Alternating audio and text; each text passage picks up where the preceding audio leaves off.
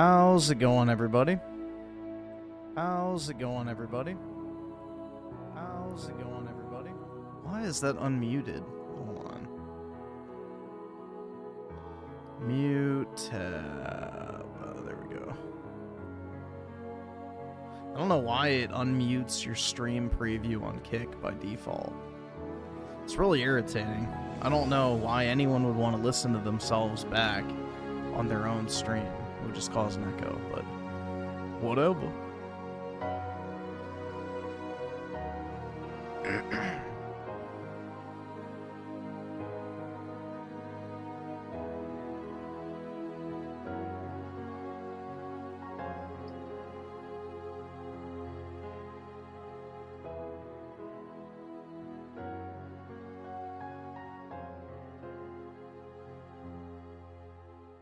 Why would I repeat myself 3 times? Because I know you have a hard time with English, PK.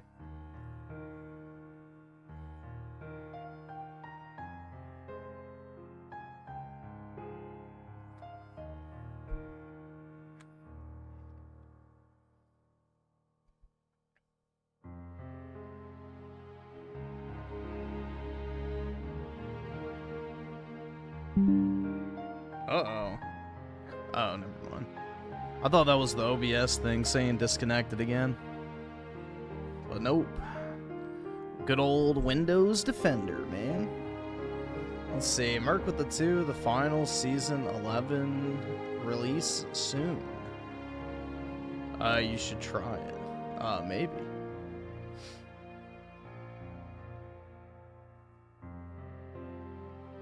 Isn't that like a siege light, though? I'm more fluent in English than you, you worm. I don't think so, PK. But it's alright.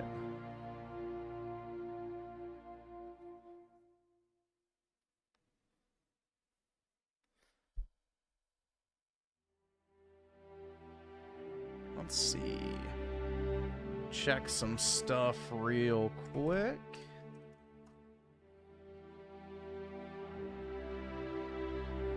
Not been on. Oh, what is this?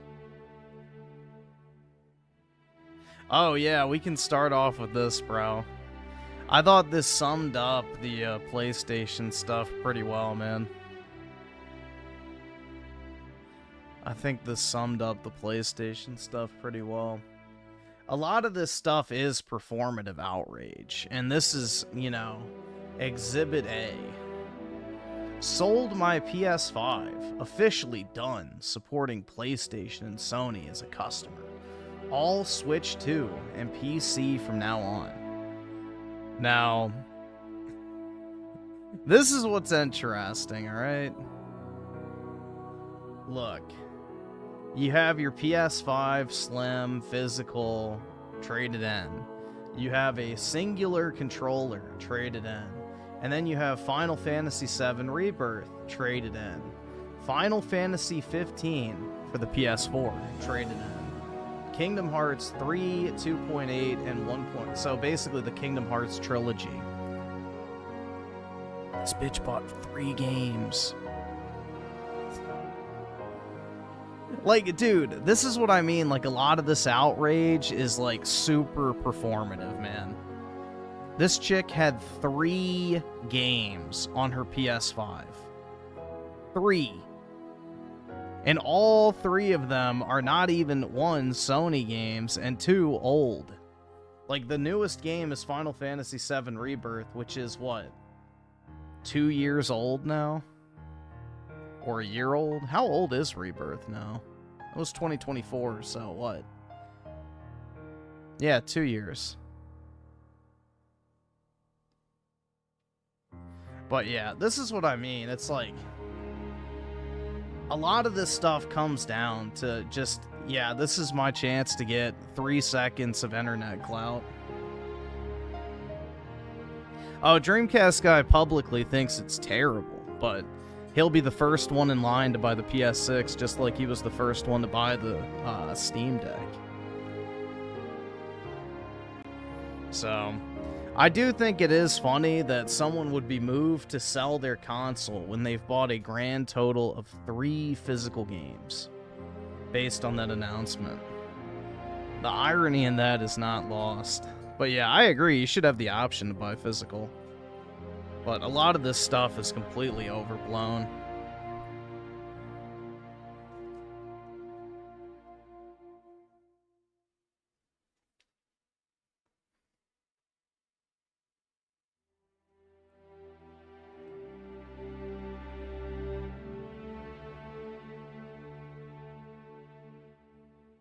Is Rent-A-Dog still in jail? I think so. I have no clue. She's Dreamcast, guys. Look mismatch? Maybe. But yeah, I just thought this was funny, bro. It's like literally, what? These games are from 2018? Kingdom Hearts 3? Then 2016 for Final Fantasy 15. And 2024. So, in the past decade, she's bought 3 physical PS4 games and 1 PS5.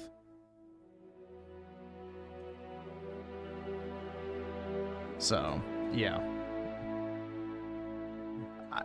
Again, you know, I'm fine with people wanting the option for physical, but this is such a LARP, bro.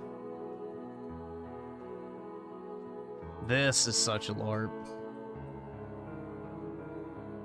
Didn't the Slim come out in 2023? I'm not sure. Actually, that's a pretty good point. I think it did. So yeah, in 3 years, let's say, she bought 3 games. How much you want to bet she bought Final Fantasy 15 pre-owned? Probably Kingdom Hearts pre-owned. And maybe she bought Final Fantasy Rebirth new? But then why wouldn't you have Final Fantasy Remake either? Probably had it digital.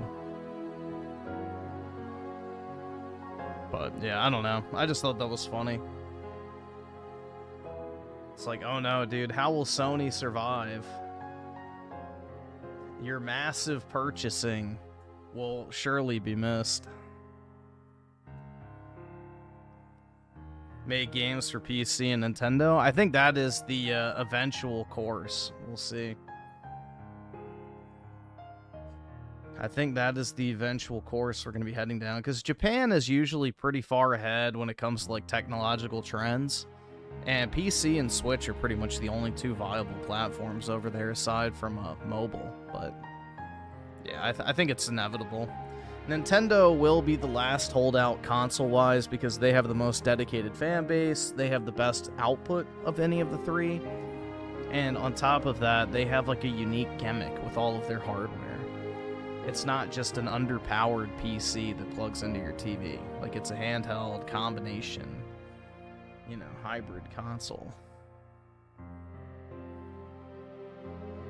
Mostly buy physical games, but I'm starting to buy physical too. Huh? You mean digital too? Because PS5 has so many sales? I mean, the thing is that I like, again, this is my point with physical, bro. Like, imagine having a case on your shelf for every single one of these.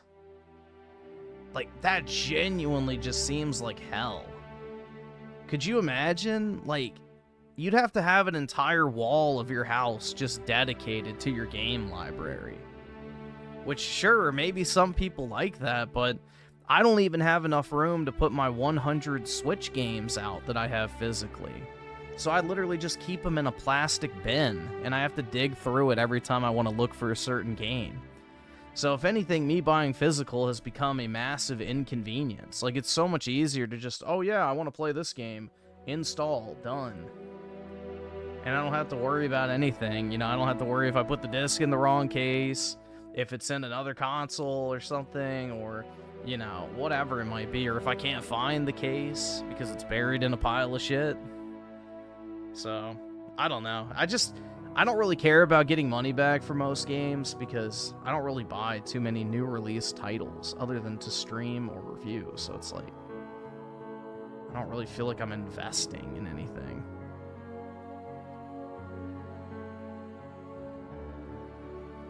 My thing is, how often do you play these games after you beat them? Not very much at all. So, Yeah, it is nice to be able to sell stuff. I agree. But at the same time, I never sell my stuff either. I always think I'm going to, but I just never get around to it.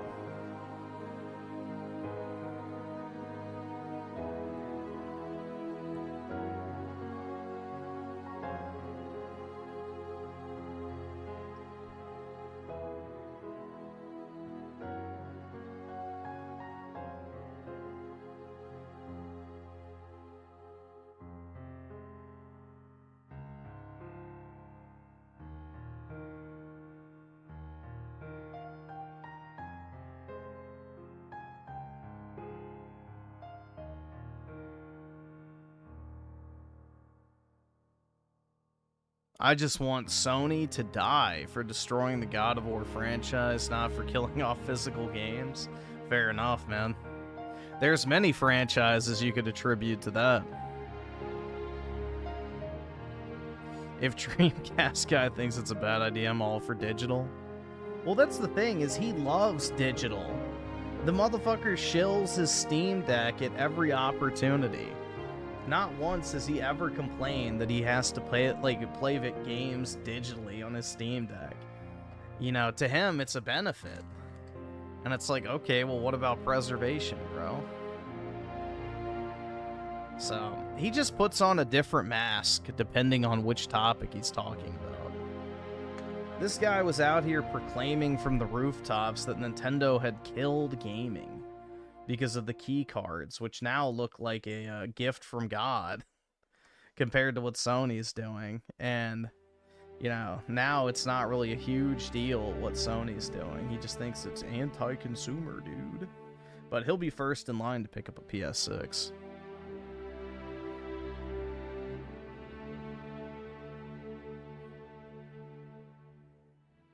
Well, Kingdom Hearts 4 will get a physical disc on a Switch, or I guess a chip, at the very least. Since it's releasing on the Switch too, you'll at least be able to get a physical copy there.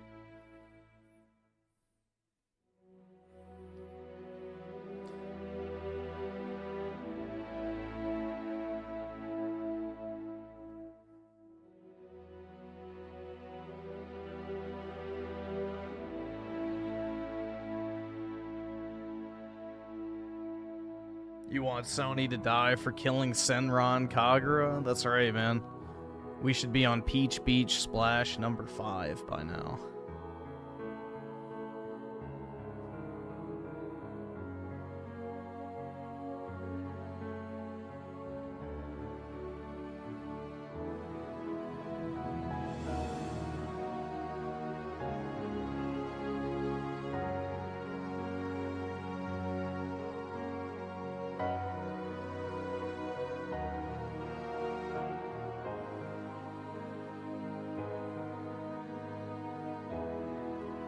No Beach Splash ain't that good.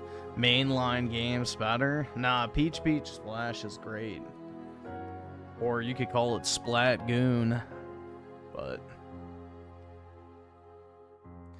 take your pick. I don't know, I think it's kind of fun. I've never really played the mainline game, so I don't even know if I have any on Steam. Nope, only Peach Beach.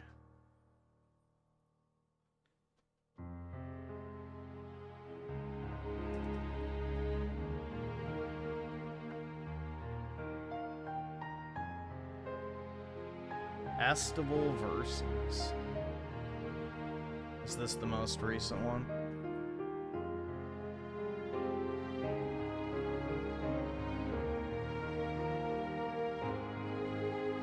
2017. Let's see.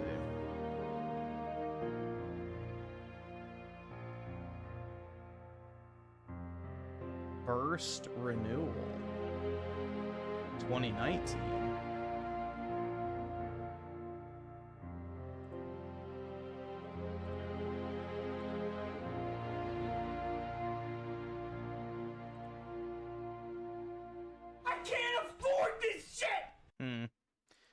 Yeah, I've never really dove into the Senran Kagura series.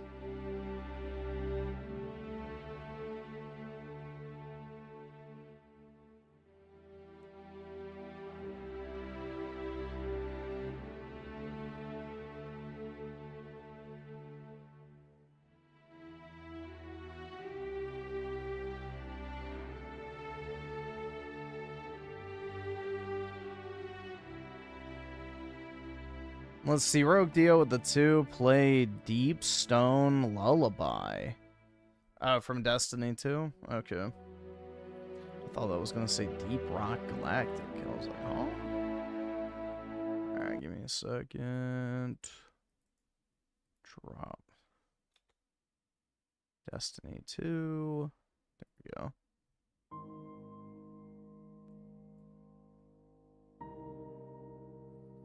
Yeah, I mean, there's not really a reason to buy a PS5, in my humble opinion. There is not a single game that is not available on PC that is worth buying a console for. I mean, Astrobot is like the closest thing, but it's 10 hours. So you'd be kind of crazy to spend that much money to play one game.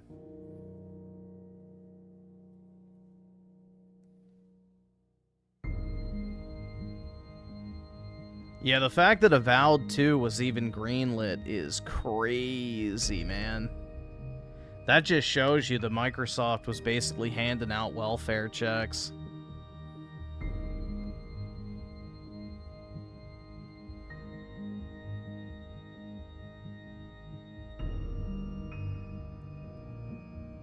They were basically just handing out welfare checks to all these studios.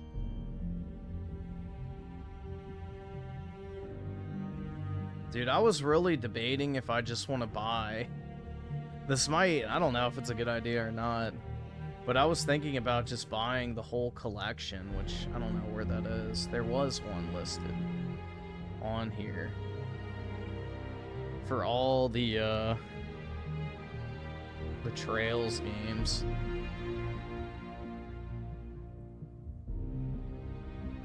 Just click a different one because I think it's a different publisher. Yeah, the Nihon Falcon bundle for $5.65. I was thinking about doing that, but I decided not to. And then just knocking everything out, because not everything's on sale, unfortunately. Like, Ys Nordic isn't on sale. Also, that's not the newest version either.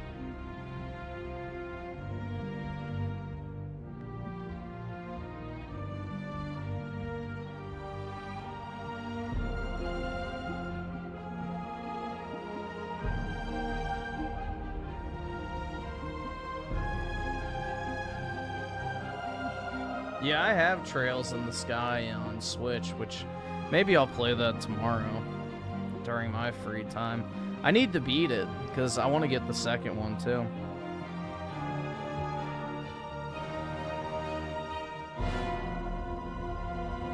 No, Black Flag doesn't come out until tomorrow at 1 p.m. So if you actually check the listing for the game...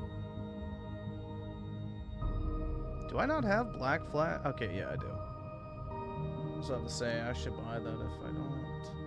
If you check here, it says we'll unlock in 11 hours. So, yeah. If you look at the official launch map, it says 1 p.m. Eastern time. Which, maybe they moved it up, because it's not 1 p.m. But, yeah, I think 10 a.m. Eastern, based on this, is when it comes out.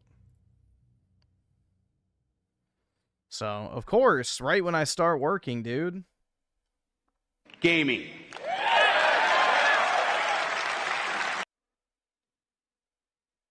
I'm not really excited, but I'll definitely play it. So, I like Black Flag. I used to love Assassin's Creed. I don't have a ton of faith in the remake, but I'll give it a shot.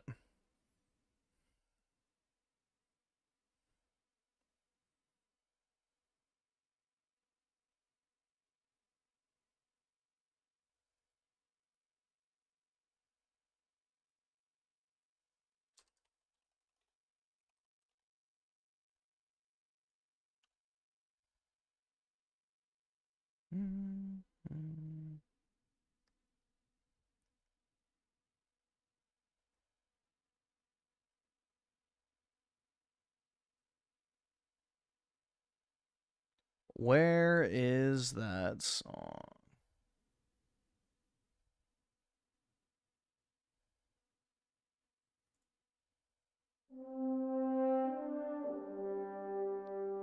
Which one am I looking for? Now I want to listen to a certain song from Destiny, but I don't remember what it was called. Maybe it was that.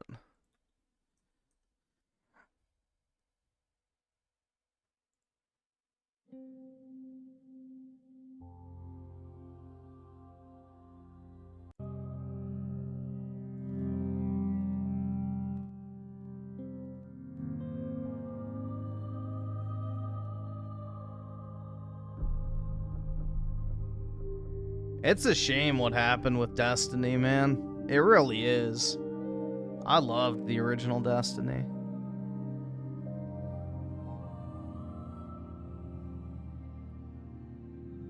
Griff, the gold Mega Greninja is dropping like a rock in price. Well, if there's anything that's true about Greninja cards, they typically go up, so if it drops to a pretty good price, buy a couple copies, why not? 10 years from now, it'll be worth more.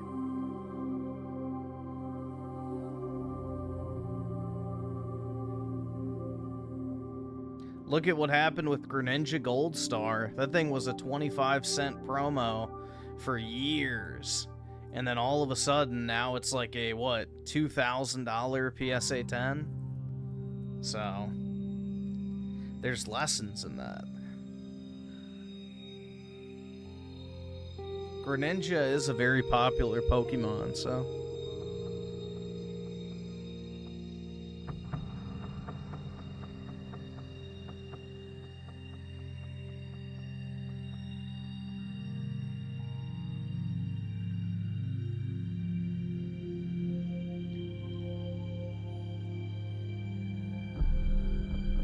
Playing your favorite game right now, Rebirth? Nice, man.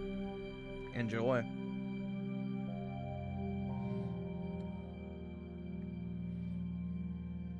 Pokemon cards won't hold their value for 10 years? You're right, they're going to go up in value in 10 years. My 400k slab collection will be close to 2 million probably in 10 years. Believe it. I believe. And then I'll be like, fuck all y'all, I'm done. And then I can just retire and live off $150,000 in interest for the rest of my life. And work if I want to.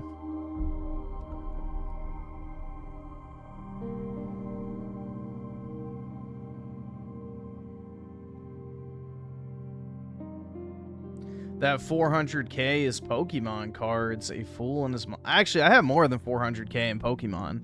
But that's just my graded slabs. I have singles, I have sealed product. So I've got plenty of Pokemon stuff.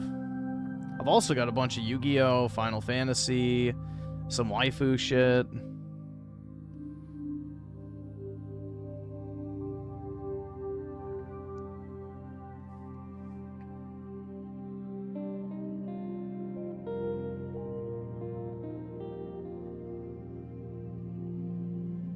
I thought you were kidding? I never kid.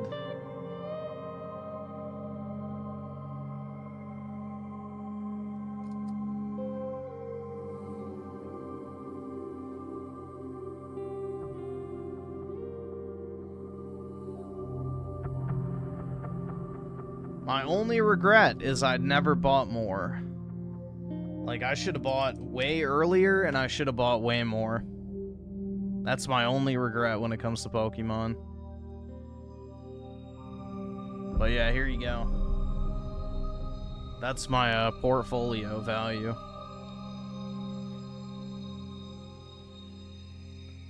That's my graded cards, not sealed product and stuff, but...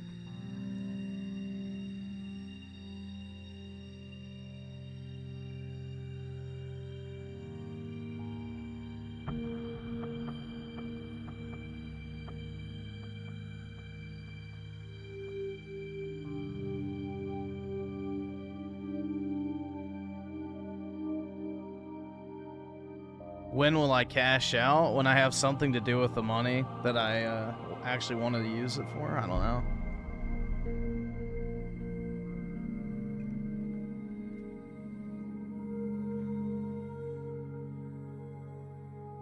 Let's see, 6 months? Why?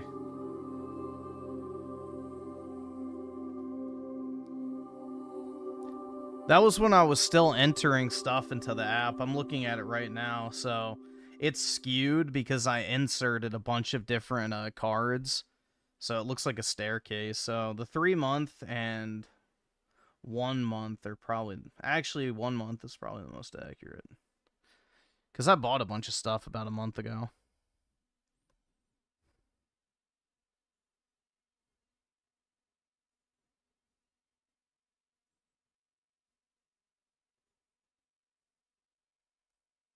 This is the collector app.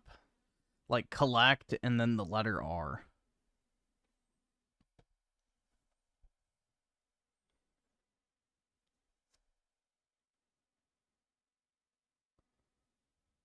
Why not cash out 200K and put it in a term deposit? Because I'd rather have the cards. I'd rather have the cards, man. You know, it fills my shopping addiction while at the same time is a great way to make some money. So, I've done very well with cards, and I don't plan on stopping. Again, the only thing I regret, not buying more, so... I would be literally retired right now if I had taken all of my YouTube money and just put it into fucking Pokemon. I would literally be worth like 5-10 million bucks. So, yeah. No, I can't do the past year because, here, I'll show you why. It's because I was gradually entering my cards into the app. I haven't had this app very long, but you'll see why. Here, I'll do max. I've only had it for 212 days, but, like, basically the way it works is you can only scan so many cards in for free, and as a result, I was, like, doing 10 a day, I think is the limit. And yeah, eventually I paid for the membership because I kind of got sick of waiting. But yeah, it's skewed. So you'll see exactly what I'm talking about. Here, I'll send it. Why not?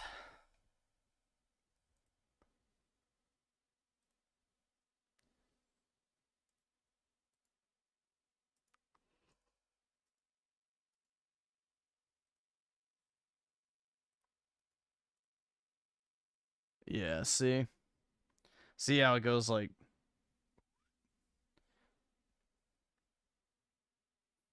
So, yeah, just over this period of time, I was just gradually entering shit.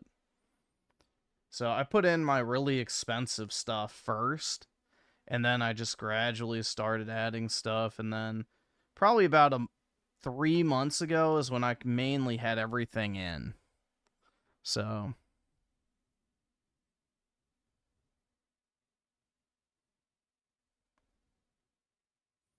Yeah, but you'll never end up selling those cards, Griff. Nope.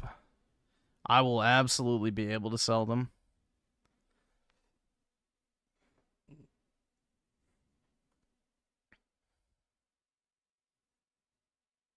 But yeah. Pretty good, man. Yeah, my entire net worth, exactly.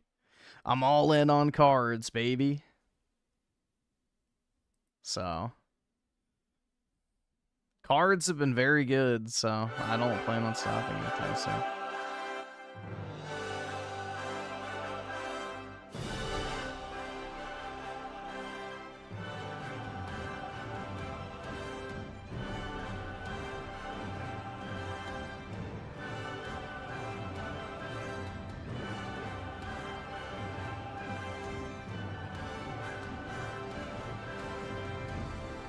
Maybe this is the one I'm thinking of.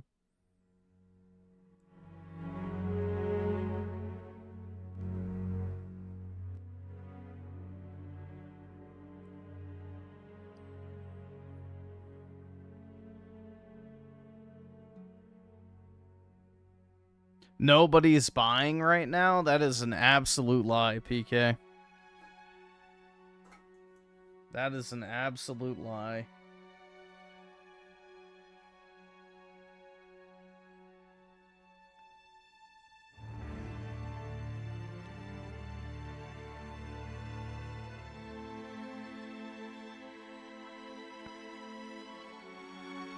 First of all, I'm buying.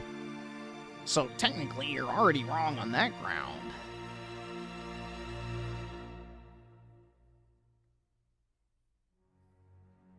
Is Angry Jose really that angry?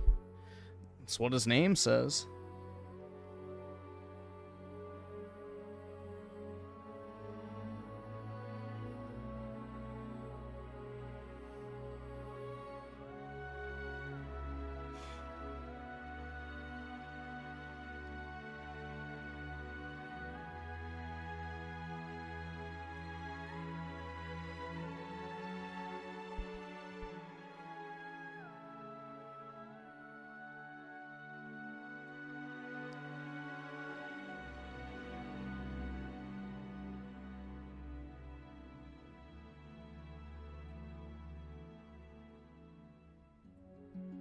Honestly, there's a million ways to be successful and build generational wealth if you can build a good portfolio. Yeah, I mean, that's the thing, is there's more ways to make money in the modern age than ever before, so you just got to get creative.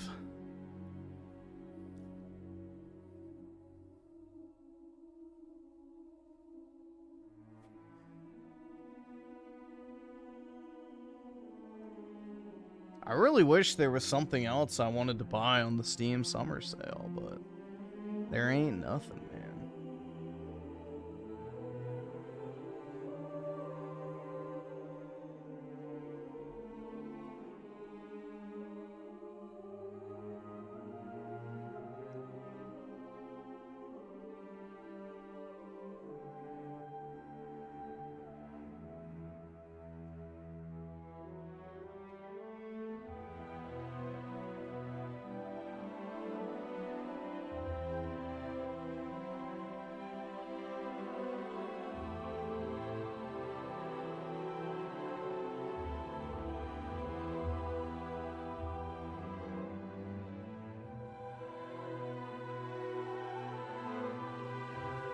Chad wants you to buy Mecha Chameleon, dude. I have no idea what the fuck that is.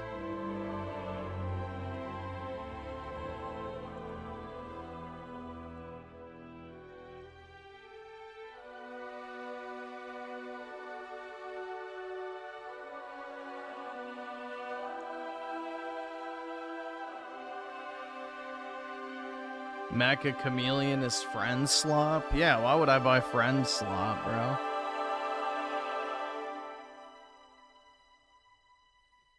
First of all, I don't have friends. Second of all, I don't like slop.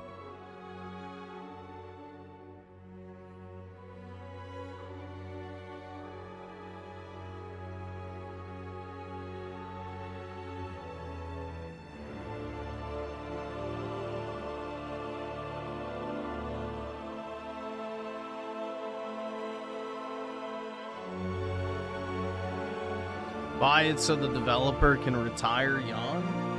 No, I want to retire young. I don't want the developer to.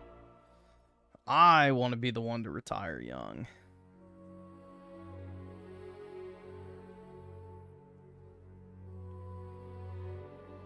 It should have been me.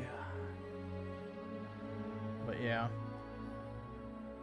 That's the only early retirement I'm interested in, is my own. Then I can just become the racist old man.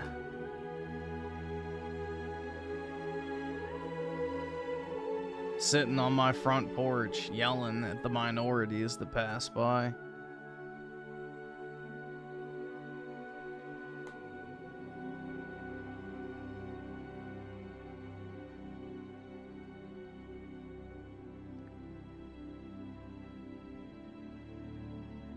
Buy Aerith background if you didn't already? You mean this one?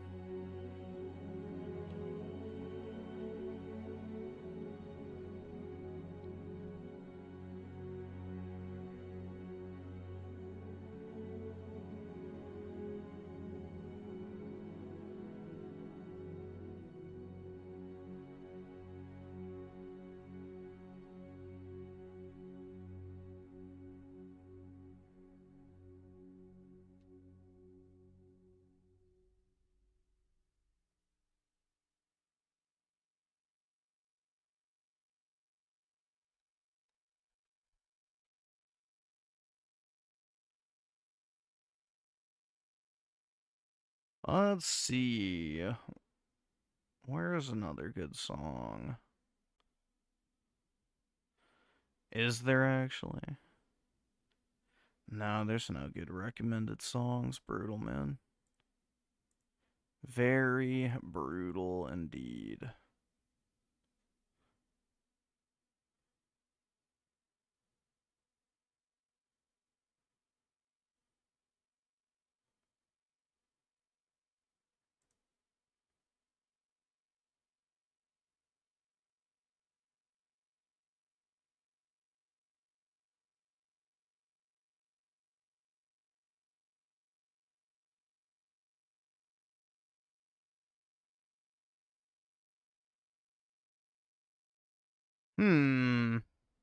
Yeah, I don't know. There's no good song recommendations, so back to Halo 3 music.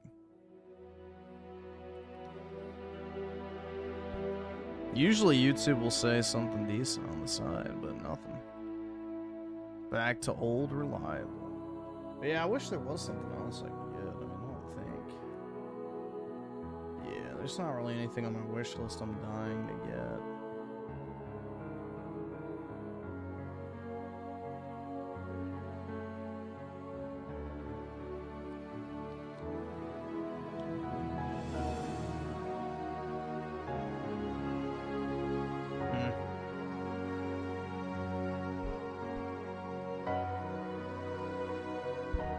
Dude, I guarantee you it's not good to watch. It's the same shtick that Angry Jose has been doing for years. This game fucking sucks!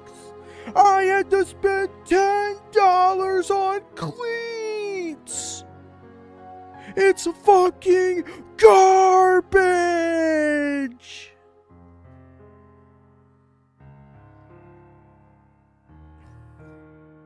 Yeah, you literally have to be fucking brain dead in order to fucking like that retard.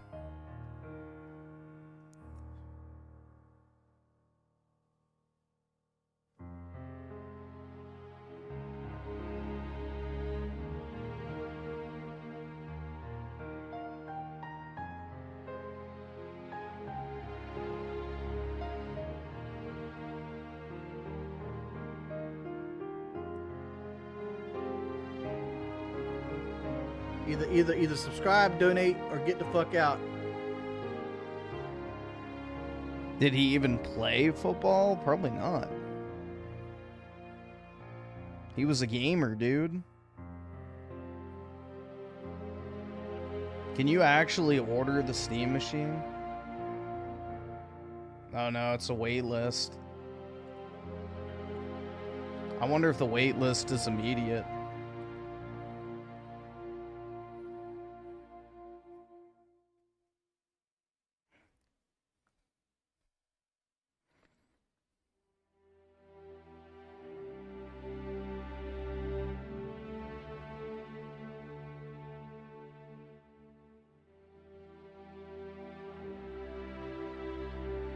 Yeah, Metal Gear 5 Ground Zeroes was literally a way for Konami to avoid bankruptcy because Kojima refused to finish Metal Gear Solid 5. Fun fact.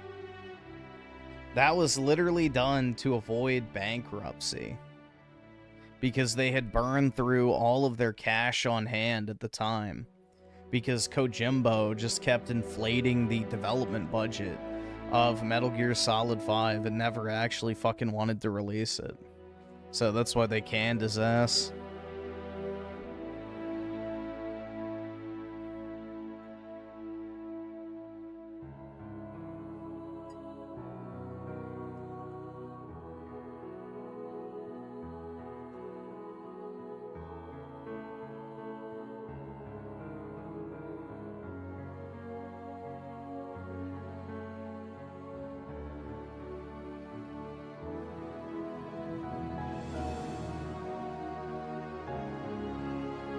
Kojima also killed Castlevania. Yeah, I mean, people act like he's some sort of, like, generational talent, and I'm just like, bro, maybe if you're retarded, I don't know. I don't get the Kojima glaze at all, personally. Kojimbo is a hack game dev at best. He's really not anything special.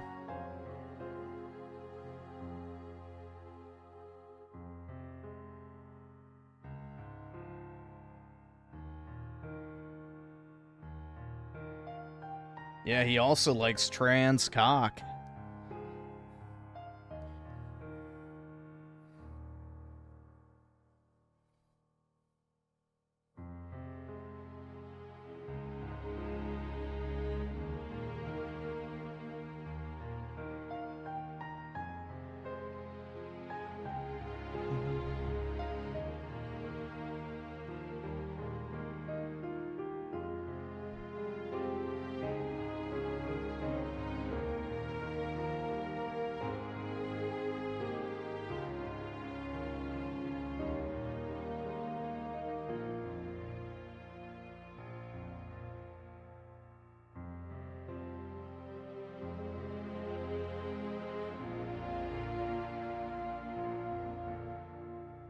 I still can't, dude, it's just, I don't know.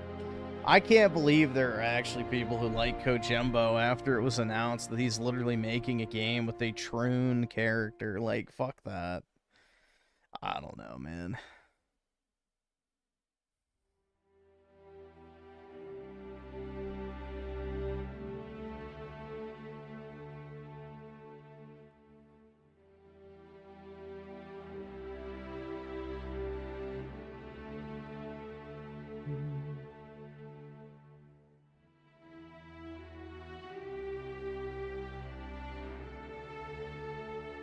Yeah, dude, Kojima probably wishes that Hunter Schafer was his sleep paralysis demon.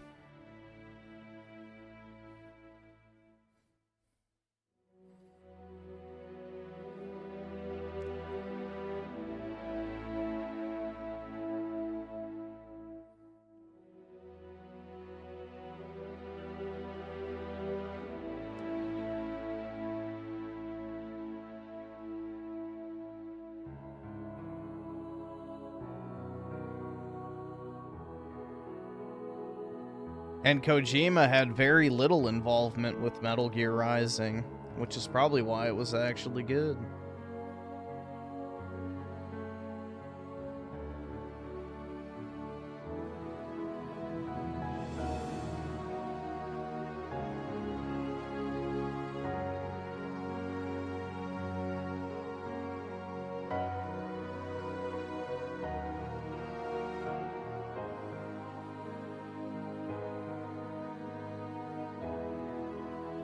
Metal Gear Solid 3 and 4 are not good. Nope. I refuse to be gaslit. I've never played 1 or 2. I don't ever plan on it. But 3 and 4 are not good. 5 is not good.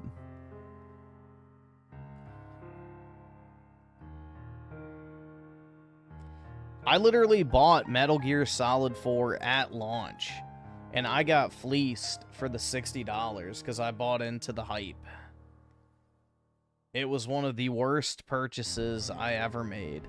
And I regretted it so fucking much because I lost $30 when I traded it in.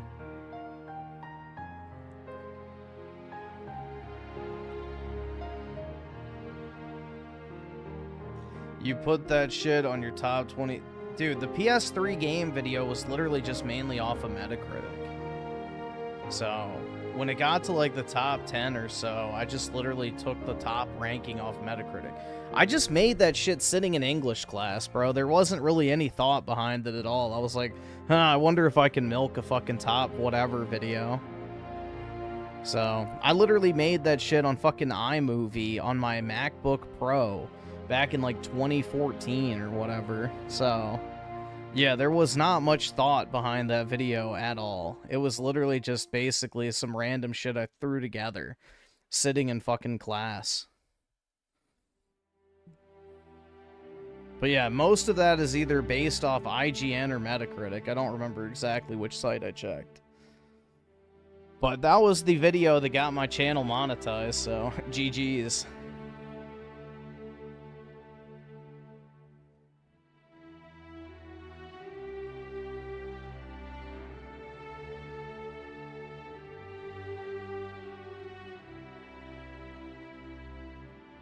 Yeah, I did like God of War 28. I mean, I don't mind God of War 2018, to be honest. I don't think it's bad compared to Ragnarok. Ragnarok is a genuinely terrible game. 2018, you know, not my favorite God of War, looking back on it, but I didn't dislike it when it came out. I actually thought it was pretty good. But I wasn't burnt out on that type of game yet. So, I hadn't gotten my Sony slop of fatigue completely. So, I think 2018 is definitely better than Ragnarok by a long shot. But, yeah, not my favorite. When I went back and played it when it got ported to PC, because I was like, oh yeah, I'll replay it on PC, I liked it. I was not very impressed. So, my taste in gaming changed a lot when I moved over to PC. So, I stopped enjoying the movie games as much as I used to.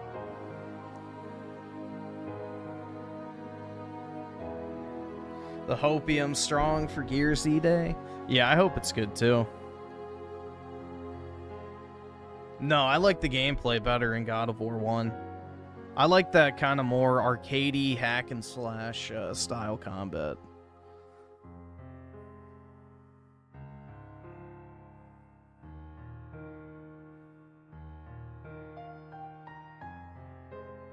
But yeah, Uncharted 4 is kind of the thing that tainted me against the Sony movie game initially. Because I liked Uncharted 1, 2, and 3. I mean, 1 and 2 I didn't really love, but, you know, I enjoyed The Last of Us. I enjoyed The Order 1886, you know, some of their other games here and there, but Uncharted 4 was extremely boring to me. And then God of War came out, and I thought that was pretty good, actually. I liked that game a lot when it first released. And then Spider-Mid came out, and it's like, dude, this fucking sucks. This shit sucks. I got like 2 hours into Spider-Man. I tried to fucking like that dog shit, and I just could not, bro. Yeah, Second Son was fun. I like that game a lot.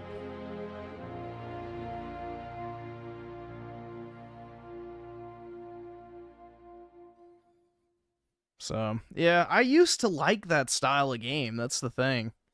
So, God of War 2018 was kind of like the last hurrah for me liking the Sony movie game format. But even then, I've soured on that too. I've soured on that game after I went and tried to replay it.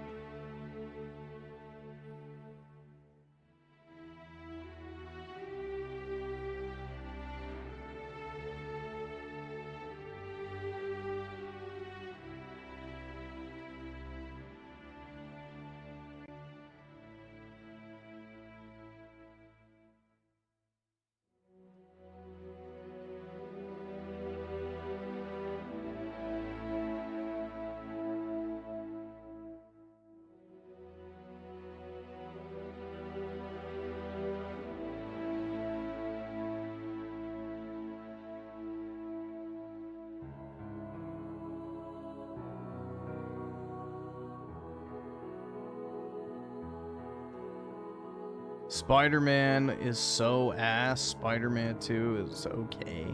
I hated Spider-Man 2. Genuinely hated it. But I hated Spider-Man 1 as well, so I don't like any of them.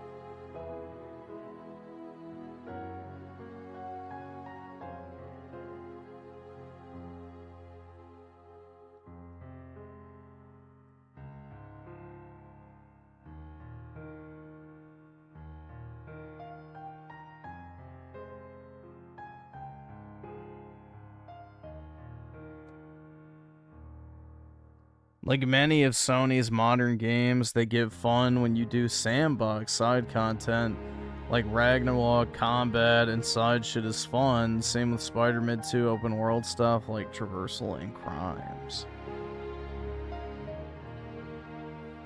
I guess, I don't know. I just get so sick of like the checklist shit, man. It's the reason why to this day I've still never done the checklist shit in Rebirth. You know, I've played through the campaign like 7 times, but have I ever 100%ed the open world? Nope. Not even once.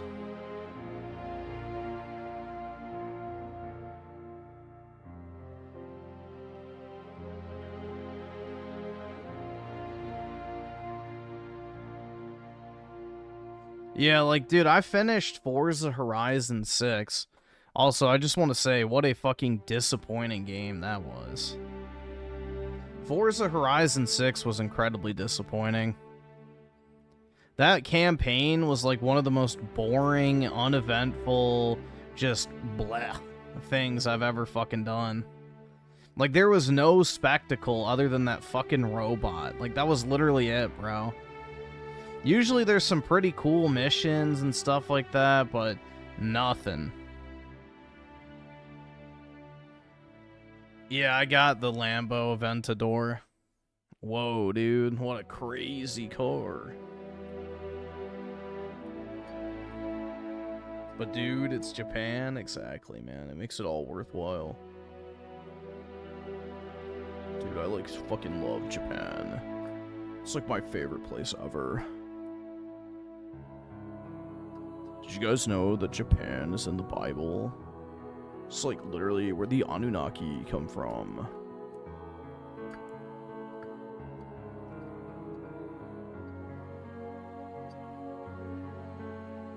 Yeah, the sakura trees, man. Oh my god.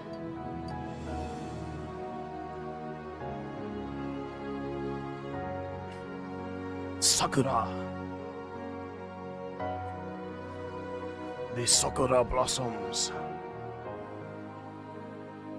Spot on, J. Dude, I've been getting spammed with so many of his fucking clips. That guy is a fucking retard, man. Oh my god, dude. I've been hit with so many fucking Jay Dyer clips recently. Yeah. Unfortunately, he's been all over my fucking Twitter feed as of late.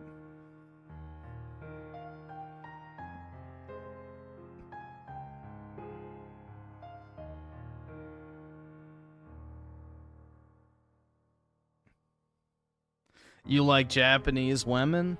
Yeah, Japanese women are the best Asian women by far. No contest.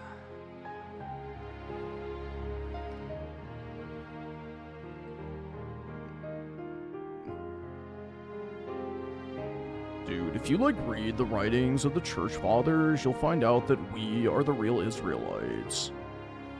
Oh my god, man. Did you guys know that the Catholic Church is literally pagan?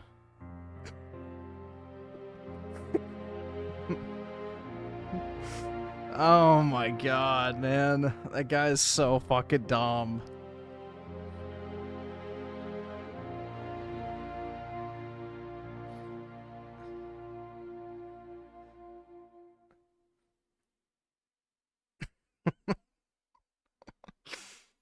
All right, awesome. Thanks, nigga. All right. Hold on, let me see if I can find that clip real quick. Let me see if I can find that shit was so fucking stupid.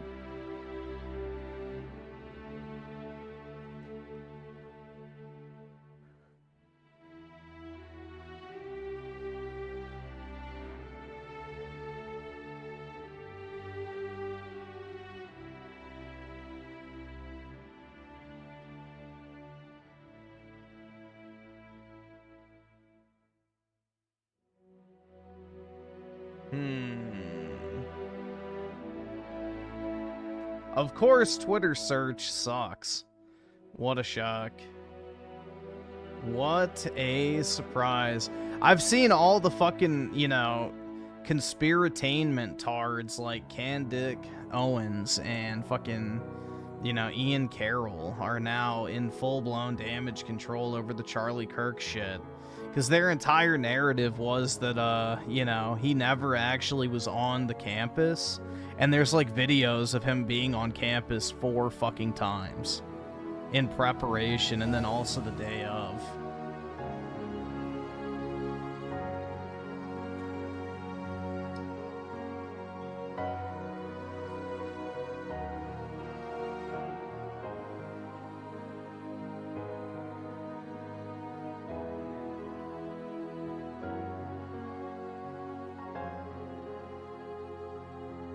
Alright, I can't find it.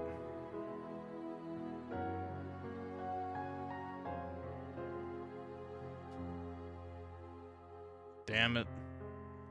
Oh, well. Now I'm gonna get even more fucking clips on my feed because I just searched for him. Great. Did you see Alex Jones and Sneak? I did not watch it yet, but I saw it happen. I saw it happened.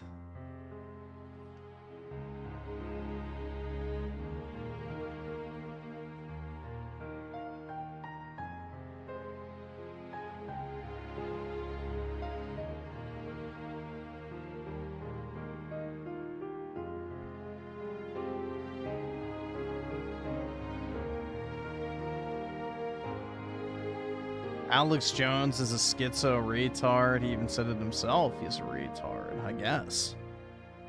How long is the Alex Jones and Sneako thing?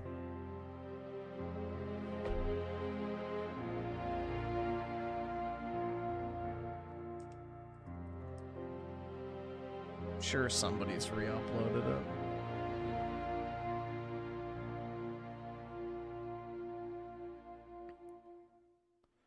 An hour and 20 minutes? Should we watch it?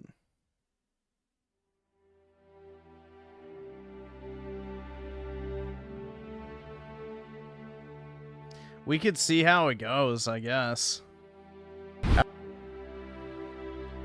Alex Jones. Alright, let's see. He's wearing a suit, bro. Oh my god. It looks like he has AIDS, man. Look at him with the dark ass circles and shit. He looks sickly. Even more sickly than I do. Are they debating who likes Israel more? I have no idea what they're debating. I just heard that this happened. Oh, let me see. So, Oski Woski with the 5 good music, you say? Here, I'll put it on. There we go. Appreciate it. And Giga Doomer with the 2 months. American. Yeah, we can check it out here. I'll, actually.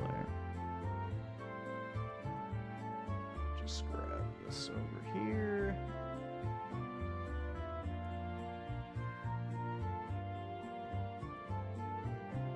Alright. Let's see, PP Head with the Tier 1 membership. Big ups, man. Much appreciated. Tim Marco the 7. It's Jover for the Western AAA industry. Nintendo's the only console left standing. Once again, the 80s are repeating themselves. Yeah, good riddance, man. Good riddance. So, I hope the Western video game industry, movie industry, TV industry, music industry, all of it crashes and burns.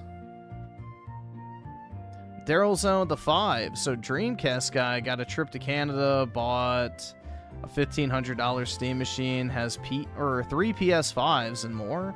Are you sure he's poor, Griffin? Hey, who knows, man? He could have come into some money. You never know.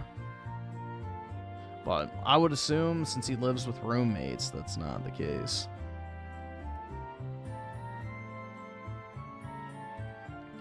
And let's see, Raymond with the 5. Forza Horizon 6 is still a much better game than whatever the hell. Oh, well, yeah, dude. Pretty much anything's better than Hellblade. That's a glorified walking sim tech demo, so, yeah, absolutely. Like, the racing and, like, actual gameplay of Horizon is solid. It's just I wish there was better mission variety, if that makes sense. But... Alright, let's go ahead. We'll watch some of this and see how it goes. It's good to finally meet you. I've been watching your work for, it's been like a couple decades. Well, yes, since I was a kid, I've known about you. Been watching your podcast appearances on Joe Rogan. And now you want me deported from my country. So let's start with that. Based. You challenged me to a debate. I think it's important to start with some of the claims you made. Is the audio okay in here, guys? Can you guys? Yeah, we should all come together as a nation and just deport Sneako, man. I think that's a 95-5 issue if we actually polled the general public. Is here? I hear you loud and clear, Sneako. There's no echo. Okay, so you want me deported from America for exercising my First Amendment rights. You're making the face, a shock face. This is what you said. You said deport now, and then Elon Musk, the trillionaire African migrant.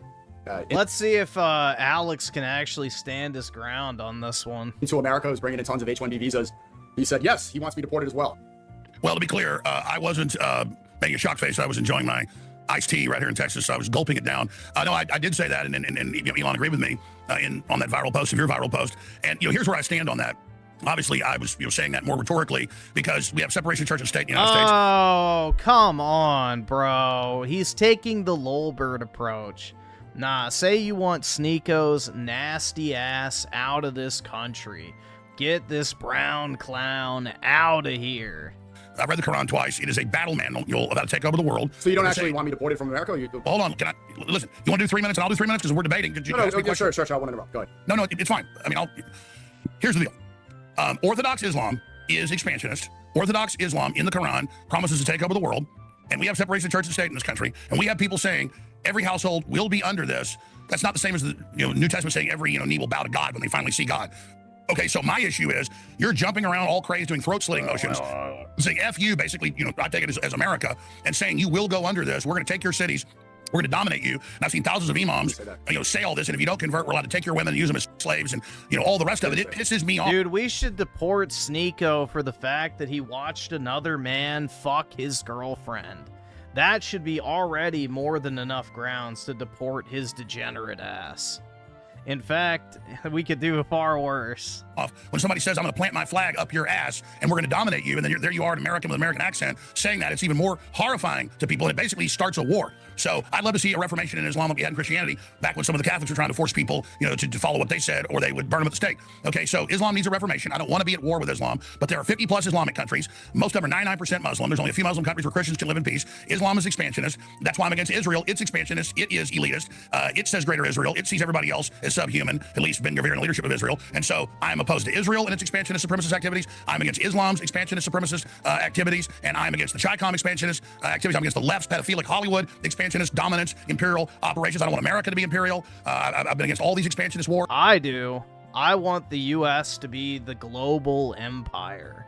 But we have to be the actual empire and not this gay cuckold bullshit we currently have. I didn't like Maduro. I said, I think we'll probably just put communists back in. Now they want to overthrow Cuba and put the communists back in. We should rule the world by now. So I'm against all of that. I'm against imperialism, not from some leftist angle, but from George Washington's angle of not being involved in foreign entanglements. So that... Yeah, but no. That is such bullshit. George Washington was anti-imperial? Absolutely fucking not, bro. They were literally planning on taking Canada, too. So, first of all, that's fucking false in and of itself. The only reason we didn't expand immediately to the west is because we were allies with the French.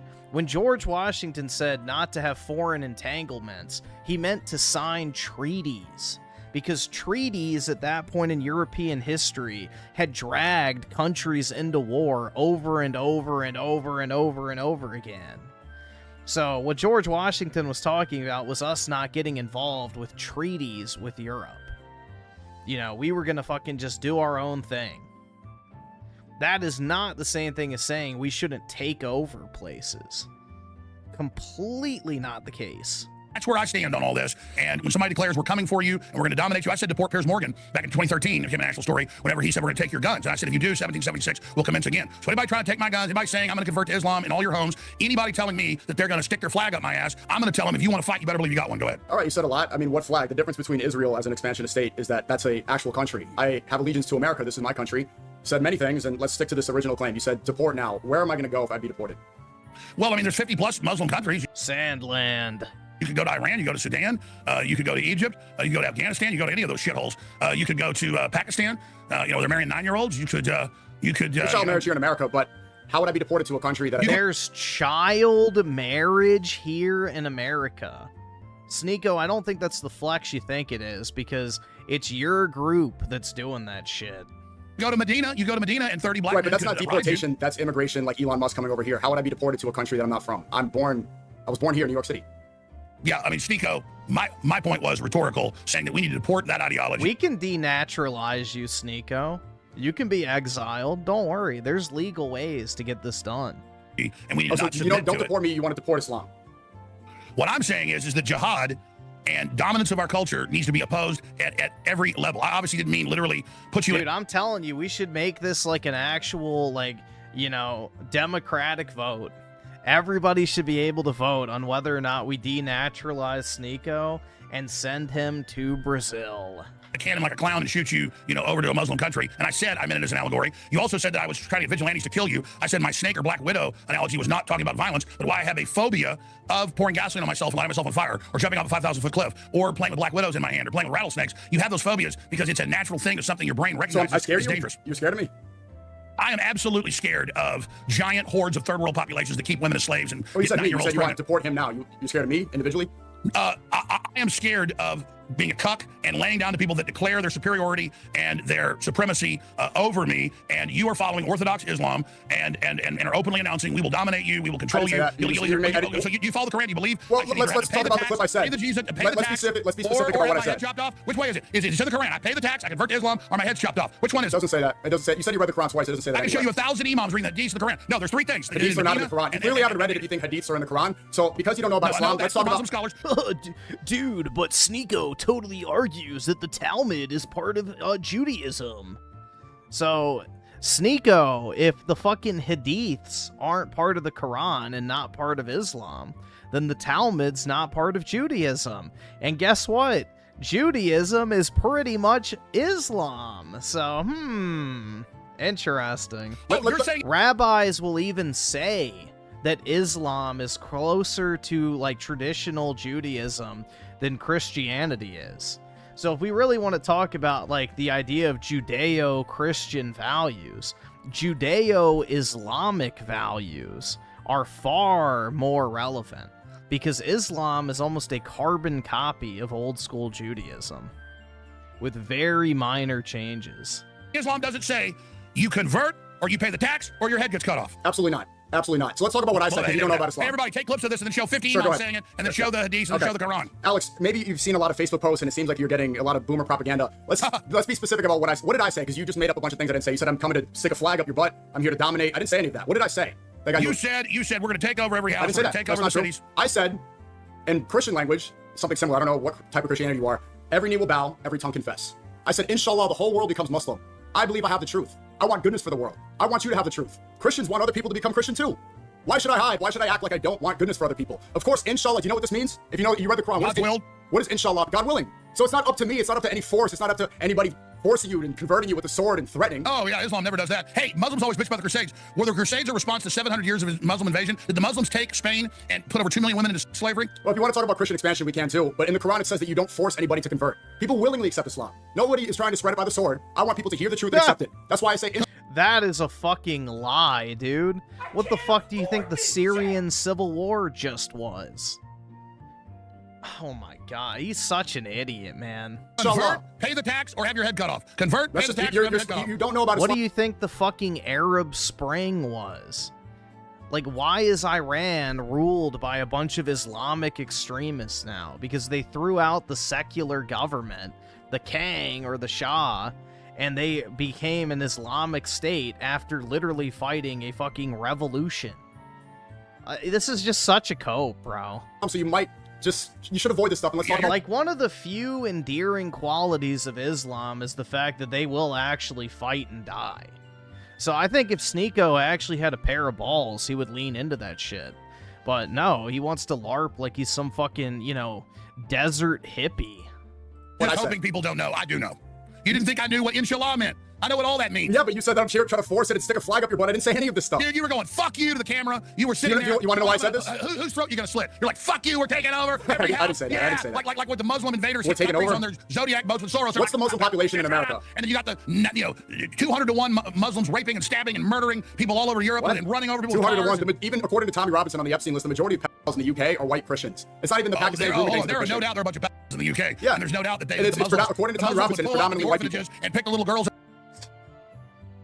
Yeah, Sneako, you might want to do a fact check on the rate of child marriages in the UK versus whatever sandland you want to point to, because, you know, at least the UK has age of consent laws. Places like Afghanistan, Syria, and etc., you know, they might have it on paper, but there's still 10-year-olds getting married. Legally, by the way. Put them in dog cages. Okay, before we get all heated, let's talk about what I said. Okay, there's a lot of things, and you're spreading a lot of, it seems like you don't really know about Islam. What I said was, there's literally child brothels in Afghanistan where they go and rape little boys. So, yeah, last time I checked, that's not in the UK yet. Okay, see, that's a throwaway line. That's just saying, oh, looks like you don't know.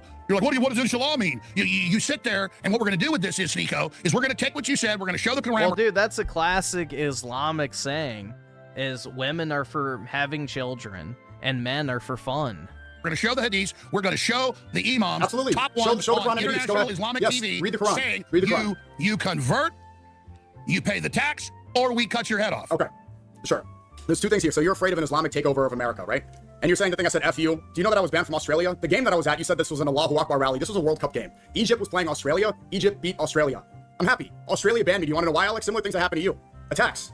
Australia banned me. They said I was too anti-Semitic and I was too critical of Israel. They listed a bunch of reasons in an email saying that I criticize and that I'm anti-Semitic, and they revoked my visa. So when Egypt beat Australia, I'm like, oh no. It's too bad. Because the government applied pressure, the news was all upset, and I have a personal vendetta with that. That's what that was about. I wasn't here trying to threaten you. If you were scared, that wasn't my intention. I wasn't trying to scare you. Second, if you think there's an Islamic takeover of America, what is the majority of the immigration coming in? Because you spend your career talking about globalism. What's the Catholics percentage, and where is the majority of the immigration in America coming from? Do you know, Alex? Let me tell you, it's coming from Latin America, and then it is coming from Asia, it's coming from Africa, it's coming from the Middle East, it's coming from India. The majority is coming from India, from China, and from the southern Mexican border. India is predominantly Hindu, China is predominantly atheist, and Mexico predominantly Catholic. So if you're afraid of immigration and you want to protect your demographic... Well, China is predominantly Buddhist, but anyway, it doesn't matter. Then the Catholic invasion coming in from Mexico, that should be your concern. Muslims make up 1.3% of the American population. There's no takeover. Nobody's here trying to usher in Sharia law. Convert to Catholicism. You know, India was 3 times the size it is 1,000 years ago, and it was Buddhist and Hindu. Now the biggest subgroup is, and you've got Kashmir and all those areas. And Pakistan used to be India. The Muslims take over everywhere they end up. The Quran. No, Alex. Nope. If you know anything about ancient India, especially during the Islamic expansion, you would know that India actually was under Islamic rule multiple times. However, the local Hindu population kicked them out, and basically they all fled to the area known as Pakistan today. So the only Indian caliphates that were left essentially got rolled into one geographic region known as Pakistan. So, no. They already tried Islam in India. The Indians did not like it. Quran is a battle manual how to take over towns, get violent, run everybody out, take over the next town. But you deny that. You're avoiding the real question. Is there a real threat of Islam? So I'm going to ask you again. You didn't answer my question. I answered yours. Were the Crusades a response to 700 years of Muslim invasions of Europe? It was conquest back and forth between different empires. No, it wasn't conquest back and forth. The Eastern Empire of Rome, Constantinople, fell like 600 years ago or whatever. That was Muslims with giant cannons that they bought from Eastern Europe. This is a false equivalency. There's no caliphate right now. There's no Muslim. What Muslim empire is going to take over America? Where's the caliphate today? Where's the Ottomans? It doesn't exist. You're saying they're going to stick. What flag are they going to stick up your butt? My family background is Protestants. Okay. Okay. So on my mom's side of the family, the Greshams, who went back to England and then went to the stock exchange, a bunch of other stuff, but they were Christians that came over here and they owned a bunch of stuff and were rich in New York. And they met with Andrew Jackson when he was president down at the Hermitage in Tennessee. All right. Andrew Jackson was based. And he said, I want Western expansion. It'll be after I'm out of office. And he said, I want you to, because you're volunteering, I want the Gresham family to sell your holdings, bring in, they accepted the plan that they came up with. My ancestors engineered the Texas Revolution. Took them 10 years. They came in with 2 ships at Galveston, had shootouts with the Jesuit priests. A bunch of people got killed. One of the ships got taken. The other ship got in. They went up the river to Washington on the Brazos, started bringing in Protestants out of Tennessee, Alabama, and Virginia. Took them 10 years to set up the operations. And then we basically started a fight with their dictator, Santa Anna, a decade later, and launched the war. Andrew Jackson was a commie? You watch your fucking bitch mouth. So that's what these Islamists are too, is they're coming in as the foot soldiers. Andrew Jackson was a real man, a true leader. To prepare the way for the takeover, and the government of Islam is Sharia law. The government and of they're pushing Islam. their Sharia law. Which government? That is the governing system with the Shiites and particularly the Wahhabis. That is 80% of Those are Islam. completely different. Wahhabis and Shias have nothing. That's what I just said. I just said. The Shiites are government. So you think 19%. Iran? The Shiites are 19%. You think Iran is trying to take over America? The Wahhabist Sunnis are 79%, and then the rest 2% is Alawites and 2 other groups. I know all that. Okay, where is that happening? Where is that spreading in America? Other groups of Islam. Where's What I'm saying is, in both major branches of Islam, but particularly in Wahhabist, it is the Sharia law down to the local imam that is the governing system of Islam. So is Iran. It is the Islamic Republic. The rulership is through Sharia. What is Sharia law? What is Sharia? What does that mean? Sharia law is the governing system of Islamic control of the 3 forms of jihad. What does Sharia mean? Sharia is the Islamic law. It means law. Sharia means law. What I just said. In Sharia law, if you're a Muslim You and keep you trying to act like I don't know about Islam. I know all live, about it. first off, let me explain. I nailed every one of your little factoids. No, you didn't, because Sharia means law. And I said it's the Islamic law. You just said, Sneako, when I said it's Islamic law, then I'm wrong. It's bullshit. Okay, relax, Alex. We're just getting started. Sharia means law. Under Sharia law, Muslims are supposed to follow the law of the land. Nobody here is trying to change the Constitution. In fact, That is such a lie. Muslims are supposed to follow the law of the land? No, they say that there's no greater authority than Islam/Allah. No, that is such a fucking cope, bro. That is such a cope. it seems like you are, because you think that I should be deported for exercising my First Amendment rights. We have freedom of religion here. You are either you're super ignorant. We have freedom of speech. Under Sharia law, you obey the law. I got thousands of top imams saying we will make you take Sharia law. I got them at the state houses in Congress. Where? Everywhere saying you're going to adopt Sharia law. Where are you saying in America? Imams are trying to spread Sharia law in America. Name one. God, they have. Name one imam. Name one imam who's trying to bring Sharia law in America. Where?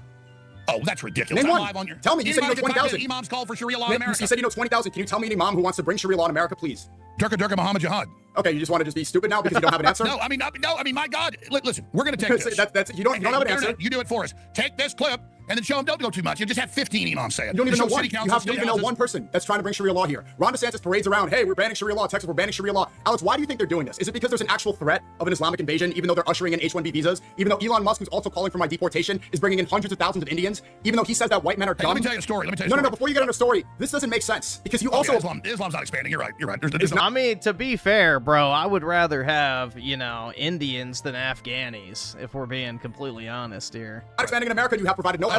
There's a pretty low chance that a fucking, Indian guy is going to try to behead you. The reason that you're buying this propaganda is because they're pushing this to try to justify the war that you oppose. Are you not against the Iran war? No, it's true. It's true. First thing you said is true. Is the Zionists, Israel first, Likudnik, Ben Gvir, just say Jews, the Jewish supremacists. No. Moving the goalpost? No, I'm responding to his direct comparison. He said that Elon's bringing in Indians, so what's the problem with the Islamic invasion? Well, let's be honest here, bro. Indians commit far less crimes than your average, jihadi from Sandland. That's the dominant group running it. Jews. And most of the billionaires are, we're talking about, oh, God, I'm hiding for the Jews covering up. You said Shaitan, so Oh, I love how I oppose the EU tyranny. I oppose big tech tyranny. I oppose the Chi-Com tyranny. No, you don't. You support it. Elon Musk is big tech, and he's there calling for deportation just like you. You allied with Elon Musk. He is big tech. I cover all of that. Now, the point is getting back to this because you don't want me to nail you down on this stuff. No. I'm telling you that you are echoing the propaganda of the people that you pretend to be against. I know. I knew all you would do is claim I'm echoing Zionist propaganda. I'm going to explain something to you. I can be against a cobra. I don't want to be put in a cage with 10 cobras or 10... You have to pick one Mexican wife or poo wife? I'm going to pick the Mexican wife because there's some pretty white Mexicans. So... Vipers. I don't want to be put in a cage with 10 water moccasins or rattlesnakes. So if Israel's a cobra and Islam is a viper, you're saying, oh, you're against a viper, so you're for the king cobra. And that is not. I am 100%. I did a 4-hour show today and spent 2 hours on Israel trying to take over our military and intelligence and being listed as the top national security. And how do they brainwash Americans to support their cause? But let me raise this claim. Let me finish. It's a false equivalency, apples and oranges, to say if I'm worried about expansionist Orthodox Islam, that then I'm covering Zionist propaganda. The Zionists have been successful with many Like, this chick is apparently Mexican, so yeah. That's white enough. And people saying How? you must support Israel and Christian Zionists support it, How do they get or you're support? for, or let me finish, or you're for Islam. I am not one of those people. I am saying Islam is a threat to the West, and so is. That's your looks, Max? Dude, I wish. I wish. You haven't had any substantial evidence to show that Islam is a threat in America. You said no. You said Durka. You don't even know who's trying to bring in Sharia law here. And again, you haven't even disagreed. Okay. You want me to go to X or anywhere Google? Well, if you had some actual stats, 1.3%. I could type in. Oh my God, 90% of the refugees, the invaders in Europe that are Muslim, are military. Okay, are we in Europe or America? Are we in Europe or America? Stay on welfare. First, oh my God, I can show 50 videos a day of Muslims stabbing, shooting, killing, stabbing babies. Are you running people stabbing over with babies? cars? Are you saying Ben Shapiro talking points? Okay. Oh, one of the Muslims' favorite things is to find a baby carriage and stab them. But here's the mistake you're making: is that they do that. People like Elon must support the wars that create the immigration. If you want to protect the demographic, then don't repeat their propaganda. Oh, I did not support either one of the Iraq wars. I didn't support putting the head of Al Qaeda in charge of Syria. We supported the Venezuela regime change. Now IDF soldiers are in Venezuela right now. You wanted Venezuela war. That was a big mistake. You're not listening. That's not what I said. What I said was, I wanted the Venezuela war. We should have taken Venezuela over a long time ago, man. They've got all that oil, and it should be ours. In practice, under gunboat diplomacy, Barbary policies, and now, for the first time in decades, the U.S. is the only refiner of Venezuelan oil. Precedent and the Monroe Doctrine, because they're involved in our politics or in our hemisphere, and because they're a communist dictatorship, you could say that this would be a legitimate thing. But I don't trust that they won't put in the communist and have a dictatorship, which they put the vice president in, and now they want to do that in Cuba, arrest Raul Castro, but then put the communists back in. I don't believe the U.S. should do regime change and then not have free and fair elections. So I said I'm against it because they will. So you opposed Venezuela regime change? Good. You did? What I just said was, I said if they had free and fair elections, but they won't. So then I said that I would not support it. Yes, that's well, I'm against it, and it was. I was proven right, and there's now IDF soldiers there. They're taking over $2 billion worth of oil. Oh, that's like Israel. IDF is training ICE. Where's the evidence of that? Now, I didn't even say that's not what I said. IDF is in Argentina, and that's one of the biggest Jewish populations, and they are trying to take the property and the government over, and because I think they may sacrifice Israel to create World War II scenario victim playing. You're saying a lot of things. Let's get to the core issue, right? Okay, so you want to protect the demographics. You don't want an invasion. You don't want foreign influence, right? Our country is dominated by Jewish.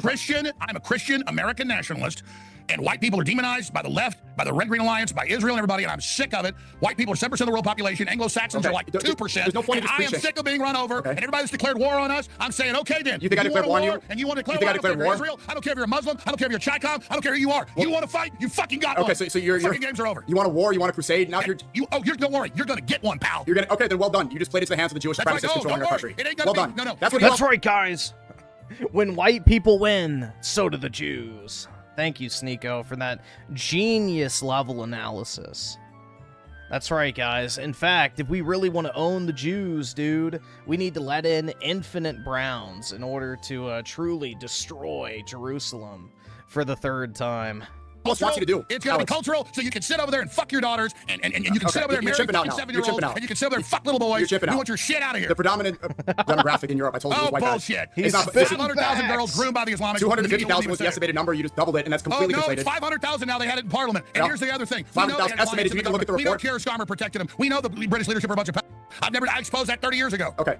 Do you want to? Okay, so let's get to the core of the issue. So you established that you're a Christian white nationalist. You want to protect your demographic, correct? Is that your main? No, what I've established is I am a Christian populist nationalist. Do you want to protect your demographic? My terms, who will not allow all these tribal organized groups, organized Islam backed by 53 countries, Israel backed by most of the billionaires and their nuclear weapons and all of their lobbies, and then we're told as Christians, period, whether you're black or white, Hispanic, and as Americans or capitalists, and particularly as white, that we're the devil and we got to shine shoes and bow down to Black Lives Matter and Are you doing a rant, or do you want to have a down to conversation? anybody except Jesus. Do you want to? Done. Okay, done. Cool. And if you want a war, you got one. Nobody wants a war. They want you to start a race war so that they can continue justifying their wars. No, it's not going to be. It's going to be a cultural velvet revolution. The new Renaissance, the new crusade will be the energizing of Team Humanity, led by the central pillar of Earth, the West, the superior system that developed almost all the modern technology and systems that's been hijacked by scum. Man. Okay, cool. Take a breath for a second. So you want to protect the West, right? Let's stick to one issue. Do you want to protect the West? Yeah, and I saw you supporting Black Lives Matter. I've seen you running down the West. I saw you. I was in Connecticut when you lied about Sandy Hook there, and then now you're getting sued for $1 billion for saying that was crisis actors. I didn't get sued. Judges found me civilly liable. I saw you say they were crisis actors, and then you were completely found guilty by judges with $1.5 billion judgment, and all of it's pure crap. And I'm still on the air at AlShowsLive.com. Okay, so do you want to debate, or are you just there you go. I know you're from Connecticut, a rich boy. No, I'm not. No, I'm not. There you. I know people who went to school with you. There you are. There you. Oh, you didn't live in Connecticut? Yeah, no, I did. I was in Connecticut. Oh, I had to go home. I had to go home on Sandy Hook. My son's co-host knows you. I know. Your son, and he does a podcast with somebody. No, his co-host knows you from Connecticut. Relax. I know. You're not saying anything we don't know. I know all about you, Sneaky. Calm down. I was born in New York City, and I grew up in New Haven, Connecticut, and I had to go home from school when Sandy Hook happened, that school shooting. And you support a Democrat talking point. Okay. You know, and people like you said they were crisis actors. You know, all I did was interview a few people that said it didn't happen. I had a few debates. Google searches from when it happened to when they sued me didn't exist. I'm only bringing this up because you want to add homicides. They just brought it up as a way to demonize me. They raised $300 million. You're the one demonizing me and calling me a jihadist terrorist. You want to actually talk about an issue, or do you just want to chimp out and yell the whole time? Do you want to talk? Oh, chipping out, yes. Yeah, you are. You are chipping out. I mean, for a white nationalist, you're chipping out crazy. Great. Here's the difference. Intellectual gravitas and tens of millions of people that support me behind it. Okay. Yeah, Sneako loves Islam so much he doesn't want to live anywhere near it. It's interesting. Great. Congratulations. At least Andrew Tate lives in Dubai. You know, call Andrew Tate whatever you want, but he actually practices what he preaches. You know, the dude literally lives in a Muslim country after converting to Islam. So, there's something respectable about that. So do you want to protect the West or not? Do you want to have this conversation? Oh, yes, sure. I want to protect the West. Because you can see that deporting me is stupid. I'm exercising my First Amendment rights. I'm practicing freedom of religion, and I'm not declaring war. You're the one declaring a cultural war, whatever. I don't want war. He lives in Dubai now. I'm against it. So you want to protect the West. What is the number one issue? Who is dragging us into these wars that destroy the West, Alex? Israel and the Jewish charities. What propaganda do they use to get Americans to support? They say that Iran wants to destroy them, so they've got to do that. Well, they blamed Iraq with WMDs, which was a lie. They the Project for the American Century from April 2000, cooked up by Netanyahu and neocons in the Bush administration before they got in. Bingo. Was a staged 9/11 attack that would kill 3,000 people as a pretext to take down 7 Muslim nations. No, I think Andrew Tate just smokes that. What's that shit called with like the fucking tubes? Fuck.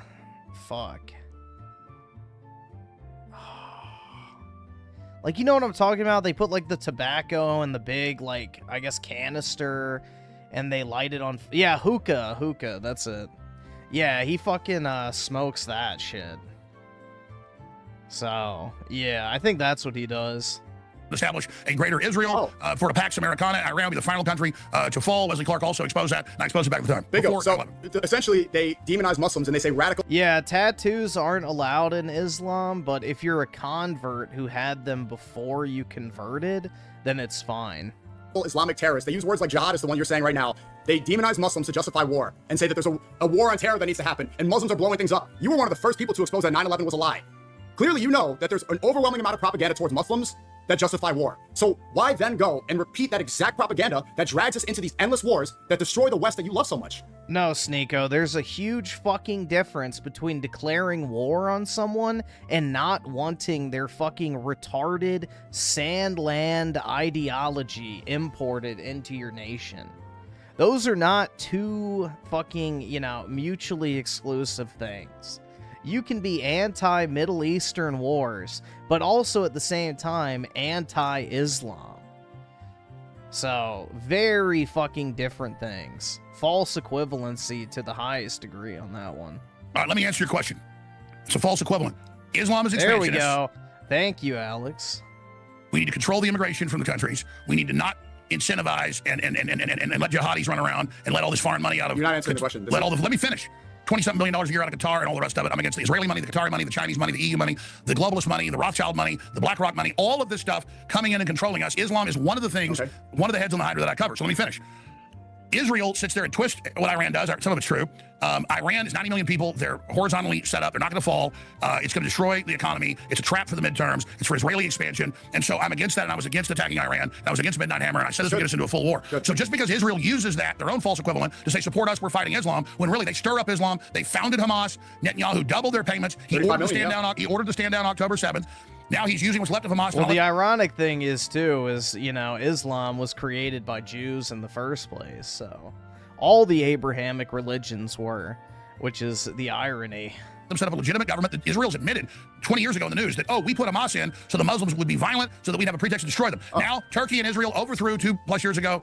Syria, they put the leader of Al-Qaeda in charge. I'm totally against that. It's disgusting. Operation Ajax, the CIA and British intelligence overthrew Mohammed Mossadegh, who was pro-Western in Iran.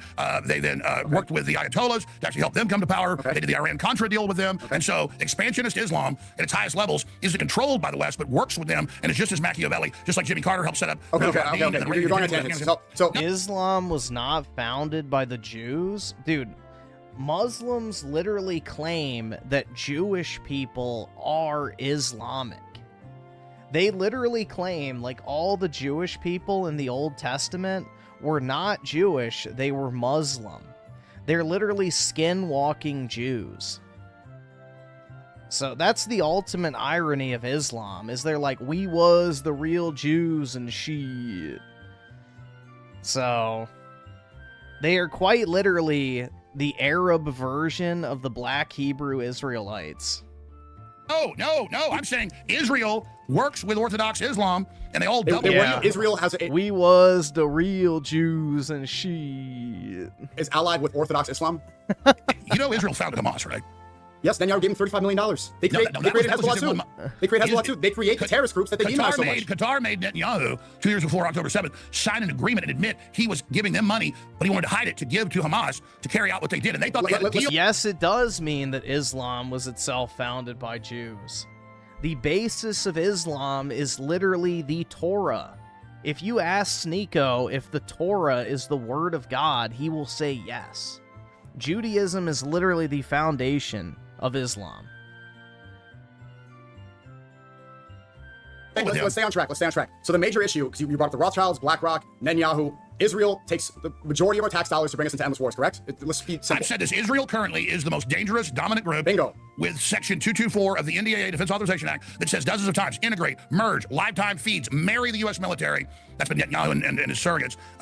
Mark Levin, all of them, marry, and the U.S. ambassador, or the Israeli ambassador to the U.S., really what he is, Mike Huckabee, we're going to take the whole Middle East. Israel's going to take over, rather live in the Middle East.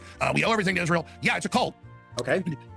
They, right now, to secure control of our foreign policy, are openly primarying everybody like Menace, and now saying, we're the masters of the universe, that's a quote, and we're going to run you, and we're going to control you. And Netanyahu 2 years ago proposed shipping the Gazans to Europe and the U.S. Right. So yeah, we destroy their countries and then ship a bunch of pissed off. Yeah, which is why it's so retarded all these fucking so-called right-wingers became pro-Palestinian. Because the plan was always mass deportations of the Palestinians to the West. So, oh yeah, let's make the right and left sympathetic towards Palestine, so that way we can dump all of them into the West. Muslims right, endless Nobody wars. said Muslims aren't victims of Israel. Nobody. You're against the Gaza genocide because some people are now saying that they don't care and that they want Americans to be kicking butt and committing the genocide. You're against the Gaza genocide? No, I don't. No. When I say a new crusade, I mean cultural, not putting up with Islamic expansion, shutting down the immigration. Okay. I do not believe in genociding Muslims because most Muslims are not even bad people and are very nice people. It is the jihadis, as the UAE has pointed out, that are coming into the West. Okay. Dude, when Muslims say that someone was a Muslim, all they're saying is that they are the true children of Abraham. You can literally interchange the word Jew and Muslim in Islam, and it means the exact same thing. They think that Muslims are the true Jews, meaning that all of the Jewish lineage in the Old Testament or the Torah, they're just actually Muslims. So it's basically just a semantic game. It's actually fucking retarded, man. Like, it's genuinely fucking retarded. Okay, there's a lot of things. I'm trying to stay on track. What does jihad mean, Alex? Jihad means following God's orders and carrying out the holy war. There's like, they believe that Moses was a Muslim, or Noah was a Muslim, etc. So literally, you just take the word Jew and switch it with Muslim, and that's basically the Islamic worldview. It's like absolutely stupid. Family, there's political, there's charity, and there's military. No, it doesn't. Jihad means the struggle of faith. Smiling. And the struggle of faith is the types of jihads. You're playing games. Do you want to see jihad right now, Alex? Smiling. Struggle of faith, doing what's right, doing what God wants you to do is jihad. Not watching porn, being a good person. This is all jihad. They take these words and they misconstrue them to confuse people and get them afraid of Muslims to justify their wars. If you don't want the West to be destroyed, then don't echo their propaganda. You understand that, Alex, 1 second, you went on for a long time. Alex, hold on. Muhammad was dead, they'd taken over with Saudi Arabia. Alex, hold on a years second. later, they had most of the Middle East and parts of Africa and expanded all over the place. Okay, let's launch the war. You started the fight. You started the fight 1,400 years ago, pal. A crusade. Alex, let's stay on point. Okay, the Iraq war was a mistake, correct? Weapons of mass destruction, they didn't exist, right? Yeah, and that was to take out a former CIA operative. Yeah, they think Jesus was a Muslim, too. He would put in there and launch the You don't need to repeat stuff you memorized. Weapons of mass destruction, that was the pretext of the Iraq war. They were not found. That was wrong. I didn't say Israel and the globalists are going and blowing up the Muslims and attacking them, and then you having the Jewish and Catholic charities ship them all in here pissed off so then they can have Chertoff put naked body scanners in and grab our kids' testicles and vaginas at the airport. Are you good? Yeah. Are you good? Are you chipping out? You okay? You just got slogans, man. I am pissed off. They brought in a bunch of radical, pissed off Muslims to create a crisis so they can take our liberties and freedoms and bring in all the Palantir surveillance. I understand that alien dialectic, a problem, reaction, solution. Okay. We need to establish some things if we want to have a conversation. What is the You Muslim... establish the rules of the game. The Muslim population in America is 1.3%. Only 8% of the immigrants are Muslim. It's predominantly coming in from Catholics from Mexico, Hindus from India, and the... No. Jews do not see Jesus as a non-holy prophet. Absolutely fucking not, bro. Jews view Jesus as a heretic. They view him as a useful heretic because it got white people in the Roman Empire to worship, you know, Yahweh, but they view him as a heretic. So, no. Islam and Judaism view Jesus very differently. Very, very differently. Chinese. Elon Musk, the guy that's amplifying you, is behind this. He banned a lot of people for opposing his H-1B visas. And a lot of Jewish people don't even believe that Jesus even exists. That's another thing, too. They think he was just a literary construct by a breakaway sect of Judaism. So there's part of the Jewish people who believe that he was a heretic, but a useful heretic because he got the Roman Empire to reject idolatry and worship Yahweh. And then there's the other group that views that he doesn't even exist. His team is predominantly comprised of Indians through H-1B visas. They made it clear, and Trump just said that he wants to go to war to defend India. They're okay with immigration. They're not anti-immigration. They only pretend to be by demonizing Muslims. The Iraq War, you said this was all a lie. There were no weapons of mass destruction. George Bush said war on terror, war on terror. Turns out there were no weapons of mass destruction. Mission accomplished. This war was a lie. What? And you're much older than me. Throughout the entire 2000s, what were they saying? Radical Islamists, jihadists, terrorists, they're taking over. But if you look at the country, nobody's trying to bring Sharia law. You could name anybody. Muslims, let me finish. Muslims are 1.3% of the population. The war on terror, that was a complete farce. Netanyahu himself said that he was one of the pioneers of the word terrorist. If I say the word terrorist, people know what that is. They know what it looks like. They don't know the definition. Just like the word jihad, which you don't know the definition of. Yes, I did. So no, you didn't know what the definition of jihad was. I'm lying. So don't repeat the exact propaganda. Of practicing Islam. If you want listen to the groups, if you want listen to them. Alex, if you want to protect, You even said I didn't know what God's will was. Listen, let me make my point here. You made a lot of points. Let me finish real quick, and then you can go. Is that fair? You've talked most of the time. If you want to stop the endless wars, if you want to protect your demographic, if you care about Christian values, then looking at the Muslims who are 1.3% of the population in America, when we believe Jesus is the Messiah, we believe in the Immaculate Conception, we believe in the Virgin Mary, we believe that Jesus will return. Maybe focusing on energy and saying that you're going to declare a culture war on Muslims is a distraction. Maybe that's not helping the cause. Maybe saying, oh my God, they're trying to take over when there's not a sort of mass immigration. It doesn't matter what you believe, cucko. It's how these fucking people act when you bring them in. You know, that's the difference. You know, a white atheist is not going to rape a little 13-year-old girl because, you know, she's showing skin.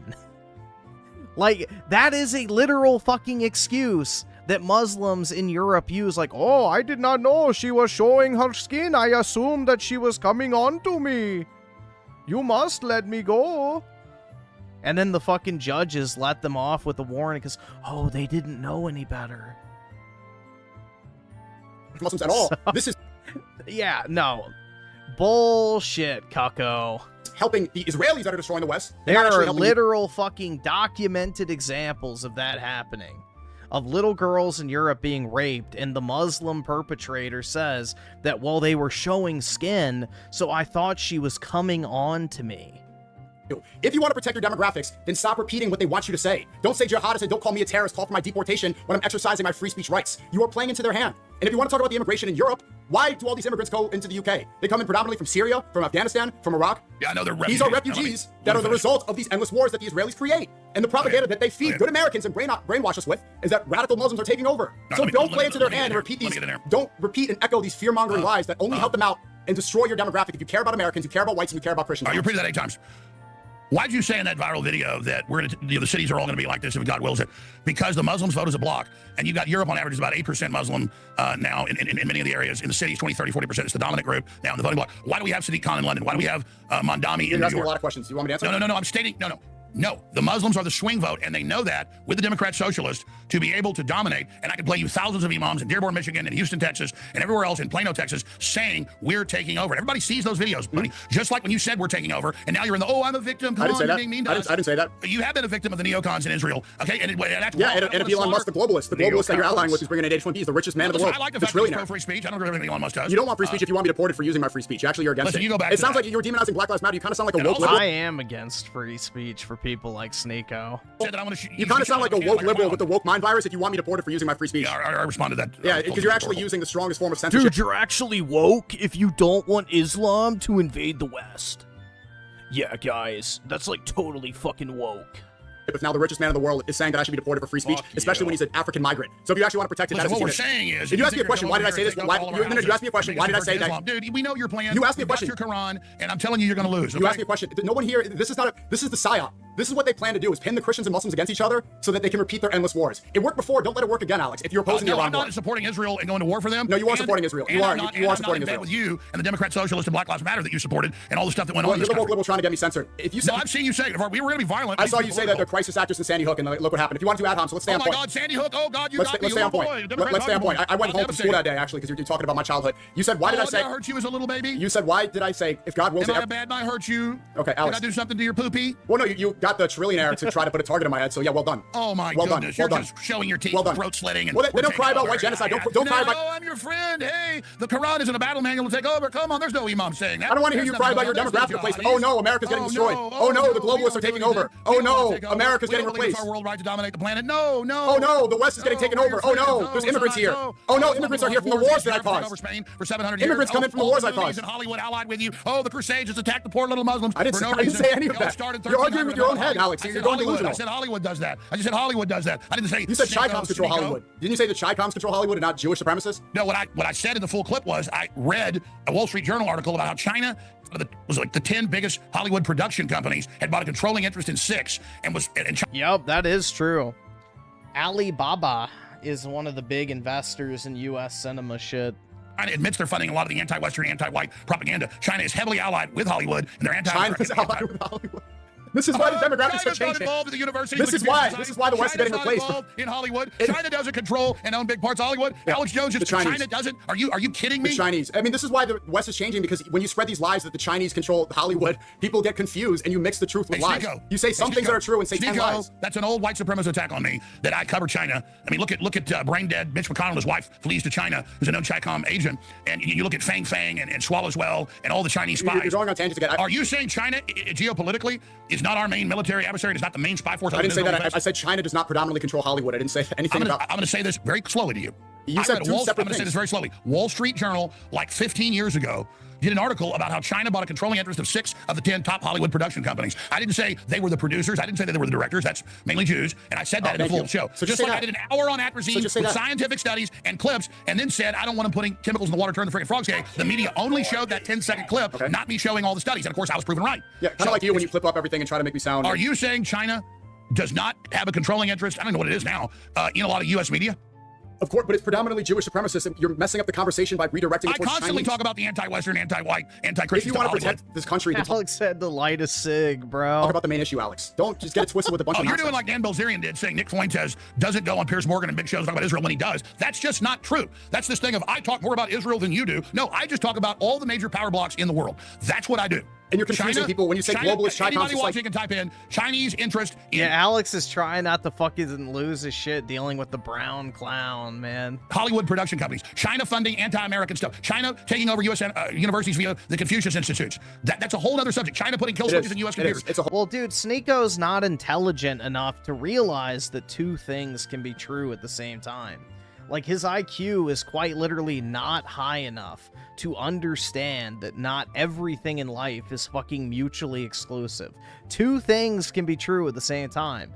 But for someone with, the intelligence level of Kako, it's super hard to comprehend such what seems to be basic idea for normal people. Hold on subjects. Let's stick to the main subject that's strong. No, you create a straw man that I said China controls Hollywood. I didn't say strongman. I said that you're confusing the conversation. You're just making people focus on things that are not extremely important. The most important issue. No, I didn't bring up China in this conversation. You just did. You brought up a million things in 5 seconds because you don't want to stick to one topic because you just want to misdirect the entire time. You're not controlling the debate is what's happening here. Well, the debate is about you calling for my deportation. The debate is about you calling for my deportation. Israel worked with Hitler. The Zionists worked with Hitler to not let any Jews get out that wouldn't give them part of the money. The Zionists give the rest to Hitler. Madeleine Albright's dad was one of the main guys that ran it. George Soros was a low-level guy who went around finding hidden Jews to get their money. And they worked with Hitler to only let Jews get out to what was going to become Israel. Israel hired top SS officers to set up the Mossad, and they hired top Nazi assassins to set up the Mossad. They never really hunted down Nazis, just like the U.S. government shipped them over here. And then Israel blew up synagogues all over Spain and all over the Middle East to blame it on Muslims to then get Jews to immigrate to Israel. And Israel founded and created Hamas. And Israel works with Al-Qaeda and gave them field hospitals. And so see, that what I'm saying is secretly behind the evil scenes, you've got Islam working with Israel in a big sick plan. Islam's working with Israel? Yeah, not Iran. Islam's working with Israel. Definitely Saudi Arabia. I'm not trying to get a clip, but are you saying Islam? Definitely UAE. Yeah, you did. Dude, the majority of Islamic countries are literally allied with Israel. Egypt is an ally of Israel. Fucking the UAE is an ally of Israel. Saudi Arabia is an ally of Israel. Almost every single Middle Eastern country unanimously voiced their support for Israel striking Iran. Like, what fantasy is old Cucko living in here, bro? Rabbis will literally come out and say that Islam and Judaism have far more in common with each other than Judaism and Christianity do. This is not like some fucking secret. This has been a plan for a very, very long time. So, I don't know what to tell you. Like, this is beyond naive if you think that's how the fucking world works. Islam works with Israel. The UAE is not representative of Islam. The UAE is not the caliphate. Israel back yeah, Sneako probably thinks that Israel's a white supremacist country. Al-Qaeda in Syria. Islam is not working with Israel. Islam is a religion. The people make mistakes. The leadership has clearly betrayed the ummah. We agree, we know. But don't misconstrue it and say that these are the people that are taking, this is the government of Islam when they don't follow Sharia law. The UAE, they have casinos in Dubai. Sharia is the governance of Islam. You said I was wrong. You just said it yourself. The UAE is the governance of Islam? No, I just said Sharia. Syria? Sneaky. Sharia is the... I know you think you're... What government are you... Okay, so you're afraid of Sharia law. What government is practicing Sharia law that's threatening America? I said that's the governance of Islam is Sharia. Right. What country is threatening America with this? Oh my God, here in Austin, they handed out Qurans and had little girls wearing jibs up. Yeah, the Talmud and Quran have a lot of similarities. I mean, dude, hold on. Let's see if I can find a clip. I'll look. Parents going and said you need to adopt Sharia. Handing out Qurans is a... They're the city councils trying to get Sharia. They have their own police forces in Michigan that were popping up saying Sharia. You said don't tell your story. I'm going to tell it. My wife was at HEB at like 9 o'clock at night a couple months ago, and a Muslim in a nightgown, wearing the traditional outfit, comes up and says, you should not be out at night. You could get... And like got in her face and was yelling at my wife. I mean, I can show you 100 videos in the UK where they're bitching and saying, don't bring your dog to the park. And the liberals go, yes, we need to ban dogs. The Muslims don't like you. I don't trust anybody who doesn't like dogs. Sneako, what do you think of dogs? I like dogs. Like, Alex, do you want to have... Then you're not a good Muslim. The whole point of this conversation was that you are violating what Muhammad said. Unless a dog is used for sheep herding, it is not halal. It is bad. I want you to reject Islam right now. I want you to get a nice French bulldog. Okay. You can have a dog. It just doesn't need to be in the house licking your face and in your bed. Just keep it outside. You can have a dog if you want to know about Islam. The whole point. I just told you about Islam. Okay, Alex, I just said this is kind of. I mean, what did you say on Joe Rogan? I'm kind of retarded. Like, this is kind of retarded right now. No, that was me quoting Socrates. Was it Aristotle? I know that I know nothing. Okay. We're going all over the place. The whole point of this was that you called for my deportation because you're upset about what I said. And you asked a question and you went on a million tangents. You said, why did you say that you want people to become Muslim? For the same reason you say every knee will bow, every tongue confess. You want people to have goodness. I don't want to force anybody. I don't want to spread it by the sword. You said every house will be under this. Inshallah. Inshallah. God willing, people will know the truth. This is the same statement. I like you. You have big balls. Throw the freaking frogs, gay. That's from Team America. Because I saw him drop fire on my goats. That's when I knew I'd do a jihad on their ass. I mean, like, do you be real for a second? I mean, you're a funny guy. Do you want to make a change? Like, do you want to use your platform for good? I think I'm gonna be like Muhammad and have 30 black dudes ride me. You don't even know what you're talking about if you don't want to make stupid insults. This is like saying that the Holy Spirit was gonna astaghfirullah come on the Virgin Mary because you don't know how to translate or read it properly. You said it, you read it twice. You don't know anything about Islam, bro. You don't know what jihad meant. I'll tell you about it if you want to know. Did you know that? So under Islam, did you know that Jesus was does it Messiah? say in the writings that if you are a herder and there is no woman, you may take a sheep or a boy? They have the thing of the dancing boys. You're learning that you read the Quran on Facebook from Boomer Slop that programs evangelicals. Boomer Slop. Boomer Slop. Yeah, the boomers that are in mega churches saying God. Yeah, here it is. Here it is. Oh, shit. Hold on. I'll pull it up on something. Actually, 1 second. Just grab this real quick. Okay. There we go. God bless those. Did the mayors put all these mayors in Afghanistan? You can interrupt me the whole time. You can interrupt me the whole time. This is the same boomer slop that convinces Americans that God must bless those that bless the state of Israel. This is what Mike Huckabee is saying. They're saying I'm a mere goy. I don't believe that. That's not the Bible. Ted Cruz is posting about the IDF on July 4th. Clearly, the influence. Yeah, here we go. Islam is a better imitation than the Torah, than Christianity. Christianity is ridiculous. All you have to be is to have a little brain to understand after 10 minutes that it's a joke. Islam, it's a better imitation. 700 years after Christianity, they saw how bad is the imitation of Christianity, but this time they were more clever. They got to the same concept of a prophet, they brought this Muhammad, and they follow a lot of the laws of the Torah. Yeah, this guy called Sneako a chimp or something like that. You should not eat pig, you should not collect interest, women must get dressed modest, they made themselves all kinds of holidays and sacrifice. A lot of similar things. They pray 5 times a day because the Jews pray 5 times a day in Yom Kippur.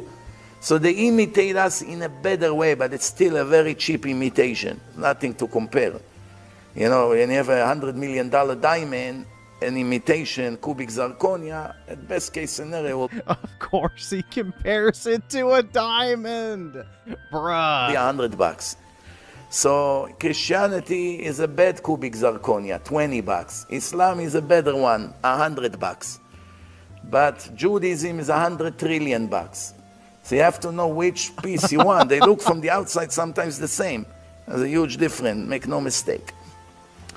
So I'm not even going into all the human errors in those books and forget about it. But yeah, that's what they think, man. They think that Islam is a better, you know, imitation of Judaism than Christianity is.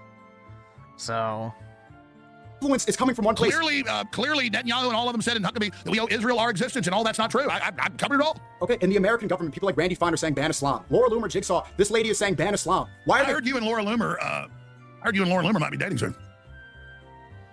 There's no way you're even a serious person. Like, did you? Would you? Oh, I'm not a serious person? You do it. That's pretty good. That's pretty good. That's pretty good. Look, I don't know if Laura Loomer. That has aura. That has aura. Become Muslim. Abdul Alex Jones. Inshallah, Alex Jones is Muslim. Will you wear the burqa again? I saw you in that latest video where you're like wearing it like a woman. It's a scarf. It's a scarf. It's wearing it like a woman. It's not a hijab. Also, how do nuns dress? You're like insulting a hijab. Trump is posting kindergarten girls. Those are women that are chastened that have decided to go into that life. Yeah, so are the hijabi girls. oh no, they're not. Dude, that is such a cope. Yeah, women choose to wear the fucking hijabs. Bullshit, man. That stuff is mandated in the majority of Islamic countries. They want to. Oh, so in Saudi Arabia, women don't have to wear the hijabs? Yeah. Well, since Yeah. the Crown Prince started reform. Yeah, it's a choice. Yeah. They choose to wear it. It's not a trash bag that they force people to wear. Women can And so choose a to dress woman is modestly. raped under Islam. Her word isn't taken as half of that as a man. Her word is not taken half. Wait, you want to be? A woman's word in court is taken as half as strong as a man's. Well, I mean, look at the West. That's pretty based, I'm not gonna lie. You're complaining about the Democrats. That's like the Romans. You had to beat a slave and torture him before you could use his testimony. Graphics being changed. Happy wife, happy life. How's that going? What's your birth rate Well, looking you like? certainly did. You certainly How's didn't, feminism? How's liberalism going on? You want to protect America? How's that going for the white race Hey, you right got the liberal women supporting you. Yeah, but how's that going for you? Because you hate Islam so much. Like, we can have 4 wives. The women are beneath the man. Not beneath, but the man is the leader. Hey, don't worry. The man is the leader in Islam in a marriage. The man Little leads. women start squirting when they hear you say they're beneath them. They love being cut by you. They're just, here's the thing, the West has been too nice to women to the extreme. So Yeah, but you have no they're solution. Islamic But you have no side. solution to it. Tell the white liberal blue haired women, tell them you're beneath me, and they're just going to have orgasms and just go, oh, God, yeah. Like, we're white. Like, look, you have no solution to it. I mean, you're afraid of the hijab so much, but your birth rate's declining. Feminism's everywhere. There's more atheists than Christians in America. They don't practice any Christian values. I got 4 children, and I think I'm going to have probably 4 more, so don't worry. That's great. Most of them don't, because liberalism is rampant. Because you guys are so afraid of Islam. Yeah, well, I live by what I say. In fact, that's it. I'm having at least 10 more. But I admire Elon having 100 kids. The majority of Western people that follow you and the majority of people that are afraid of Islam, they don't.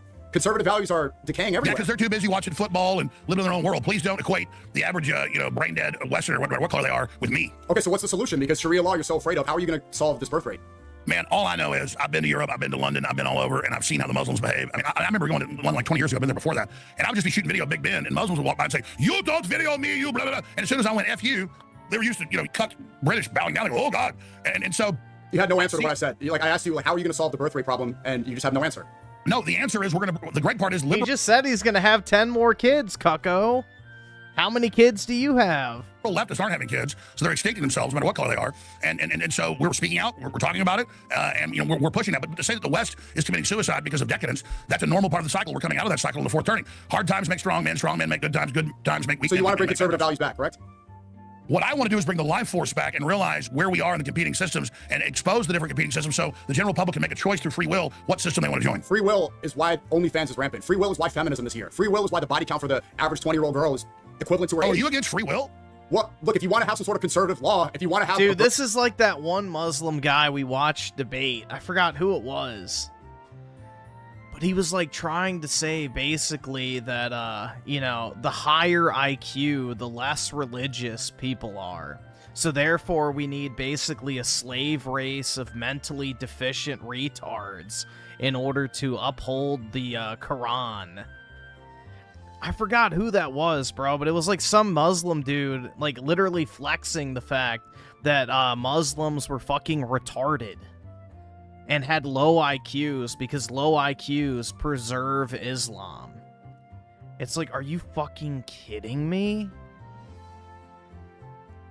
And that was like the argument is, we should all have lower IQs so that we're actually religious instead of atheistic. Birth rate problem. Don't cry about the birth rate and then say Sharia law is I'm not talking about law. I'm talking about free will in general, being able to have your own freedom. Of course I want free will. Freedom, no, freedom to be educated, informed, and touched by God, by the Holy Spirit. Yeah, we should just literally breed a population of brain-dead biomass that does nothing but goes to their little goyim job and consumes and, prays harder. Like, what type of fucking retarded-ass worldview is that, man?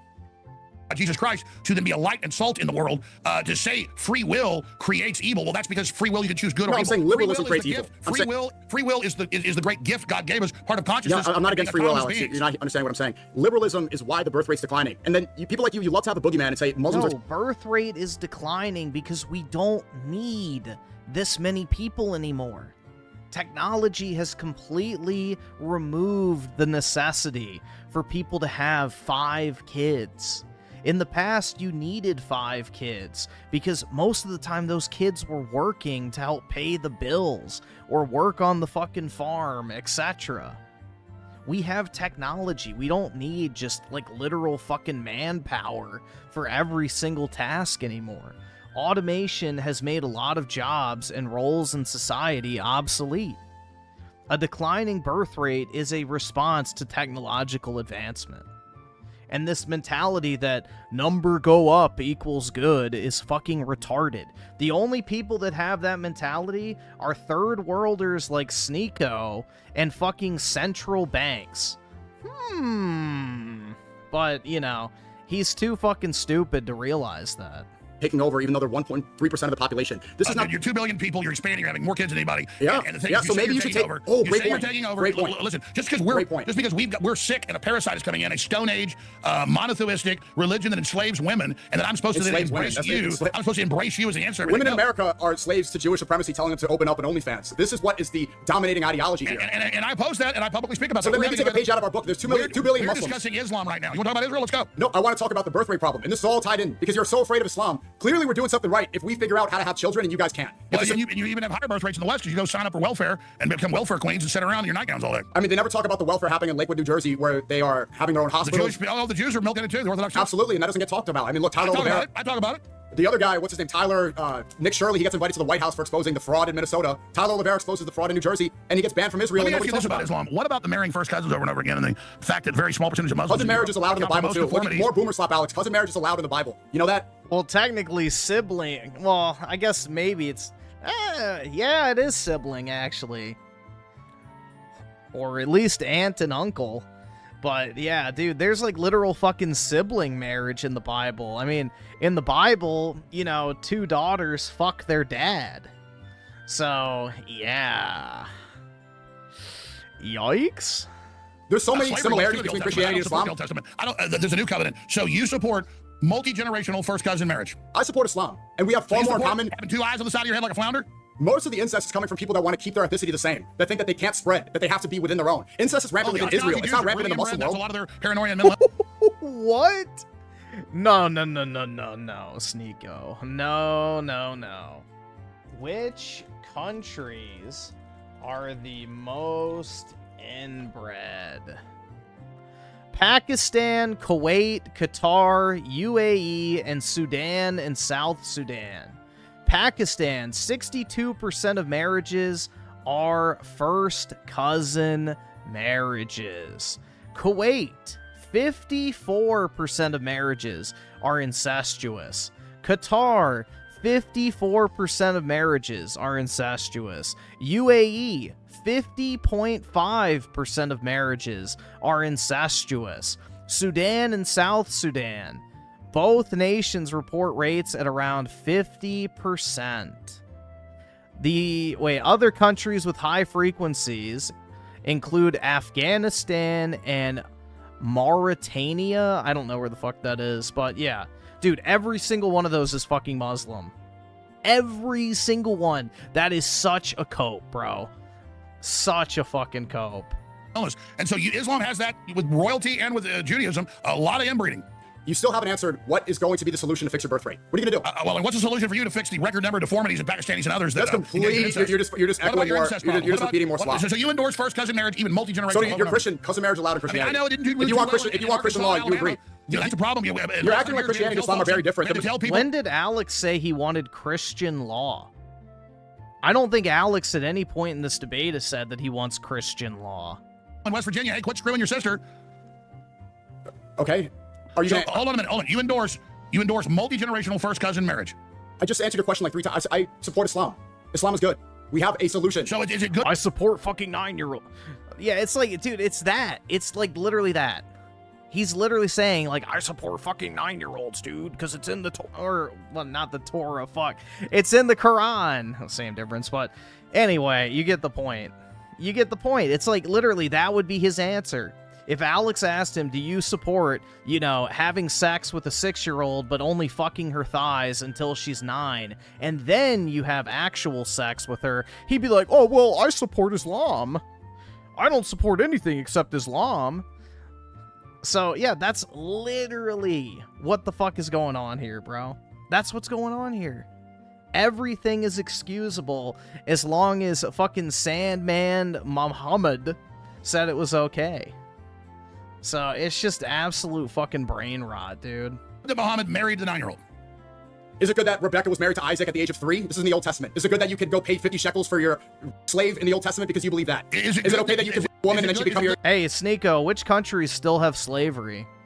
I'll give you a hint, it's not white European nations. Your wife, this is in the Old Testament. Is it that Moyles, perform circumcision with their teeth? No.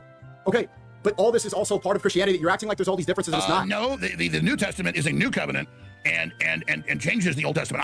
There's a new covenant in the New Testament where we don't have all that. Yeah, but you also acknowledge that this is part of your religion, part of your faith. Under Islam, you follow the Old Testament. You follow the Old Testament too. This is part of. Do you not know what Christianity is? No. But you specifically say it's just as important as the new. No, we the don't. We say it's been corrupted. We say that rabbinical Judaism. By the way, you say Jesus will return. Rabbinical Judaism. Sneako, that's not the fucking Torah, you dipshit. Rabbinical Judaism is the Talmud. You're citing the fucking Torah, you midwit. Like, this, he's so dumb, bro.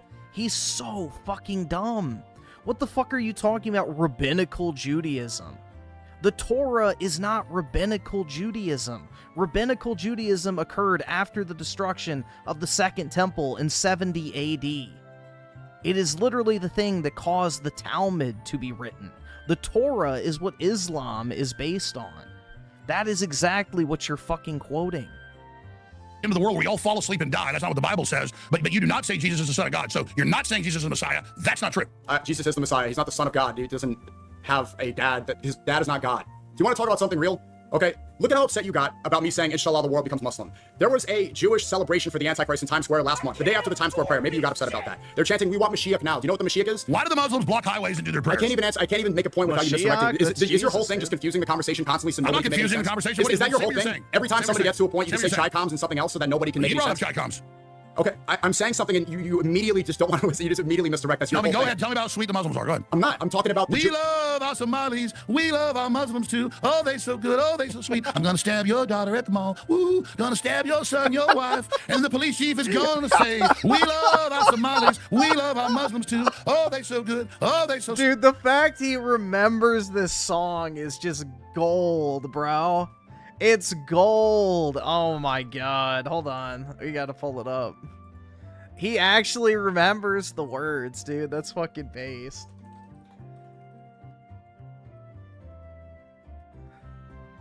Yeah, this shit, bro. This is ancient, dude. Hillary Coffin, she's a literal vampire, belly goblin, hobbling down, chasing after your mama. Let's go give it to you. Subscribe for more. This is the motherfucking info war. This is back when he was still on YouTube.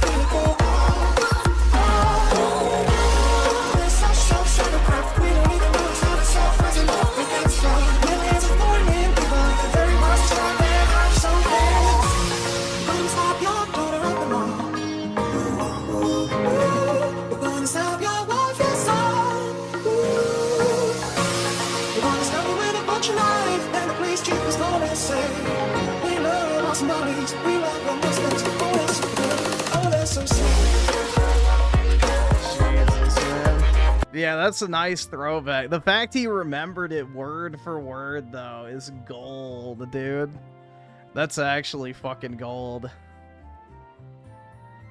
Hold on, let's go back a little bit. Love our Muslims too. Oh, they so sweet.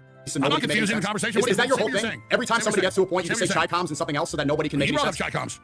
Okay, I'm saying something and you immediately just don't want to listen. You just immediately misdirect. That's your whole Go thing. ahead. Tell me about how sweet the Muslims are. Go ahead. I'm not. I'm talking about We love our Somalis. We love our Muslims too. Oh, they so good. Oh, they so sweet. I'm gonna stab your daughter at the mall. Woo. Gonna stab your son, your wife. And the police chief is gonna say, we love our Somalis. We love our Muslims too. Oh, they so good. Oh, they so sweet. You don't hate me. He doesn't know how to respond, bro. Alex is just too good. Like, Alex just aura farmed the absolute fuck out of him right there. Sneako. You want to hate me. You want to demonize me. I don't know what it is, but come on, man. Sneako. We're not that Christians and Muslims. We're not that different, Alex. We have a common objective. What is that? We want Jesus to return. Yes. We do. Lower your defenses. We mean you no harm. Don't protect our attacks. Don't run. We are your friends. I'm like, wait. You're the one calling for me to get deported. What? I never I told you that was rhetorical. It was retarded. Retarded. That was stupid. Like, you can't just say something and then backtrack completely. The entire frame of this conversation is based He on... ruled a planet called What does that even mean? Like, what does that even... What do you mean? So you're just saying nonsense knowingly? You're just saying slop to get people enraged and spread fear-mongering intentionally? Sneako, I did 4 hours before this. I'm noticing you're coming on my show. Are you drunk right now? No, unfortunately. What was that? What was that in that cup? That's iced tea and some. Come on, you put a little bourbon in there. No, it's iced tea. You've been working Guys, out? bring me the Rudy's iced tea. If anybody's down here out of the thing, I actually want some more of it. It's non-sweet Texas iced tea. Are you on Ozempic? No. No? You got help. You got to know where you lost some weight. The bald look. Dude, he's like desperately looking for any... Are you drunk? Nope, it's iced tea. Are you on Ozempic? Like, bro, he's reaching now. It's not bad on you. I got fat. Thank you. I'll do it. This is what I'm on. See this? This is not what you get Jack Daniels out of. Yeah. I'm not really a whiskey guy either. Back when I used to drink, that's how I lost so much weight. You're sober now? I'm on not drinking. That's what I'm on right now. You're not cloned, right? You got to beat the cloning allegations. And I got this too. Topo Chico. Sparkling water. Yeah, you played that clip of your friend Andrew Tate saying that I tried to have sex with him 4 years ago, and then he continued to do streams with me for 4 years. What was that all about? Well, you did say that you thought you were gay when you were 14. You said that you thought Blair White was attractive and that God works in mysterious ways and that your genetics thought that was a real woman. I was saying that this is from a comedy podcast clip when I was 14 years old. My main show. You're clipping up from around 14. You're the one saying you were bricked up from Blair White from this man. And about conservative values, why are you getting horny from a transgender? I've never. I was explaining that why are the transgenders saying it's a woman when they dress like big fat demon clowns to take over the thing of women? Your phone background was Blair White in a bikini. This is a transgender man. I'd never been with her in a bikini. She was on the show, and I said, I understand there's some men that feel like they're women, and I know there's chemicals that Oh, you see, that sounds kind of woke of you. That sounds a little bit leftist. That's why I had Blair White on like 12 years ago when he first transitioned, and I said I thought it was destructive, but I don't hate those people individually. Oh, Blair White champion LGBT. That's good. No, Blair White. You're an LGBT champion. I'm not going to throw Blair White off a building. I'm not Islamic. Sneako, you watched another man fuck your girlfriend, and then you let another man put his face against your fucking balls. You are the last person on this fucking earth that should even make the slightest accusation. Not to mention the fact he literally did gay nude modeling. Are we gonna gloss over that little one too? Again, this is the worst fucking person on the planet to throw these type of allegations at anyone, because what they are towards Alex is literally an allegation. Sneako, with his own fucking lips, has admitted to all of this shit. Point is that you're not letting me talk. You're like, oh God, Blair White, we have the secret No, it's thing. good. You Blair support White. trans people.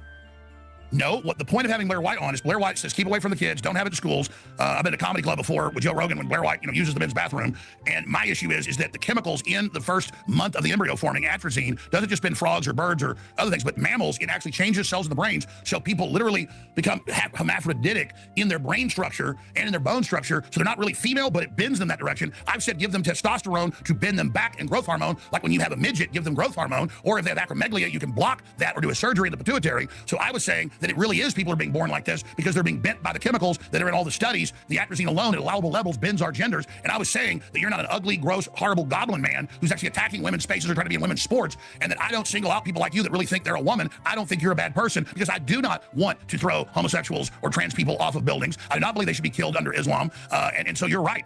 But you act like you found something. You champion the LGBT. I mean, imagine if you dedicated 1% of that energy about transgenders towards getting rid of Jewish supremacy in America. Man, we would be so much further. Man, listen, I'm against men and women's sports. I'm against recruiting kids in schools. I fight that. I spent a lot of time on that because the system was pushing it. And then I spent a lot of time on Islam, a lot of time on Israel, a lot of time on China, a lot of time on people being lazy, people not being hardworking. I mean, I cover it all, dude. I'm only here 4 hours a day.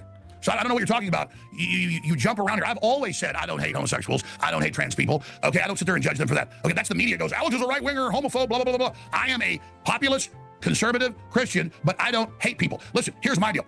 It's just as big a sin that I lust after women. It's just as big a sin that in my life I've been very promiscuous. I've done sins way bigger than gender bending. A lot of people didn't have choice. When I was younger, the left always goes, God, he admitted this. He's a hypocrite. He's against abortion now. It's like saying I committed a murder and then I went to jail for it, hypothetically, and now I'm against murder. When I was younger, I believed it was a blob of tissue, and I paid for probably 6, 7 abortions I know of by the time I was like 18. And then I repented of it and stopped doing it. And the next time I got a girl pregnant, I got married to her and had 3 of my first kids. So that's how that is. And I said, I'm not judging people that had abortions. I know you got tricked or you didn't know. You need to soften your heart, repent and say you're sorry, and now save others. Yeah, I don't know, bro. I am not on the pro-life bandwagon at all, personally.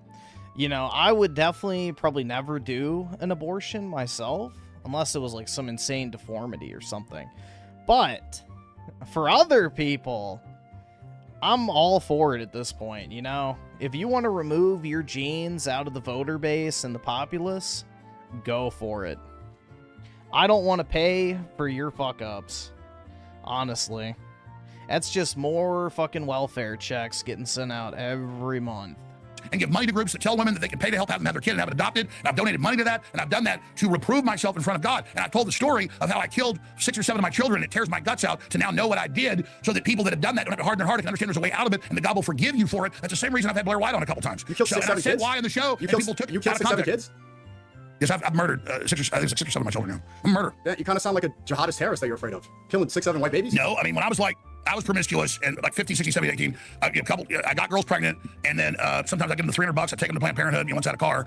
And then one time when I was 18, my dad was in my room and found a Planned Parenthood receipt for $300. And he said, quit killing my grandchildren. And he said, by the way, you're getting out this week. I had a job, I had money. He literally said, I'll help you get an apartment. He co-signed it. I was out of the house in 2 days. And my dad didn't talk to me for 6 months. And then I had nightmares about it. I realized it was wrong, everything else. And then I stood up. I protested hundreds of times at abortion clinics. And I've supported anti-abortion groups. And I've stood up for the right to life groups. And I've exposed the baby organ harvesting. You know that would have never happened under Sharia. Yeah, bro. Alex was fucking.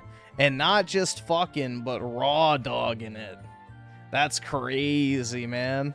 I've been a sinner, and I've been wrong, and I've done things, and I've admitted I've been wrong. Dude, have you guys ever seen young Alex Jones? Like, Alex was a Chad, bro. Hold on. Like, Alex was a genuine Chad back in the day.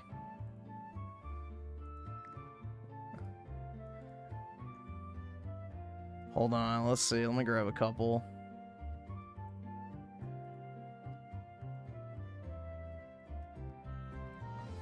Like, look. He was, like, fucking jacked back in the day as well. So he used to do, like, bodybuilding and shit as a teenager. So you already know Alex was, like, straight up fucking, bro. And that was back in the day, too, when women weren't, like, just complete bitches, too. So he was probably cleaning up pretty well. Like, he's got the, you know, charisma stat maxed. He had a good physique. You know, he was probably cleaning up pretty nice, honestly.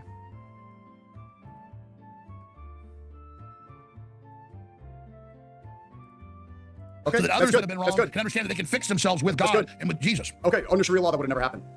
Oh my God. I mean, there's Sharia law says if you just apologize later. Yeah, dude, Alex is like the quintessential, you know, Anglo-Saxon warlord who would have had a harem of fucking, you know, women that he took back from a war as bounty and used as breeding slaves. All right, awesome. Thanks, If nigga. you're- All right. It's all okay. Listen, here's the deal. I did this hour with you. I've got to go do headlines. I've got to go work on a bunch of stuff here with the new network we're building. But you said you're coming on my show tomorrow, right? Yeah, what time do you want me to come on? Hey, we go grab Scott or Also, when Ye Hold went on on a your second, Sneaky. What time? Noon Central. Noon Central. Okay, I'll try to get up for that. Last thing, you said that Ye was on 5 hits of MDMA on the Tucker Carlson show when he went there and said that there's a lot of things he loves about Hitler. That's like he wasn't on 5 hits of MDMA. I didn't say he was on 5 hits of MDMA. I said he looked like he was. He pulls up. First he gets there, and then we take him to this hotel, and he doesn't like it. So he goes somewhere else. And then he shows up 2 minutes before the show starts in a mask, because everybody saw So it. how'd you know he was on MDMA if he had a mask and you couldn't see his face? Oh, God, you just disproved me by interrupting. But he had a mask on. How does he look like he... You're not... Go ahead and tell me that. You asked me a question. Go ahead. Go ahead. I mean, you did interrupt me literally the entire time, but... I know, but you just asked me to tell you a story. No, I just wanted you to explain how somebody could look like they're 5 2 hits weeks of ago, MDMA I with a said mask on. Ben Gavir, when he's beating up flotilla women and men, on camera looks like he's on 5 hits of ecstasy. He always does. He looks completely psychotic, megalomaniac. I don't think he's actually on 5 hits of MDMA. What I said about Ye was, I'm telling the story. He pulls up 2 minutes before the show. He gets out of the mask. He has a net and a Yahoo chocolate drink, net and Yahoo. And he says, I'll just wear it for a little while. I said, fine. He comes on.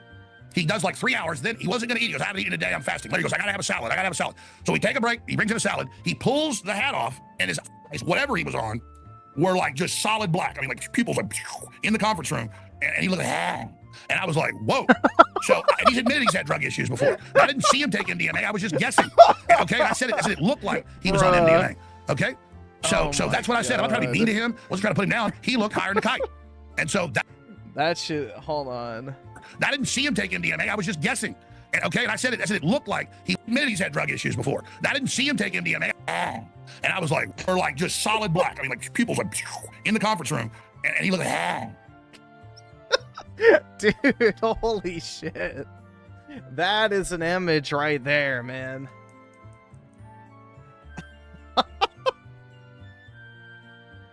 That's actually fucking hilarious, bro. Oh, man. You gotta love Alex, bro. He's entertaining, to say the least. and I was like, whoa. So, and he's admitted he's had drug issues before. Alex is one of the most entertaining motherfuckers on the internet, period. I didn't see him take MDMA. I was just guessing. Okay, and I said it looked like he was on MDMA. Okay, so that's what I said. I'm not trying to be mean to him. I wasn't trying to put him down. He looked higher than a kite, and so that's what I said. Okay, let's leave on I this. just talked about the yay how Hitler got everything. I mean, I don't give a shit. You just see everybody else. I don't sycophantically. I don't think it's used to call in these long conversations. I said, sorry, dude, I can have these long conversations. I don't give a shit. Okay, I don't give a shit about any of this stuff. A celebrity, none of it. I just tell it like it is. AlexJonesLive.com, Real Alex Jones on X, and I look forward to talking to you tomorrow. Wait, I'm not gonna come on unless you say that I should not be deported for exercising my free speech rights. Come on, that's an American value right there. I'm a real patriot for exercising my First Amendment and my freedom of religion. Well, under Sharia law, it bans most of our speech and creates a monotheistic tyranny. And so Well, I never think said anybody I said I trying want to practice establish American values. dictatorship, I believe in the Constitution. I think anybody trying.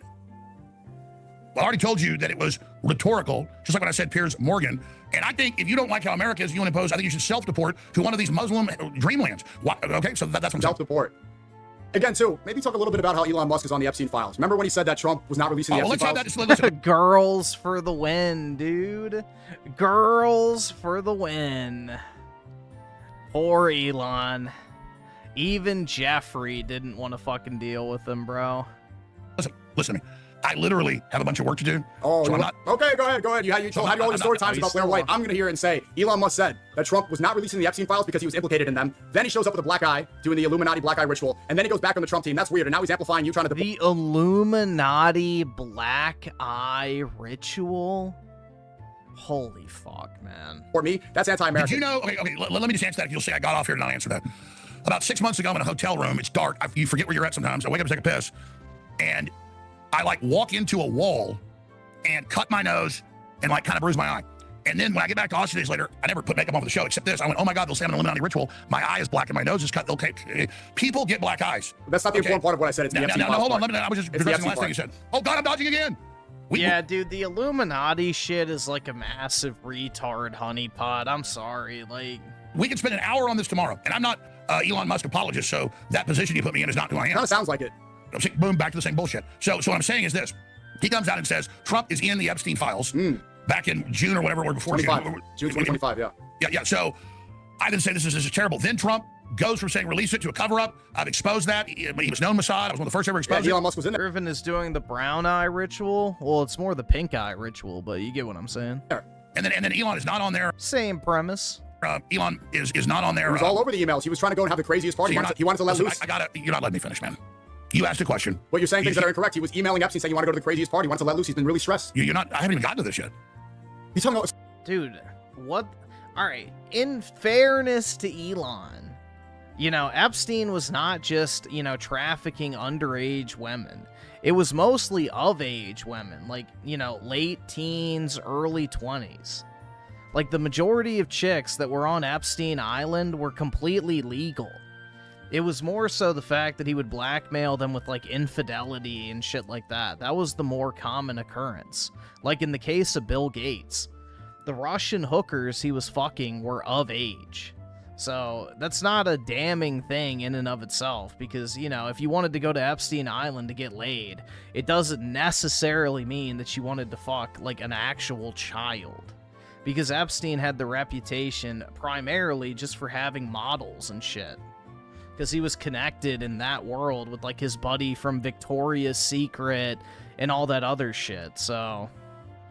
Story about the hotel room and a frog before you could just... Like, you got a little... No, you brought up that crazy schizophrenic thing that anytime somebody has a black eye, it's an Illuminati ritual. Okay, that's the least important part of what I'm saying. I know, you said it, not me, buddy. Let me finish. Go ahead. And then don't do another question at the end to keep me on here. That's another dirty trick. We can do 2 hours tomorrow if you want. You say whatever you want. But let's stay on topic because you went to a million things. Let's have specific topics. We'll start with Epstein tomorrow. How's that sound? Absolutely. Okay, so I am in the Epstein files. Did you know that? You were mentioned, but you weren't communicating with Epstein. No, exactly. Well, I haven't got to my point yet. I wasn't defending Elon there. Yeah, there was like a couple, I think, 15 or 16-year-olds or something like that. But yeah, for the most part, most of the women who allege, being trafficked, quote unquote, which, like this whole Platner dude who's running for office in Maine. A lot of women have very loose definitions of what those things mean, but yeah, most of them said they were of age at the time, so... Only a couple of them alleged that they were underage, so, yeah.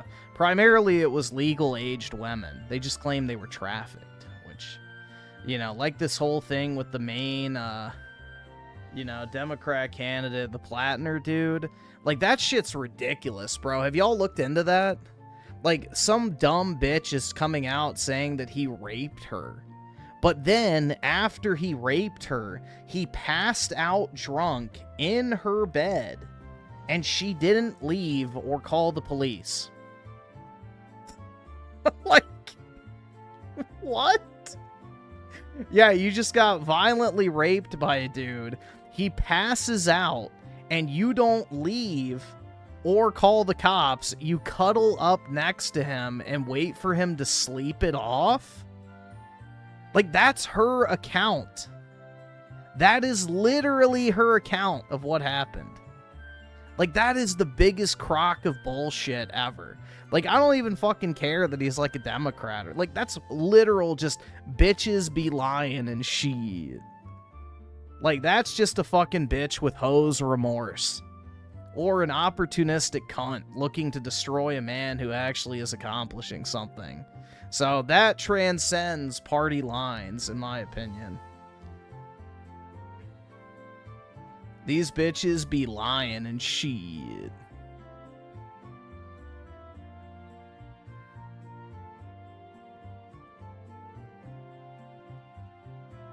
Why did he resign? Because it's bad optics. So, plus he was already falling behind in the polls. So, my guess is it's a similar situation to, what was that other guy that kind of did the same thing? Shit, I don't remember. It doesn't matter, but yeah, he was already falling behind in the polls. So, my guess is the Democrats want him out so they can, you know, try a Hail Mary play because there's too much negativity surrounding him. And the Believe All Women party, you know, is gonna cling to that shit regardless if it's true or not.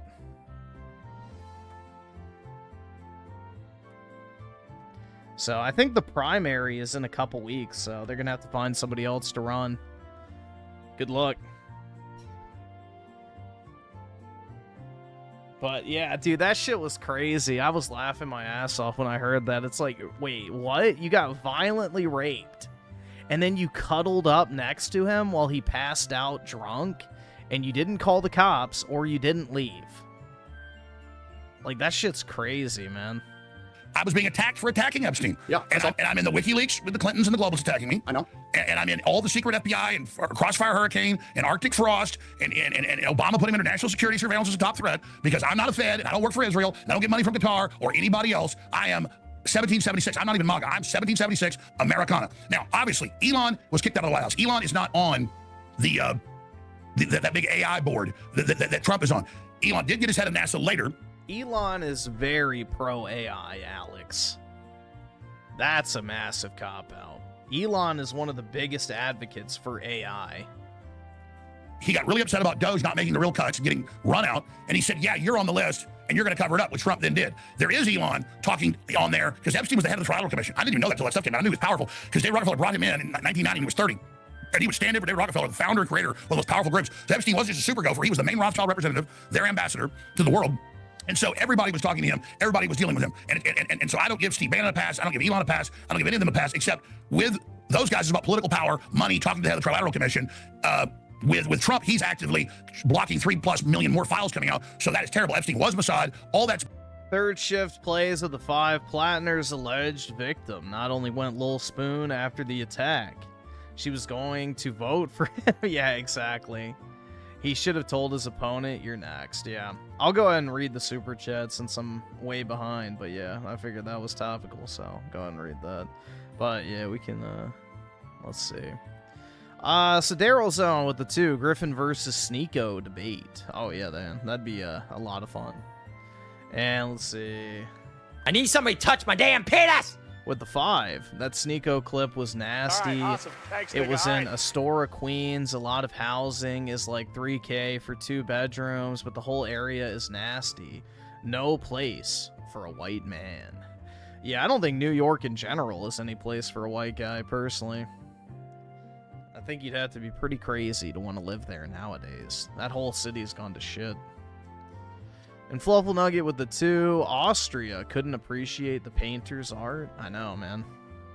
It actually wasn't that bad. And Cake9 with the 10, can we watch the new Joe Rogan episode? Depending on how long it is. I mean, we can watch part of it at the very least. I'm not the biggest fan of Joe, but I'm interested to see what Rupert has to say. He denounced ethno-nationalism in an interview with a J. He has to. I know about that quote. Like, people are very fucking naive. It is literally illegal to be an ethno-nationalist in the UK. They could literally jail him if he said that he was an ethno-nationalist. Like, I don't think people realize, like, it's illegal to be truly right-wing in the UK, at least publicly. You actually have to get into office before. So, that's the thing, man. You actually have to get into office before you can actually do that type of shit, because the UK government will put you in fucking jail and disqualify you from running. That's the reality. So you have to play it very safe over there. But yeah, we can check out at least part of it. If it's like 3 hours, I don't know. We'll see. And Fluffle Nugget with the 2. Oh, I'm Islamist. Ugh. I want to be... Oh, wait. Hold on. Are you talking about the Alex clip? I want to be your friend. I don't think I have that. Let me see. No, I don't. Yeah, the liberal one. Yeah. Hold on. Wait. I might have it. Maybe just not on the soundboard. Let's see. Where's my music folder?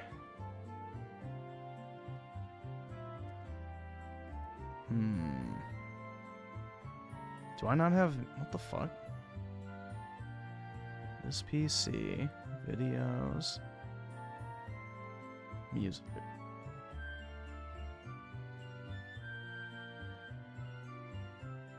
Hi, I'm liberal. I want to be your friend. There we go. Yeah, I haven't put that on the soundboard on this computer.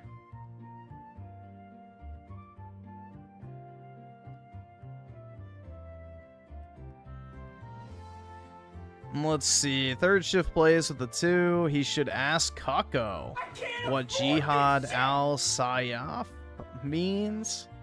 There's a lot of stuff you could ask Kako what it means, but there was this one interview that Kako did, or I guess debate. And basically he was getting grilled by this gay Jewish guy. And the gay Jewish dude was like throwing Islamic, factoids in his face. And Sneako had no fucking idea how to respond. Like, this gay Jewish dude knew more about Islam than Sneako himself, so it was actually pretty funny.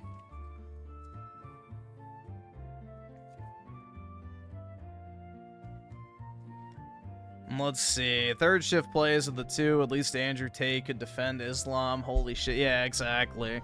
Well, that's the thing is, Andrew Tate owns the fact that Islam is a militant religion, that they're going to take over, that Christianity's cocked, that the West has become decadent and depraved and all this other shit. Like, Andrew actually owns what his religion stands for. Sneako tries to LARP as a desert hippie. And it's fucking retarded, man. Islam is literally a religion of conquest. So, yeah, at least Andrew Tate is honest about that. And Merc with the 2, I'm officially converting to Islam. Thanks, Sneako. I know, man, he's such a great ambassador. He's such a great ambassador. And Constructs Workshop with the 2, I sent you some picture. Okay, I can check later. I don't know if I'm signed in on this computer or not. Dudemon with the 5, if you're ugly and poor, be gone with the spawn. Brutal, man, but factual. Third shift play is at the 5. Oh wait, no, I read that. Okay, and Gigadoomer with the 2. Yeah, somebody already sent for that, so we can check it out. Bad, and I think Elon should respond to all of that, but at least he got pissed up front and said that. But him talking about, going to globalist parties or being around these elites and making money, nobody's ever said Elon Musk raped anybody. Nobody's ever said Elon Musk is underage girls. Nobody's ever said any of that stuff. I'm just saying, I didn't try to act like I'm not his apologist. I've just never seen anything there. But with Bill Gates, it's how do we get rid of the poor people? There's all this stuff about Based? Bill Gates, was I too harsh? Was I too harsh on you, Bill Gates? I apologize. slaves being delivered to the hotel and eating people. Right. And we need to know those excise names, and I've been all over Trump about it, and I've broken with Trump over that. So, and it's strange. Let me respond. It's strange that somebody who was saying, Elon said he wanted to go to the craziest parties on the Epstein Island. He wanted to let loose and just go wild. Now he's all up in arms about Pakistani grooming gangs. I find that strange. That the guy who's saying Trump's covering up for the Epstein files is now pushing the slop that you're eating up. Exterminating whites. I mean, I think he legitimately is for the West. He's pro-human. He's bringing in H-1B visas. He's saying that white men are dumb and that he wants more Indian H-1B visas. I think that was Vivek Ramaswamy. No. I have the tweet right here. Elon Musk says white men are dumb. That's why he doesn't hire them to work for X. Look at his SpaceX team. It's all Indian. He's not pro-West. He said white men are dumb. That's yes. You want to see? Wow. Can I share my screen? You want to see before you leave? Yeah, let me see that. I don't agree with that. Okay, I'll show you right here. I came with the receipts. Can you see? I'll be honest with you. I'm not like the aficionado on Elon Musk. Look at my. If you go to my stream, I have it right here. I'll send it to you. Well, I'll read it to you. He said we're dumb, yeah. Yeah, white men aren't being hired anymore. Elon Musk says, yeah, we're just dumb. Allegedly. We're just dumb. It's a joke. He didn't say white men are dumb. No, he's saying that SpaceX is dumb. You fuck. Oh my god, dude. Sneako is such a fucking midwit. He goes, white men aren't being hired anymore. A few months ago, I applied to work for X and noted on my resume that I was retired and didn't require any salary. I have a lot of experience as a mobile developer. Didn't even get a response. And Elon saying that his company is dumb, you fucking retard. Dude, Sneako is such a fucking idiot, bro. He's such a fucking idiot. He's talking about his own company. So if it's all run by a bunch of Indians, he's calling the Indians dumb, you fucking midwit. Holy shit, Sneako. You are so... Like, this is genuinely just fucking retard shit, man. How are you that stupid?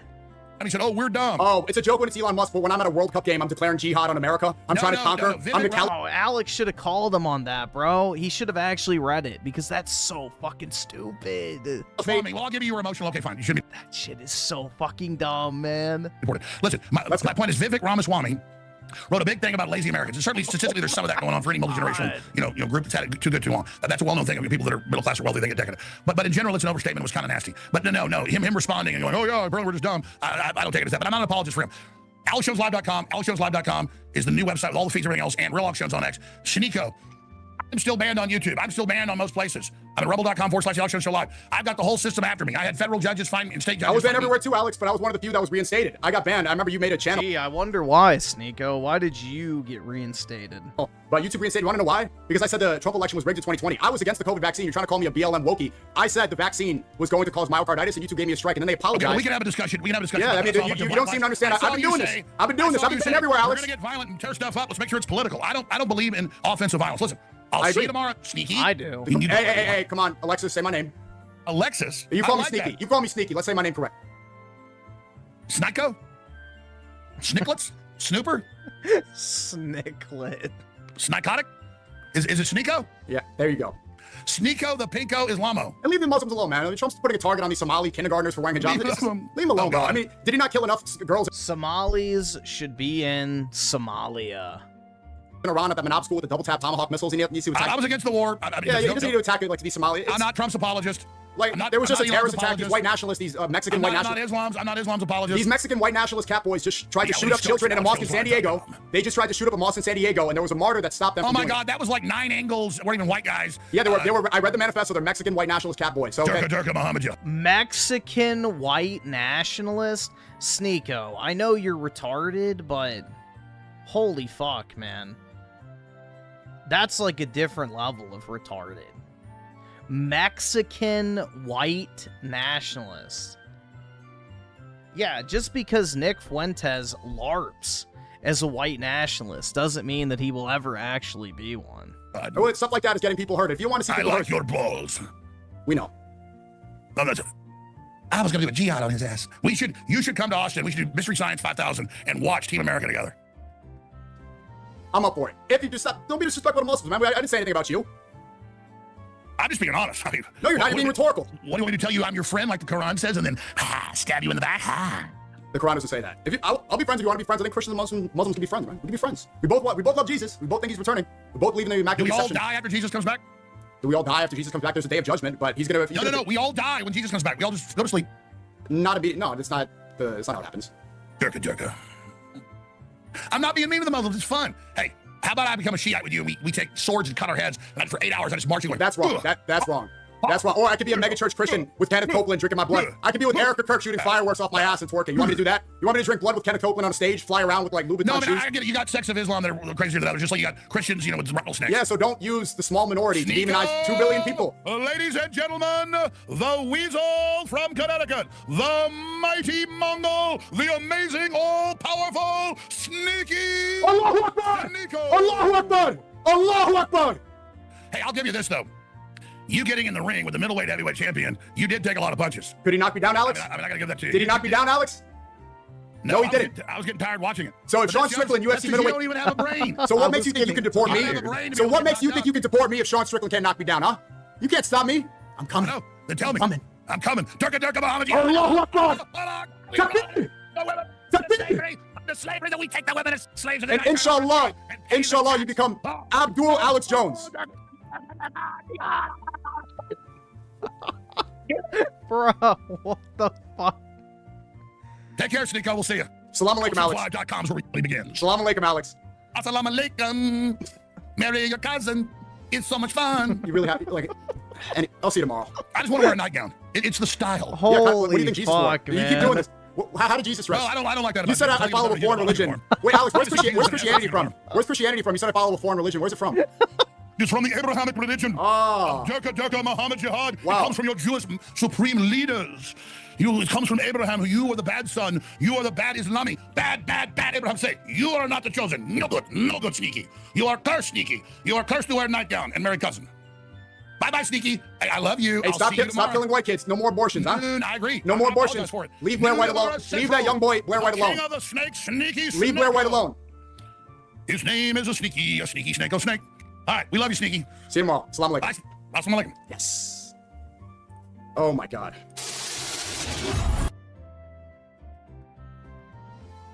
Jesus Christ, bro. Yeah, exactly. It's not really white people that are getting abortions, so. Whites have the highest fertility rate in the United States. Fun fact. It's like almost 1.7. Blacks actually have, I think, 1.3. Asians are 1.1. And Hispanics, I think, are like 1.4 or 5. So, yeah, if anything, especially white, right-leaning people are well above birth rate replacement.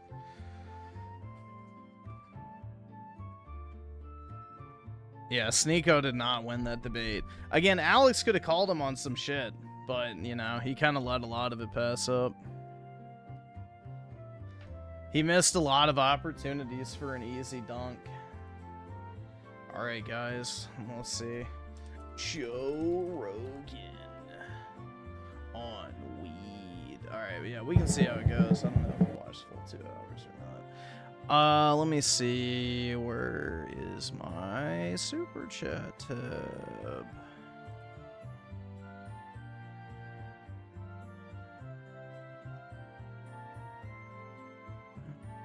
There it is. Okay. Joe Rogan, dude. Have you ever read the Book of Enoch? On weed? Or DMT, man? That shit was fucking crazy. Like, well, that's just bizarre. Jesus. I don't know, man. The whole Joe Rogan midwittery, yeah. Not my scene.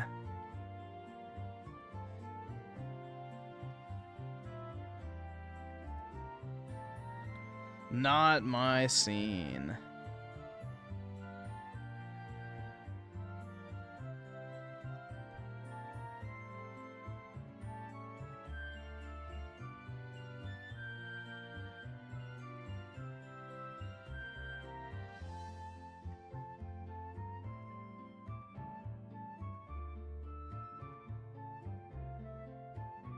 What's more accurate, Quran or Book of Enoch? Well, both are technically in the same category of Jewish fan fiction, so pick your poison. Gigadoomer with the 2, also Spree Snooter video on Mixtape. Let me see. Stew by channel. We can see how it goes. Alright, next up. Average Joe Rogan episodes. What if red meant go and green meant stop? Dude, that's actually fucking crazy if you think about it. Because, like, how many different instances around the world is, like, green to accept?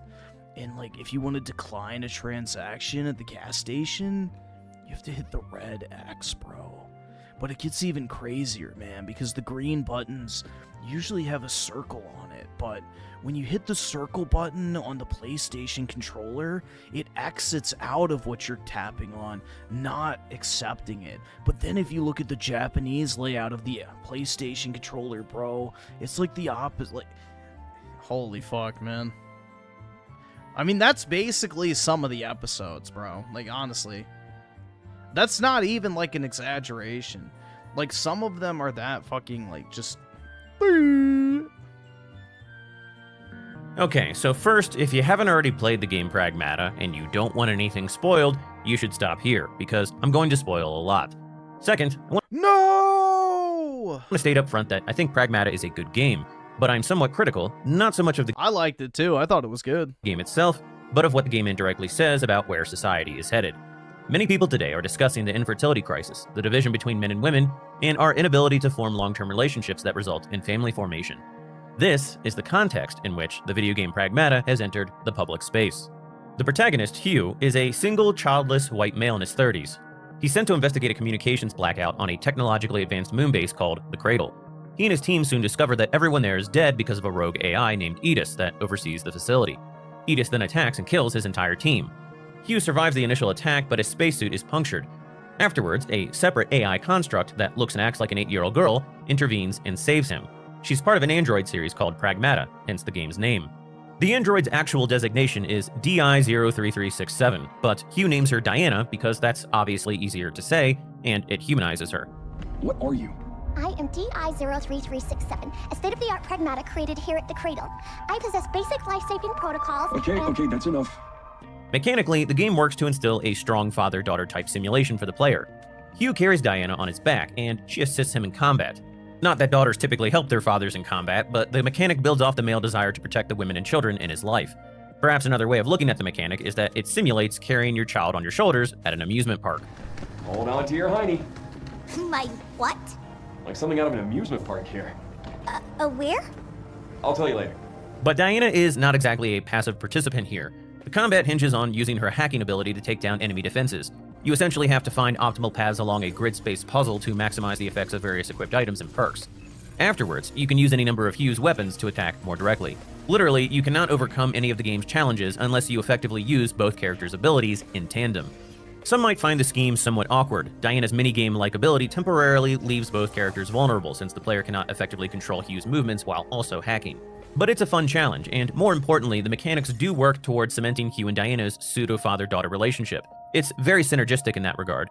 In fact, it reminded me somewhat of the game Brothers, which used the two controller sticks to operate two respective brothers independently. Yeah, dude, I could not stand this game. That shit fucked with my head. When one of the brothers dies, you feel I did not like this game at all. His absence in a very tactile way. That was absolutely one of the most creative emotion-inducing mechanics I've ever come across in gaming. Periodically, Hugh and Diana will return to a hub-like station where you, the player, can take a break and upgrade their abilities. The hub is a lot like a minigame within the game where you get to play house. Here, you can give Diana the various collectibles and toys you find around the base, and watch her enjoy them with youthful exuberance. I think my personal favorite was the slide. You can also equip either character with cosmetic unlocks, play hide and seek with Diana, and answer her childlike questions about the world as if you were her father. Hugh, can I go outside to play sometime? Are you crazy? Going out by yourself is asking for trouble. Diana even rewards Yeah, have you seen the demographics on Earth these days? you with crayon drawings. It's for you. Look at that. It's all very well done, but as well done as it is, the character development is a bit shallow in comparison to other games. Hugh and Diana go from absolute strangers to deeply bonded in a rather short period of time. Say what you will about Neil Druckmann's directorial changes in the sequel, I know I have, but the— Wait, doesn't Diana crash land, like, in Somalia or something at the end of the game? It's over for her, dude. original Last of Us did a superb job of building rapport between Joel and Ellie over an adequate period. Now, obviously, many men would immediately and instinctively feel the need to protect a helpless child in Diana's Madagascar? Okay. Oy vey. situation. There's nothing unnatural about Hugh's parental impulse here, although Diana's not really helpless in the way a normal 8-year-old girl would be in that situation. She's not even a real child, and this is the point I want to focus on. Diana can do some rather amazing things that set her apart from humans, and in this way, she's rather alien, although this is portrayed as quirky, cute, and innocent. I could argue here that this is part of a strange trend in modern media wherein children are often portrayed as more mature and capable than they actually are, but I don't really want to go down that route. Some people have argued that the game is quote-unquote pedo bait, but I don't think it really is. Perhaps pedo... Yeah, I'm sorry if you arrive at the conclusion that this is pedophilia. You are the pedophile. Pedophiles are attracted to the game for obvious reasons, but the developers clearly intended to bring a father-daughter experience to otherwise normal, healthy, single men. To the extent that Diana teaches Hugh anything, I think it's meant as a condensed experience of how fatherhood teaches men how to self-actualize and become fully developed men. I guess one can argue here, though, that it doesn't give an authentic fatherhood experience. Indeed, some people have done this. Something, you're not up late at night changing diapers or dealing with calls from school about Billy not being able to sit still in class. It's too idyllic, some people say. And I guess, from a narrow perspective, it is idyllic, but so what? The place this perspective seems to come from is one that strikes me as spitefully resentful of heteronormative life. But eventually, Hugh and Diana find out that she was created by the head of the facility, Dr. Higgins, in order to work toward curing the terminal illness of his real-life daughter, Daisy. The Pragmata androids were essentially to serve as guinea pigs to some extent, although this isn't really the focal point of the narrative. The theme is much more so a case of Diana becoming more than she was intended to be, at least to Hugh. She battles with a sense of failure, as she wasn't able to complete the purpose she was created for originally. Dr. Higgins dies from a combination of despair and contamination from something called dead filament after learning that his real-life daughter Daisy had died in a failed medical procedure performed by the Delphi Corporation unbeknownst to him. 8, Diana's sister android, is thus corrupted by this experience, and she inherits his anger over the death of his daughter. Higgins conveys bitterness at the Delphi Corporation for taking his daughter away from him, and 8 misinterprets this as a mandate to spread dead filament to Earth. Hugh and Diana understand that this will destroy the planet, so they make it their mission to stop 8, who becomes the principal antagonist. Dead filament is a byproduct of the production of what's called lunafilament, a magical moon substance that allows amazing new advancements in 3D printing technology. Dead filament is also semi-conscious and malicious. It corrupts humans and kills them on contact. In fact, 8 eventually infects Hugh with dead filament, and since there's no way to extract it from organic tissue, he's essentially doomed. Although he hides the fact that he's been infected from Diana, again in a very father-like manner in order to shield a child from disturbing realities. Eventually, the father-daughter duo defeats 8, and their goal then becomes to return to Earth together. All throughout the narrative, Hugh has sold Diana on this idea. But the facility is mostly destroyed, and communications are still down, so there's no way to contact Earth for help. Hugh then ushers Diana into a return vessel meant only for cargo, but there's no life support. There also isn't enough power to send the cargo ship back, and in an act of self-sacrifice, Hugh removes his spacesuit's power module and places it into the cargo ship so that Diana can go to Earth. It all speaks to a father's willingness to die for his children. But again, Diana isn't his child. She's not even a real person. With this in mind, although you could argue that she's more human than some. The name Pragmata is interesting. It's a Greek term that refers to concrete, real-world things. The original Greek etymon meant to do, to act, to accomplish, to practice, or to fare. You could say that she's more of a human than some people, I guess. And it's where we get other terms like pragmatic and practical. In linguistics, pragmatics is the study of how context contributes to meaning. Pragmatism, as a philosophy, asserts that the meaning of concepts and the truth of beliefs are determined by their everyday consequences and applications. But how practical, or pragmatic, is it for a single childless man to die for an AI facsimile of an 8-year-old? Well, he was gonna die anyway, that's the thing, though. Girl. Many right-wing fans have asserted that the game presents a traditionalist worldview. Perhaps it does in some ways, but... He was already gonna die. Like you just said, there's no way to get rid of the, dead filament, so... Hugh would have died whether he sent Diana back or not. Or even if he made it back to Earth, he would have died and then infected everybody. So either way, he's never making it back. He's already dead. Arguably, the more traditional thing to do would have been for Hugh to abandon the AI constructs so that he could return to Earth, get married to an actual woman, and have actual kids. Again, technically, Hugh was already doomed because of the dead filament, exactly. But even so, he's clearly dying here for a construct. Diana is never going to age, she's never going to get married and have kids of her own, and she's not going to carry on his legacy. At least with Joel and Ellie in The Last of Us, Joel had adopted a girl from his own ethnic group and was still acting in his genetic interests, albeit to a lesser, indirect sense. Hugh isn't even dying here for a fellow human being. In fact, he's breaking Earth's laws by sending Diana there. As it turns out, within the world of Pragmata, these AI constructs that closely mimic actual human beings are banned on Earth. So in some ways, the story is, indirectly, another kind of AI liberation narrative, similar to that of Detroit Become Human. Again, Diana often expresses concern that she's failed and isn't a real person, and Hugh does everything he can to prove her wrong. You're just gonna stay here when this is all done? What do you want? I want to go to Earth. One can argue that Hugh and Diana's relationship was somewhat practical or pragmatic in the context, but this doesn't mean Diana was real and that Hugh needed to die for her. In this way, the Pragmata are rather problematic, and one can see why maybe Earth would have outlawed such creations in this proposed timeline. Being a Japanese game, Pragmata made me think of their herbivore male phenomenon, wherein men with no social lives date digital girlfriends. It's all part of a broader What's that like? Not like everybody knows what that's like at all, huh? Gee, what's that like? trend of people there raising digital pets and kids. The West isn't all that different today with games like The Sims. We even simulate mowing lawns and power washing now. Practically everything is a simulation, and the fact that in Pragmata, the player takes on the role of a fictional digital man raising an AI construct gave the game an Inception-like quality. Now, I'm not saying that simulations are all bad. Video games, films, books, they're not inherently problematic, but they can get out of control, perverse, and most importantly, they can end up as replacements rather than supplements for actual life experiences. In this way, Pragmata reminds me somewhat of the cave allegory in Plato's Republic. Prisoners who've spent their entire lives inside a cave are restrained such that they can only see a single wall.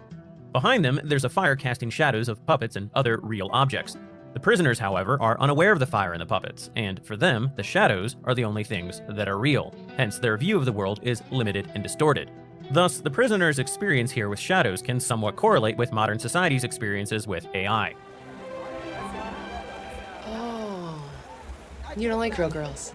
Clearly, Hugh has not been a prisoner his Just like me, for real. entire life, and he knows what a real human is. But Diana is a shadow cast of Dr. Higgins' daughter, Daisy. She's not real. The same can be said for AI personalities in general. They're shadows cast of composite data of real-life interactions. Again, this is the lens through which I view Pragmata. It's not a bad game. I might even say it's a great game. But while it's not meant to be subversive or malicious, it does reflect the times, and the times are, well, kind of bad. Increasingly, we're all living online. Fertility rates are in the toilet, younger people are dating less and turning more to digital facsimiles. Women are... While younger people are not dating less, young men are dating less. Women are dating more than ever. Having relationships with ChatGPT, and the creators of these large language models often celebrate this as a solution to the loneliness crisis. Some people have argued, or at least stated, that Diana as a character has melted the hearts of feminists and instilled in them a desire to have children. Now, it's unquestionable that female streamers find Diana adorable, but who do these female streamers really cater to, if not mostly single, childless men? Is there any evidence to suggest that this game will heal society's current ailments, or is the game attempting to be pragmatic about where many men are currently at? Both Capcom and Tech Bros seem to share in the acknowledgement that men are increasingly lonely, and they both seem to believe that AI companionship is the solution. They see it as pragmatic, given the situation or context of modern life. But this is a rather disturbing conclusion to draw. It's essentially accepting the idea that eventually, most of us will be replaced with artificial intelligence. Rather than attempt to draw real people together again, it's celebrating the breakdown of society as the birth of new life. The moonbase is even Enjoy the decline, chuds. called the Cradle. The name suggests that humanity is giving birth to new Griffin loves Aerith more than real women?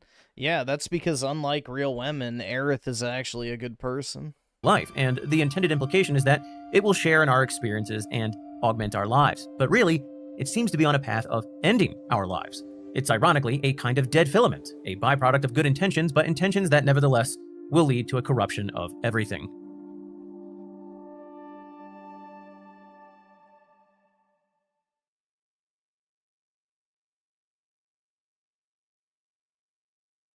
Aerith is not a real thing. She's real to me.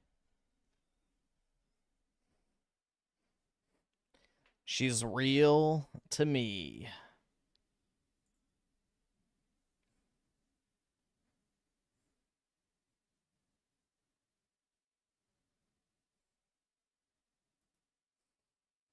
Oh boy. It's time to expand our mind, guys, and open our third eye, dude. On weed. The Joe Rogan Experience. Thank you to Brett Weinstein, Jordan Peterson, and Elon Musk for helping connect us. Well, we are going to see Elon on Sunday, so he's been an incredible support for us. So I don't know how you want to play I'm totally in your hands. I'll follow your lead. But, I mean, he's been helping us because Britain's in bad shape. And, yeah, and that's why you're here. And this is what we're talking about. Well, the Rape Gang, we've done, we've crowdfunded this, okay. Which I'm very happy to talk to you about. Which just this title of that, Rape Gang Report. Yeah. The idea that there's actual rape gangs in the UK in 2026, and Is it being ignored? Is it being downplayed? Like, how is it being received? It's being promoted by the government. By the media and by the politicians over there. Well, the history of it is that basically, as you probably know, Britain, after the war, decided they were going to play a part in Europe, a bigger part in Europe. Well, our elite did, the British elite. And to do that, they had to basically diminish the power of the nation state, and they had to head towards this European superstate, which is the EU, the genesis of which was obviously not. Why did they have to diminish the power of the nation to do that? Because I think Britain was a proud nation state. We with the American help, we'd won the war, and we hadn't been invaded or conquered, which most of Europe had been. So you'd have... Did you actually win the war? Did you? Mass dislocation in Europe. Huge numbers of people had been dislocated and pushed all over Europe. And I think the socialists, I was in the European Parliament, so I spent a brief time as an MEP. I don't feel like a winner. A member of the European Parliament, when we finally achieved, a kind of Brexit. We can talk about that, but it wasn't a proper Brexit. Someone won, but it wasn't the UK. So I think the genesis of the rape gangs, going back to this, was the fact that multiculturalism was the order of the day. They wanted open borders. They wanted a multicultural society. They basically felt the nation state had been the cause of world wars, effectively starting with Napoleon. And then obviously we had the Kaiser, then we had Hitler. And I think they saw it that way, the Monets, the Spinellis, and the people who constructed the European Union. So to the rape gang report, which was your question, ultimately, the genesis of that is this multicultural invasion almost of Europe. Can I pause you for a second? So what you think is that the multicultural invasion, the way it was set up, was on purpose, and it was on purpose to sort of diminish the idea of nationalism? Yes, I think that well, so this was like a long plan. So this was something that they must have had to sit down and like, who would be involved in this sort of a discussion where you would be? Joe, you know who's involved. And the British guy can't say anything about it because, you know, he'll be arrested if he pointed the finger. Willing to diminish patriotism, diminish this idea that Britain by itself is exceptional and the people are exceptional. It was a long, deceitful plan. So I always say the European elites in league with our... Yeah, the elites. He can't say it. This is the thing that a lot of people forget when they talk shit about this guy, like not pointing the finger. It is literally illegal to say this type of shit in the UK.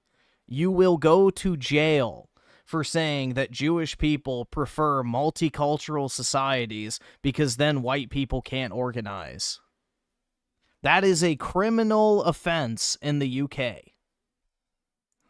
Who effectively, if you remember in 1975, we joined what was called the European Economic Community. It wasn't effectively anything other than an economic union. But that very quickly changed, and effectively they tried to politically integrate Europe. That failed, and then in 97, they tried to force it through with the introduction of the euro. So having failed politically, they tried to do it financially. That was my first foray into standing as a member of parliament to fight to save the British pound, because once you lose your currency, effectively you lose your sovereignty and your national identity. And our gold reserves were going to be shipped out to Germany, to Frankfurt. And we would have become a vassal state, part of the European Union. It would have been irreversible. But in the event, thanks to Sir James Goldsmith, we secured enough votes. We forced the establishment to promise a referendum before they surrendered to the euro. And we ended up saving the pound, which in the end resulted in the referendum in 2016, where the British people voted to take back their sovereignty, which ultimately, I think the establishment always knew that the core, the body of Britain, or the body of England in particular, wanted its own accountable parliament in Westminster. It didn't want to be part of an unaccountable European socialist protectionist superstate. So the quote-unquote elites in Britain and the elites in the United States, it's coordinated with both of them. So I think less so in America, Joe. I can't speak for America, although when you look at what the Democrats did with USAID and all the stuff that was going on under Joe Biden, you have to wonder whether they... It is organized with the U.S. You know, for the great replacement's effect in Europe, the U.S. has felt it tenfold. So, you know, the U.S. is about to drop below majority white. You know, we used to be like 90, 95%-ish. Now we're going all the way down to 50. So, as bad as it is in Europe, the Great Replacement is 100 times worse in the U.S.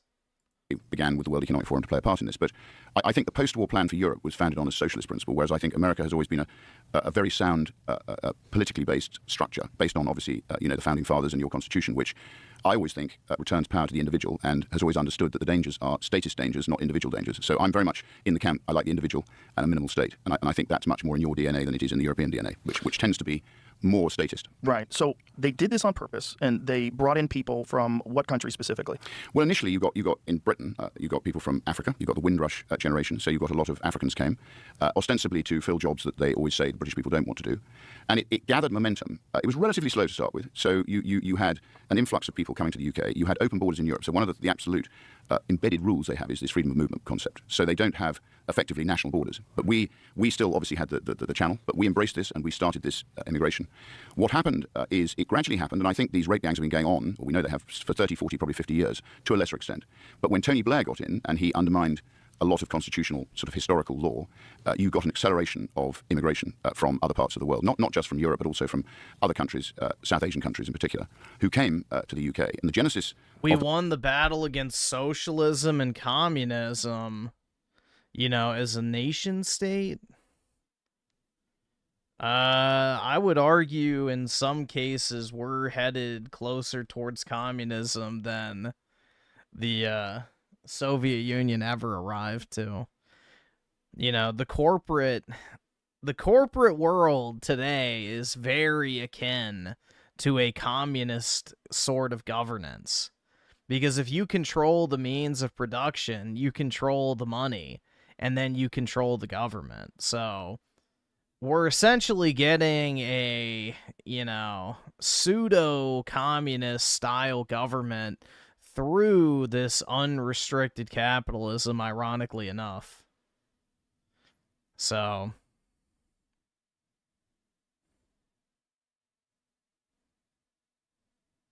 yeah, it's like soft communism.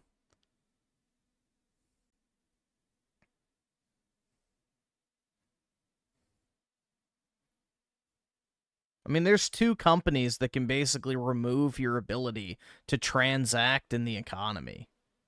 Like, that shit's crazy to think about.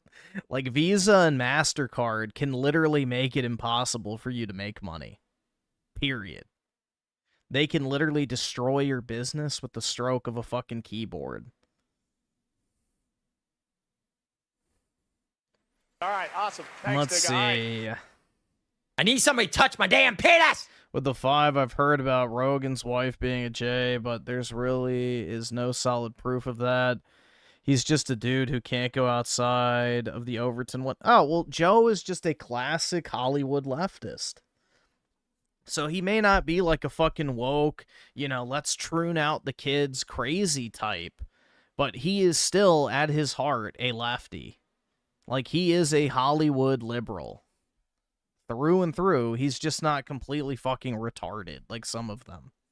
Rape gangs really is, I think, the cultural oil and water mix of these people coming from what I call clannish societies in South Asia and coming to very high trust societies such as the one we had and the one you have here, which have taken thousands of years to develop. To the high trust societies where, and you know, Lee Kuan Yew based Singapore on post-war Britain, where you had honesty boxes for newspapers in London, and you had a country that was completely at peace with itself. So it won the war, it respected peace, it respected freedom, and people were rebuilding their lives, having fought a Second World War to free Europe from sort of, in this case, Germany. Previously, we'd done it at Waterloo when we relieved Europe of the French. How's that freedom feel? Napoleon. So it really accelerated after 97 when a lot of the legislation that Tony Blair and his cohorts passed, such as the Human Rights Act, which embeds within it the ECHR, he created the Supreme Court, they passed laws like the Equalities Act, and a raft of other legal acts they passed, which effectively empowered a multicultural society, which in some ways I think damaged the interests of the British people. So, and you think this on purpose. And this is my point, is what is the benefit for them to be joined up with the rest of Europe? Is it just purely financial? Is it a power-based strategy where if you can diminish the quality of life for people and institute... It's all about the money. This city deserves a better class of criminal. Pretty much. It's just about money. It's always been about money. You know? The banking class has always looked to Europe as a economic bloc to exploit. You know, they did it initially by pitting each European nation against each other, using warfare to, you know, make the countries go into massive amounts of debt. More laws and put more restrictions on them, you can control them easier, and it's less pushback for the politicians, less pushback for the people that are in charge? Basically, yes. I think it's the age-old battle between individualism and collectivism. So I think the EU is a collectivist construct, whereas I think Britain, as it was under our constitution... You know, Rothschild once famously said, "Give me control over a nation's currency, and I care not who writes its laws." And that is factual, man. The money is the power. Rights, which, as you probably know, our Bill of Rights in 1689, a lot of that was lifted by your founding fathers who embedded it within the US Constitution. So, and that embeds freedom of speech, it embeds the individual, it embeds all of the rights that I think make the Anglo-Saxon world great. And so how did it deteriorate to the point where they're arresting 12,000 people a year for social media posts? It's shocking. And this is why I have got involved in politics. I've been involved in politics since I fought the Maastricht Treaty and then stood, as I said, in 97. I did a lot for Business for Sterling, a lot for Vote Leave. Then I stood for the Brexit Party and I was elected there. So I've been fighting this march towards an unaccountable state which effectively rewards collectivism and punishes individualism, to the extent that now I find myself at the age of 68 as an MP running a party called Restore Britain to try and reverse this tide, to re-empower the individual, to return to our original constitution, and to protect the interests above all else of the British people, to whom I think government should be accountable. Do they still have that kind of unchecked immigration? Is it currently ongoing? We still have illegal migrants arriving by boat. They can't be under the current laws and treaties that we're part of. They're not being deported. The judges, thanks to the creation of the Supreme Court, they are now a woke Quango. I think a lot of our judiciary is corrupt. So the answer to your question is we still have illegal migration, and we have people living in Britain illegally. We have a lot of foreign prisons in our prisons. And we have people who come in under various waves of immigration, one of which, the biggest of which, was probably under Boris Johnson, who was actually a Conservative Prime Minister, who allowed thousands, hundreds of thousands of people to come into Britain. And basically, they are now a burden to the British taxpayer. So the answer to your question is they're arriving illegally still. They're living here illegally, or living in Britain illegally still. We've got foreign criminals in our prisons, and we've still got the legacy of this huge amount of immigration which took place. And are a large percentage of these people receiving welfare from the British government? Yes. What percentage? Well, most of the people who arrive, they're all supported, Joe. I mean, they're put in so hotels. Immediately, as soon as you get there? In Parliament, I see the contracts. Thanks to my parliamentary questions, I'm allowed to ask questions and scrutinise the contracts for instance, the Bibby Stockholm was a boat which cost the British taxpayer £1.5 billion. It's actually now lying redundant and not being used. But I've seen the contracts for these illegal migrants in terms of the laundry services they get, in terms of the taxi services they get, in terms of the food they require. I mean, literally, it is like it's like staying in a very comfortable hotel. And we've now got these people being settled all across our country. How many? In hotels. Well, I don't think the government knows, Joe, to answer your question. I don't think they know how many people are living in Britain illegally. Was it the similar situation that America had over the last 4 years, where on the low number, they think it was 10 million people came in? Which is insane. It's an insane amount of people to come in 4 years. We think there's enough work to do initially to detain and deport people who are arriving illegally. I mean, to my mind, illegal means illegal, right. So it's fairly straightforward. To the people who are arriving illegally, people living here illegally, the foreign criminals, there's plenty of work to do to remove them from Britain. And then I think we need to turn our attention, and that's in our mass deportation document. I've given you a copy of that, which effectively sets out the constitutional reasons why we have a problem, how we correct those constitutional issues, and how we then practically detain and deport the people who aren't supposed to be here. And once we've done that, we will then turn our attention to people who are living in Britain, to your point, who are on welfare, who are going to cost the taxpayer a fortune for the rest of their lives, probably, who aren't working, who are culturally different to us, who have a different view of their religion to the Christian religion, and are increasingly living in small groups of people who haven't integrated, who are living under Sharia law and who have their own courts. And who have their own court? They have their own Sharia courts, yes. A parallel legal system. Okay, so it's an unrecognized by the British government parallel legal system that exists inside of England. It's tolerated. So they're aware of it. Yes. And they're aware of the punishments that this court dishes out? It's rather like they're policing their own people under their own laws. And they're just allowing that? They're allowing that, yeah. Whoa.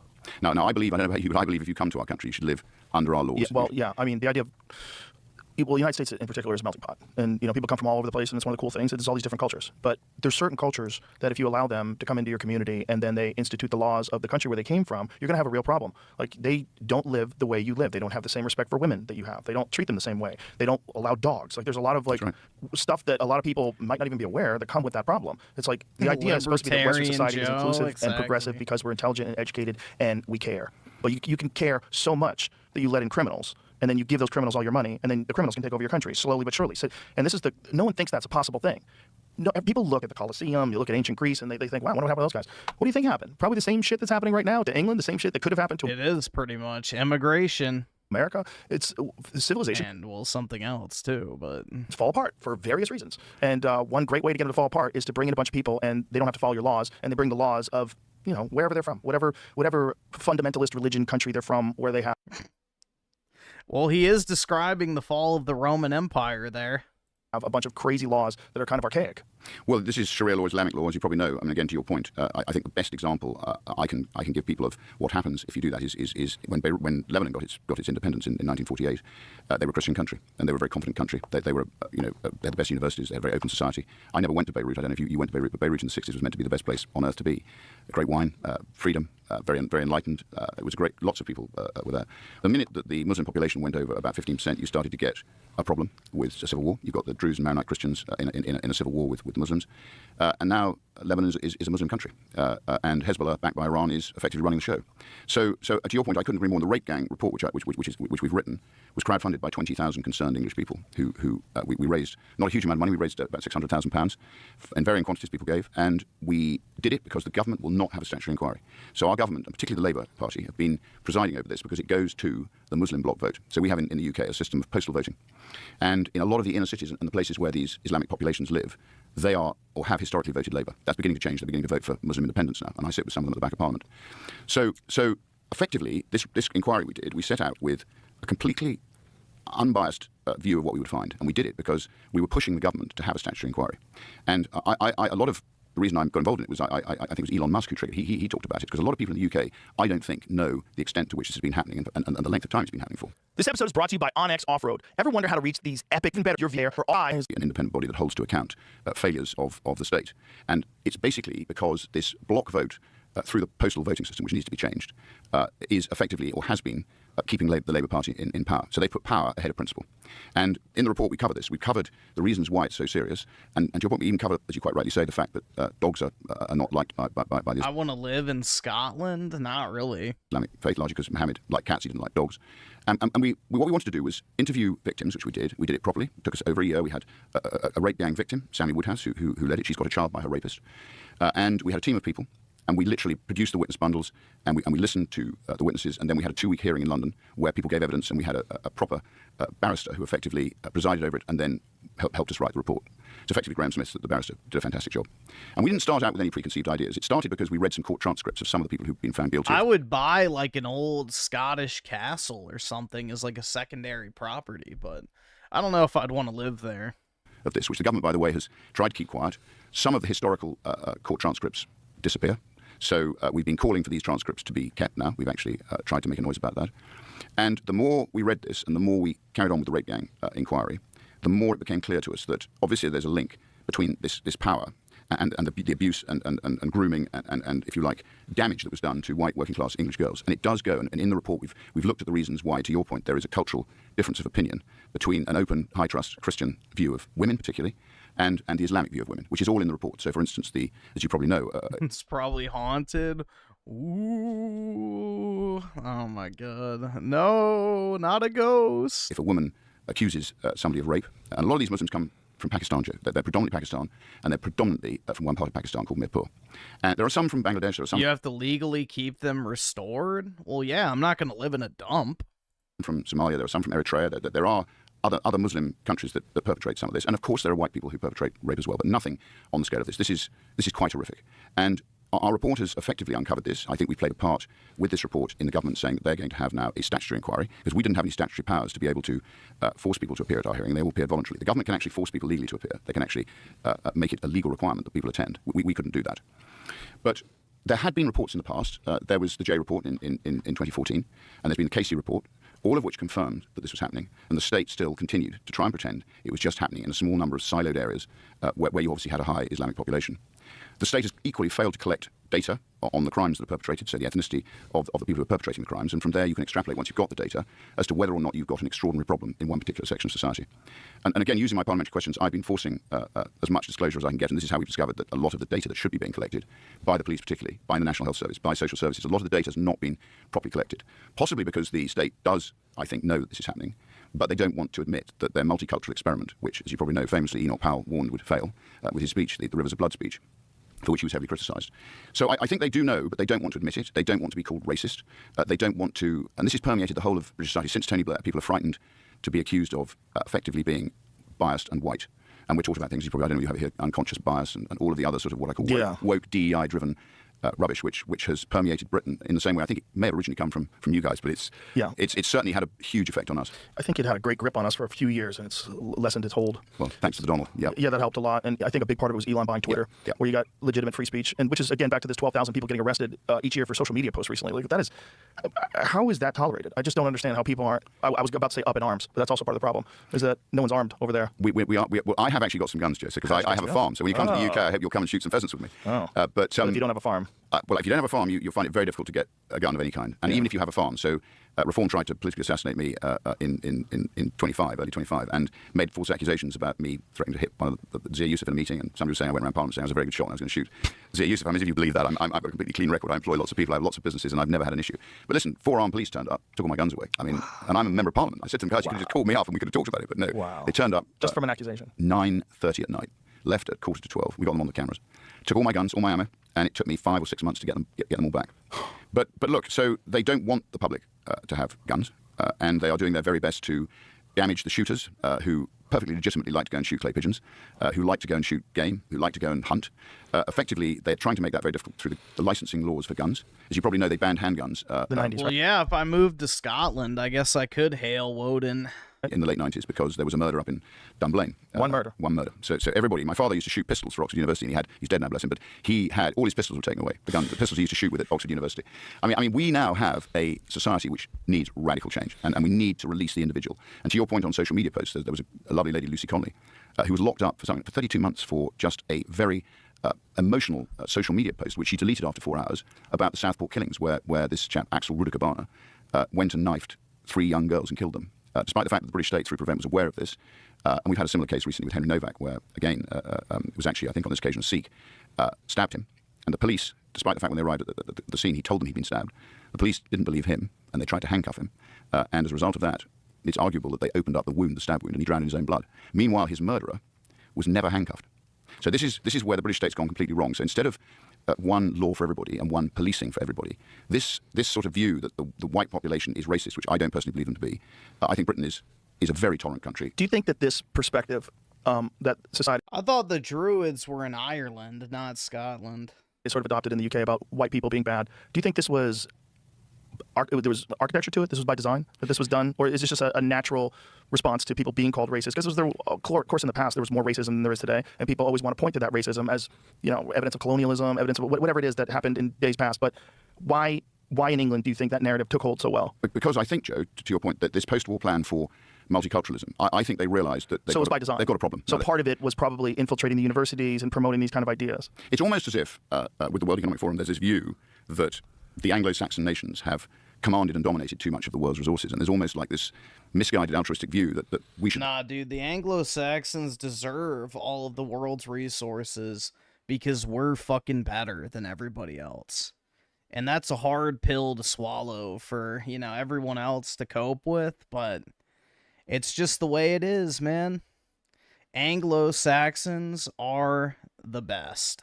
Become more concerned with global welfare rather than the welfare of our own citizens, which I totally disagree with. Well, there's also the "you will own nothing and you will be happy." This is your Klaus Schwab, which is hilarious. That someone would even say that out loud. I know. You own nothing and you will be happy. Like, is this a part of an Orwell book? Because this doesn't seem like a real person would say something like that. Because who the fuck is going to listen to that? It doesn't make any sense. Well, George Orwell's been rather accurate in terms of... He's actually pretty optimistic. Like his views. I thought you were German, dude. Anglo-Saxons are German. That's literally where they originate from. Version of the world was a little bit more palatable than what we're dealing with right now. Interesting. That's why Hitler didn't want to fight the UK, because Germany and Britain were both Anglo-Saxon countries. An old Italian, fought in the Spanish Civil War. I mean, he was a very quirky Englishman who clearly had a hugely prescient foresight, and I think probably certainly like me, he had a healthy disrespect for what I call collective. That's why he referred to the British as his brethren. They were just as German as him in his mind.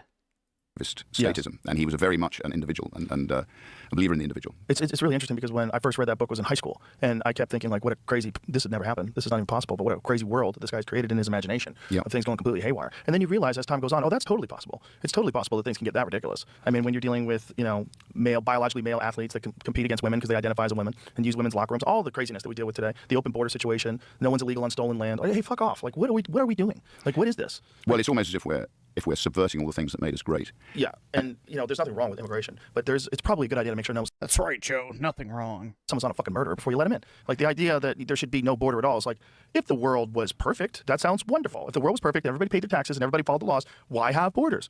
Clearly, it's not perfect. Go to Pakistan. Go to Karachi. Go hang out. Go down the street as a woman in a miniskirt and see how that works out. Go to some places again, in the world. Joe, this is you're quite right. Pakistan is I think the example of a rogue state, basically, and I think their view of, as you say... He said rogue state, but it sounded like he said roach state. Women who dress in ways other than the ways of Sharia, i.e. totally covered. Yes. And again, it's all in various of the hadiths, which we quote in the Rogan report. They are considered to be meat. And this is something I've never understood. How do you square the circle of this sort of clannish, backward-looking culture, which comes to a highly open, high-trust society, and then embeds itself within that society and undermines everything that we've achieved over 1,000 years? And acknowledging that is somehow another racist. Acknowledging that some cultures are superior is somehow another racist. But just understanding. Yeah, dude. Western culture is superior. We are the best. Human rights, understanding the rights of individuals to be free, to not be subjected to other people's archaic laws. And this is, look, a lot of cultures in this world live as people lived thousands of years ago. No one in the United States wants to live as people lived thousands of years ago. No one. And this is not a racist thing.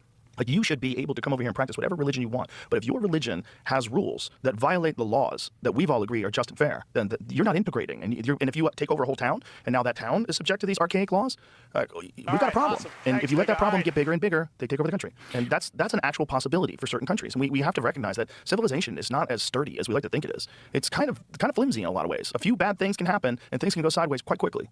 Well, I think liberty is very fragile, isn't it? Ultimately, if you don't protect liberty, you lose it. Right. It was Margaret Thatcher who was very strong on this. And you have to have laws. You have to have laws, but what you also have to have is everyone should be equal under the law. Yes. And to your point, I couldn't agree more. I mean, Britain used to be a very tolerant society. So, for instance, Europe was very anti-Semitic. Britain was never anti-Semitic. We used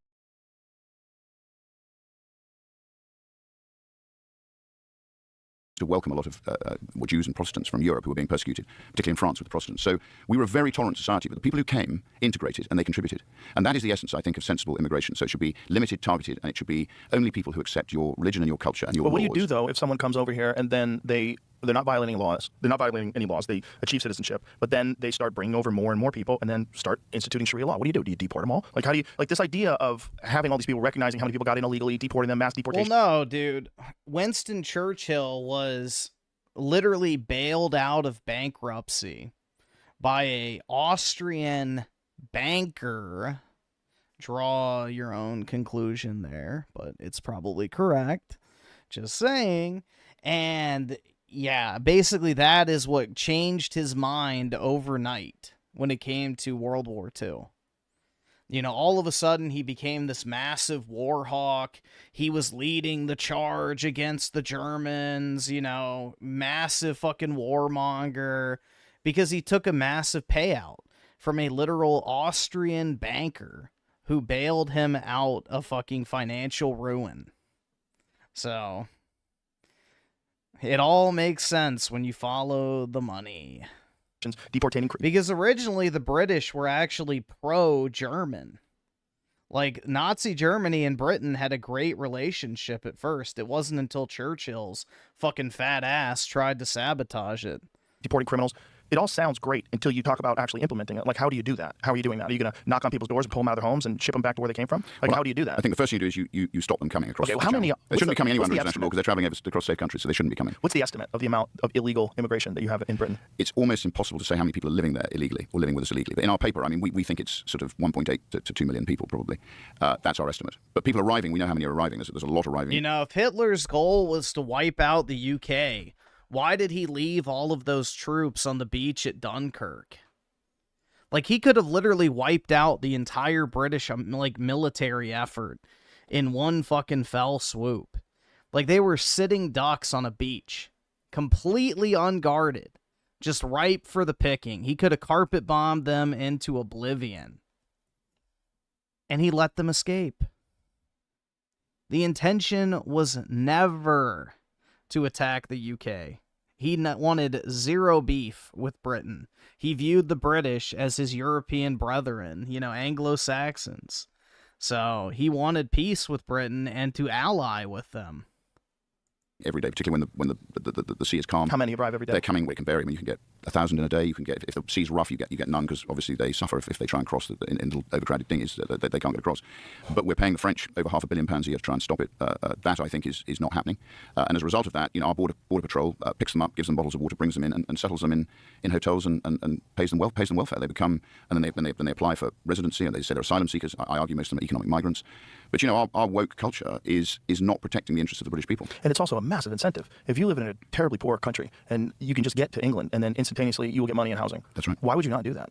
Well, not only that, you go to the top of the waiting list for dental treatment, which British people don't get. The NHS go to the top of the waiting list. Wait a minute, they get access to dental treatment that the British people don't get? Correct. Why? Why do immigrants get access to it? Well, this show is the mystery of what our leaders, I don't know what they think they're doing, but they have this misguided view that these people are, actually they call them asylum seekers. They say they need to be looked after and protected. They're not. They're economic migrants. And to your point, if they know there's welfare when they reach Britain, they'll travel across multiple safe countries to get to the welfare, the free housing, yeah, of course, and all the other stuff. So, and then unless you deal with issues like the rape gangs and you force them to adhere to UK law and respect our laws, our culture, and our religion, they gradually set up their own cultures and their own laws, as I said. And there are large tracts of the country now where we've got these Islamic settlements which effectively operate almost as a sort of parallel society. I don't know whether it's quite the same here, whether you've got the similar thing with the Somalis in Minnesota. You do in Dearborn, Michigan. Dearborn, Michigan just had a gigantic Islamic parade where you just see tens of thousands of people holding flags and walking on the street, and it's kind of crazy. It's crazy. And they've also, one of the things that's funny about Dearborn is all the progressives, it's a very liberal place. They're like, welcome, welcome, everyone's welcome for all cultures. And as soon as they got into power, they banned the pride flag. That was the first thing they did. Well, I'm afraid they have quite strong views on that sort of thing. Oh yeah, that's why Queers for Palestine is always hilarious. Like, and then you see the meme Palestine for queers and it's throwing people off roofs. It's it's like the chap who runs our Green Party is a gay Jew. So I mean, he's going to have a problem if these guys get anywhere near power. But that doesn't seem to put Tel Aviv's finest. The progressives off. They still seem to. But this is what's crazy is that their society is complete, like Islamic society is completely patriarchal. The women are absolutely second-class citizens. Yes. They have completely different laws for how the women can dress. What happens to the woman if someone has sex with? If someone has, first of all, if they commit adultery, they can be killed, like, stoned to death. Yeah, and I want. I mean, are you trying to get me to convert, Joe? No, it's a horrible video where a father did it to his daughter. Yes, well, you do get these killings. Honor killings. Yeah. Or brothers. The brother will kill the daughter if the daughter shamed the family. It's like, hey, guys, how are you progressive when you're supporting this? And it's because the concept of not being racist, not being called racist, the fear of that is so strong. They're willing to adopt all sorts of things that are the complete antithesis of everything they believe in. Well, in the UK, I don't know if you haven't heard, but the Me Too movement, it fascinates me that they never seem to say anything about these, what I call clannish tribal cultures who have a completely different view of women. Yeah. And to your point, again, in our... Yeah, I don't know. Is Joe trying to sell us on the merits of Islam? A woman, if she accuses in Pakistan a man of rape, she has to have 4 male witnesses who actually have to witness and swear that they've seen her being penetrated by the rapist. And you've actually got women in prison because if she can't prove that she's been raped under those rules, then she can be sent to prison. And there are many women languishing in Pakistani prisons for that very reason. And this is the sort of extraordinary cultural oil and water which just doesn't mix. Well, it's also the mental gymnastics that you have to accept that as a part of Britain. And because you're progressive is really crazy. It just shows how these ideologies, these cult-like ideologies can completely defy logic, completely defy common sense. And just, you have a set of rules that you're supposed to adhere to. If you deviate from those rules, you're a racist. You don't want to be a racist, right? Then everyone's welcome. As you say, it's honor killings, it's tribal. Yeah. Your first loyalty is to your tribe and your family, not to your host country who's actually got their own laws. There are all sorts of hadith rulings which they can use to justify it. I mean, for instance, if they rape a white girl, that doesn't count in their view of life as adultery. So they are effectively taught that a girl who doesn't dress as they would dress is meat to be abused, and they have these extraordinary sort of cultural views that are completely incompatible, in my view, with a society like ours, where we are a matriarchal society which respects women. I think we have grown to respect women. Obviously, they've now got an omnipotent position within our society. Certainly in the UK, I'm sure it's true here too, and quite right. They play a part in our society. They're a very, very important part of everything. But again, under the Islamic code, I think that the Muslims are frightened of female sexuality. It's all there, and as you know, you get FGM, female genital mutilation. So these cultures, I think, Joe. Yep, they cut off the clitoris. So just like the barbaric practice of circumcision, the Muslims take it a step further and remove the clitoris of young girls. To your point, are just incompatible unless you have a very strong government which basically protects its electorate from any subversive behaviour which is not compatible with our values. You keep using the term meat. Is that how they actually refer to it as? That's how they consider it. Yeah. What do they say? Like how are they? It's in our report. That there was actually I think it was. Is it a translation? I think Thomas Jefferson actually. It's in our report. Asked the Barbary pirates about the way in which they treated their slaves and their women. That was particularly slaves. They just also slavery is accepted within Islamic countries. So I think they have their own codes. They have their own terms of reference. And there is a quote in there. I'd have to look at the report to give it to you, but where one of them does liken white girls not dressing as Muslim girls dress, and he does liken it to meat. Jesus. And that is an analogy he used. So I mean, I think that's what they think. This rape gang inquiry report that you have just released, the number, I want you to say it because it sounds so crazy. If I say it, it's going to sound wrong. What the number of people that were victims, the estimate? Well, we've estimated that a minimum of 250,000 rapes have taken place. It's probably much, much more, Joe.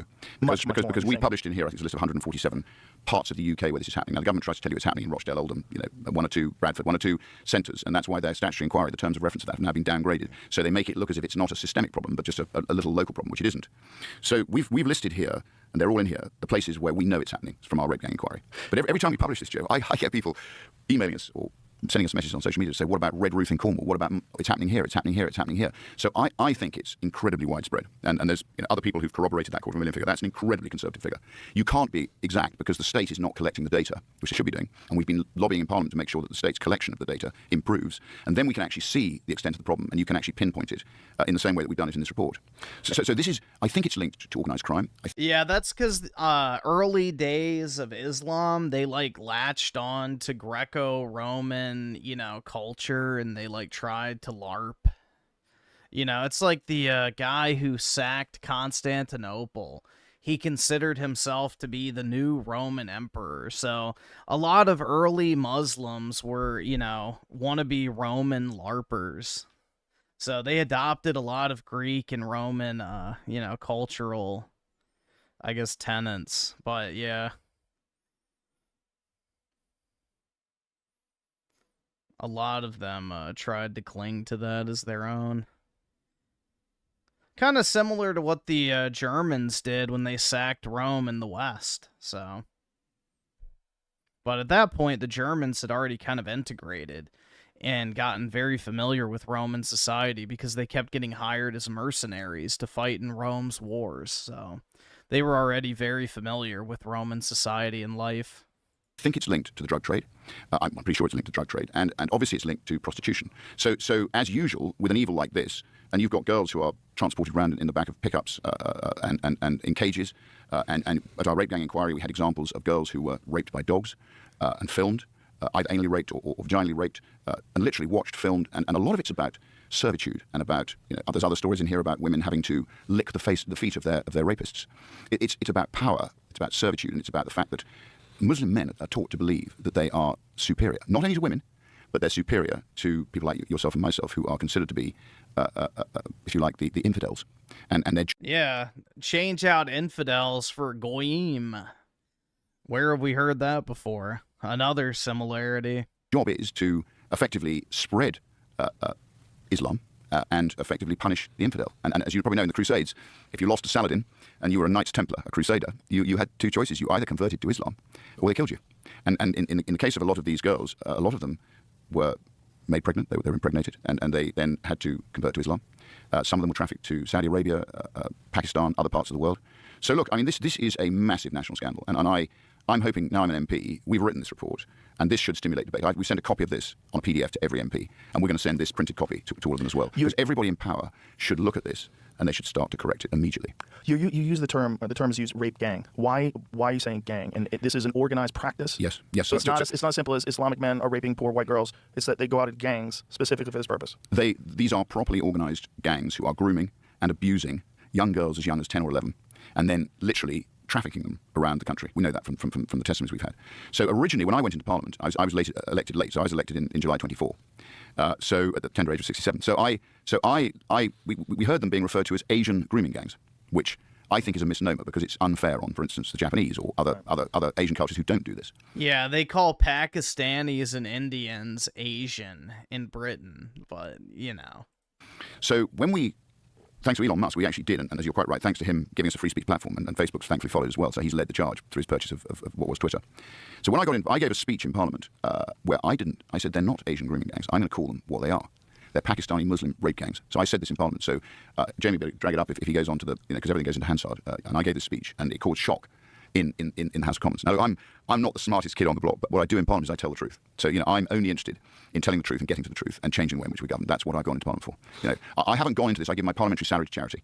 I'm a reasonably successful person who's lived his life. I've been chairman of a football club. I don't know if you're interested in Premier League football, but I was chairman of Southampton, so I built the stadium for Southampton. I used to play competitive hockey, and I built up the youth academy at Southampton. I loved the best day of my life was when we got to the cup final in 2003. We lost 1-0 to Arsenal, but it was the most amazing experience for everybody. So look, I'm not doing this because I want necessarily to be doing it. I'm doing it because somebody's got to do it.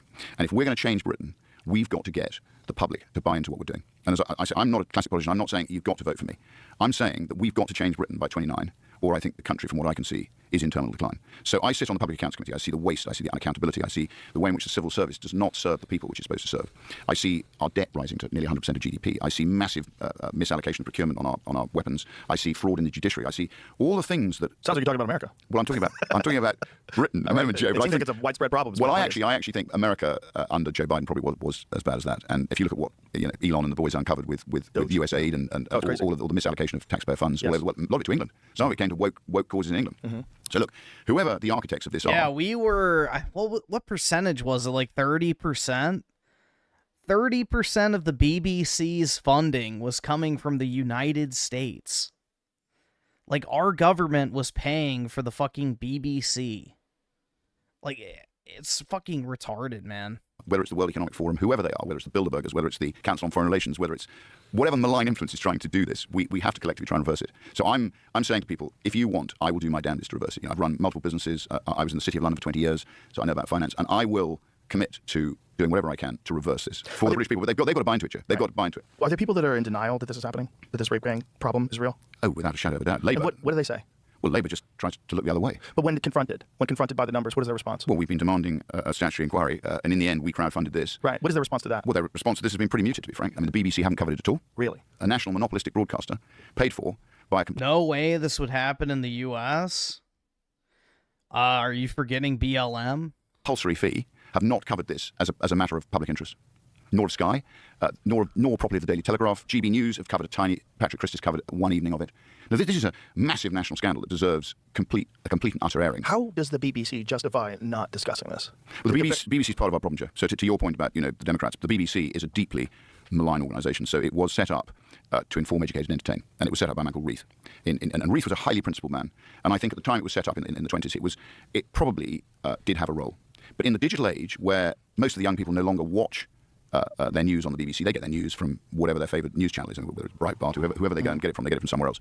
But if you want to watch sport, or you want to, basically have your TV, you have to pay the TV license. This episode is sponsored by BetterHelp. Summer is great. Blackity working has to be a fringe thing. It has to be a conspiracy thing. They still need these sort of legacy establishments to give them the news because that has been the way they grew up. That has been how they were trained. Yep. And in their mind, they don't understand the internet completely. They don't go on Twitter, and so all that stuff to them is just too fringe. So that's always going to be a problem. And if someone like the BBC doesn't cover this stuff, for a lot of people that are woefully ignorant, they can still kind of claim that ignorance and dismiss it because the BBC isn't covering it. That's exactly right. I mean, that's a very good summary because the BBC historically was totally trusted, and their news bulletins were designed, as I say, to be impartial completely. And being a public sector broadcaster, their job was to cover matters like this and create debate. But as we know, monopolies go bad. I mean, monopolies, in my view, are generally a bad thing, particularly in the digital age where, thanks to Elon Musk and what he did with X, I think he has released free speech. I think he has returned some sort of semblance of people's ability to be able to force debate without being bullied by a monopoly like the BBC. Right. So if I ever get near power, I will responsibly defund the BBC as one of the first things I do. I think the BBC is dripping poison into the veins of Britain every day. What other examples of what the BBC is doing is dripping poison? Here. Well, I think a lot of their coverage is not objective. It's woke. I mean, they're into all this DEI. They're into obviously the LGBTQ+. They're into all of the things which I think, as we said earlier, probably came from this Democrat period. But it's been happening for a long time. I think if you look at the Labour Party, again, I don't know if you've ever heard of the Fabian Society. No. So the Fabian Society was set up in the 1880s. And it was basically most of the Labour front bench and most of the Labour Party are members of the Fabian Society. So the Fabian Society, George Bernard Shaw was a member of the Fabian Society. You'll have heard of George Bernard Shaw. So it's the most extraordinary organisation. Their emblem is a wolf in sheep's clothing. As if that doesn't tell you what they're doing. That's their emblem? So can I see what that looks like? That's their emblem. It's a wolf in sheep's clothing. Fabian Society? The Fabian Society. I need to see that. You should have a look at that. I might have to get a t-shirt. Shall I tell you what else they were? I need a t-shirt. Shall I tell you what else they were? They were eugenicists originally. Whoa. Yes. When? Well, how far back? George Bernard Shaw. Look at that. That is damn... Wait, are they supposed to be bad? Damn crazy. Well, everyone should look at the Fabian Society because that runs deep through the veins of Labour. That is damn crazy. What do you think of that? That is damn crazy. So, ladies and gentlemen, if you're just listening to this Fabian Society coat of arms is really a black wolf that has a sheep's body strapped on top of its back. And it's like covering its body. This is insane. That's crazy. What a complete disdain for anybody else's intelligence. Like, they're not even trying to hide it. They're just like... They're all members, the front bench are all members of the Fabian Society. So that coat of arms Keir Starmer is also a member. I need a t-shirt, Jamie. Please order it. You want to hold in? You want a Fabian Society t-shirt? Yeah, just for a goof. I think it'd be hilarious. But no, so that runs through the Labour Party. So that's all part of it. So I think the agenda has been, to your point, they've infiltrated our education system. That's crazy, and I'm proud of our history. I mean, Britain stopped the slave trade. It cost us a fortune. We did it almost unilaterally. And we, I think, on the whole, have been a force for good in the world, not bad. I'm proud to say that. I've studied a lot of history. I think there are many other cultures, probably the Belgians and the French, who are far more brutal than us with their colonies. So I think we've tended to leave a legacy where we tried to instill the rule of law. Look at India. Look at a lot of the other countries that we were involved with. They're now flourishing because of the structures that we left in place. And it's very sad to watch us almost turning in on ourselves and having left the legacy in other countries. We ourselves have lost sight of what we should be doing. It's really extraordinary seeing the perspective of a lot of young people that are very impressionable that come out of universities and have an utter, complete disdain for these successful societies. India is flourishing by Indian standards. Let's not get that twisted. They are actually doing better than they were in the past, but again, that's by Indian standards. And instead of looking at these successful societies and saying, well, yeah, people were really terrible in the past, but this is... British colonialism definitely elevated them pretty significantly. A pretty good example of how people should be treated equally today. No, it's not perfect, but it's progressing in a better direction than it was in the past, right? Instead, they look to the past and everything is built on this horrible history of outrageous, atrocious acts, and therefore it must be punished currently. And all the people that benefited from it, specifically white people, need to be cast out. They need to be silenced. Multiculturalism is the only way to go. Complete open borders. Like the way they look at things is like, how do you think these countries got so good? Like, what do you think is about America or about England, about any of these countries, that leads them to be where they are today? Well, it's a long history of progress, a long history. And along the way, yeah, like, especially when you go back hundreds of years ago, people were fucking terrible. They're terrible everywhere. You know, humans are just getting better at being people, like, pretty recently. But that's right, Joe. We were just, like, really evil and shit, and, you know, we're better humans now, man. Because when we take super introspective substances like DMT and weed, it really opens our mind to the possibilities of what we as people can be, man. You know, all those previous generations were, like, fucking racist and shit. Like, oh my god. They were so evil. It's only until recently that the West is even, like, remotely good for anything, man. We were all just, like, a bunch of assholes. Holy fuck, man. Throw it all out and abandon it and to think... Mid-wit fatigue. That socialism is going to fix you. Like, do you guys read anything? There's not a single example of that not turning to tyranny. And their take on it is always, it hasn't been done correctly. And that is so wild that people are still willing to swallow that. And the only thing that makes sense is they've been indoctrinated through universities to think this way. Because nowhere in the real world do you think that equality of outcome ever makes any sense. Because everybody realizes somewhere along the line, when you get your first job when you're a kid, when you're going through school, when you're playing sports, there's not quality of effort. There's never quality of effort. And there's always some people that want to put in more effort, and they're putting more thought and more focus, and they get further.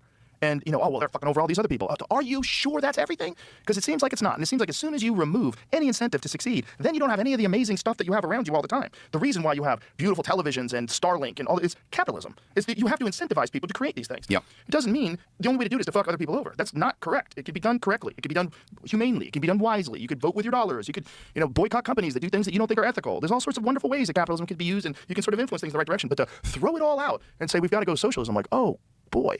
I can't believe people are buying that. That to me is one of the real problems with not allowing conservative voices in universities. And that these universities, especially in the United States, are a lot of, especially like in sociology, psychology, overwhelmingly liberal. Like, surely there's got to be some historians out there that are conservative, and they would have a different perspective, and it might be good to have. Wow, Joe, that would undermine the fan fiction post 1900, let's say, and yeah. I wonder why we're not allowed to have right-wing conservative historians, because maybe history isn't what's actually being taught in those schools. Diversity of opinion, as well as diversity of national origin, as well as diversity of gender, as well as diversity of sexual orientation. Yeah, all that stuff's great. But also diversity of opinion. Yep. Like, the only way to know whether or not this person's making sense is to have someone who completely disagrees, that has a better point, go up against them, and you watch them duke it out. And as soon as you silence all that, because students don't feel safe, or because, you know, this is promoting X, Y, and Z, this person's a Nazi, oh, they're a Nazi, we can't let them on. As soon as you do that, you ruin the whole thing that the university is supposed to be doing. It's supposed to be preparing young minds for discourse and for communicating and for figuring out the world on their own. They're eventually going to be independent and dependent entirely on their own actions and decisions, and go out there in the world, figure out your way. Arm them correctly. And the way to do that is to expose them to all sorts of different competing ideas. The idea that that was ever accepted to be shut down in this country, especially in America, is a massive failure of the education system. Just massive. If you think that someone has bad points, come up with better points and let them duke it out. And don't pull fire alarms, and don't silence them, and don't scream and protest and throw things at them. Communicate. This is what, and anybody who doesn't do that should be shunned. I agree. If you're one of those people that says, no, you can't talk to Nazis, like, shun them. They are the enemy of thinking. They are the enemy of progress. They are the enemy of finding out what's right and what's wrong. And the only way we find that out is we communicate. Free speech. Free speech. Well, free speech and a degree of Darwinism. You have to have what we have in the UK now is, I would say, reverse Darwinian theory. And again, at schools now, in my day, I'm lucky.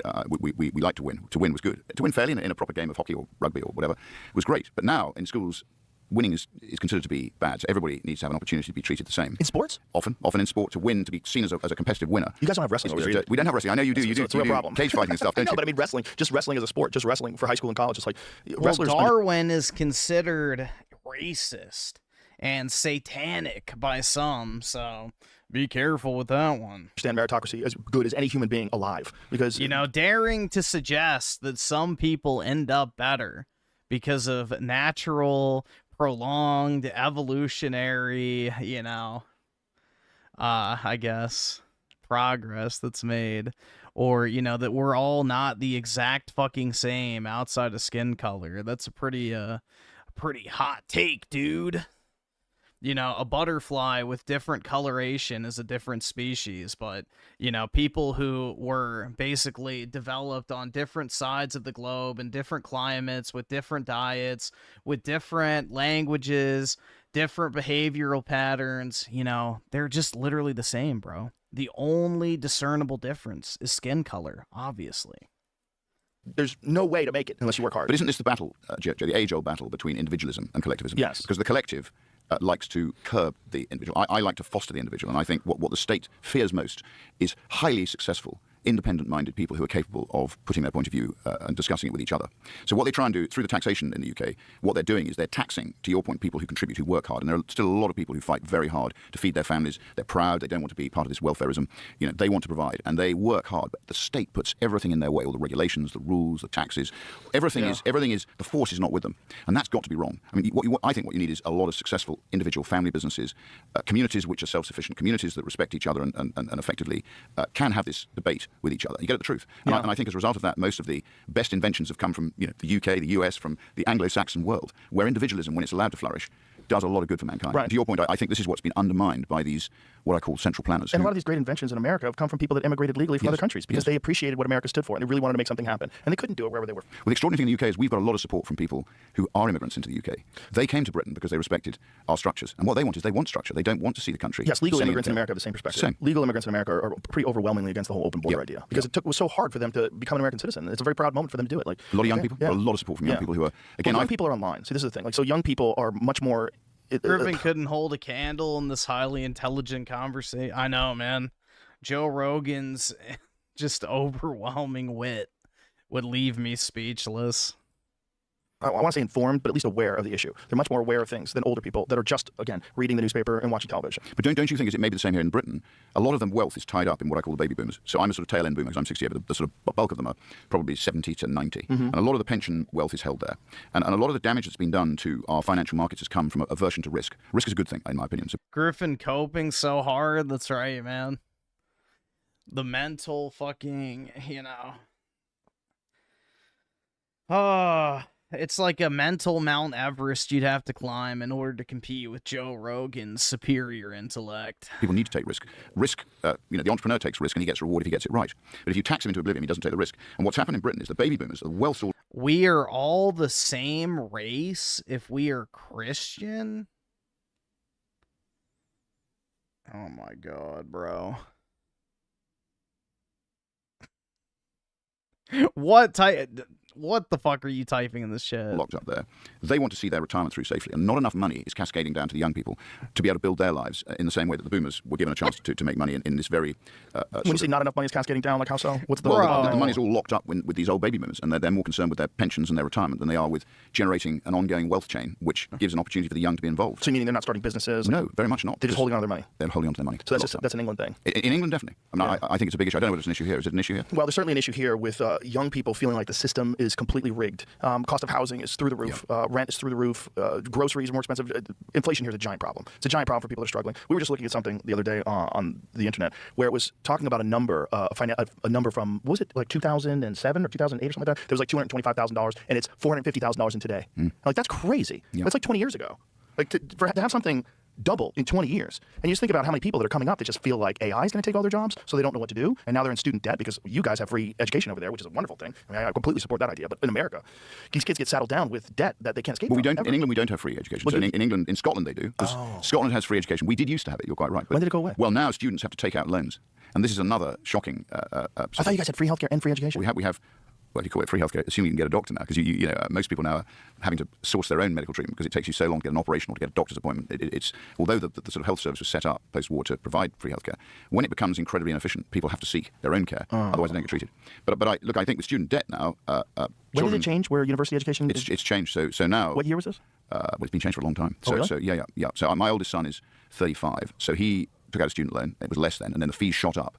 So like for Oxford? What's a typical? How much? Well, students will run up debt of in the UK now. It's not uncommon to run up a debt of £60,000. So it's very similar to what's going on in America. £60,000, and they're charged the most hideous rate of interest on it. Do you Which all guys needs have the to be same changed. laws in terms of bankruptcy over there? We do have bankruptcy laws. Yeah. But do you have bankruptcy? Student debt, you won't be bankrupted over student debt though, because the student debt they just accrue the interest. If you go and work in a foreign country, often you don't have to pay the student debt back. I think it's a 30-year liability. But once you start working, then the student debt organization will take interest and principal out of your salary. In America, if you go bankrupt, they'll forgive credit card debt, all sorts of other debt, but not student loan. It's the one loan that you cannot ever be forgiven from. In fact, people who have Social Security in America, their Social Security gets docked because they owe student loans. Is that right? I didn't know that. It's crazy. Imagine you're at the end of your life, you're living on Social Security, and they're taking pieces of it for an education to clear it and help you out. Well, I don't know about you, but in England, we've got these ridiculous courses in sort of humanities and sort of things that are completely abstruse. Yeah. Yeah, we have that too. And these kids go and do the I don't really feel bad for people who go to school for a stupid degree. Like, Raymond always bitches about his art degree, and it's like, dude, you chose a worthless degree. That's your fault. So if you want to rack up a bunch of student debt pursuing some gay-ass, retard degree that's never going to pay a fucking single penny, that's on you.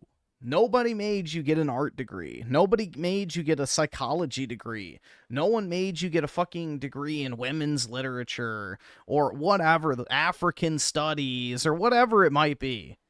That's on you. You deserve to be a debt slave for the rest of your life. These what I call bullshit degrees, and at the end of the day, they come out of it with a load of debt and no real skills. No skills and a completely ideologically captured mind. Very much so. Yeah,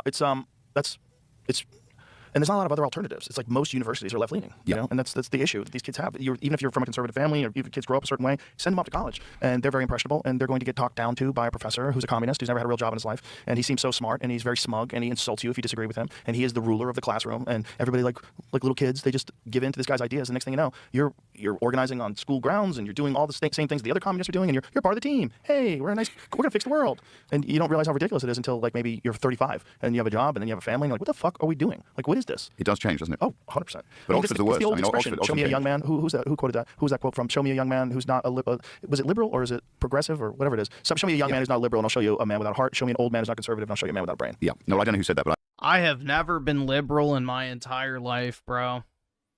As long as I can remember, my hatred for leftists has burned. So, I have never in my entire life been liberal. So, I guess according to Joe, I'm heartless, which I don't really care. That's fine. There has never been a time in my life where I have been a lefty. Period. it's a common saying. Let's find out who said that. It's a truism. Churchill? Was it Churchill? There you go. One of your people. Yeah, brilliant and accurate. And being conservative doesn't mean you're not kind. It's silly. It's just recognition of human nature. And you can't reward people for not putting in effort because then they will find ways to not put in effort. You can't reward people for being a quote-unquote victim. Well, no. If you reward people for not putting in effort, the only effort they will exert is gaming the system. That's all they'll do. I don't mean a real victim of a crime. I mean victimized by society, victimized by circumstance. You can't weaponize that because people will... No, dude, I literally got in fights in 5th grade with my social studies and English teacher because we had like a mock election in 2008, and I remember asking her, why the hell would you vote for Obama?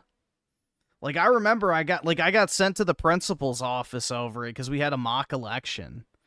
And I asked her why would she vote for Obama and said it was dumb. So, yeah, I got sent to the principal's office for that. To it. People love excuses. Anybody who does sports, you play hockey, people love excuses. Not today, my back hurts. Today I don't feel up to it. Today I'm a little tired. I can't do the final lap. People love excuses. And when you weaponize that and you give people incentives to be you give excuses and then you put people my mom like always used to watch like Fox News and like conservative media and shit like that. So from a very young age, I was kind of exposed to that. And then also, I looked up a bunch of stuff when I was really young too, especially in middle school. But yeah. Heels like, whoa, I don't want to appear that I'm insensitive. Let's help you out. And then all of a sudden, you've got a whole swath of society that has carte blanche over your tax dollars for nonsense. Well, this is obviously what's happened in the UK. When I was brought up, again, competition was a good thing. You know, if you felt a bit rough, you just carried on. You didn't whinge, you didn't moan. Did she? Well, she said something along the lines of, "It's not your business who someone votes for. I have my reasons." And I remember it was something like I said, like, "Well, what are your reasons?" And you know, she got all pissed off, like that I was prying. So yeah. Expected to fight for things. If you had a setback, you didn't immediately go and cry into your beer. You basically got on with it. Well, we need to teach people it's character building. Like, you're going to have rough days, and you should cherish those rough days, because from them, you will grow. You will grow from your rough days. The down times are the good ones, because those down times really give you the motivation and the real firepower to get out of whatever situation you're in and improve your life. And from adversity comes success, yes. I think. Comes character for sure. Character and success, yeah. Character for sure. I mean, it doesn't exist without some sort of adversity. But I think the young were also badly affected by the response to COVID. Joe, I think you and I share something in common. I'm a pureblood. I didn't have pureblood's hilarious. I didn't have those injections. I wouldn't go anywhere near them. How did you get away with that in the UK? Well, I used to go to Australia a lot, because I have some businesses in Perth in Western Australia. I love those old rocks in Western Australia, the mining, the sort of Wild West, and Kalgoorlie and places like that, which have got a huge historical connection to sort of gold prospecting and stuff. So I stopped traveling because it was very difficult to travel. But I don't know about you, I found the lockdown profoundly concerning. I thought things that I thought were the norm, I was losing everything that made sense. Yeah. And, there were things happening that I didn't think could ever happen in Britain. The state literally took over, and it frightened people into submission. And the young people suffered most. Yeah, wasn't it like in certain areas in Australia, they like literally put you in a fucking camp or some shit, and then they would like patrol to make sure nobody left their house? Like, there was some wild shit going on in Aussie land during COVID. They didn't have the opportunity to socialize and to your point, discuss ideas and get at the truth. They were literally locked up.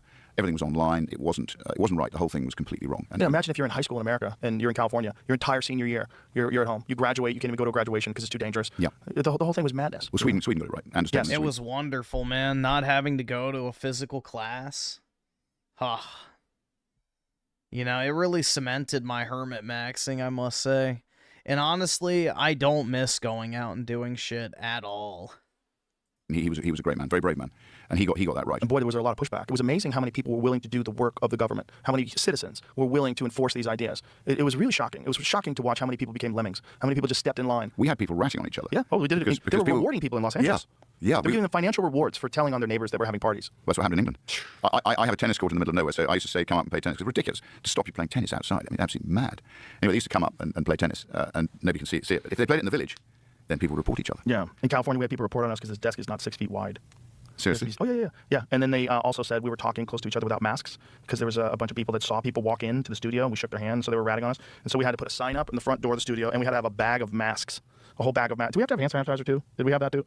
I think so. I think we had to have hand sanitizer for a while at least. But we were getting ratted on because this desk is too close. So this desk is only 5 feet wide, so it's no social distancing. It's pathetic, Joe, isn't it? It was nonsense. It says in the Torah that the desks have to be away from each other 6 feet. You don't want God to strike you down. Dude, this is like so Jewish, man. It's so Jewish.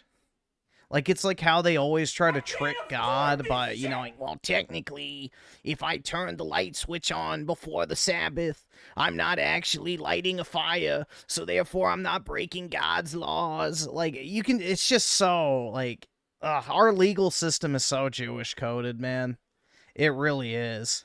Well, technically, your desks are too close to each other, so I'm gonna have to write you up a citation. I'll see you in court. Here's the number for my cousin who you can pay $10,000 to get you out of the lawsuit. It was so crazy. The whole thing made no sense. And, it's just, it completely changed a lot. It's just sickening, man. A lot of people's ideas about trusting experts and trusting authority. So many people thought that the health experts in this country were literally just trying to make people healthy, and you didn't realize, like, oh, no. They're trying to prop up the pharmaceutical drug cartel, and they're trying to make as much money as humanly possible, and the only way to do that is to force compliance, and so they will do whatever they can. They'll keep you from flying, they'll keep you from driving, they'll keep you from going to school. You can't work if you have more than 100. It was all about shutting down small businesses, too. That was the target. Small businesses, man. They're trying to fucking corporatize every single aspect of life so that it's easily controllable from the top. Employees, everyone has to get vaccinated. They were doing crazy shit where you're like, you guys are really going for it. And it worked. It worked for quite a while, but boy, did it ruin young people's perspective of authority. Completely. They don't trust anybody anymore, and with good reason.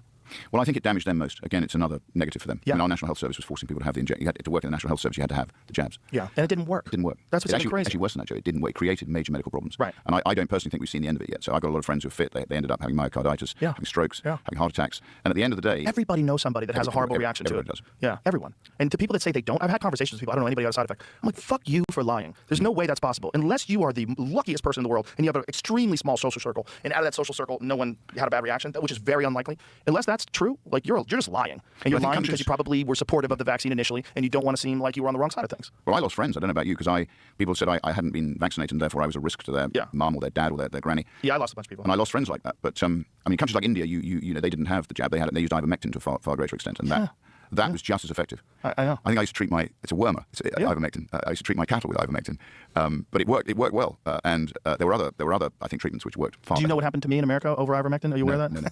CNN, like for days, was running this hit piece on me saying that I was taking horse dewormer for COVID. It is a wormer. Yeah, it is. But it's also, you know, it's great for river blindness and dengue fever. And, I mean, it won the Nobel Prize for use in human beings. And they were claiming on CNN that I was taking veterinary medicine. And they not only that, but they changed the color of my face. So they took a video. I was supposed to do a concert with Dave Chappelle that weekend in Nashville, and I had to make a video saying, I'm sorry, but we have to cancel it because I got COVID. So I said I had COVID like 2 days ago. I was sick, but I'm fine now. And I explained all the stuff that my doctor threw the kitchen sink at it. We took all these different things. And one of the things that I mentioned was ivermectin. And because of me mentioning that, I also said monoclonal antibodies, Z-Pack. I talked about all the different IV vitamins. I took a bunch of different stuff, and I got better quick.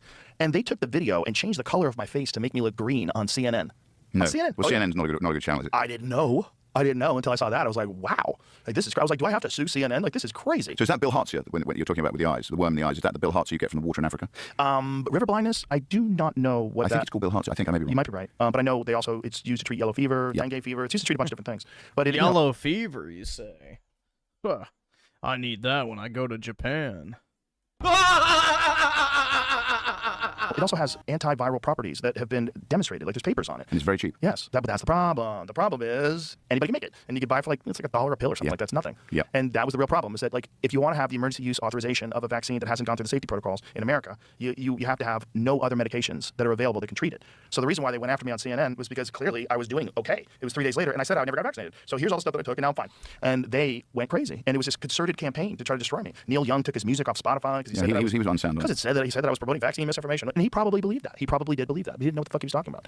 He's another old boomer that just watches the news. Yes, I did used to like his music when I was at school, didn't you? I still love it. I still listen. I don't care. I mean, I even told a story when I made the video about how when I was at a Neil Young concert, I was working at a Neil Young concert actually when I was 19. And that was the last day on the job because a riot broke out.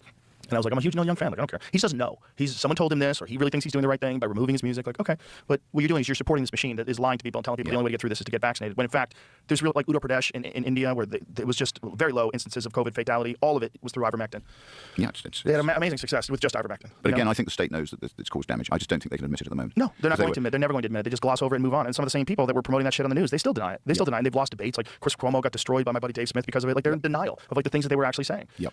It was like fluoride in water and folic acid in bread and all this sort of all stuff. That shit. It's all terrible. It's sort of man getting high on his own supply, isn't it, really? Well, it's also a business. That's the real problem, is that there's lobbies in this country that, you know, they want to continue making money the same way they've been making money. Yep. And one of the ways they do it in America is they advertise on the networks. So the pharmaceutical drug companies all advertise on all these networks. And they're an enormous part of the advertising budget. I know in England, that's not legal. And it's only legal in America and in New Zealand. Those are the only two countries that allow pharmaceutical drug companies to advertise on television. What it effectively does is it stops all criticism of any side effects. There's no stories on heart attacks. There's no stories on strokes. No stories on myocarditis.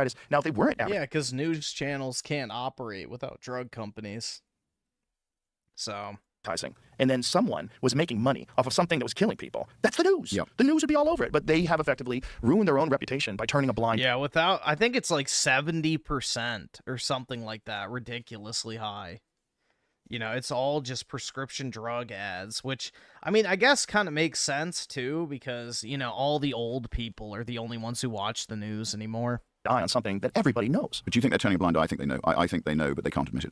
The individuals most certainly must know someone who got something from COVID, from the COVID shot. Someone who had a stroke. You know someone who's got a neurological condition. You know, I know way too many people for you to not know anybody. I have 2 people that I know that have pacemakers now. Like there's a lot of weird, horrible side effects that happen from that. If you don't know anybody that had one, I don't believe you. Well, I know loads. I mean, my sister-in-law had myocarditis.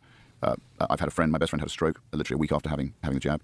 People have had problems with heart arrhythmia, all sorts of stuff, and there's been some issues with blood too. Yeah. So look, I think, as usual, money probably goes to the root of it, Joe. Absolutely. And we had something in Britain called the nudge team, which basically was, I mean, how the government thought that was okay. It's a bit like when I was in football, people hacking my phone and thought that was okay. But with the nudge team, it was to nudge people into accepting the lockdown, and it was effectively very clever manipulation of the population. So look, I mean, you can't believe that the state thinks that's okay, but they did. They did. Yeah, they did, and they did it in America depending on which city you were in, to varying extents. California was bad. It was real bad. I mean, they closed down all the comedy clubs.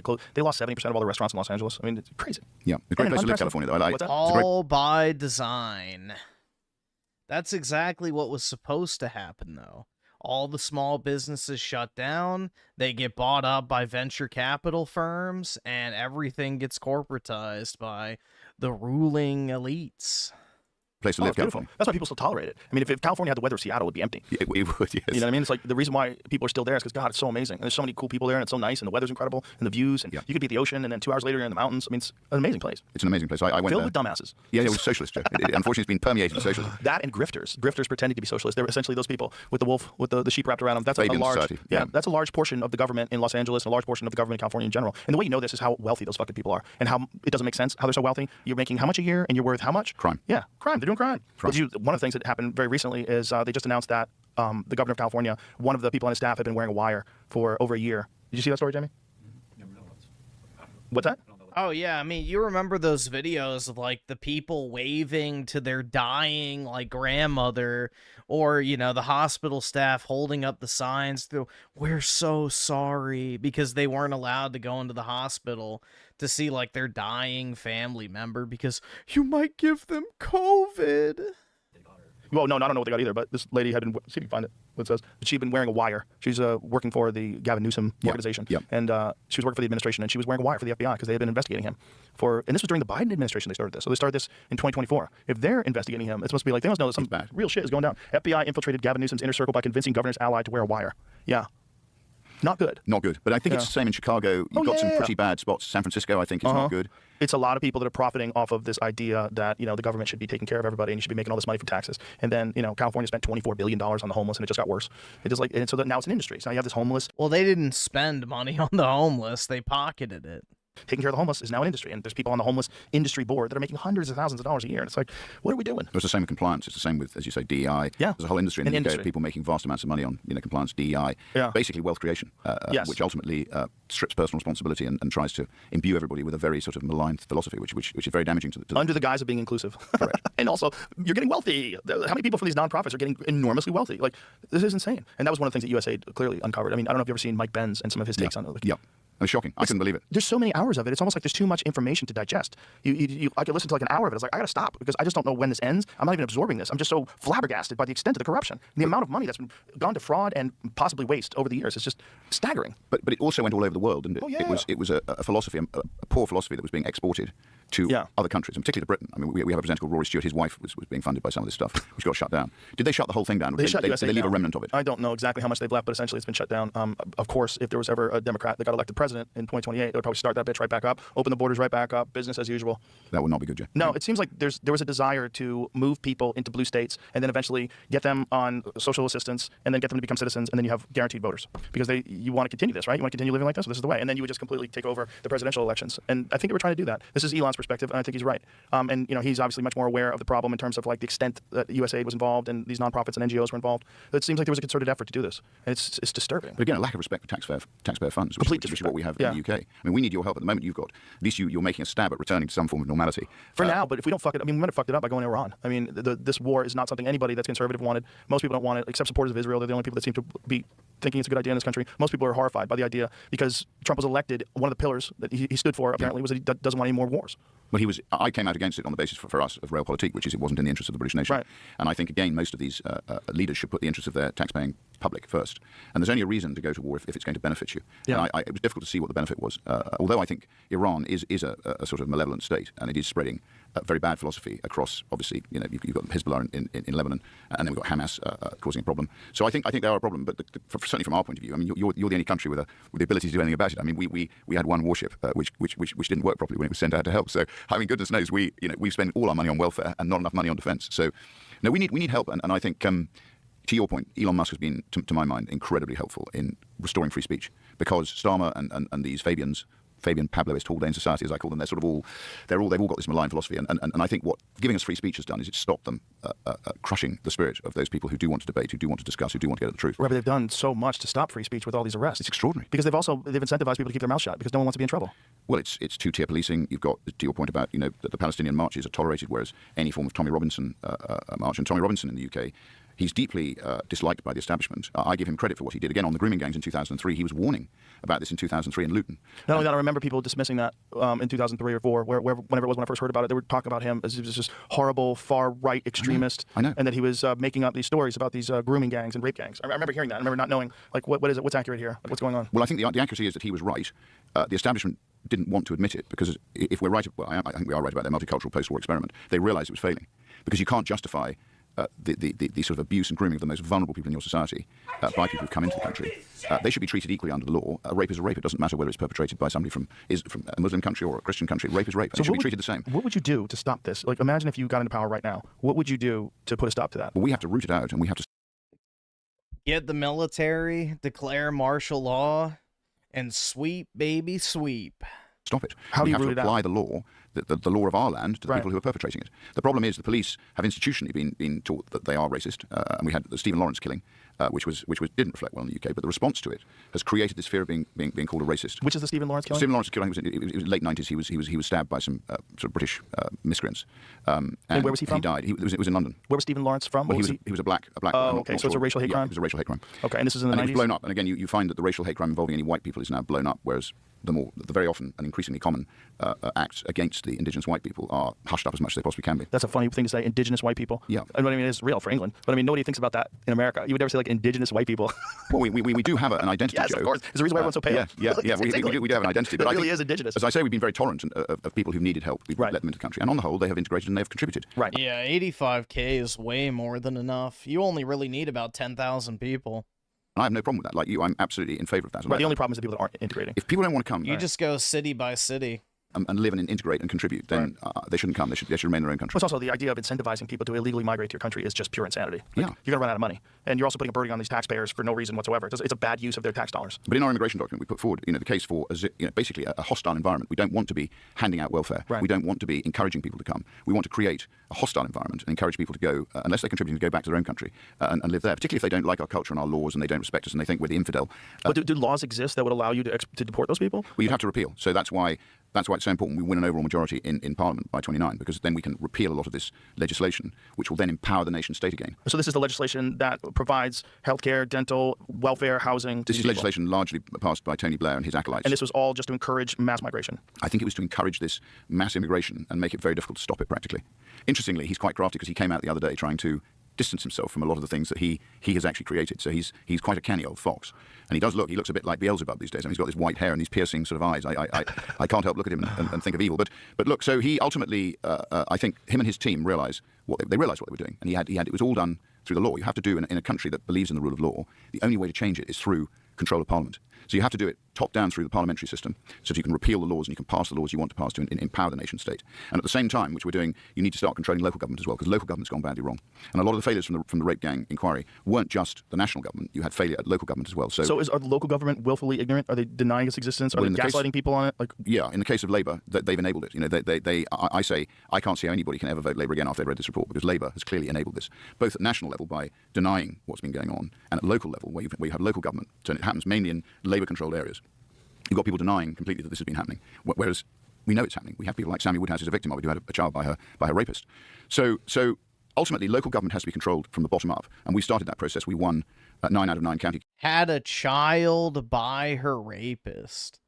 Pro-life people would cheer that on. Council seats in Norfolk. So my constituency is on the coast in England, so it's a coastal constituency. That shit's crazy, man. Badly served by the post-war elite, so the fishermen in England have been... That is a perfect example of when abortion is more than valid. Sold down the river largely to the European fishermen as part of the membership of the EU. So Norfolk is a county on the east coast. It's got rich farmland, and farming is my passion. I love farming. It's my hobby, and I love it. So at the end... It was a gift from God. of the day, we have to control local government and change it bottom up, and we have to then get control That'll of be the national argument. government and change it top down. I would imagine and if we can there's do that, gonna Joe, I truly think we can release the spirit of the British people, and I think they want it. But they've got to show to the ballot box that that's what they want. I'd imagine there's going to be an enormous amount of resistance to this kind of huge change. From organised crime, which I think we're now in the hands of, from a corrupt judiciary, from a police force that's gone wrong, from local government that's gone wrong, the NHS has gone wrong. Again, it's a state monopoly, and its original function, I think, has been subverted. So you've got everything. To your point, the education system is wrong. So there's a lot of change that needs to happen. But I think fundamentally, the electorate, you saw them in 2016 vote to take back their sovereignty. The government wrote a letter to all the households in the UK recommending they vote to remain in the European Union. This is David Cameron. But actually the British people didn't. They voted to leave. And they didn't do it, I think, for financial reasons. They did it because they wanted their country back. They wanted their sovereignty back. They wanted an accountable parliament in Westminster. And some of our problems emanate from the fact that Tony Blair's reforms have undermined our parliament. So our parliament is supposed to be omnipotent. It's supposed to be completely contain the elected representatives of the people. So parliament is supposed to be right at the top of the chain. But what's happened is it's been undermined by these quangos that Tony Blair set up, which has effectively created a life of their own, so the Supreme Court. And literally there are hundreds of these quangos that now employ unelected people. Where's that word, quango? Well, quango is like a quasi-national government organisation. Okay. So they are, you've got all sorts of bodies, the sort of Bar Standards Board. You've got loads of bodies which now prevail. You've got bodies on almost everything, which again have flourished since Tony Blair's legislation. Prior to that, power lay with Parliament. So that's why they've been able to control a lot of what goes on, because the two-party system, the Blues and the Reds, the Tories and Labour, basically have tried to outcompete each other. So the entire Parliament, Blair took it left, Cameron emulated Blair, and you didn't actually get proper conservative thought to change a lot of this stuff that was wrong. So I think this is an opportunity, and I think it's our last opportunity, and all the help we can get from you guys. I mean, we made a bad mistake in letting you declare your independence, which you're celebrating tomorrow in the first place. Had we played our cards better, I think you should still be part of. I think it worked out. It's worked out pretty well for you, but not so well for us. Sorry, I think we're better off. But I do want to see. Otherwise, it'd be under your laws. Well, I do want to see the Anglo-Saxon world support each other. I think there's not enough of that. We're too fragmented. Exactly. The Anglo-sphere should reunite and form the new global empire. There's too much sort of, whether it's the World Economic Forum, as I said, whatever the reason, there's too much fragmentation and too much undermining of this cohesive Anglo-Saxon world, which, let's face it, is the reason why we all have individual freedom. Because, as we said earlier, individual freedom is incredibly fragile. Yeah. We could lose it at any minute, Joe. I mean, the society that, the way we look at America, when people look at it the right way, or when people are proud of America, they look at it as a place where anybody can come and achieve your dreams. And it doesn't mean only white people. It doesn't mean only black people. It just means Americans. We're supposed to be a community, a team. And the fact that we're a melting pot, that we're not like, indigenous white people like England, is part of the fun of it all. That everyone's welcome. Just come over here and do your thing and follow the rules. But the problem with this country is the problem with any country when you're being run by people that are completely corrupt, and you're being run by people that are influenced by enormous corporations that don't care about the people. They only care about the bottom line, how much money they're making, and how do they rig things. And then you have politicians that are making $170,000 a year, but they're somehow worth $400 million, and no one questions it, and no one's in jail. The whole thing is bonkers. And it's just, you're always going to have crooks, and you got to hold them off. You got to hold them off as much as possible. When you recognize they're in, you got to do a cleaning. You got to clean house. You got to clean house and get rid of them. If you don't, you're just going to have the problem's just going to get worse, because they're going to figure, okay, it's just like antibiotics. When you don't take the full round and the stuff doesn't really go down, you say, no, now you got medication-resistant bacteria. Congratulations, your medication has made the bacteria worse. Yep. So if you fight off the corruption a little bit and then you stop, they go, oh, well, we were close. We almost figured it all out and got it all rigged, but now we got to make sure that we lock people down and have even more laws, even more restrictions. And well, you've summed up what we need to do in the UK very well. I mean, we are, I think, in the hands of organised crime. I think a lot of the institutions that we had previously have become rotten. I think it's the right way to recognise it too. It's in the, and to your point, we do need to now punish people who've let us down. Yeah, it's crime. It really is crime. And to just pretend, because it's been going on for so long and that it's business as usual, that it's not crime. Like, no, it's crime. It's crime. It's just somehow another crime that's tolerated. Well, letting down people who've elected you and given their trust to you is a massive crime. It's not just letting down, betraying them. I mean, we have the same as you, but to a lesser extent, because you've obviously got far more wealth than us. But you see these officials who end up becoming rich, and you wonder how they do it. Yeah. And they're on salaries, and they're taxed heavily, and yet they always seem to flourish. They never seem to be short of money. So I look at our judiciary, which is again now a quango. The judges are no longer appointed by Parliament; they're appointed by this woke quango. And I had an issue in Parliament. I challenged Parliament because, to the point where I've been saying we need to return power to Parliament, they have this body called the ICGS, Independent Complaint Grievance Scheme. And in Parliament we have this system called parliamentary privilege. So I can speak on the floor of the House and I can't be sued for libel. You can say whatever you want. That's the essence of free speech in the chamber of the Commons. Now this body has actually been expressly taken outside Parliament. And the case I had against them was they tried to say I caught them doing something I thought was wrong and I wanted to take them to court. They said you can't take us to court because we're parliamentary privileged, even though it's not the chamber, it's not an MP speaking, it's got no MPs on this committee, it doesn't report to a parliamentary committee, and yet the judge found they had parliamentary privilege. Didn't address the questions. So this is how the elected assembly has been undermined, and this is what we have to return power to the elected representatives of the people. There's also another thing that Britain has done recently that's very disturbing, which is eliminate jury trials for a lot of. They're trying to do that. Yeah. They're trying to do that. So it's not established yet. They haven't yet done it because there are still a few decent Labour MPs who fought against it. Oh, good. But again, I think that's all a manifestation of organised crime because you control the judges, right, of course, and you can force more and more people through a judge system rather than a jury system. And so for libel trials, I fought a libel trial when I was in football against the Times, which is Rupert Murdoch's paper. And, you know, I think I had my phones hacked, and I fought a libel trial against them. So the newspaper hacked your phone? When I was in football, they were hacking my phone every day. Wow. How were they doing it? Listening in through my voicemails. How'd they do it? Dude, you have to fucking posture in order to get elected. You're not going to get elected in a democratic system by saying, oh yeah, dude, I fucking hate democracy. I only think men should be able to vote. In fact, I don't think anyone should vote. You know, just elect me once and then I'll take over the whole fucking thing and never give the power back. Like, you can't say that type of shit. You have to sit there and posture and, you know, spread the noble lie. You know, let people think they're in control. You know, you first have to get into office before you can actually do anything. Remember that. And they can blag a number from the voicemail and start listening. So if you called me and left a message, they could blag your number off my phone. And they thought this was okay. These were national newspapers. And again, How did they get into your voicemail? Because in the old days, if people had a code to encrypt their phone and they didn't do it. I have zero interest in ever running for political office, so I have no problem saying what I would do. Because I have zero intention of ever running for president. So we had 0000. Oh, no. It will never happen. Change that, they got into your phone, right? So they got into my phone, they got into lots of people's phones. Wow. Because you never know quite how they did it. So if you left me a message, they could blag your number, right, and then they start listening to your phone and everything else. And I think, that was in this case Murdoch. But Murdoch, I think, has done a lot for the right-wing cause. I don't always agree with everything, and I certainly didn't agree with him hacking phones. But this all goes to the point of the establishment becoming corrupted. And from corruption, I think, again, you end up with oppression. And we need to sort that out. Yeah. And I'm hoping if I put myself up and the people agree, they will change things. And I think they are in a febrile mood. So I'm hoping that they will take the opportunity and give us the power to do it. I'm glad you brought that part up because we're not really aware in America of what the general mood of the country is, like where people are leaning in what direction as far as England goes. What is it like? Or is a large percentage of the population fed up? I mean, what's going on over there? Well, I think, to your point, you've got this body of people who are profiting on the back of these concepts, which you and I would agree are completely flawed. So they're obviously During in control the race war, sure, man. You know, I'll be a commander in the glorious 2035 race war. But then you've got the body of people, this increasingly small percentage of what I call the private sector, which now accounts for a smaller and smaller proportion of GDP. So your percentage of GDP accounted for by the state is much, much smaller than ours. So directly and indirectly, I would estimate that the share of government now in our economy is over 50% if you take the effect of these quangos and everything else. Here, you're much smaller than that. Now that's come, pre-Blair, Thatcher, we were in a very, very good economic state, and the state accounted for, where it was 33%, something like that. It's now up to nearly 50% and rising. And this is what the Fabians want. They want a dependency culture, right, a sort of centrally planned USSR style dishing out of taxpayer funds. So they've diminished the private sector, which they're taxing into oblivion, which has meant that a lot of our most able people have left the country. So we've lost a lot of our rainmakers have gone.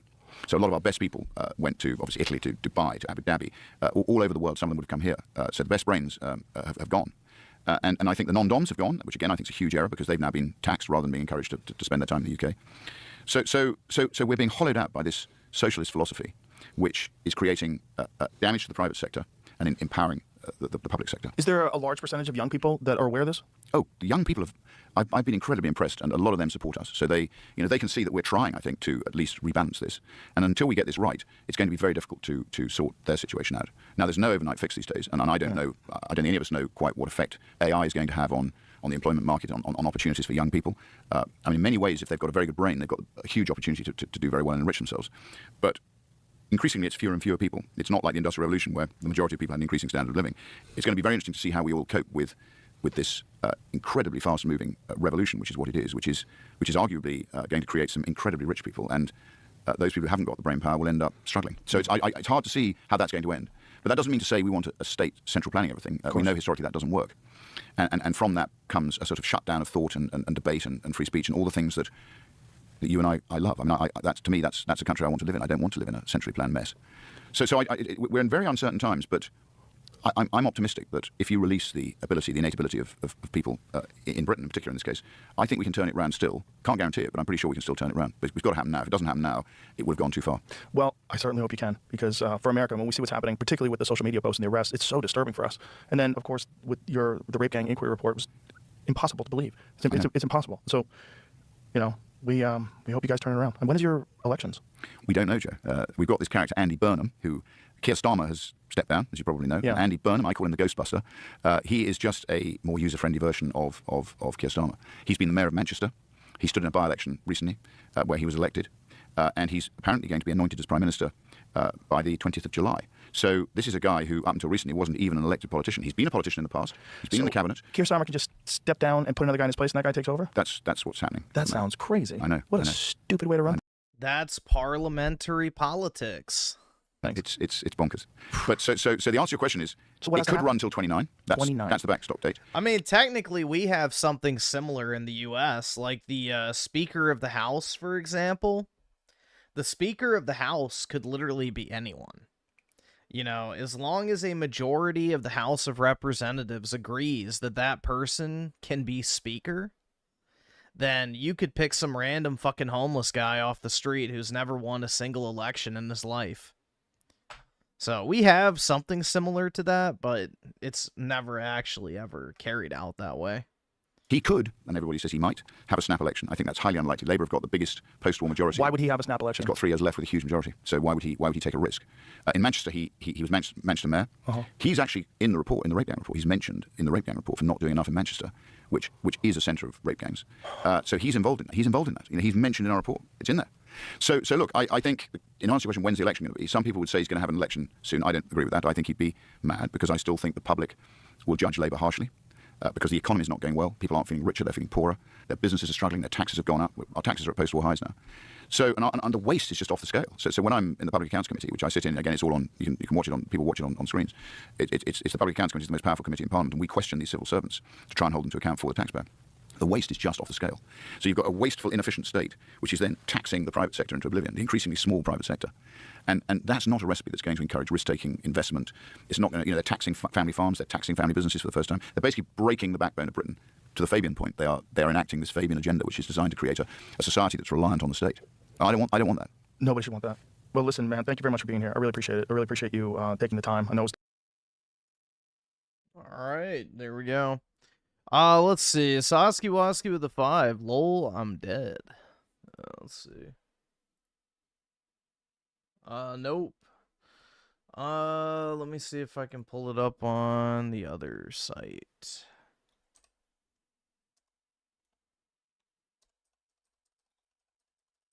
It means it's age restricted. Don't fucking fat shame my friend.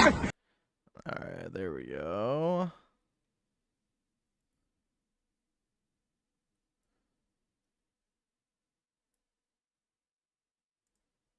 Don't fucking fat shame my friend.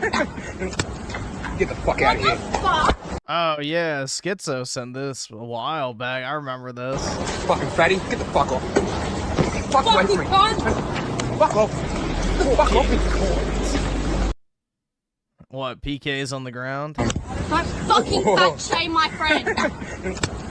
Get the fuck out of here. Fuck. Fucking fatty, get the fuck off. Fuck away from me. Fuck off. Fuck off me. Yeah, I remember that. That's a good one. Alright, we can close out of that. Let's see. Constructs Workshop with the 2. It used to be middle after 2020 became right. Yeah, I don't know.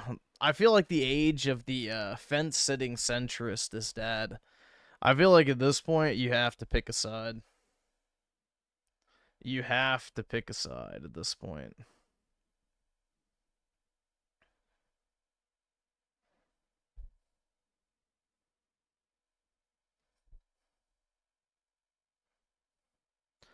Let's see. I'm sorry, Griffin, with the 2. Let me see if I can find it.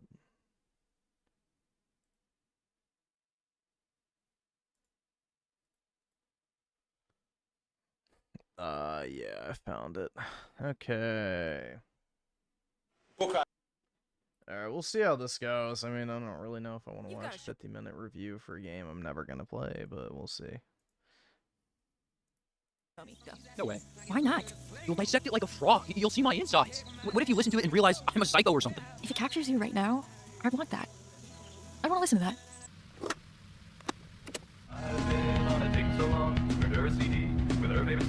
The average male is still stronger than most female body. Oh yeah, absolutely, man. It's all about bone density and shit. So what's happening? And also, most men have more muscle even than most female bodybuilders, quote unquote. Unless they take fucking, you know, testosterone and shit like that. Roids, dude. This is fantastic. Abby Armstrong. Think so? Yeah, I mean, this is fucking cinematic. You have to give me this song. I'll show you something. Yeah, maybe. I wish I could make this. You could. You know, Lowe's about. Dude, who listens to this type of music? Released on May 7th, 2026, Mixtape is the latest flavor of the month normgroid slop that bills itself as the greatest hits of the teenage experience, from the first kiss to the last dance. iDubbbz type music? Yeah, exactly. Aging millennial liberals, pretty much. Supposedly, it's a quintessential. Yeah, dude, I'm singing into a microphone, but I'm not actually singing, and I'm using a weird filter to make me sound so different. Oh my god, I'm such an artist. Like, that's literally what that shit is, bro. It's so fucking gay. I don't... coming-of-age story about the highs and lows of adolescence, drawing inspiration from classic coming-of-age movies. In reality, it's boring trash made by out-of-touch Australian boomers and funded by billionaire Jews, where the grand takeaway for me was that I'm genuinely thankful my father cared enough to beat me as a child, but no one actually cares about the game. What everyone's talking about is the broader culture war discussion going on with Mixtape, which makes sense, seeing how the game essentially takes the standard American teen movie formula and subverts it with ethnic and sexual diversity, the consequences of miscegenation, and a broader rejection of reality in favor of progressive ideology. The caveat, however, is that it's an anti-woke culture war, not a chud one, so of course, that's all being ignored in favor of whining about the industry. The conversation surrounding Mixtape is a funny thing to me because I obviously don't like the game, and people I hate also don't like the game. But the enemy of my enemy is still my enemy, especially as they hate it for the wrong reasons, and they're too fucking retarded to understand that their criticisms of the game and its creators also apply to them. Make no mistake, some people actually like Mixtape. Their vote is worth just as much as yours, and they're going to breed, while realistically most of us can't say the same. That's a pill so black you wouldn't sit in front of it on the train. But your favorite culture war grifters are much more concerned with the fact that IGN may not actually be a trustworthy publication. The way I see it, there's the normgroid retard response Wowie-zowie, man. To Mixtape. There's the culture war grifters mocking them, and then there's a chud third position who hates everyone involved, and that's the angle of today's video. The basic rundown of Mixtape is that high school He doesn't like Smash JQ? Brutal, man. and our bisexual, autistic protagonist, Stacey Rockford, is ditching all her friends because she's a selfish bitch. I've seen complaints that the characters in Mixtape are unlikable, and how that's an unconscious reflection regarding the worldview of the devs. There is some truth to that with the Oriental half-breed Cassandra, but with Stacey in particular, she's intended as an insufferable hipster who regrets her actions and grows at the end. Keep in mind that on paper, this is a coming-of-age story, and the point of those is character growth. It's in the name. Something happens that takes a boy and makes him a man. Now, Mixtape does a terrible job with this premise. There is no inciting incident that causes Stacey to grow, and even in her moment of redemption, she's incredibly manipulative in a way that isn't addressed by the story. Regardless, there's no real point in whining about what a selfish bitch she is when the end state is supposed development and regret for her actions. And besides, that's missing the real issue here anyway. Again, there's kind of an iceberg to this. Yeah, this was supposed to be a quote-unquote indie game that somehow got perpetual music licenses. So, another interesting fact about the so-called indie.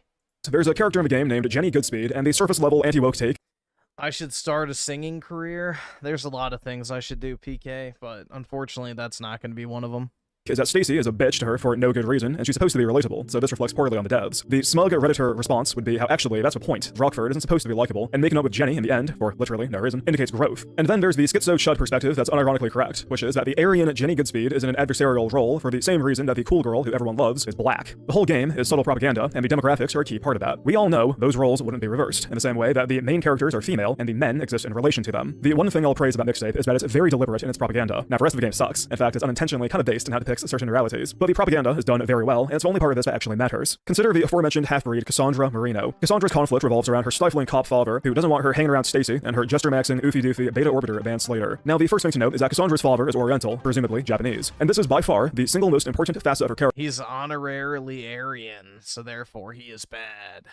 As her conflict is an ethnic one. Throughout the game, we see her passed out at a party from either drugs or alcohol, and then captured on the news escaping cops with her friends. She also takes a fall for Stacey when it comes to vandalizing the principal's house, a conflict she personally has no stake in. She's busted at a bar and only escapes consequences for her father's connections. She brags about acquiring contraband in the form of questionably legal booze. She whines about running for an undetermined number of men who should get access to her body, before later stating that any college boy will do when it comes to paramours, going so far as to mock the idea of waiting for getting intimate and even dumping a boy for respecting her enough to do so. Still talking to what's his face? Who? Cameron? No, the one with the hair. His sister does track. Oh, Harvey? Oh, no. I probably shouldn't say. It's embarrassing. Well, now you've got to say. You can't leave it like that. He didn't want us to sin. No way. Harvey's saving it for Jesus. Don't tell anyone. No. If I know anything about Oriental households, she should have said, stick it in my ass. Because, you know, then Jesus won't care. Any one of these things should result in a severe beating from her family, and yet her father... I remember that fucking song way back in the day. It's like millennial slop, but the fuck me in the ass cause I love Jesus song. The only good part about it is the title. That's it. The song itself fucking sucks, but yeah, there's like some millennial humor song on YouTube way back in the day called Fuck Me in the Ass Because I Love Jesus. The song itself is fucking cringe, but missed that? Here, I'll see if it's still up. Let me check.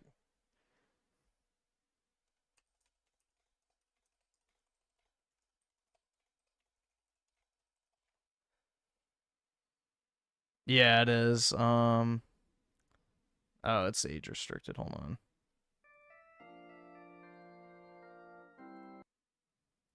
Yeah, give me 1 second.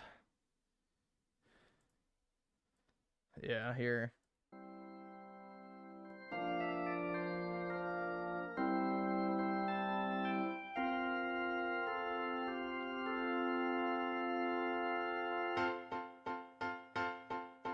All my life, I've been good, do what my mom and dad and God say I should.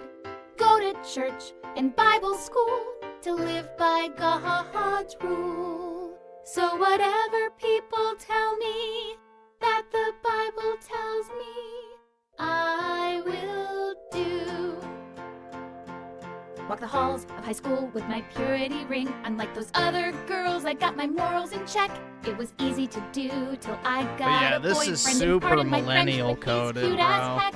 But I made a pact to keep my hymen intact, and Jesus and I are tight.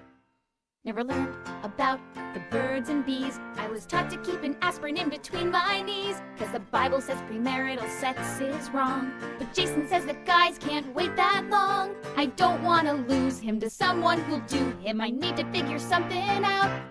Well, there's a loophole in the scripture that works really well, so I can get him off without going to hell. It's my Hail Mary full of grace. In Jesus' name we go to fifth base. Oh, thank you for making me holy, and thank you for giving me holes to choose from. And since I'm not a godless whore, he'll have to come in the back door. Therefore, fuck me in the ass, cause I love Jesus. The good Lord would want it that way. Give me that sweet sensation of a throbbing rationalization. It's just between you and me, cause everyone knows it's the sex that God can't see. It's But hard. yeah, it just loops from there, but that's the song. Like I said, the best part is the title. But yeah, it's like some old millennial slop on YouTube. So if you haven't heard it, now you did. You did not need to know this knowledge. Well, now you have it. Is incredibly lenient, shockingly so, to the extent that despite hating her hood rat friends, he still allows them into his household. The question is why, and the answer is her mother. You see, Cassandra's mother is white, and just like all the other white parents in the game, she does not care about her daughter, interested more in her image than Cassandra's well-being. This comes Yeah, as one of my friends used to sing that shit all the fucking time in school. Just the fuck me in the ass because I love Jesus part. a sharp contrast to her father, who any reasonable adult would conclude is vindicated in his actions, if not by the intended narrative painted by the story. While he is the closest thing the game has to an antagonist, his sin is caring too much, which comes as a sharp contrast to Slater's father, who is white and therefore absent. In many ways, Mixtape details the corruption of the model minority by her delinquent white cohorts who are broadly indicative of degenerative white American culture. And it's unfortunate, because by all accounts, her It's like that whole thing with Mormons where they can't, like, actually hump each other, but they can stick their dick in the vagina, and as long as they don't thrust their own hips, it doesn't count as sex. So they get someone on a bunk bed to lay underneath them and kick the mattress so that, like, the movement, you know, basically simulates humping. Yeah, the soaking shit. So, yeah. Oy vey, we're gonna trick God, guys. Like, at that point, dude, just fucking do it. Like, goddamn, bro. Father genuinely seems to be one of the good ones, to whatever extent you believe such a thing is possible. Cassandra notes that her father is incredibly strict, and so is his father. When asked why, she states that the 50s was likely quite rough for them, with him admitting in another scene that her delinquent actions could ruin any standing he has among his peers. Her father is a wise man who sees the big picture. He understands his role as an outsider, and as such, he tries to integrate his daughter and set her up as best he can, sending her to a good college with an extensive background in both sports and law. Cassandra knows all this, and yet in the pivotal moment at the end of the game, she threatens to throw her life away out of spite if he doesn't enable her bad behavior, leveraging his love for her to get her way. Now again, this would never fly in a full-blooded Oriental household, but that's true of her character in general. The fact is that nearly everything about Cassandra can easily be explained by the fact that she is a product of race mixing, even down to her basic angst and rebellion arc. She's a spiteful, antisocial whore because her home life is socially incohesive. Her father's rigid oriental structure is diluted by her mother's white apathy, which in turn gives her the freedom to rebel and ruin her future. This is a very real phenomena with mixed-race couples, where they are culturally incompatible and their children suffer for it, if they even get that far. The highest profile case that comes to mind is none other than the supreme gentleman Elliot Rogers. It's not an exact comparison, as Rogers' is that PK? mother was Malaysian Chinese, and I could have sworn his father was Jewish. But regardless, in his manifesto, Rogers expressed multiple times how being mixed race separated him from his peers, it isolated him and made him aspire towards something he could never be. And while wishing you were white is fairly common these days, the heart of the issue was his lack of tribe. He was too Asian to be white. They hate us because they ain't us. And yet if he were fully Asian, the thought wouldn't have crossed his mind. Cassandra is much the same. If her oriental mother beat her for being a stupid whore, she would not have become the aspiring terrorist we see in the finale. Likewise, if her father was white, then according to the anti-white paradigm espoused by the game and its creators, he'd be just another apathetic bum like the rest of the white parents, and the conflict wouldn't exist. Now, of course, I don't think the devs intended to depict the failings of miscegenation. Odds are they would find this reading highly distasteful, and yet it is the obvious conclusion to reach if you view the situation with a racially conscious lens. I knew a guy growing up who had a Japanese father and a white mother, and every time I saw them, they never seemed all that happy. I later learned that his Japanese grandmother would often come to visit, bringing with her certain cultural expectations that his white mother wasn't equipped to handle, as she, a Gen X victim of Judaic brainwashing, was much more keen on working than raising her son. What made things worse was that his father would always side with his mother over his wife, as Orientals had a strong respect for their elders. Neither party was really at fault here, although if I had to blame someone, I'd of course Based. You should have respect for your elders. blame the mother. But the point is that if he were white or she Japanese, they would have been on the same page. They'd have been culturally cohesive, and it would not have been an issue. Miscegenation truly is an ideologically progressive, liberal concept. It's inherently universalist in that it presupposes the races as meaningfully the same, with only a minor aesthetic variation. That if you like each other hard enough, you can magically overcome the vast differences between genetics, behavior, and culture, all of which are of course related. The mutt truly is an unloved child of God, and that he's denied his birthright of a people, an identity, and a tribe. It's not his fault, of course. I just want to point out the fact that in this clip, the book he's reading is literally a book about fucking Nike shoes, and I shit you not, bro. It's literally about fucking Air Jordans. Mutt truly is an unloved child of God, and that he's denied his birthright of a people, an identity, and a tribe. It makes the clip even more fucking terrible. It's not his fault, of course. It's not that he chose poorly in the character creator stage of life, but it is his problem, and you see this manifest in a number of ways, often in the form of social isolation and mental health issues, as seen with Rogers. Likewise, tying this back to Mixtape, everything about Cassandra can be easily explained when you consider her genealogy and the conflicting social dynamics that entails. Now again, there's no way the devs had all this in mind when writing the story. At best, they knew a mutt who whined a lot about her mean dad, and they threw that in without understanding the details. But intentions don't matter, as it's a look inside of their worldview. It's like how Foids aren't intentionally challenging women's suffrage when they vote for 6 Grillian rapists to flood their countries, and the Dindu diaspora aren't intentionally challenging the repeal of Jim Crow laws when they act upon their base instincts. What do you want us to do? What do you want us to do at this point? Hang that nigga now! I got the rope right here! Regardless of intentions, a thinking man living in reality can view a situation and draw certain conclusions, and it tells you something about those who don't. I said it in the dispatch video, but certain properties are very good as a litmus test, and Mixtape is one of them. It's effective as a normgroid filter, but it also tells you which content creators are actual noticers, and which ones are, at best, failed normies that only care about the quality of their propaganda, if they recognize it as such. I've seen a lot of critiques of Mixtape calling it nonsensical or pointless, when that's not the case. The choices made are entirely deliberate and decisively anti-white. But if your definition of woke is forced diversity or ideology over quality, then of course you wouldn't understand, as you really aren't fit to speak in this stuff anyway. I don't know what to tell you. The race of your character doesn't matter to me. The quality of it does. The writing does. How well they fit does. Brave and stunning designs don't do shit. Thoughtful ones with room to grow and develop like Greenway do. When characters fit in and are well written, it just works. Money Penny isn't ugly or anything. She has a very fair face and some nice eyes. Yeah, the quintessential Brit. Money Penny isn't ugly or anything. She has a very fair face. Hello, you faggots! So you're clear, aren't you? Dude, that's like when people were trying to come up with a compliment for Michelle Obama's looks, and they said, oh yeah, she has beautiful arms. Do you guys remember that shit? I forgot what show that was on, but it was like all these lib bit. It might have been The View, actually. I don't know. But yeah, they were like trying to come up with some sort of like physical, you know, compliment to pay Michelle Obama. And they were like, yeah, she has such beautiful arms. It's like, are you fucking shitting me? Like, yeah.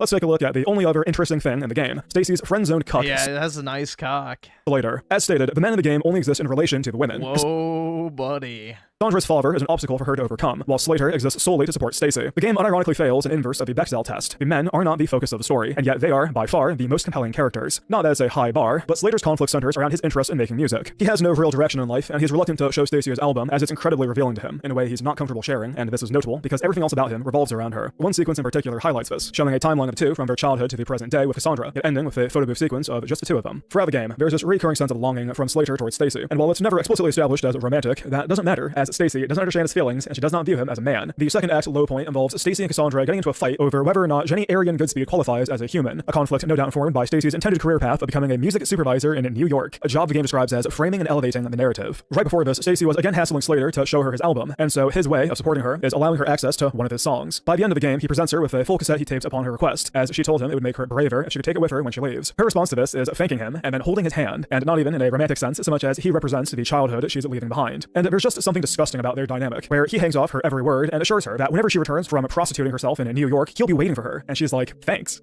I get it, you know? Moving to New York. Oh, yeah? Your sister's there. You just gotta do your thing. I'll be here, waiting. Thanks. She's just... ready to clean up the mess.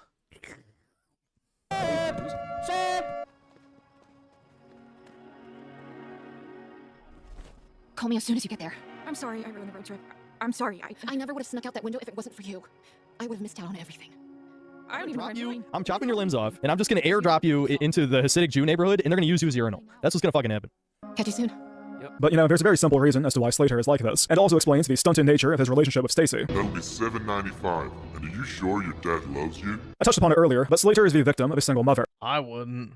And while his father is never depicted, in fact, he's never even mentioned beyond this one scene, his absence defines Slater's character in the same way that Cassandra's conflict is an ethnic struggle. What adds to this is that his single mother is a mentally stunted, cool mom that his peers want to fuck. She calls cops pigs and drags him to nature retreats, and yet despite her lifestyle, you'll note that she lives in a massive house that she obviously doesn't pay for. It's very telling that the imaginary cashier didn't say that Slater's father doesn't love him. He asked if he's sure of his father's love, because he's not sure, he doesn't know. To some degree, his father... He doesn't even know who his dad is. Must love him. He's funding their lifestyle, and yet for some reason he has no presence in his son's life. And why is that? Well, I think we all have a few ideas, but this is just another case of Mixtape unintentionally touching upon certain topics without fully understanding them. The game treats Slater's fatherlessness almost as a joke, when it's the reason he has no direction in life and is viewed as subhuman by Stacy. His libertine whore mother is described as cool when she realistically ruined his life, something the game as creators seem oblivious to despite glamorizing this lifestyle. Again, the takeaway of Mixtape isn't that the industry is rigged. It's that billions of shekels are dumped into globo-homo propaganda that hundreds of thousands will look at and form the objectively wrong conclusions on. These people are your neighbors and your peers, the members of the jury should you ever have a heated gaming moment. That should be alarming. But your favorite YouTube slot merchant would much rather whine about how Mixtape is an insult to indie games and AA gaming, as if that title wasn't already ruined by Claire Obscure, but also who fucking cares? We'll get to the culture war grifters in a moment, but let's wrap up the game discussion with a personal anecdote, because that's what supposed fans of the game keep talking about. It brought me back to my childhood. It made me feel, I want to go back. Man, I want to go back! I want to go back! I want to go back!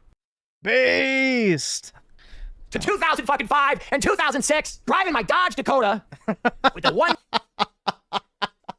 disc CD changer. I'm so glad people are memeing this fucking clip, bro. With the mixtape in it, with the girl in the seat, maybe two God friends in the back, but that happened a lot, believe it or not. Going to a fucking show. I'm not okay. I'm not okay. Well, if you graduated high school in 1999 like the characters in Mixtape, you're looking down the barrel of 45 years old right now, so odds are when you're... I'm glad people are fucking trolling that tard. Feeling is a heart attack. But that aside, the game did make me think of my time as a teenager. Namely, it got me thinking the song in the background as the credits play. The only high school party I ever went to, which was about 2 blocks away from my home, and despite consuming zero substances, when I got home at like 9 p.m., my father still beat me for smelling like weed. And do you know why he did that? He did it because he fucking cared. And he was right to do so, you know? The attendees of that function were a bunch of present and future criminals as well as sexual deviants. The host in particular was a brown Satanist upperclassman who I would genuinely be shocked if he's legally allowed to live within school zones these days. Now, the party itself wasn't all that scandalous, and I won't say it wasn't fun, but even at the time, I knew that these weren't exactly ubermenschen high-caliber specimen. And that's the reality of the social scene Mixtape glamorizes and frankly mischaracterizes. The cynical pothead slackers with hearts of gold from these teen high school movies are a myth, and part of growing up is understanding that. We all knew a Stacey Rockford or a Van Slater as kids. Little Dude, more than... I'm so glad I archived that before, he nuked everything. Junkie trash leading dead-end lives. I have the, actual raw stream that's from. With no concept of sexual morality nor consideration for others, no idea of the bigger picture, and no desire to engage with it. According to the Mixtape paradigm, someone like my father ought to be viewed negatively, and yet he was the type of man who didn't like drinking alcohol in front of his children until we were over 18, and attempts to give us a good impression as to what an adult was. In hindsight, I really appreciate the efforts he made for us, and as such, there really is something quite sad about the ending to Cassandra's arc, when she forces her father to accept her bad behavior by threatening him with terrorist acts and the ruination of her future. It's sad because in this moment, he's forced to stop being a father, to stop caring about her, and to let her throw her life away, and yet the game frames this as triumphant. She's broken free of the shackles of her father. But now what? Stacy is leaving, and without her, Slater is a puppet with his strings cut. What is Cassandra going to do with this newfound freedom and independence? Will she continue to be a whore, passing out at parties and tarnishing her father's legacy? Will she ruin Jenny Arian Goodspeed, Stacy's influence passing on like a parasite? These are questions an adult may wonder, but Mixtape isn't for adults. It's for subhuman normgroid cattle, and I hate it. Moving on. Mixtape is propaganda. Normies aren't human. Let's talk about It is for cattle. critics, because the number one talking point regarding Mixtape is that it's an AstroTurf industry plant. And can you believe IGN gave it a 10 out of 10? Can you believe that Yes, I can. Chill Up isn't a trustworthy voice for gaming news? And it's like, yeah, I can, actually. I thought everyone knew these things, but also... exactly. Who fucking cares? Like, actually, are you going to tell me that in the year 2026, you unironically give a shit about game journos and the industry, and yet that's all your favorite culture war drifters had to say on the matter, with Endymion putting out 4 fucking videos on how Mixtape isn't actually an indie game. It's secretly funded by billionaires, and the industry is scrambling to cover for it. And, alright, would you like to expand on that maybe? Perhaps get into why it was pushed so hard? Maybe discuss the anti-white propagandistic elements? Well, of course not. You see, if you listen to Endymion, the game isn't woke. Here, where Atreus repulsed Queef, where the mighty Queef acts oblivious as to why the discourse is happening with Mixtape. Gee, imagine my shock, the guy who shilled for Yote is conveniently oblivious to why people are rolling their eyes over Mixtape. It's so obvious why this is the take. And again, I don't want to hear anyone say, oh, because it's woke. No, it's not that. Mixtape is just a blatant Oh my god. industry plant. That's the core issue of the entire situation. And if anybody... That's right, man. I don't care that it's woke. It's just an industry plant, like every other video game that ever gets published. Dude, every game is a fucking industry plant. What the fuck is he talking about? try to say otherwise, they're just pulling a queef. So according to Endymion, billions of dollars went into producing and then astroturfing this game, from the Ellisons as well as the Australian taxpayer, and yet it's not propaganda. A game like Dustborn received government funding because the thesis statement was white genocide. Meanwhile, Mixtape received government funding alongside billionaire Jew money. It paid off the journos and had the entire industry in its pocket. For what purpose? So Australians could be gay? A commentary channel from the mind of a cynical man? No. You're a fucking retard peddling a never-ending jihad against corporations that you'll never win, and that is the business model. Not victory, but the fight itself. Because everyone wants to be a part of something, a movement. And what safer target than billion-dollar corporations that have no idea you exist and you'll never have an impact on? What's next? Is Kathleen Kennedy getting fired soon? Maybe I can use code FATFUCKINGRETARD for 10% off my Goyfuel order. Let's take a look at another big culture war channel who went for a different angle than Endymion, and that he whined about IGN and said that Mixtape getting a 10 is an insult to their rating system. IGN's has now become the most controversial review because, well, the last games that they gave a 10 to were Elden Ring, Stardew Valley, Baldur's Gate 3, and Legend of Zelda Tears of the Kingdom. All of these are massive, beloved, transformative games that people still talk about every single day. So naturally, this game, Mixtape, it must be an insane god amongst games, right? Right? No, definitely not. Now, cards on the table. I don't know anything about this guy, and unlike Endymion, I don't particularly dislike him, although he also does the gay, vague posting title bullshit that I fucking hate. But he does the fucking whole, like, guys, we're actually gonna show the corporations that we're, like, not gonna be fucked with. Like, we're just gamers, guys, and really all that matters is playing great games, man. I'm just, like, not okay with, like, this industry and shit, like, but I still buy all the new games, but isn't it, like, totally just fucked up? Like, that's basically him. That guy's channel is literally just noise to fill time. You know, that one paragraph is really everything wrong with these people. Transformative games, such as Open World Dark Souls and Breath of the Wild's expansion pack. Beloved titles, like Gay Bestiality Simulator. Let's take a look at some of our IGN 10s, such as The Last of Us Part 2, Resident Evil 4, the remake, not the 05 title. Both reboot God of Wars, but none of the main trilogy. And of course, Red Dead Redemption 2. You know, Mixtape actually does fit on this list because it fucking sucks. And don't get me started on Stardew Valley. Cozy game goyslop that forever ruined farming sims. Made by a man who doesn't like Harvest Moon and set out to subvert it. Taking a genre that truly embodied the spirit of the white man and raping it until it became the litter box of gays, browns, foids, and gay browns that will never be foids. The core of Harvest Moon is resource and time management. Meanwhile, Eric Brony explicitly stated that he didn't like how restrictive the series was. Stardew Valley is a skin suit of Harvest Moon with the mechanics of Animal Crossing. It's the antithesis of the genre, and now every modern farming sim has crafting mechanics and a museum to fill, and also gay black people, all of which were intentionally absent from a series that defined the genre. One of the coolest things to do is to be able to build the farming sim people expect, and then subvert that in some way.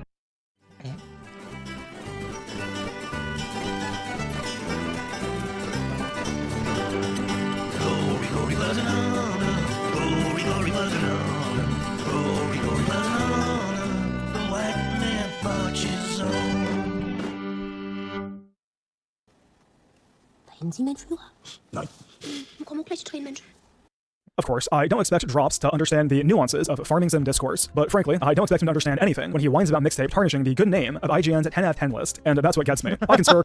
Yeah, thank you. I'm glad I'm not the only one that thinks it's so fucking retarded that Deathloop got glazed as hard as it did. That purely was a result of the BLM era, environment. If BLM was not going on, Deathloop would have been like a 6 or a 7 out of 10 at best. But because it had 2 black protagonists, 10 out of 10 immediately. about farming sims because I like them, I know a lot about them, and I give a shit. But Drops doesn't need to know things or have actual opinions because that's not the purpose of his channel. The argument he's making in this moment is that people like these IGN 10s while Mixtape is bad. But why do people like these games? Do you agree with these rankings? What, if anything, do you believe? Every single one of these astroturfing arguments could be correct, and I still wouldn't give a fuck. I just cannot imagine making a video this dull, whining about games journalism and how Mixtape is an attack on indie games. Granted, a Mixtape really isn't that interesting a subject. Even the propaganda is lukewarm, which realistically makes it far more dangerous. But therein lies the fourth option I've seen, which is simply not giving a shit. Streaming for 119 minutes, then refunding the game. And that's fair. There's really no point in doing character analysis or an in-depth breakdown beyond the anti-white politics. I'm actually not that interested in 7 hours of Mahler whining about how on rails the game is. Long man bad? No. Fat boy doesn't respect my fucking time, and neither does any video taking the game remotely seriously when it doesn't deserve it. This game praises the virtues of rebellion and delinquency, but is the most on-rails restrictive experience possible. Nobody cares. Faggot. I'd argue that the only acceptable form of Mixtape discourse is shitting on it. And if in the process you highlight the astroturfed Jew funding, then fine. But if you've got your serious hat on and you're not talking about race mixing, then I'd argue there's not much worth talking about. How many videos can be made calling the writing obnoxious and the devs out of touch? Except according to these culture war retards, there is something notable here, and it's not the politics, alright? As Rob says, this isn't a culture war thing. The culture war stuff is a distraction from the real issue, which is games journalism. Something I just can't stand. That's right, dude. Like, it's totally the games journalist's fault.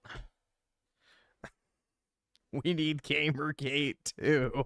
Right now is how quickly the media just wants to hand-wave player criticism and try to shove everything under the label of a culture war. They go out and they find the dumbest fringe posts from anti-woke Twitter accounts and they hold them up as if they're representative of everybody, and then they use that outrage to quiet and dismiss I wish it was representative of everybody, but it's not. Legitimate criticism. I just saw the Gamer post an article about how Mixtape is another victim of the culture war, but almost all the criticism that I've seen has had nothing to do with race, gender, nationality, or anything that's even close to that. It's people talking about how they think the game looks lame, how it barely has any gameplay, how it's not for them, and how it doesn't deserve its score, and they don't want games like it to shape the future. That's the actual argument. It's a conversation that a lot of people are having right now, but I don't think that it's one that the media wants to engage with, so instead, they're trying to gaslight everybody instead of just talking about review scores and what they mean to players and the industry. Returning to what Damian said, imagine being so confidently wrong about something. Mixtape isn't even woke. The core issue of the situation is that it's an industry plant. Well, I'm sorry that the propaganda was just a bit too high IQ for you. And really, I suppose I'm sorry that chuds haven't shifted the Overton window enough for you to admit that by any reasonable definition, miscegenation is woke. You know, isn't it funny that the same people who call out the over-representation of ethnic and sexual minorities in media never seem to register that every single ad having a mixed-race couple isn't normal and it might be part of an agenda? It doesn't reflect reality, and it's obviously anti-white, biologically so. It's also the end state of globalism, if you'd rather go in that direction. There are loads of lukewarm, anti-woke arguments you can make against race mixing without going full chud mode, if you actually gave a shit. But these people would much rather whine about the industry because it's safe to do so, and they don't actually care about the politics. On a very basic level, putting aside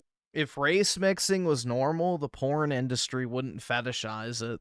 The miscegenation. Mixtape is woke in that it rewrites the American 90s to facilitate a racially diverse cast. Oh, but there's only one black character. Yeah, and she's the cool girl that everyone loves and everyone wants to hang out with, and every scene that mentions her, bar none, jerks her off, while the character that our protagonist irrationally hates and causes a schism with her mutt friend over has blonde hair and blue eyes. Do you think that is coincidental? Do you think it's a coincidence that every white parent is apathetic or absent, while the only minority parent is diligent to a fault? There's an ethnic hierarchy at play here, and maybe the propaganda was just a bit too high IQ for some of these guys, but this stuff is beyond obvious if you actually care, and the reality is that lots of them don't. The term that comes to mind is controlled opposition, especially so with the anti-woke lolliber boomersphere channels such as Sides. I don't even know if I would call them controlled opposition. I think they're just so fucking retarded that they fall into the role anyway. Rollers, where it's a milquetoast circle jerk followed by whatever V-whore currently on bouncing her fake tits. Now, whenever you hear that phrase, the image that comes— Yeah, dude, I'm sorry, like, VTuber motherfuckers, like, you're barely not as bad as trannies. Like, I'm sorry, dude. Like, if you want to watch fake tits bounce around like that, like, that's almost like some Troon tier shit. I'm not gonna lie. Like, you know, you're bordering basically watching a man with fake tits bouncing around. Like, you're almost there. You're not quite there, but you're inching closer and closer, in my humble opinion. to mind is usually a cash payment, a $7,000 check from Annapurna to watch your mouth. But I'd argue that a much more common form of controlled opposition is just discourse control. Everyone loves highlighting how Hassan Piker is a bad socialist, but he would not be allowed his massive platform if you're actually a threat to existing power structures. Controlled opposition fills the vacuum and steers the conversation in an acceptable direction, with or without their knowledge. The lukewarm anti-woke culture war types are the equivalent for the online chud gamer right, as seen with their over-reliance on a term they basically never define, intentionally so. In the case of Mixtape, is the assurance that the drama is not about politics. It's not a culture war thing, okay? There's absolutely nothing wrong with the cool kid everyone loves being black. I mean, that's just how it was in the 90s, okay? American culture has literally always been centered around worshipping blacks. Okay, goy, I mean chud. Maybe not historically, but today, that's not too far off. And we all had bisexual and mixed-race friends. Unfortunately. The Floyds were always into male interests, such as skating and music production. I think what bothers me the most about Mixtape, and this is probably true for a lot of other people, is that everybody can see what's going on. Okay? Like, we're not the crazy ones here. The math doesn't math. This just doesn't make any sense. This game is getting far more praise than it deserves. And the minute the players start talking about that, the minute they bring that up, all of a sudden everybody wants to start acting confused. Oh, we got another victim of the culture war here. No, that's not what this is. And just like that, the overton window slides a bit more to the left. That's right, guys. It's just not a good game. Like, that's the only thing wrong with it, man. Forspoken's not, like, woke or anything like that. It's just, like, look, the frame rate's really bad and the story's super silly. Not that these people care, of course. They're the type that would refer you back to poll. That's, yeah, I don't know, man. Despite actively courting a right-wing chud audience. But it's hard for us to argue. I can understand, like, kind of hiding your power level back in the day, because you would genuinely get banned for that type of shit. But nowadays, you don't have to lie. You know, you don't have to, like, toe the line and, like, pussyfoot around the actual issue. You can just come out and say it nowadays.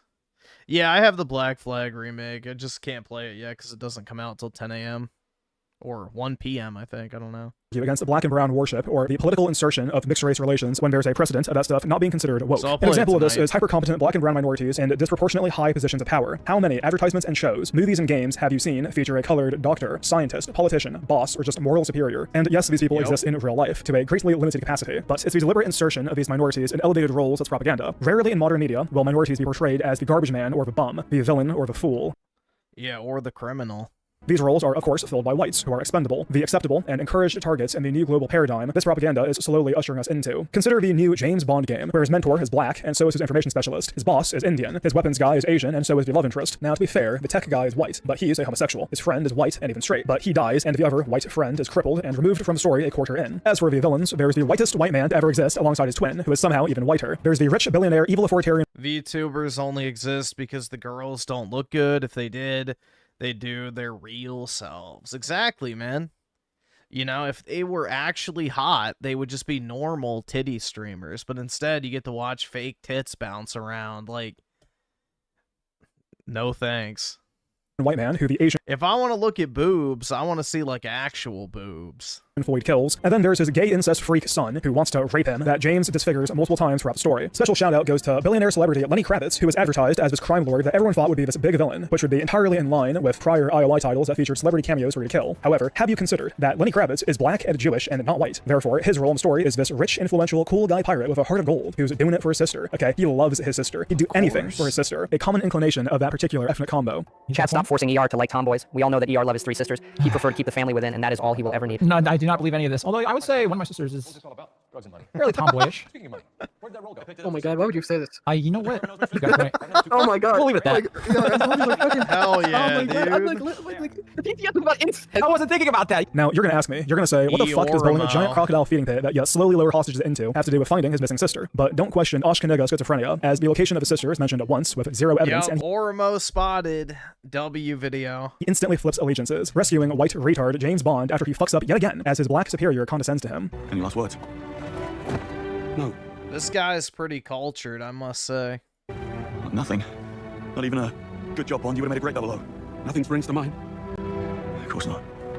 What a fucking... Now, if you were to ask someone like Smash JT his thoughts on this, he wouldn't have an answer. And there are people that are saying, no, there's some slight hints of wokeness in the game. Definitely say no to it. And then when you ask them where they are, it's like, oh, it's nuanced. It's this thing. It's this. It's like 90% of the characters are racial minorities. The villain is a woman. All woke Western games are the same. Definitely something when you hear this, like, oh yeah, it's a woke game. This is like what lefties do. This is like describe a movie badly. Where they yeah, dude, that's what leftists do. Huh. Yeah, leftists are super anti, diverse casts and, white people being the villain. They hate when that happens. Oh my god, man. They pick things to make it seem as bad as it possibly can be from the angle that they give it. Because he's a fucking retard and barely qualifies as human. But if you ask someone like Endymion, there's no way he would agree that media depicting a black doctor is woke. He would not have an ideological right-wing argument against that statement, because there is none. But he knows it's outside his purview. Even if it's true, it's beyond the bounds of his channel to speak on. Now, this same issue with women, how much anti-woke content has been made on girl bosses? But that's because foids are relatively safe to shit on, and the purpose of these channels is to milk topics as much as humanly possible with minimal risk taken. That's why Endymion handwaves the 007 critiques as a small handful of insufferable chuds who we must be better than, and yet he'll happily make 4 4 fucking videos on Mixtape saying absolutely nothing, as he assures you the controversy isn't about politics, okay? Politics are mean and scary. Meanwhile, he's just a little guy who cares about indie creators. He's the underdog fighting the corpos, as if anyone over 90 IQ actually gives a fuck. But Mixtape is a trending topic, and so he needs to pump out as many videos as possible, alright? He needs his shekels, and it's not as if his audience are actually paying attention anyways. It sucks how much gaming has changed in the past decade and then some, because a James Bond in the 2000s or the early 2010s would be just how we would want our Bond to be: brash, arrogant, lethal, and yes, even a womanizer. Women can complain all they want saying this is bad, but the reality is these are the kinds of men most women gravitate towards, whatever they want to admit it or not. I'm not even shaming them for it either. I've been a womanizer in my past too. Look, I get it. You're a fat freak.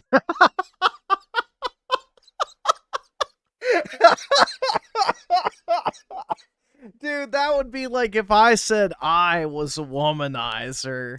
Come on, bro. No. No. And you're brown. Don't ever get up. Let's wrap this up. Stop, bro. You are not a fucking womanizer if you have a gaming YouTube channel. Stop. Fucking stop, bro. With the video that annoyed me the most on Mixtape, and it's only mostly because I hate the way this guy looks. Real Life Fake Wizard has a 20-minute video on Mixtape titled "Mixtape is Nostalgia for Failures," and again, just looking at his fat fucking monkey lips pisses me off, but that aside, this video is exactly what I The groovy truth of the two, are you sure Resynced isn't ready? Yeah, we checked it at the beginning of the stream and it said 11 hours till it unlocks. I can check. Maybe they released it early. No, it says the game plans to unlock in approximately 6 hours. So, unless Steam's lying. I mean, I can't access it, so.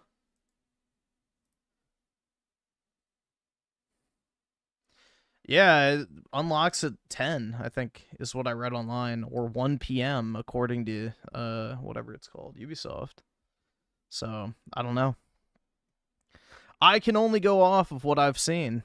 hate about the Mixtape discourse, because he's not totally wrong. If you're on console, maybe it unlocked, but I'm on PC. Thesis is that normies aren't actually nostalgic for the 90s as much as the veneer of rebellion the game advertises. It's selling a carefree dissidence they lost long ago in favor of a 401k and career stability, and they hate that about themselves. They hate that they sold out. As per the title, it's nostalgia for failures. Depressed boomers who wish they made something of their lives and never did. Now, this is all fine and really not that interesting, but he ends it on a 1.5-minute long inspirational speech about rejecting nostalgia in favor of doing something meaningful in the present, about learning from your mistakes and fighting for tomorrow. And as you're listening, you're thinking, alright, where are we going with this? It doesn't work on me because I have a knee-jerk disgust reaction to emotional manipulation, but he's obviously going for something here, and I can see the video is ending. So what's the last word? Securing the existence and future, perhaps? Saving the white race? Subscribe to PewDiePie? Huh. Cancel your Disney Plus subscription, dude. I thought this one was blank. Right now, today is better than yesterday. Knowledge is more accessible right now than ever before. You have tools, you have skills and perspectives that any version of your past self could only have dreamed of. Use them. Forgo your past. Fight for your tomorrow. Looking backwards just hurts your neck. The Hitler Until next time, create, innovate, translation inspire others to do speech. so as well. And for the love of God, cancel Disney Plus. So, Monkey Lips over here There we go. Yeah, that dude's fucking gay ass shtick. spends the entire video shitting on normroids who harbor a false sense of nostalgia I for hate simpler that shtick. Cancel Disney Plus. What fucking retard has Disney Plus in the first place? time. He states the reason they like Mixtape is because it embodies the false rebellion they grew up on, and that's not good. You should forego the easy path and actually do something with your life. And then he ends the video on corporation bad. Again, I hate the Mixtape discourse because it's literally all this. Look at all these dumb people who wish they were kids again back in the 90s when everything was simple. Anyways, if only we could go back to the 2000s when gaming journalism was good. These people will correctly identify that normies don't know what we're looking at, and then, without a hint of self-awareness, they'll tell you that game's not even woke. The issue is the rigged AAA gaming industry. Fake Wizard really embodies this, because for all his whining, what is his channel if not safe rebellion? Cancel Disney Plus is basically his catchphrase, and it's a very simple call to action that's deceptively insulting. I can't cancel Disney Plus because I never bought it. I'm not signed up for any of these streaming services, and odds are you aren't either. But you know who is signed up to Disney Plus? The hapless normgroid watching Fake Wizard's content, who can feel good about canceling as he can pretend he's sticking it to woke Disney. You know, that'll show him. I'm sure the next Star Wars property will have slightly fewer black people now. The purpose of his channel is targeting normies who are on the cusp of noticing, and then recruiting them for whatever gay toothless cause he can make a 20-minute video on this week. That says absolutely nothing, but gets the subhuman normgroids excited. Recruiting them for whatever gay toothless cause he can make a 20-minute Hollywood hates faith, Christians, and Jesus Christ. Yeah, there's nothing they hate more than, never mind. video on this week. That says absolutely nothing, but gets the subhuman normgroids excited. I'd say the peak of this is halfway into Fake Wizard's video, when he brings up the concept of anemoia, which, okay, retard, busting out the fancy vocab words while shitting on the hipster game. But that aside, anemoia is defined as nostalgia for a time you've never experienced. And who among us hasn't felt that? When looking at footage of white Western Dude, exactly. When I pull up that 1960s footage of the UK, that shit is, like, brutal to watch. nations from 100 years ago and comparing them to the multicultural Weimarian economic zones we now reside in. But Wizard mocks this and describes it as nostalgia for an imagined time rather than one that actually existed. He reads aloud an article noting how Gen Zyklon is keen on this stuff as everything fucking sucks now, and he's like, you want to go back before air conditioning, dummy? BBC Science. Yes. Yes. I will give up air conditioning for the rest of my life if we can go back to how the country was, like, in the 20s. Focus has connected Anemoia to the mechanics of populist political movements, noting that young voters susceptible to nostalgia-based messaging are often experiencing Anemoia, a rose-tinted yearning for a past they never lived through, amplified by dissatisfaction with present circumstances. This is the same psychological mechanic that makes someone receptive to the phrase, I was born in the wrong generation. No, you weren't. You really want to go back to no air conditioning, you dunce? And it's like, no. Yes, I'm fine with that. Oh, you stupid fuck. We want to go back to the homogenous nations that our forefathers knew, that their fathers built for them, and we were deprived of. And I'm sure he knows that. He's just playing dumb and being a retard, and I fucking hate him. These people have the gall to shit on us, while having Anemoia for 15 years ago, when they could remain ignorant to the civilizational hatred against them, and that is the point of their channels. They're proud of that. Send these retards back to the post-racial Obama era, and they're happy. Meanwhile, send a chud back a century, and yeah, exactly. He'd save the West. And that brings us back to Mixtape, because in some ways it's the ultimate Democrats are the real racists. filter. It's obviously woke, but in a way that's uncomfortable for these types of knowledge, and they refuse. Dude, that's what these to do so guys without them. consider right-wing. That's the crazy thing about this entire, phenomena with these anti-woke channels. They consider the phrase, Democrats started the KKK, to be like some sort of own, bro. They act like that's some sort of own. Like they're playing by like 2001 politics, when literally the left is just anti-white. They don't view the KKK as a Democrat organization. They view it as a white organization, so therefore all white people are evil.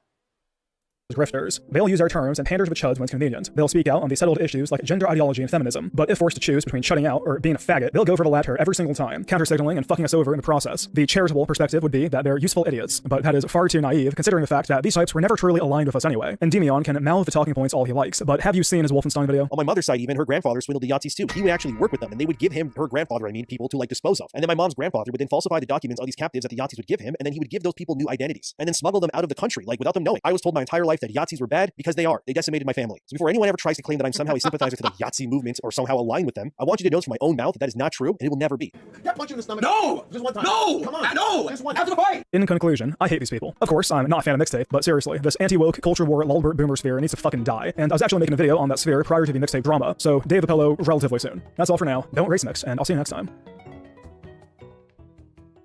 Well, statistically speaking, us white people are the least likely to, and that's why we have to be propagandized to do so. Let's see. Schizo Garcia with the 5. Orimo, Raymond, and a Christchurch PewDiePie reference. This guy definitely lurks. Also, maybe, I don't know. Those are all three pretty common things, man. Pretty much anybody who grew up watching anime in the early 2010s knows about Orimo. And also Raymond broke containment when Kino Casino covered him, so I don't know, maybe. You never know. Let's see, also watch okay.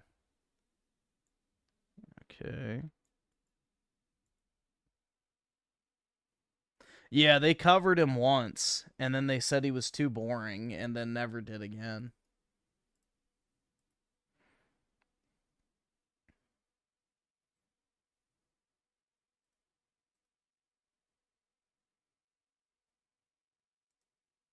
I wrote in about 1975 was, as Rick mentioned, the history of the Hungarian Uprising of 1956 again.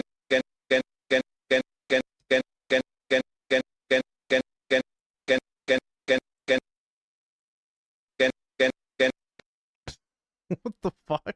I'm guessing that's YouTube glitching out. Hold on, let me refresh. I wrote. Let me refresh.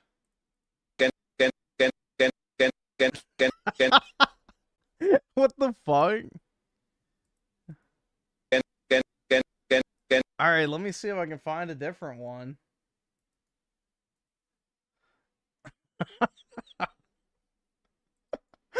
That's fucking funny, bro. What the hell? Maybe this one? The book I wrote in about 1975 was, as Rick mentioned, the history of the Hungarian Uprising of 1956 against the communist occupation of Hungary, for which I had access to a certain number of CIA files. Okay, that one's working. Which were very interesting because the CIA carried out in-depth psychological interrogations of a large number of the Hungarian refugees who came to this country after 1956. And there was no doubt in my mind, a very interesting discovery indeed, which I wasn't aware of until I began investigating that. I didn't realize this. The reason I began writing a book about the Hungarian uprising was entirely irrelevant. I decided to write a book about something other than Hitler and the Third Reich, just to show that I wasn't in a rut. But the odd thing was that when I began writing that book, I discovered from the CIA files that the Hungarian people, when they started that uprising, it began as an anti-Jewish pogrom. It was essentially an anti-Jewish revolution and not an anti-communist revolution to begin with for the first few days. The Hungarian people regarded their government in the 1950s as being a Jewish government. And they regarded the secret police, the dreaded Államvédelmi Hatóság, the AVH, as being a Jewish secret police. And essentially it was, because when the Red Army entered Hungary in 1945, they brought back into Hungary all the Jews who had taken refuge in the Soviet Union, and they were the ones who got the plum jobs, and they were the ones who got the trustworthy jobs as secret police chiefs and as torturers. What a shock. And that's why the Jews were so hated in Hungary by 1956, because they were regarded as the people who had inflicted this nameless misery on the Hungarian people. And so the uprising began as an anti-Jewish uprising. Every one of the Hungarian leaders at that time in 1956, Rákosi and Farkas and Györő and the rest of the Hungarian leaders, they were all Jews, and I never realized that when I set out to write it. It's an extraordinary fact, the way these things are kept away from the public consciousness. And, of course, inevitably, when the book came out, I was accused of anti-Semitism for having written it. But what am I supposed to do when you discover something as a historian? Are you supposed to try and pretend it isn't that?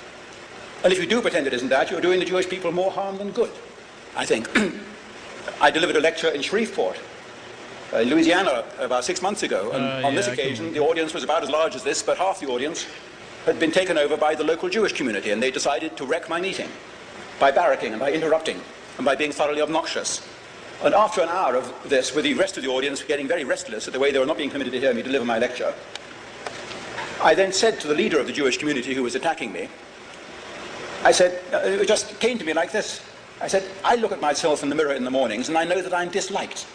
I've been called disliked by reviewers in England. The Sunday Times called me the most disliked historian in Britain, which caused me to write a letter to the Sunday Times saying, is it a historian's duty to be liked, therefore? And how do you know that I'm the most disliked historian in Britain? Do you stand in Oxford Street with a clipboard?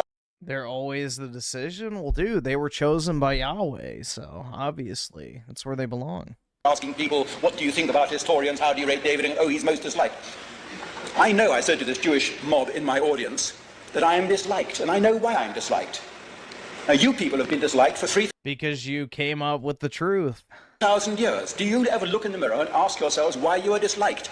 That might be very... No, I didn't mean it in an offensive way. I meant it as a helpful, self-analytical way.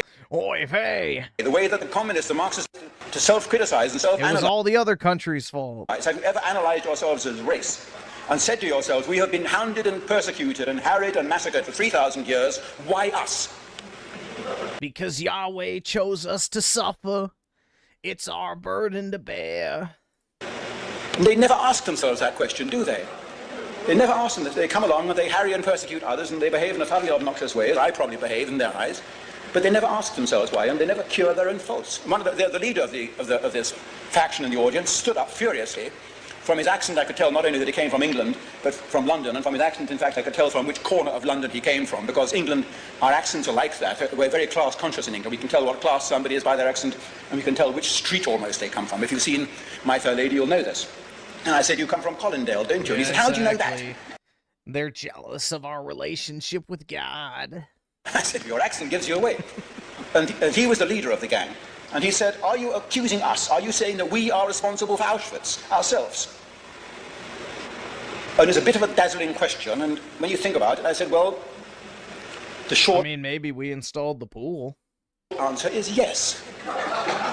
But that's a cruel answer, because to do the question justice, you've got to have a lot of intervening stages, of course. But the short answer, if you want to hop from A to Z, is yes. If you hadn't behaved the way you have as a race for 3,000 years, first the Russians, then the Poles, then the Galicians, then the Austrians, and the rest wouldn't have harried and hounded you from pillar to post, so you end up finding yourselves in Auschwitz. And you've never asked yourselves why. And they still don't want to accept that.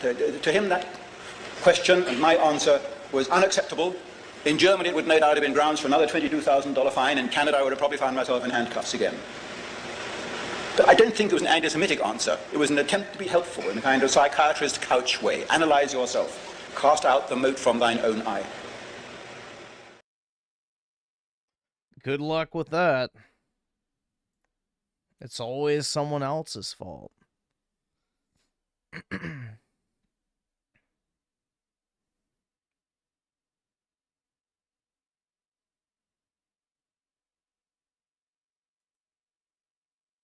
No introspection.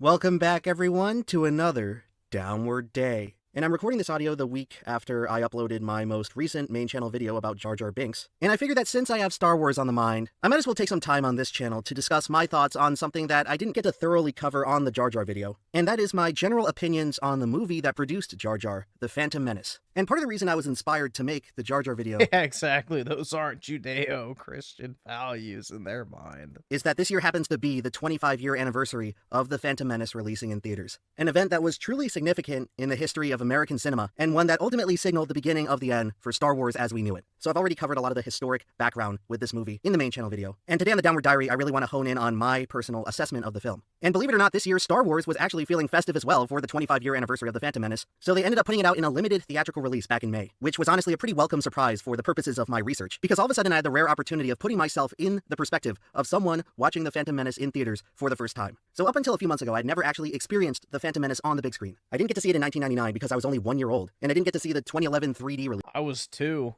Because back then I was just convinced that The Phantom Menace sucked and it wasn't worth watching. But has my mind changed on the matter since then? And even as recently as last year, I've gone— Dude, I'll never forgive my mom for robbing me of the opportunity to see Revenge of the Sith in theaters.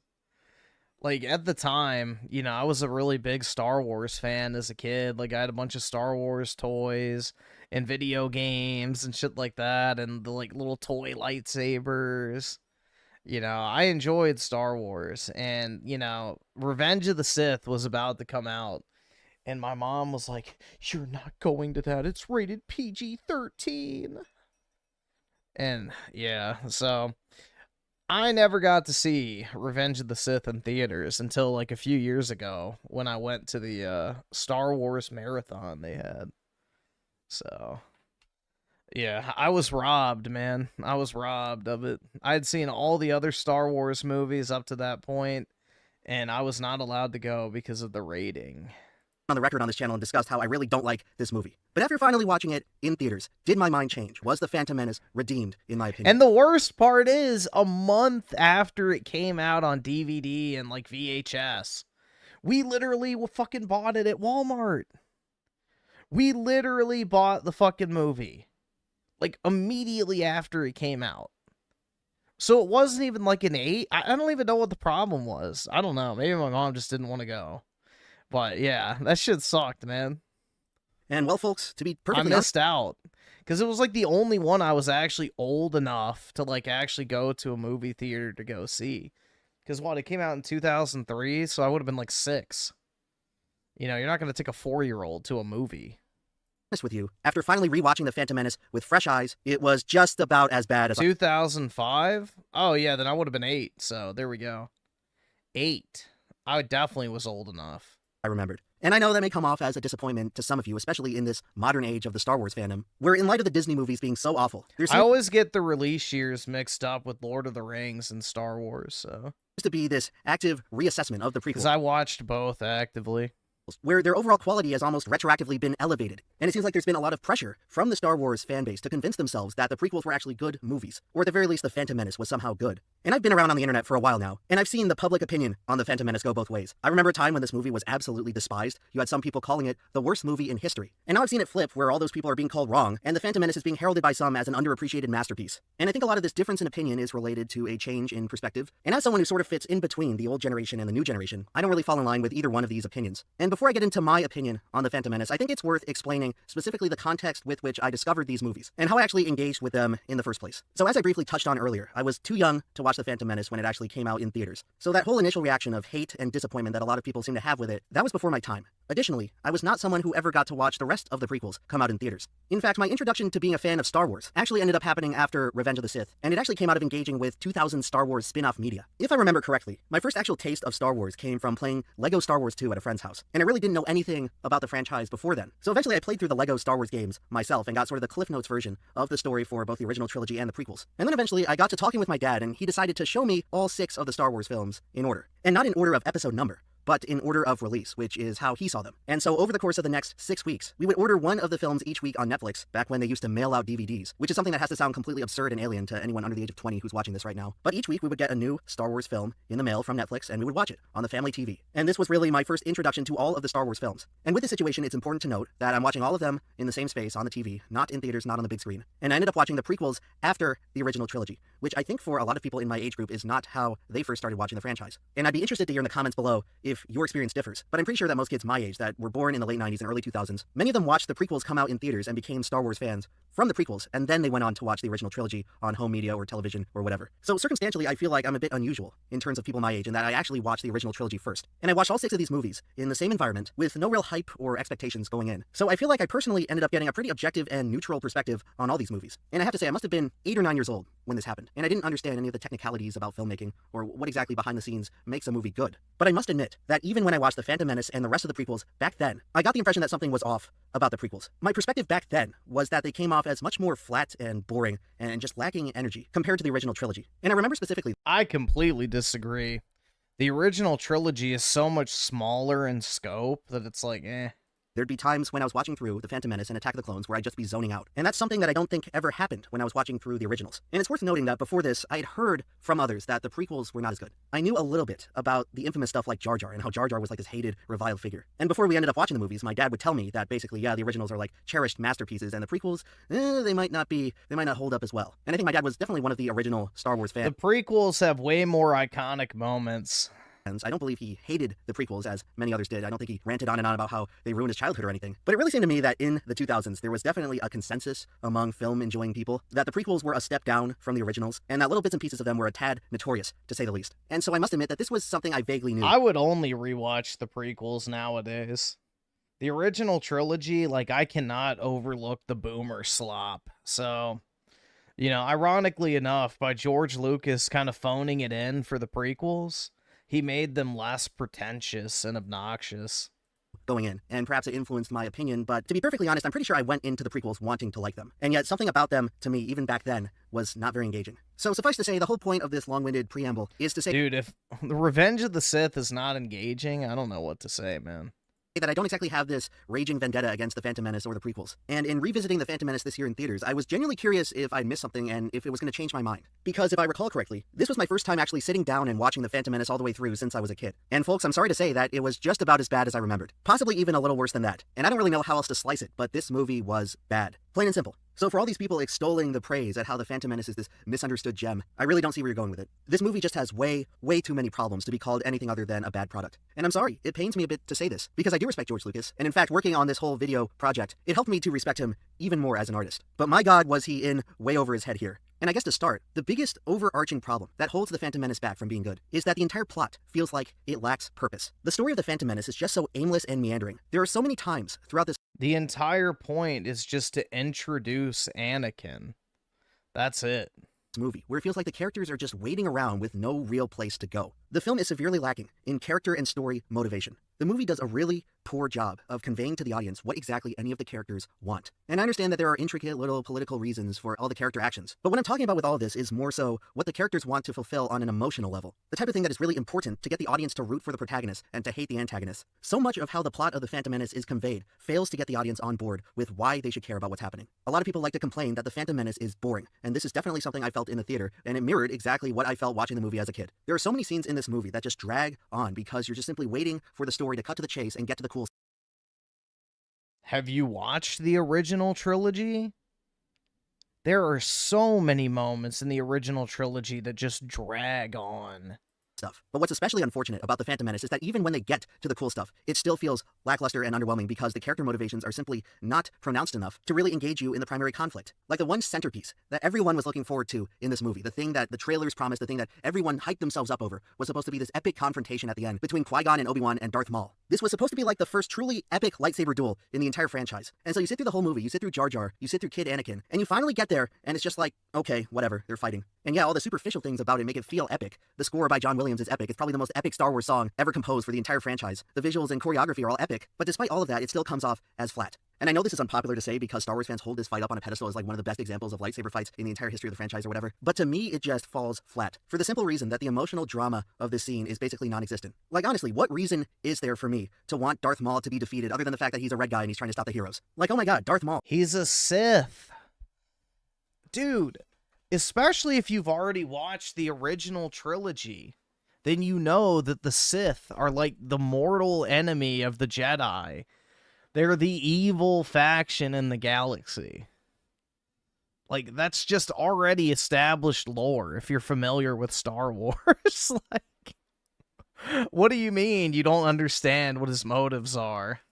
Cool character design. Everyone went into The Phantom Menace thinking he was going to be the most epic, important character ever. And then you watch the actual movie, and the guy says like 10 words in the entire thing. I mean, honestly, who the hell is this guy, and why the hell should I care, and why should I treat him any differently than some generic video game enemy? Because as far as how the character is explicitly portrayed in The Phantom Menace, there's like literally no reason given to care about him. He's literally one of the most generic villains ever created. He does nothing. Says he's not the villain.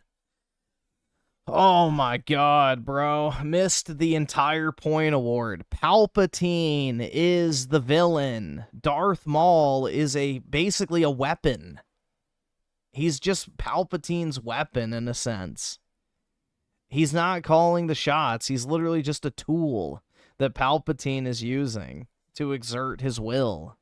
Nothing. All he does is stand there and look intimidating, and then I guess he kills Qui-Gon. And then immediately gets killed after that. So the one interesting thing the character does is immediately wasted and rendered unusable for the rest of the story. And I point out this example to more so illustrate that pretty much everything in the film is designed like this. So many of the characters in The Phantom Menace feel pointless. They feel like they're just sort of going through the motions because the plot requires it, and not because they're exercising any sort of agency or wants or desires over their own personal internal conflict. So correct me if I'm wrong here, but to me, the whole purpose of the Phantom Menace plot is to show Palpatine becoming Chancellor and Anakin getting discovered by the Jedi Council and beginning his training. Like, that is the ultimate consequence of the story of the film. And in terms Yeah.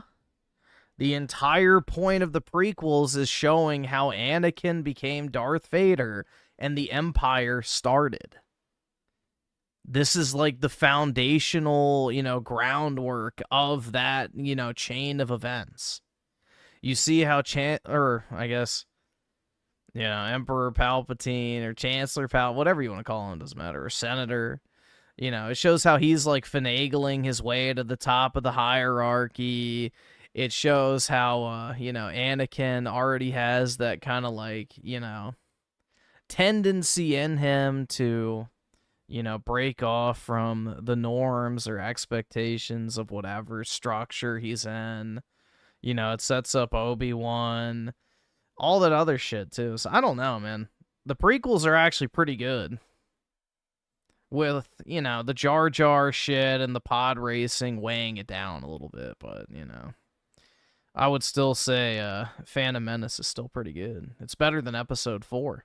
In terms of the overall story going forward for the trilogy, those are really the only two things that matter. So if that's the case, then how is Palpatine only in the movie for about 10 minutes, and Anakin doesn't even get introduced until maybe 45 minutes in? Because Palpatine doesn't need to be in the movie more than 10 minutes. The two central figures of the prequel story, and it feels like the plot of The Phantom Menace doesn't even know if it wants to focus on them. It feels like at times the movie is more interested in telling Jar Jar's story. And obviously I've already discussed Jar Jar at length in the main channel video, so I'm not really going to talk about it here. But it bears repeating that if Anakin and Palpatine... I mean, how many minutes was Palpatine in Episode 6? Probably about the same amount of time. But he still played just as important of a role. Are supposed to be the central figures of this trilogy. How is this much screen time being dedicated to the story of Jar Jar? And who knows, maybe the Darth Jar Jar theory is true, and there were supposed to be bigger plans for him, but as it stands now, all this time and effort spent on Jar Jar is basically a waste. It's valuable time in the story being spent on something that ends up becoming irrelevant and inconsequential in the later films. And hey, forget about Jar Jar even. Let's look at a character like Obi-Wan. Yeah, it sure is cool to see the young Obi-Wan doing cool young Jedi stuff, but is it just me, or does he really have nothing to do in this movie? Like, honestly, ask yourself, what is the point of Obi-Wan being involved in the story at all? Obviously, I get that the whole point of his character arc in the prequels is to train Anakin and be Anakin's master. But sheesh, you couldn't tell me that from 80% of this movie, where he barely speaks a word to Anakin the whole time and only begrudgingly agrees to take him on as his Padawan simply because it's what Qui-Gon would have wanted. For someone who's supposed... But that's the whole point. Oh my god, man. That's the whole point. Is like the whole like foreshadowing of Anakin being troublesome. And, the only reason that he gets trained is because Obi-Wan owes it to Qui-Gon and, goes against the council's wishes and trains him anyway. Like, that's the whole point. I don't know, man. This feels like a missed the entire point award moment. To be such an integral part of Anakin's story and his eventual turn in the later films, the character relationship between Obi-Wan and Anakin is basically non-existent in this movie. And I really think you could... Yeah, because Anakin is 9 or fucking 10 years old, bro. Go hang out with a 10-year-old and tell me how much you have in common. Like, what? Dude, this is so... Yeah, bro, why weren't they talking about how fucking fat Padme's ass was, bro? Like, yeah, I totally want to smash that fucking dump truck. Have written Obi-Wan out of the Phantom Menace my script God, entirely, and hardly man, anything would change. come It seems like on, Lucas and the dude. filmmakers were so content on just having Obi-Wan there as a blast from the past to make the audience go, oh sweet, it's young Obi-Wan, kick ass. And they forgot to actually give him anything to do in the story. And this is something I truly realized when watching the Phantom Menace again. But if you really look at the plot, so much of the runtime of this movie is wasted on pointless and inconsequential events. It is pretty unbelievable how banal... World building. World building. That's something the prequels did very well. And uninteresting the conflict is in what is supposed to be this epic action-adventure movie. I mean, really, all the stuff with the Trade Federation, the blockade, tax disputes, spending an hour of the movie on Tatooine trying to get a new ship part. This is like the kind of low-stakes drama that they would put in a cartoon episode. But What if they weren't on Tatooine? They would have never... Oh my God, bro. Oh my God, I'm gonna lose my fucking shit. Who was on Tatooine, bro? Who the fuck was on Tatooine? Put it in the epic adventure that is supposed to be Star Wars. You come out of the whole experience feeling like, okay, I just spent 2+ hours watching the story of this movie, and it feels the epic adventure that is Star Wars. Yeah, bro, walking through the snow for 20 minutes is so much fucking better. Oh my God, training with Yoda in a fucking swamp for 20 minutes, so much better, dude. Walking through a desert, so much better. Come on, man. Nothing really happened. I'd almost compare it to watching the pilot episode of a TV show, where the whole thing feels like this expository prologue to set up the actual interesting part of the story. It's like You don't say. The first movie in a trilogy sets up the interesting shit? That's like saying that the Fellowship of the Ring sucks because there's no lay epic battles. It's like, yeah, all the lay epic battles come in the subsequent movies. Of course, Lord of the Rings Part 1 is more boring than 2 and 3. It's building up to the interesting shit. Oh my God, man. Delayed gratification no longer exists. Wowie zowie. This entire movie only feels like Act 1. Dude, why didn't Luke Skywalker fight Darth Vader and the Emperor in the first movie, dude? One of a movie. And I get it, you know, it's episode 1. It's supposed to set up the rest of the story, obviously. But I swear, it feels like the actual story for this movie. Yeah, no shit. Movie should have began where the real movie. Dude, why is it like setting up the critical events for the trilogy if like it's only the first movie? I don't know, man. Maybe because the critical events come at the end? Be ended. Or at the very least, it should have began when they found Anakin. If you ask me, I really don't understand why Anakin was not immediately included at the beginning of the movie. I mean, after all, he's kind of the main character of this entire thing. So I always found it so bizarre looking back at how it takes the movie like 45 minutes to introduce him. I mean, is the whole part before this with the Trade Federation and meeting Jar Jar and Naboo and running the blockade even necessary at all? The point of the story is that the Jedi discover Anakin. Why does the film... world building. It's what the prequels tried to do so that they could build... Because back in these days, Lucas was actually interested in the extended universe. He wanted to have a bunch of spin-off games, TV shows, etc. So the prequels were a chance to expand upon the Star Wars universe. Because, you know, the original trilogy did a very, very bad job of that. Like, there really wasn't much interesting lore coming out of the original trilogy. You didn't really get a good glimpse of the scope of the Star Wars universe or anything like that. It felt like a couple, you know, small, you know, intermittent skirmishes between a rebel group and a few Imperial troops here and there. Like, it didn't have that grand scope. What the prequels tried to do was build the world of Star Wars so that spin-offs in the extended universe could take that and run with it. Waste so much time in getting there. And speaking of Anakin, let's talk about this character. Mark my words, the mishandling of young Anakin Skywalker is the single biggest mistake in The Phantom Menace and kind of the prequels in general. Jar Jar ended up taking all the flack, but the mistakes made in portraying Anakin were far more detrimental to the Star Wars franchise than Jar Jar ever was. So let's just start off with the elephant in the room here, and that's the casting. It's a well-known, infamous story at this point that Jake Lloyd was cast to basically be the lead of the most anticipated movie in history at age 9, and his participation in that role basically ended up ruining his life. The amount of ridicule and mockery he got for portraying little orphan Annie ended up severely derailing his mental health, and basically left him with a lifetime of problems. Now, by and large, I actually consider consider George Lucas to be quite an ethical and fair person. There were times when he had a lot of power and authority in Hollywood, and for the most part, he didn't end up abusing that power like many others in his position would. However, the decision to put this much pressure on a 9-year-old amateur actor, it has to be one of the most reckless and irresponsible things that Lucas has ever done in his career, based simply on what was being asked out of the role, not just in terms of the literal acting, but as an invitation to be the poster child and the face of the most important media franchise in the world. The role of Anakin should have been given to a teenager at the bare minimum. And what's actually interesting about this is that early drafts of The Phantom Menace, as seen in the behind-the-scenes footage for the movie, they depict Anakin as being more or less a teenager. And then somewhere along the way, Lucas decided to make the character a straight-up child. And this just ended up being a tremendous oversight in the development of the film. And this decision basically ended up instigating two severe Yeah, problems. because he decided to go with the whole Padawan shit. You know, it'd be kind of weird if, Anakin just walked into the Jedi Temple and murdered a bunch of 17-year-olds. Like, that wouldn't be as believable. For The Phantom Menace. The first being that Jake Lloyd was very limited in his aptitude as an actor. And again, sorry, it's not his fault, I understand. But pretty much his entire performance is unconvincing and distracting. He's not old enough and he doesn't have the skills or the chops to pull off a character that is supposed to be this very... Dude, come on, really? Oh, yeah, bro, it would have been so much better if the literal child was a more convincing actor. Like, come on, bro. Like, at least put some actual effort into your lines and delivery. Like, you're not 8, dude. You're like 9. What the fuck is this shit, man? Yeah, let's nitpick a literal fucking child in a movie. Like, come on, dude. Conflicted soul, and based on how dark of a character that Anakin would eventually turn into, his portrayal in The Phantom Menace as essentially a goofy, happy-go-lucky kid just comes off as strange and off-putting. And I understand that's supposed to be part of the design of the tragedy, where someone so pure at heart and innocent ended up being corrupted. I get all that. But in order for a character turn such as this to appear convincing and satisfying, there has to at least be a little bit of foreshadowing. They had to lay the foundation for the darkness within Anakin that would eventually consume him. And that's something that really should have started in The Phantom Menace and not in Attack of the Clones. The kernel of darkness and rage in Anakin should have been established from the onset. But in order to pull that off, you needed an actor who was... It did.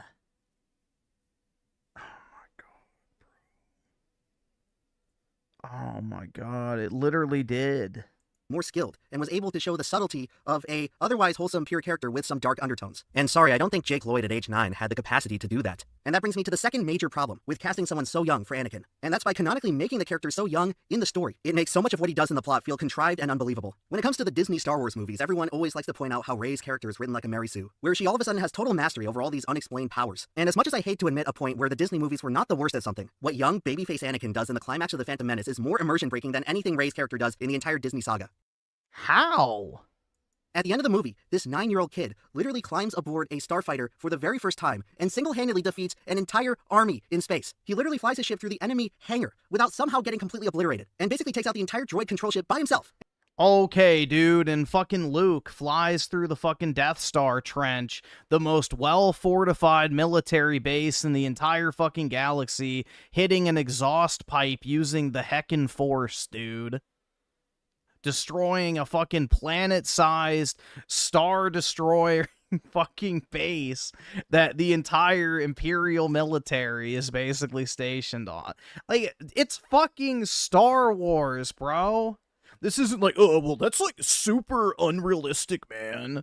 Like, are you kidding me? A kid got in a fucking, spaceship and, like, flew into the enemy base and blew it up single-handedly? Like, what type of precedent is there in the Star Wars IP for that happening? I've never seen anything like that before. Oh, wait, it happened twice? Hold on. Like, it's just so retarded, man. Like, it's made for children. This is a kid's movie. And I understand he's good at pod racing, but this series of events is just one of the most unbelievable things I've ever seen in a movie. Dude, it's just... well, actually, the likelihood that he could have even seen over the console of the controls is unrealistic. Yeah, never mind the fact that the fucking movie literally specifies that he's using autopilot for most of the fucking time, and also the droid is helping him fly. This is just so stupid, man. It is arguably the strongest plot armor any one character has ever been gifted with in the entire Star Wars saga. And it's obviously meant to show you that he has, like, some, I guess, latent skills with the fucking Force and shit. Because Luke literally uses the Force to help him fly. That's already established lore in the franchise. Up to suggest that maybe, just maybe, if the character was just a bit older, maybe age 13, 14, or 15, they could have managed to make it just a little bit believable. Yeah, bro, did he even heat up the engine before he took off? Come on, man. If the character was a bit older and maybe just had the smallest modicum of training in what he was doing, you could have maybe had the scene just on the right side of plausibility. But to have some little 9-year-old twerp go in and do this and defeat an entire army by himself, where most of the time it doesn't even look like he knows what he's doing. Sorry, but we are now way too many. You mean Mark Hamill, the Skip it up, fucking loser faggot. doing it was perfectly fine, and also they were droids. The droids are notoriously retarded.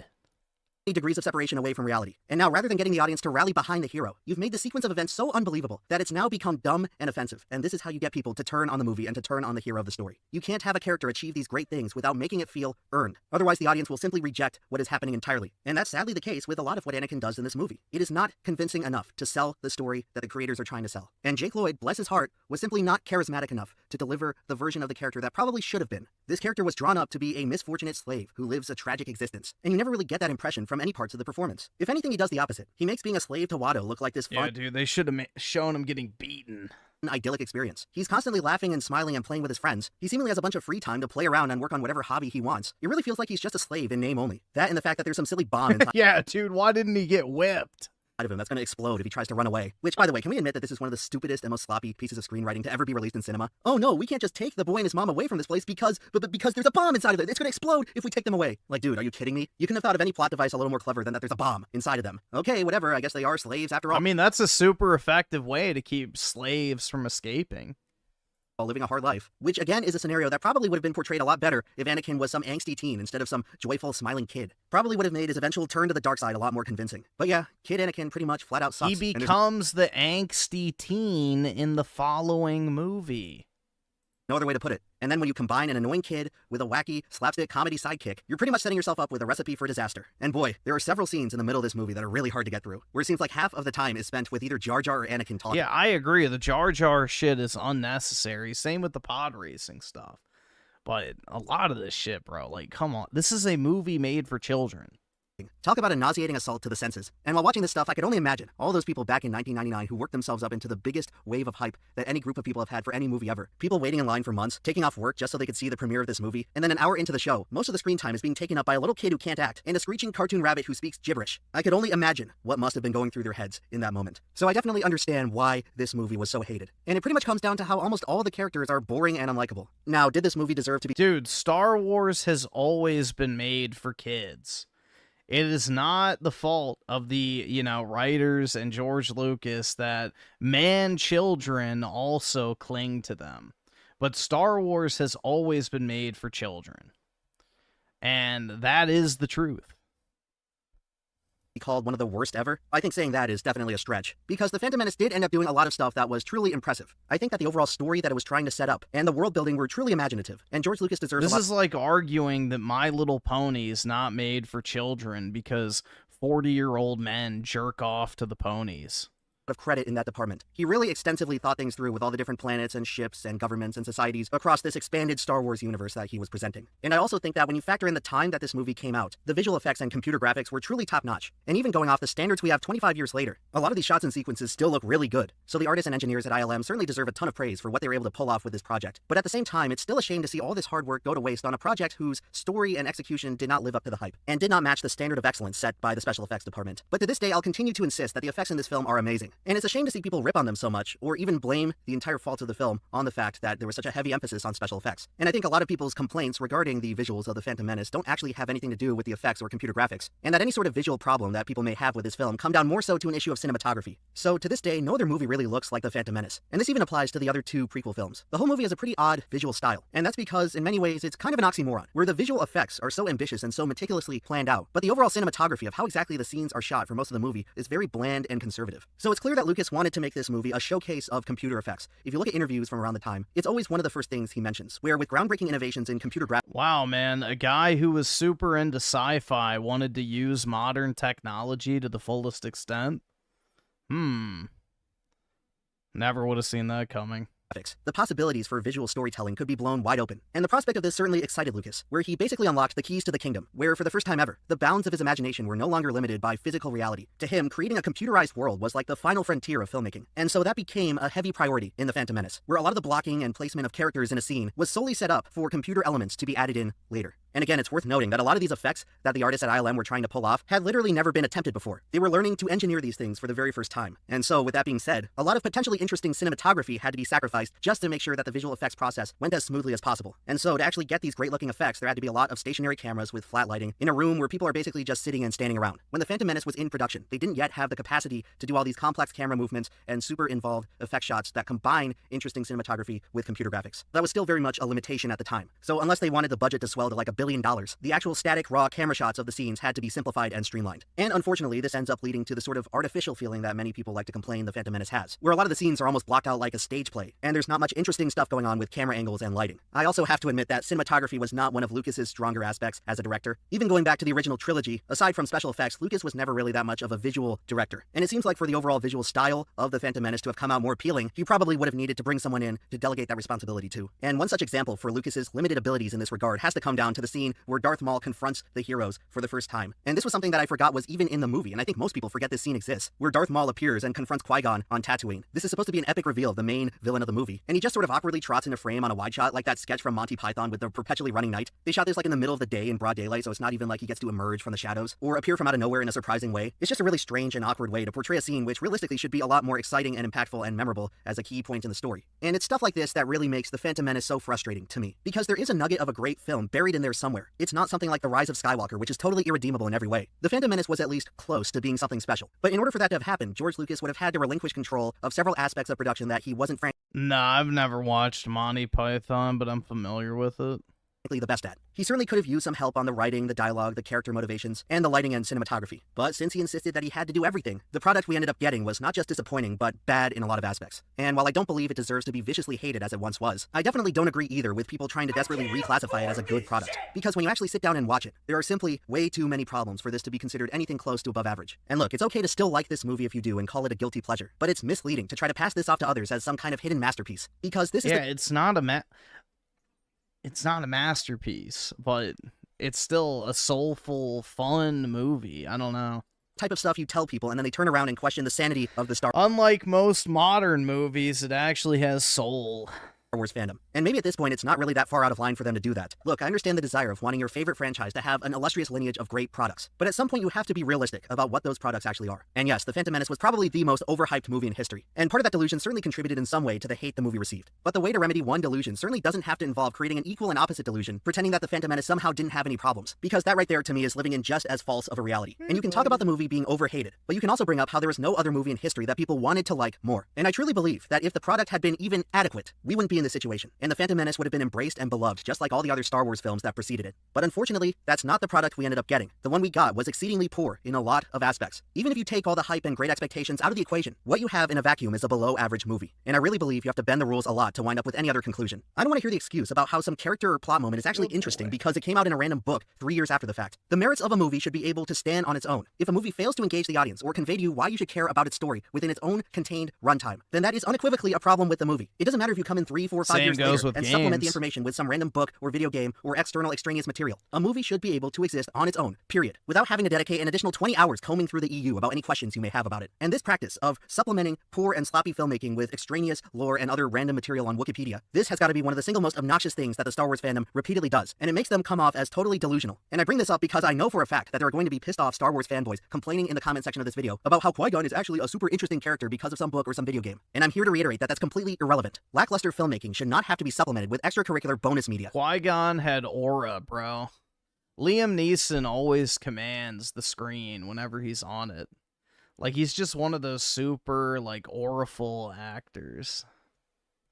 And it is unreasonable and invalid to attack fans who do not have a good opinion of The Phantom Menace because they didn't read some random book. So please, spare me the details of how some random part of Newt Gunray's backstory is actually super interesting and totally changes the way we should look at The Phantom Menace. If it's not explicitly conveyed by the movie, then it does not and should not matter. And it's worth noting that after The Phantom Menace, a lot of people just straight up stopped being Star Wars fans. They watched this movie and decided that Star Wars was not for them. And while this wasn't as catastrophic of an effect that the Disney sequels produced, it was still very much real. A lot of people simply fell out of Star Wars because The Phantom Menace did not meet their Yeah, but there was also tens of millions of new Star Wars fans as a result of The Phantom Menace. So, the thing is, man, I grew up with the prequels as my preferred Star Wars movies. So everyone loves to go, but dude, think of the boomers that didn't like it. It's like, I don't fucking care about the boomers, bro. Hit the grave already, old fucks. Like, you know, move over. The real Star Wars fans are here. So, yeah, I genuinely could not give a single fuck whether or not boomers like the movies or not. Fuck them. You know, they could all buy houses off of their McDonald's wage. So, boo-hoo, your favorite movie franchise isn't exactly what you wanted. Go cry about it in your fucking second vacation home, you ungrateful piece of shit. Expectations. And I don't think any random lore from a book was ever going to bring them back. And as for my own personal verdict on The Phantom Menace, it really comes down to how there's some stuff to like, but there is much, much more stuff not to like. Despite all my criticism, I still think it's okay for people to like this movie, but I also think it's perfectly fine for people to hate it. And while I personally don't hold any strong feelings about it in either direction, I certainly acknowledge it as this huge watershed moment that altered the course of the Star Wars franchise forever. And pretty much all the problems and struggle that Star Wars faces today as a brand can be traced back to this one movie. And so, while I can probably never be persuaded into believing that The Phantom Menace is an actual good movie, it is at the very least an important and memorable movie. And hey, after 25 years, it is still very fun to discuss.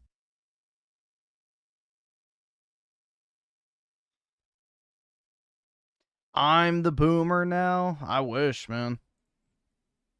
You know, I would have not fumbled such an opportunity to have near infinite wealth.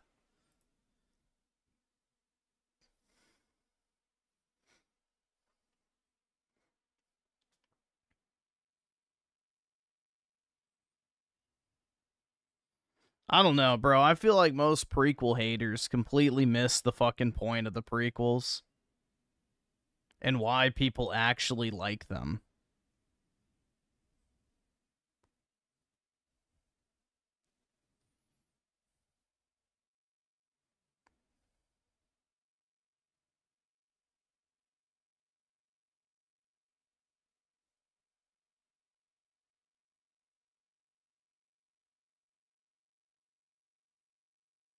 Like, honestly, man, the prequels are literally the chud's life, if you think about it, you know? You grow up as, like, this, you know, kind of kid who's not well off. You don't have much going for you. You get a lucky break. You meet the perfect girl. Things start to go well. And then all of a sudden, your whole fucking life falls apart. You know, that's relatable to a lot of guys out there. Maybe not the getting the perfect girl part, but, you know, the descent, the fall from grace. That's a very relatable theme to the male psyche.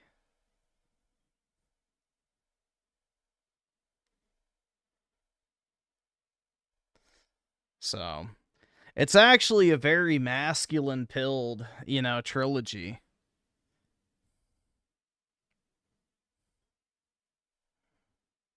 And wanting to form a new empire? Exactly.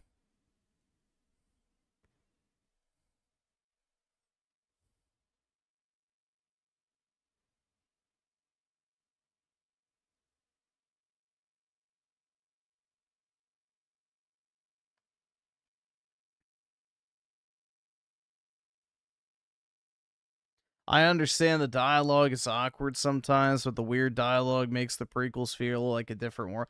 Yeah, I don't know, dude. I always, like, Star Wars, like the original trilogy, never felt like a, you know, distant, far-off galaxy to me. It always had, like, that very realistic feel to it, whereas the prequels truly felt like, you know, out of this world, so to say. You know, it actually felt like some faraway place that had no real relation to ours. I don't know. I just feel like they did a much better job of capturing the scope and world of Star Wars. Like, you got a much better vision of what the actual galaxy looked like. You had a genuine idea of why things were happening the way that they were. You had an idea of the scope. You saw the different factions and motivations and, you know, organizations working towards various ends. So, I don't know. I liked it personally. It's very fantastical.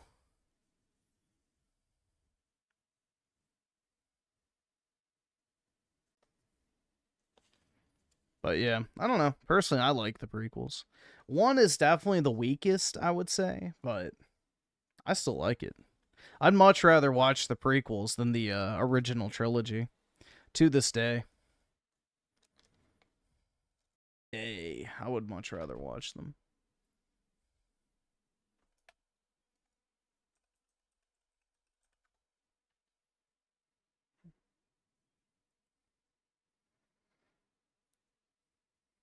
The Family Guy version's better? I don't know if I'd go that far.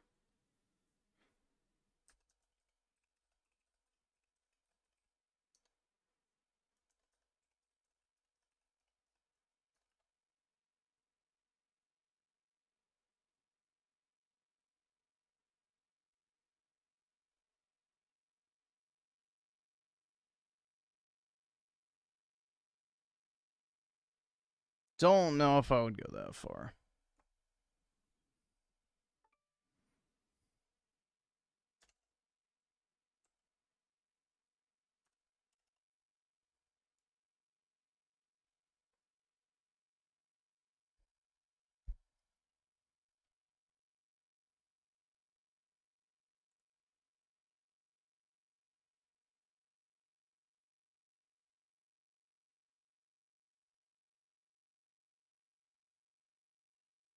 Let's see. So Construct's Workshop of the 2 Star Wars movies I would watch the most was Phantom Menace and Return of the Jedi because I love the monsters and pictures I sent. Oh, on Instagram? Let me see if I can get into my account. Let me check.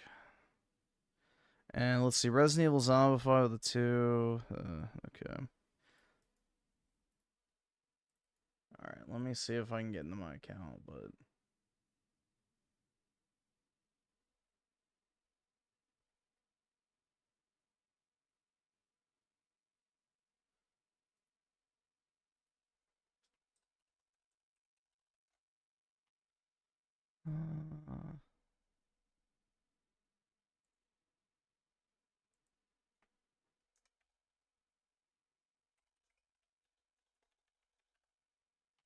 Okay. Yeah. Alright, let me see what this is.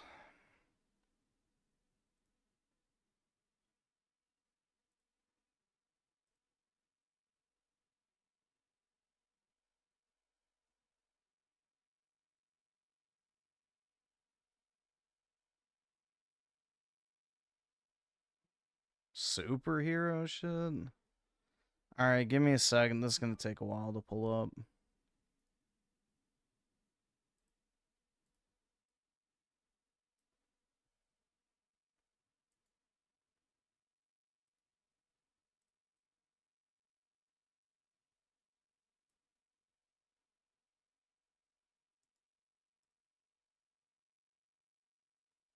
Yo, Griff, turns out you were right in these. Wait, there is actually a glitch on YouTube. With guns. A Cyrax YouTuber got suspended from streaming for the same. Oh, really? Interesting. Yeah.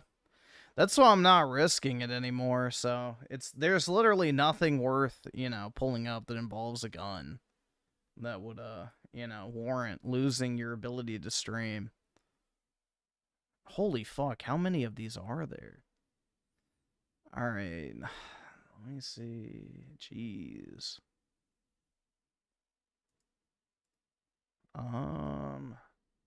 Yeah, this is not ideal to pull up, just FYI. I mean, like, next time, just, like, I don't know, if there's, like, a link to a scan site or something, like, this is kind of a pain. Which one? This one.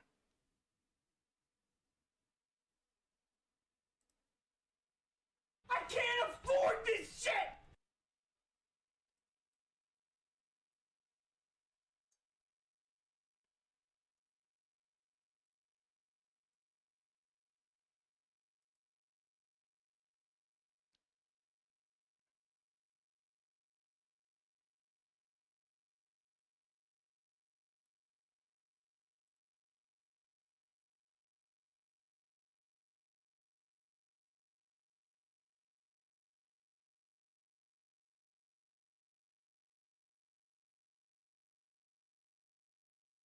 Alright, I think that's all of them.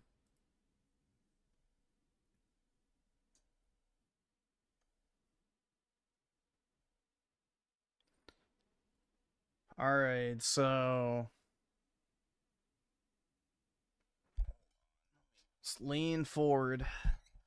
Contributed by my father, you big ol' hero, you.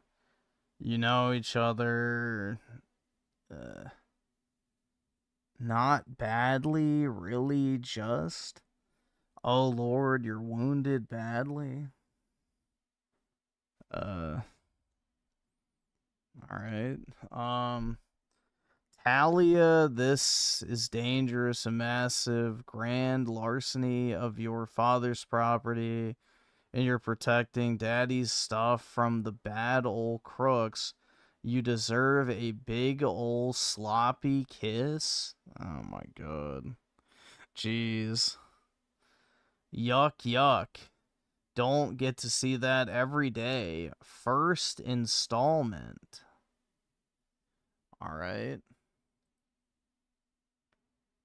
What's that like? Exactly, man. The fuck? Stop, I will rip his still beating heart from his worthless body. Don't drop, murderer. I'll get you. I'll get you. I'll kill you, you. You kill me. You won't kill anything ever again, you venomous pusillanimous scum. What the fuck? Millennial writing. Alright, I will send your criminal soul to the deepest depths of hell forever. Commissioner, let me have your gun. Everybody back.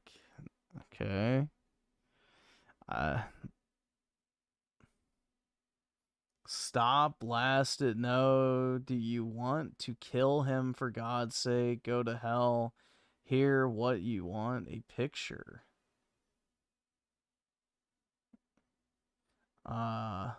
Did I get the kid? Did I get the kid? There, see, did you hear him? No, yes, I heard. Good, now get back or I will shove this camera. Oh great, sorry. He's a monster. You're right, Batman. Oh, is he actually gonna kill somebody? Is that the point of this? I don't read comics, dude. Like, I've never read comics in my life. Get the dog over here. I'm getting a tiny flutter? Oh God, please. Is that the Tim Pool tweet? Her color is good. Where's the wound? Batman, enough. Enough. It can never be enough. How can you say that? He killed a child. Beast.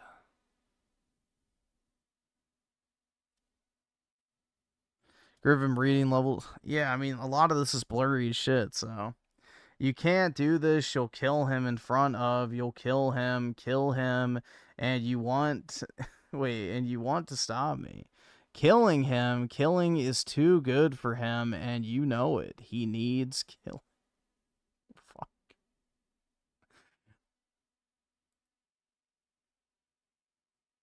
This ends here. You can't. We can't. You must stop. Why? Why? No, really, why? Who on earth cares? I care. You taught me to. We all care. We have to. We're the good guy. That's right, good guys don't kill anyone. And I'm about to club you. You won't do it. You won't, pussy. I will club you, you costumed murderer. You'll never make it, Jim. Gotta try. She's okay. She's okay. You must have deflected the shot somehow. Some blood, but she's gonna be fine. Bandages. We're out of here. Thanks, G. Would it matter? What do you mean? It was a bad day at Black Rock. You were going to kill him. Okay. Jesus, man. It would have been a bad day at Black Rock if they would have killed a criminal, man. So is that like the point? Like basically it's killing bad and then sponsored by Black Rock.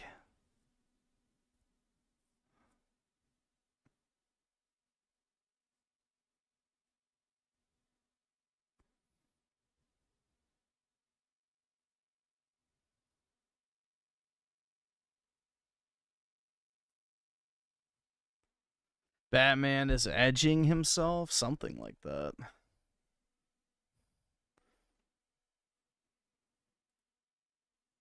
All right, let me see. Asmongoid. Early reactions are comparing Christopher Nolan's The Odyssey to Lord of the Rings. Oh man, I don't even know what to say. The dislikes on the so let me see this now. 653,000 dislike-a-rooskies. So God! This is the most iconic character I played is Helena Troy, and she's known for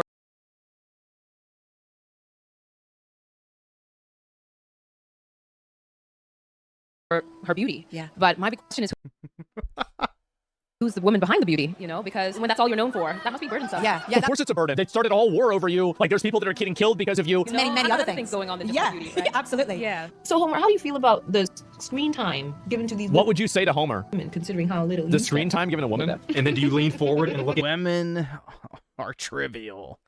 If anything, the story of the Iliad and the Odyssey is how destructive women are. him like that? Yeah, it's like, The funniest thing about this clip to me is this guy. He knows, he's like, dude, oh. in the Iliad, you know, Zeus literally tells women to fuck off, essentially. Why did you have to fucking... Why would you do this? Oh my God. The Romans were right about actors. In fact, they were too generous. The cultural annihilation that happened to Latin people, worse in the history of the world. The theft of all our wealth and gold, and, you know, our gold funded the Renaissance. Isn't this the guy that crashed out about, like, the Mario movie or something? Oh, this is the guy. John Leguizamo, only Latino should be playing a Latino, stands there in blatant whiteface taking a check for playing a Greek. So, wait a minute. He had no problem taking a role. Are you going to be watching Super Mario Brothers? No, I will not be watching. Oh my goodness. So they could have included a Latin character. Messed up the inclusion. They disincluded. So no Super Mario Brothers for you? Hell no. 500,000 tons of gold that was taken from us. You know, why aren't we further up in the food chain? And then you start to understand all the practices and oppression that goes into keeping. What do you mean you're not further up in the food chain? It makes you angry. Oh my God. Rage. You get depressed. Spain extracted 180 tons of gold from Americas between 1500 to 1650. Not 500,000 tons. The Renaissance began in Italy in the 14th century before significant New World gold arrived. The Odyssey stars Samantha Morton and the vilification of women in history. In history, women have been vilified, whether you're a midwife, whether you're a healer, whether you're just in tune with the moon. Like, women have just been vilified throughout history, and I think that was... No, that's Christianity. That's not ancient Greece, you dumb bitch. my take on it. Chris's interpretation of the original was phenomenal, and I just worked from the text. It was all there for me. I don't even have anything to say about this. It's just dumb. After viewing the video, what is this? This has 12 million views?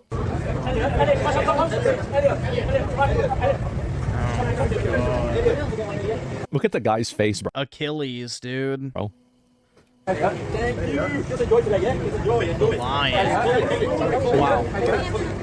Wow. Yeah, definitely not what I would imagine a Greek warrior to look like. The quote retweets? No, they're not that bad, are they? 19 million views, and there's no comments. Isn't that weird? Out of 19 million people that saw this, not a single person wanted to leave a reply. That's it?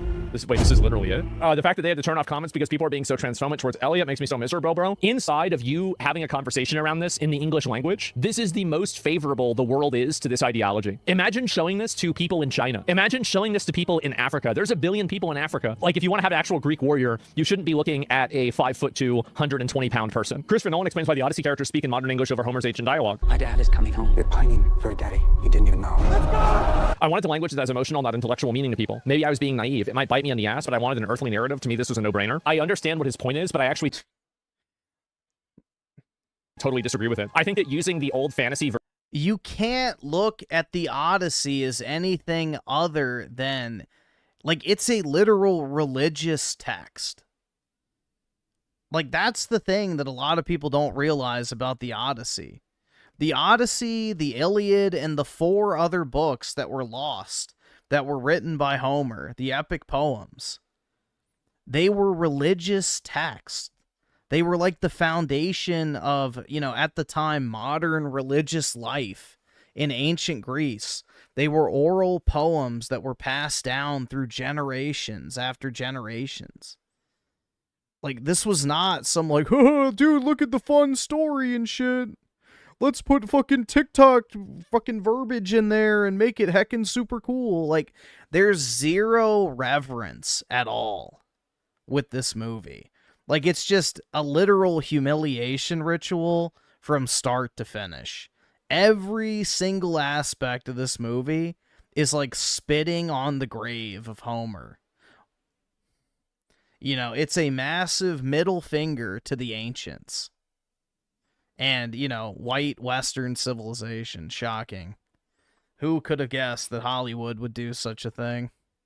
Version of English. I think that actually adds more emotional weight to things. You just go back and watch the 10 Commandments. You go back and watch Ben-Hur. You go back and watch Lawrence of Arabia. People remember the dialogue. It's memorable. The Odyssey is a staggering achievement at both spectacle. Even the terrifying set pieces look like no one completely embraced the horrors of Greek mythology. Tastefully recontextualize the story for modern day. Oh man. I'm not an influencer. I'm just a humble interviewer. I will say this about the Odyssey. It's an astonishing spectacle and a brilliant subversive adaptation. Subversive is the worst word that I want to hear whenever I'm listening to a review of the Odyssey. And this guy, wait a minute. Yeah, on muting this, for what it's worth, clarification, Nolan's adaptation is subversive and modern through his characterization of Odysseus, a portrait with shades of Oppenheimer, but good to know so many people still care about the classics. Yeah, because people don't want to have, like, I don't want it to be subversive. A shade of Oppenheimer? Oh my god, dude. That's right, man. There can't just be a good, righteous man. Everything has to be morally gray and ambiguous. Why does it have to be subversive? Fuck these people, dude. Why does everything have to subvert expectations? Why can't some things just simply meet expectations? The books aren't the only thing that's getting burned next time around. And be what people want them to be. Not everything has to be a subversion. The books will not be the only thing that burns next time.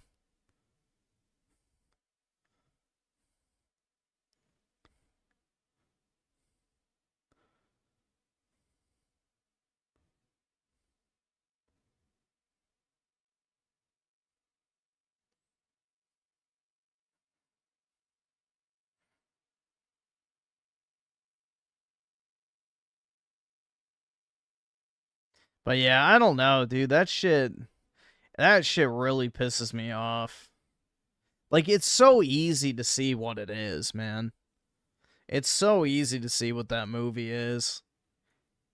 It's just a fuck you, once again, to white people, bro. Once more.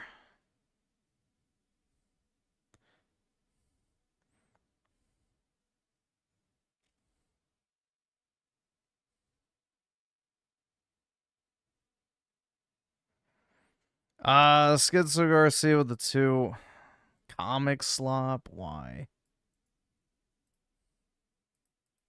Dude, this comic book character actually is like super justified.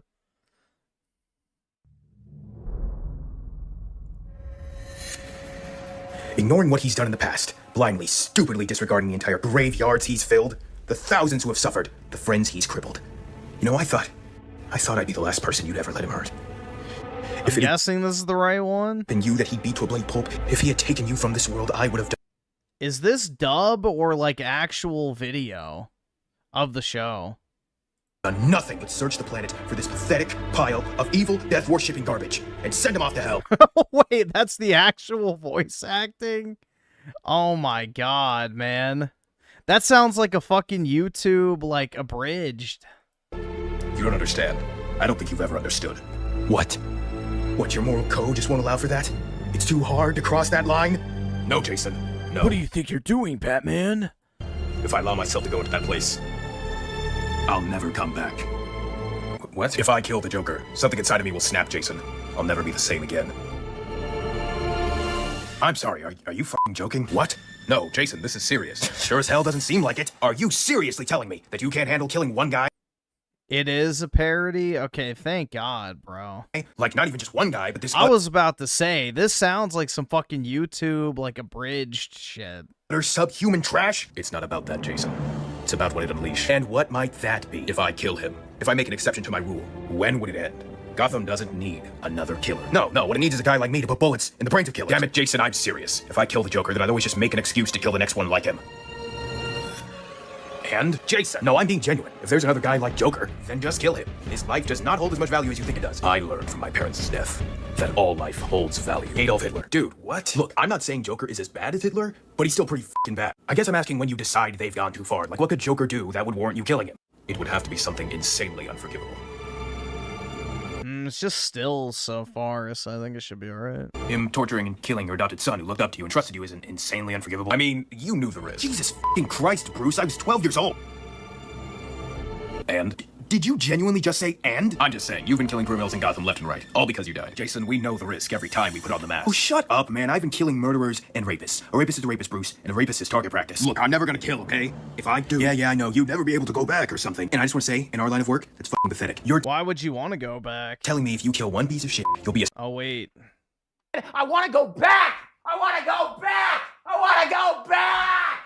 Serial killer forever? I don't even kill everyone, Bruce. I don't kill shoplifters. Hell, I don't even go after shoplifters. Well, then your logic is flawed. You after some... You should. Criminals, but not others. Yeah, fucking kinda. It's not some kind of all or nothing bullshit. Kill all shoplifters. Shoplifting and committing mass murder are too insane. And not just the men, but the women and the children. I hate them.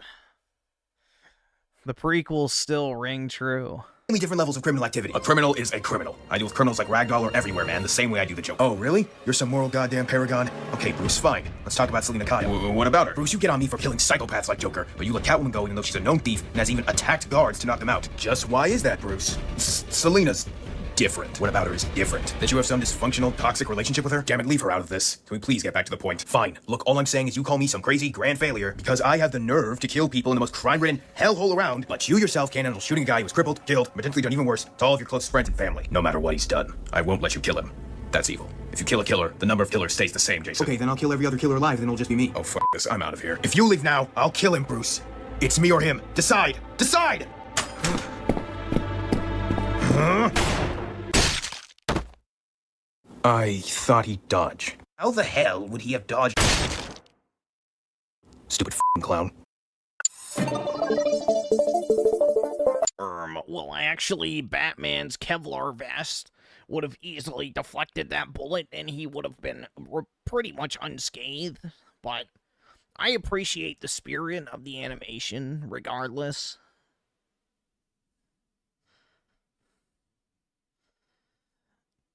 Did you hear about the American woman that was killed by a Palestinian asylum seeker in Ireland? What, do you mean the heckin' wholesome Muslim Marinos aren't just super, based and Christ-pilled? Crazy. Never would have guessed. Never could have seen that coming.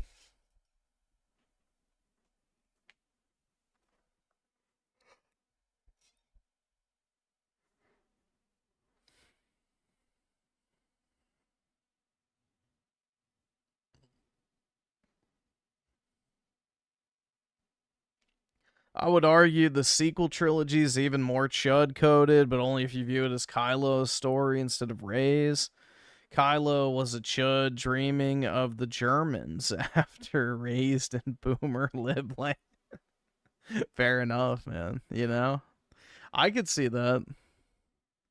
I could see that. He was the penguin that went towards the mountains.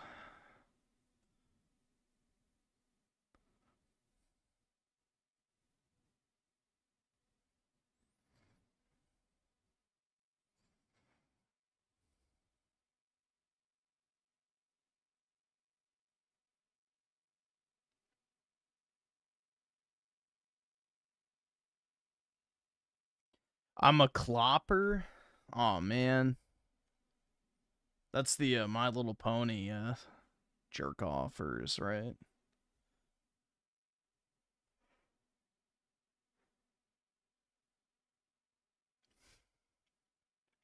Asmangoy is speechless. Actual dark magic? Who's this?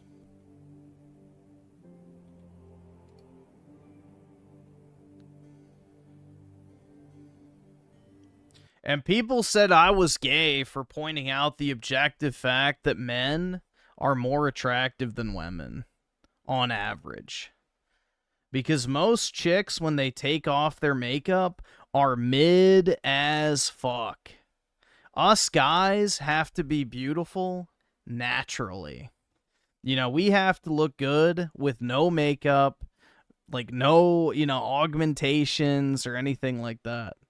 So, us guys have to rely on our natural beauty. These women just paint their face, and not the way they should be, if you know what I'm saying.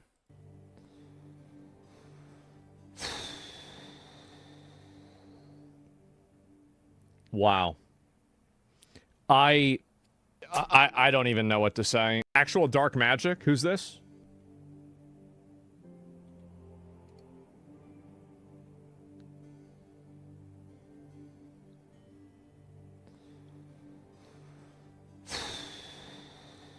Yeah, that's brutal, man. Wow. I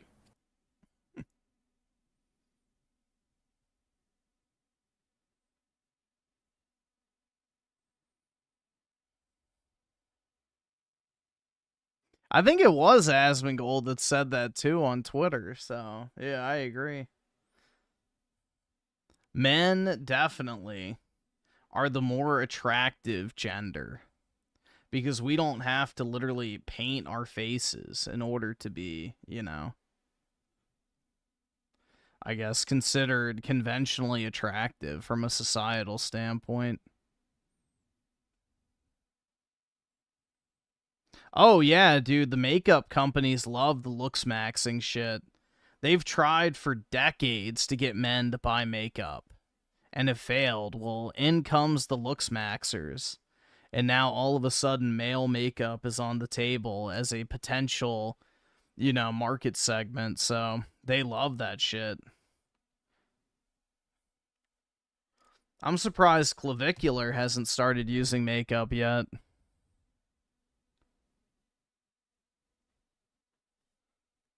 At least to my knowledge, I haven't seen him do it. Maybe he does and doesn't tell anyone. Well, dude, most guys who are that obsessed with their appearance usually are gay. It's like bodybuilders. Most of them turn out to be gay, too, because only other men are, able to appreciate all the work that goes into it.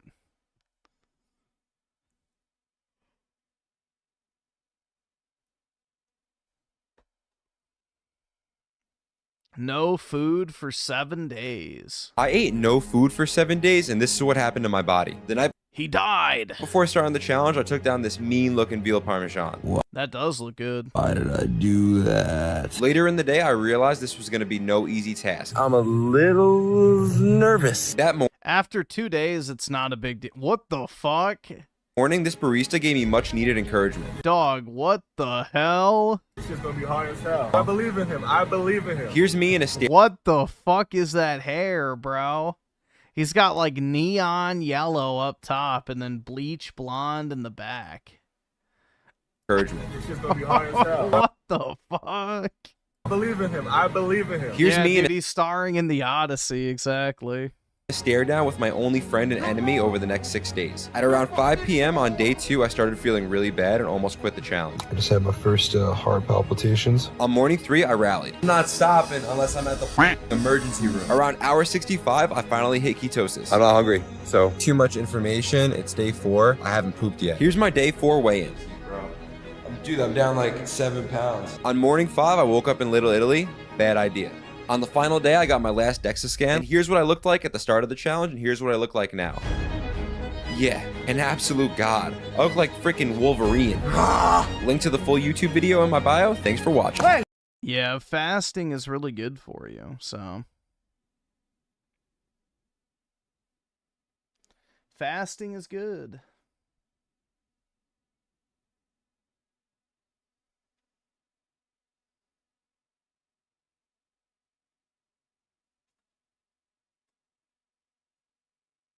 can't afford this shit!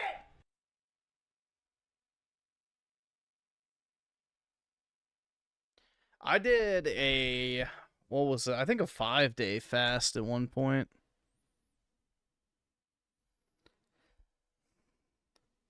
I did a 5-day fast. But dude, after I did it and I ate something, I shat just straight up liquid, bro. My stomach was fucked up. Once you start eating again after you're done fasting, like, don't eat anything that's, like, I guess, even slightly upsetting to your stomach. I think you're supposed to eat, like, soup and stuff when you first get off a fast. But, yeah, it was brutal, man. My stomach was fucked up.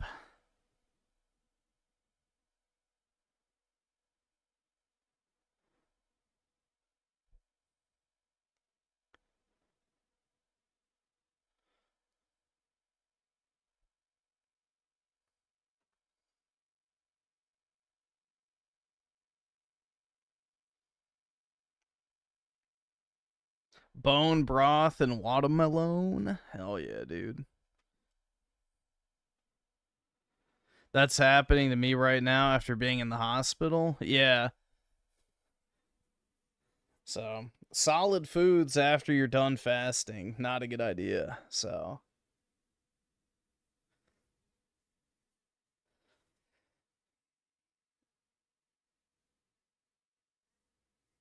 And it still is because you constantly interrupt streams by going to the bathroom. Yeah, Juan, I would love to see what your schedule looks like where you sit down for 10 hours at a time and you don't get up to use the bathroom at all.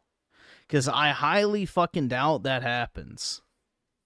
So, I mean, unless you're, like, just not drinking any water whatsoever or just not eating, but I don't know. I would say I take very few breaks, generally speaking. I don't take any breaks for the most part. Like, maybe once or twice I'll get up in, like, 7 hours. And I drink typically, like, half a gallon of liquid while streaming usually, because I have two 32-ounce cups that I fill with water at the beginning of each stream, and usually I go through them about halfway through, so.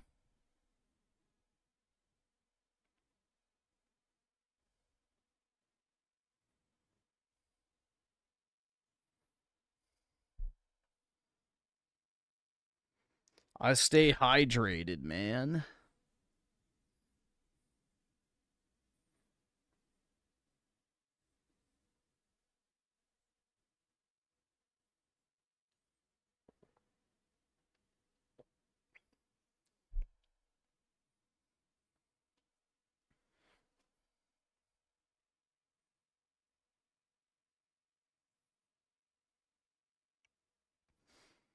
Let's see. Schizo Garcia with the oh god. And Vendetta with the 2. We can see how long it is. As long as it's not like an hour-long documentary. cLavicular is incredibly uninteresting to me. It's just a, oh god.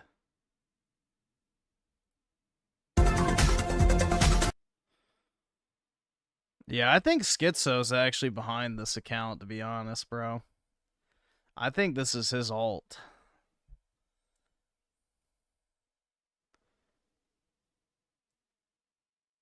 I think this is his alt.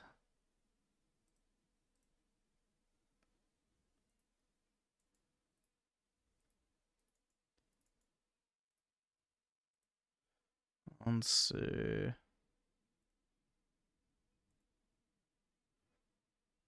And then that. cLavicular is one of these. Alright, yeah. We should be able to watch that.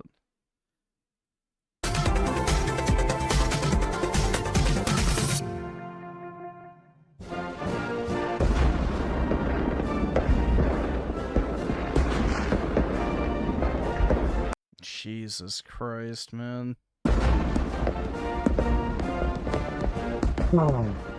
You know, Sunset, I've always been looking forward to this 4th of July date. You're just the perfect girl to spend it with.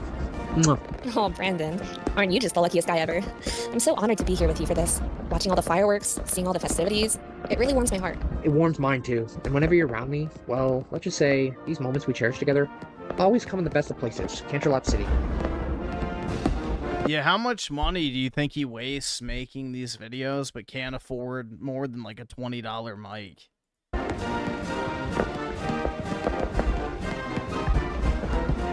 I think the 4th of July music is kind of romantic. It just draws so much love and passion to the celebration. I do as well, my love. Always and forever.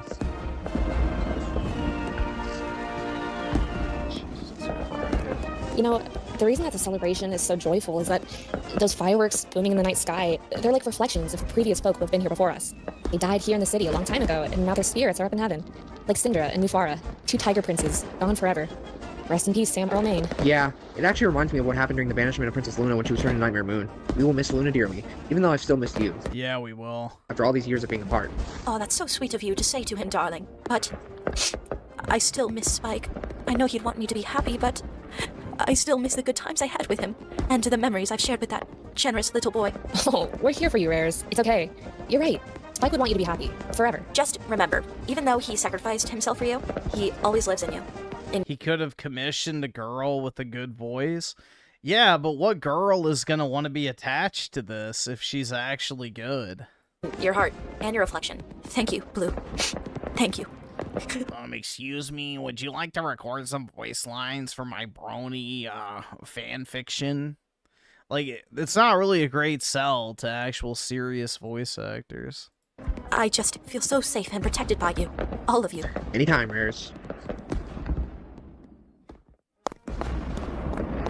Good lord, man.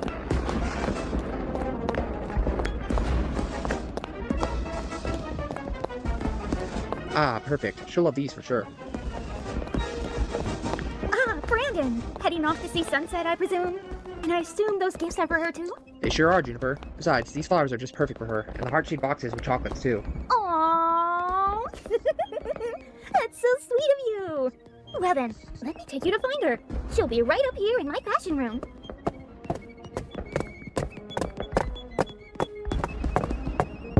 Come on in. Whoa, Sunset, you look powerful, so strong. You're She-Hulk. I was wondering when you noticed. I just took a sip of this gamma serum and poof, I'm now She-Hulk, the strongest female Avenger. Why? Is Jesus Christ, man. seeing me like this making you nervous? Now he's adding Marvel into the mix. He gets a little flustered, which is normal. Oh, maybe oh wow. I just never expected you to be an Avenger this day. I mean, it does suit you though, but maybe try not to smash bad guys too much. I don't want anyone getting hurt. Oh, don't worry. I'll be careful. And if I'm getting too agitated, you'll always be here to calm me down.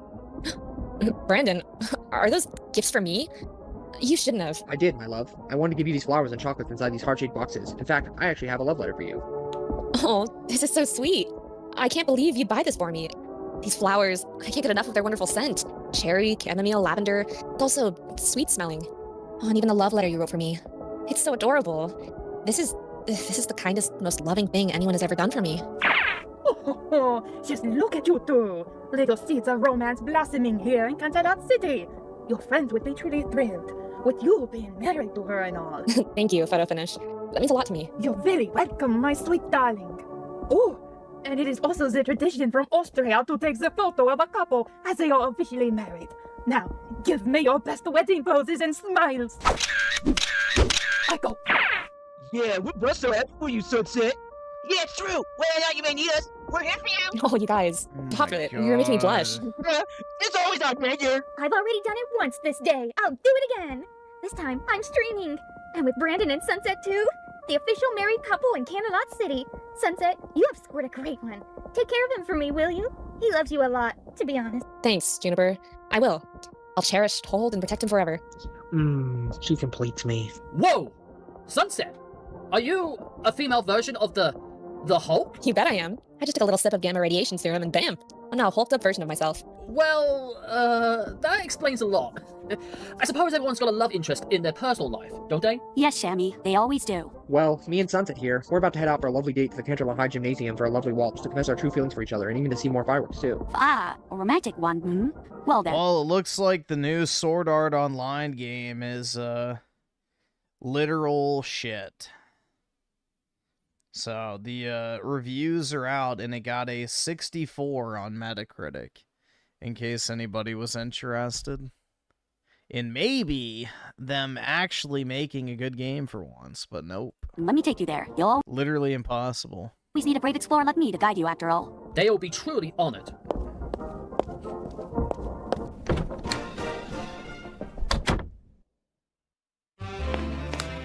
May I have this dance, milady? Yes, you may. Milady. You know, I haven't confessed my true feelings to you yet, but I think now's the right time to do so. Oh! Go on. Oh, I can't wait to hear this. Okay, see, the truth is, when I first saw you, it was a little fascinating. I just can't imagine my life without you, you know? You make my heart feel like it's beating out of my chest. You're by far the best husband a girl could ask for. I refuse to live a single moment without you. Not even when I die. I want to die in your loving arms, by your side forever. Wow, I never knew you felt that way about me, but I feel the same way about you. I refuse to die alone. Not even when I sacrifice myself to you in my darkest moments, whether they're good or bad, and that is why I can say I love you more than anything else in the world. I love you too, Brendan. We shall make this night the best night there is. Indeed, you shall. Oh, and I also bought some lovely 4th of July treats too, if you want some. Ooh, yummy! You truly are generous, Sammy. Anything for them, entirely. Good lord, man. Yikes.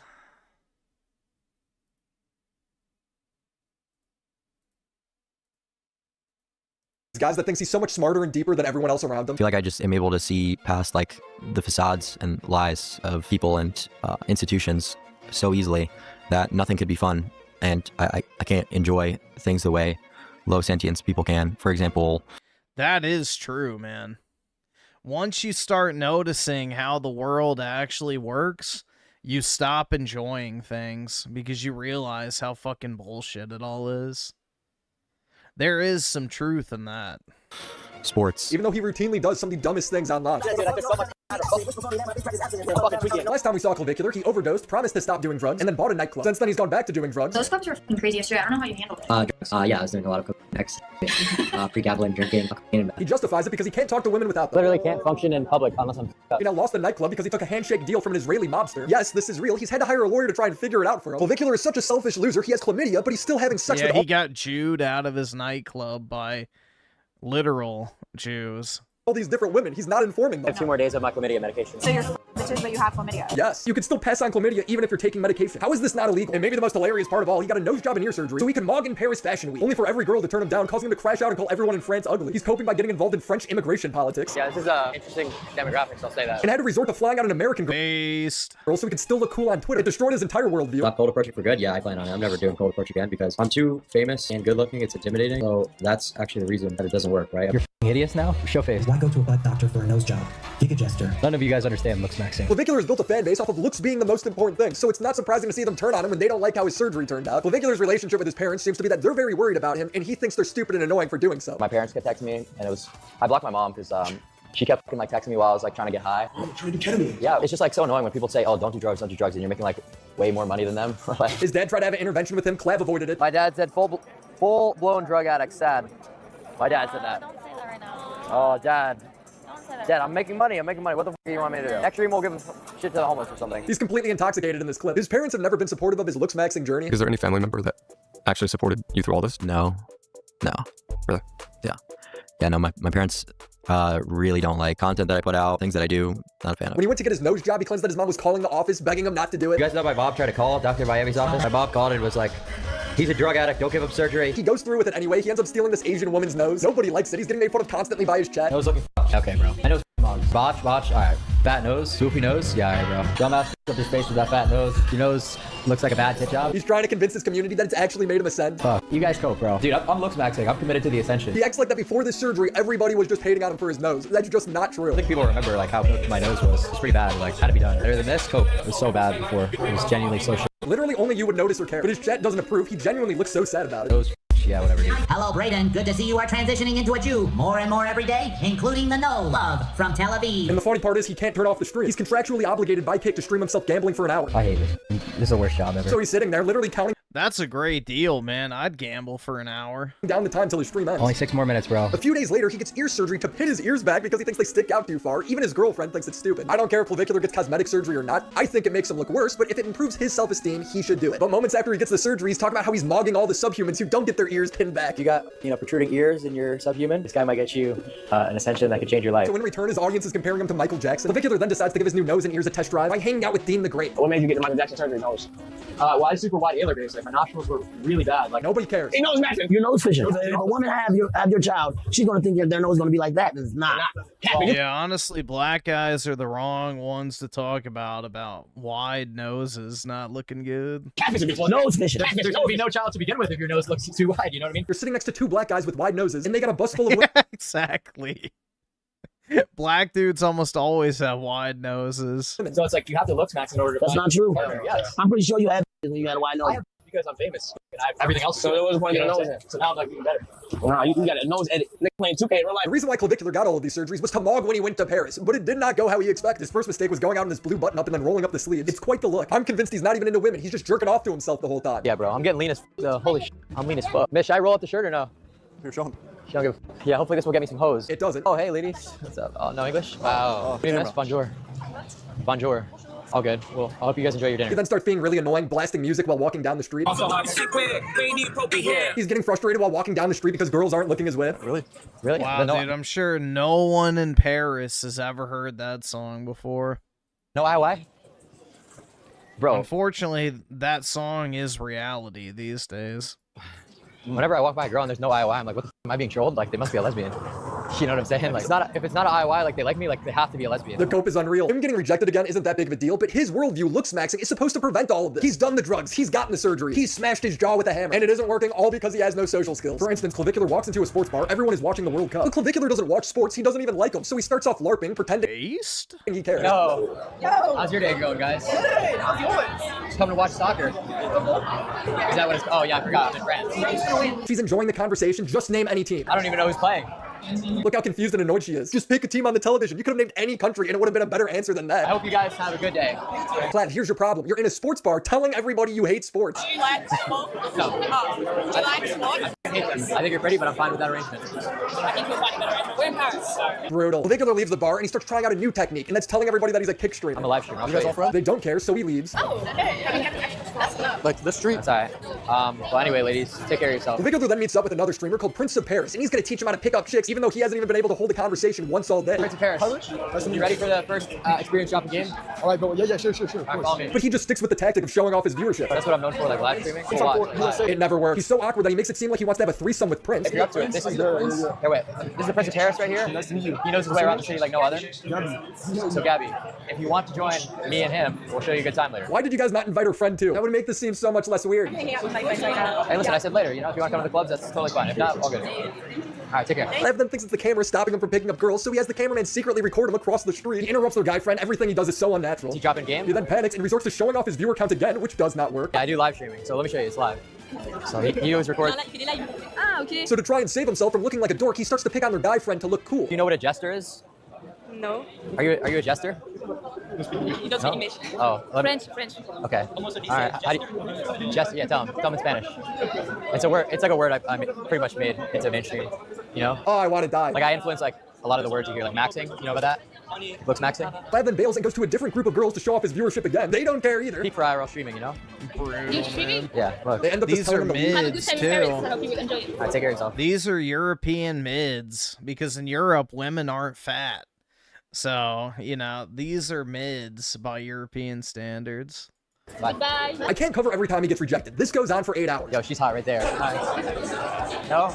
But it gets so bad that Clev actually sends someone out to buy him a suit and roses to hand out. His friend Prince actually gets some girls interested, but cLavicular makes it seem like he's going to kidnap them. Hey, if you want to roll with us, we're gonna head to one of the clubs. Yeah, we got better plans than whatever you'll have planned. Promise you that. What are your plans? You tag along and find Listen, out. yeah, you just gotta look at us and trust us a little bit. What do you think? Yeah. You want to take a leap of faith that we'll show you a good time? Then. She's like, what the hell? She shakes her head no. Because even if it's a setup, like, it's gonna be the nicest setup in the world. Correct. So, whatever. We'll grab one of your numbers. If not, have a good rest of your night.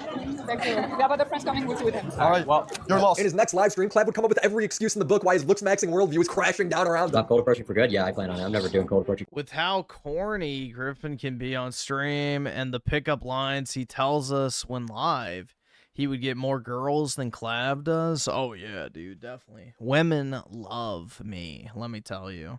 Again, because I'm too famous and good looking, it's intimidating. So that's actually the reason. Women love me, dude.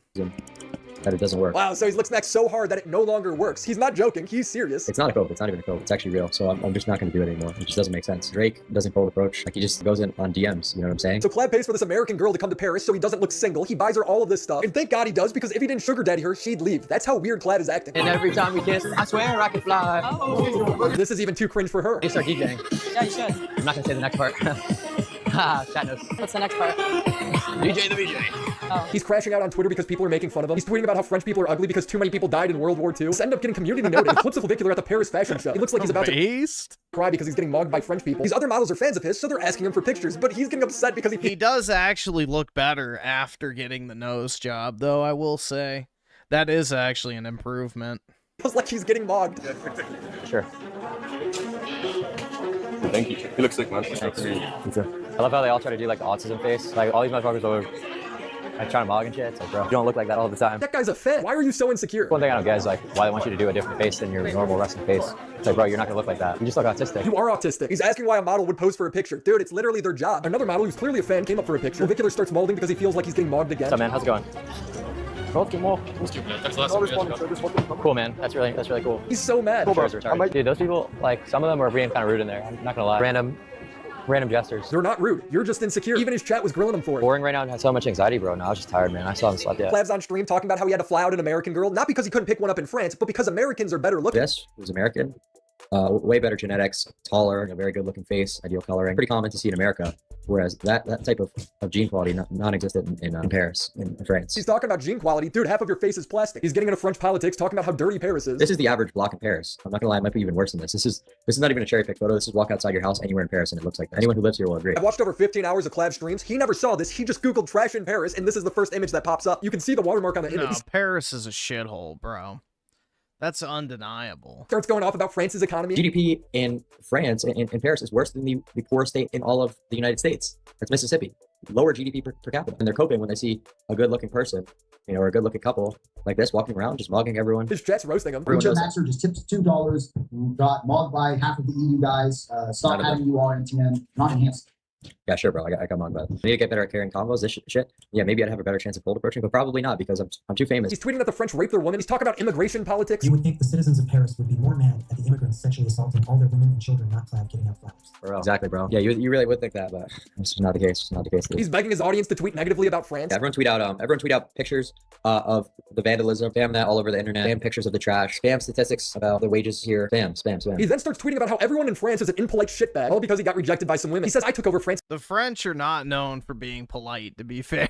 Faster than Napoleon. This guy was terrified in France. He's tweeting about the French are known for being very snobbish and, you know, not exactly warm and inviting. So, I mean, Europe in general kind of has that reputation, but especially the French. Whole city is trying to cause him physical harm, but if you watch the clip, it seems fine. Bro, be safe.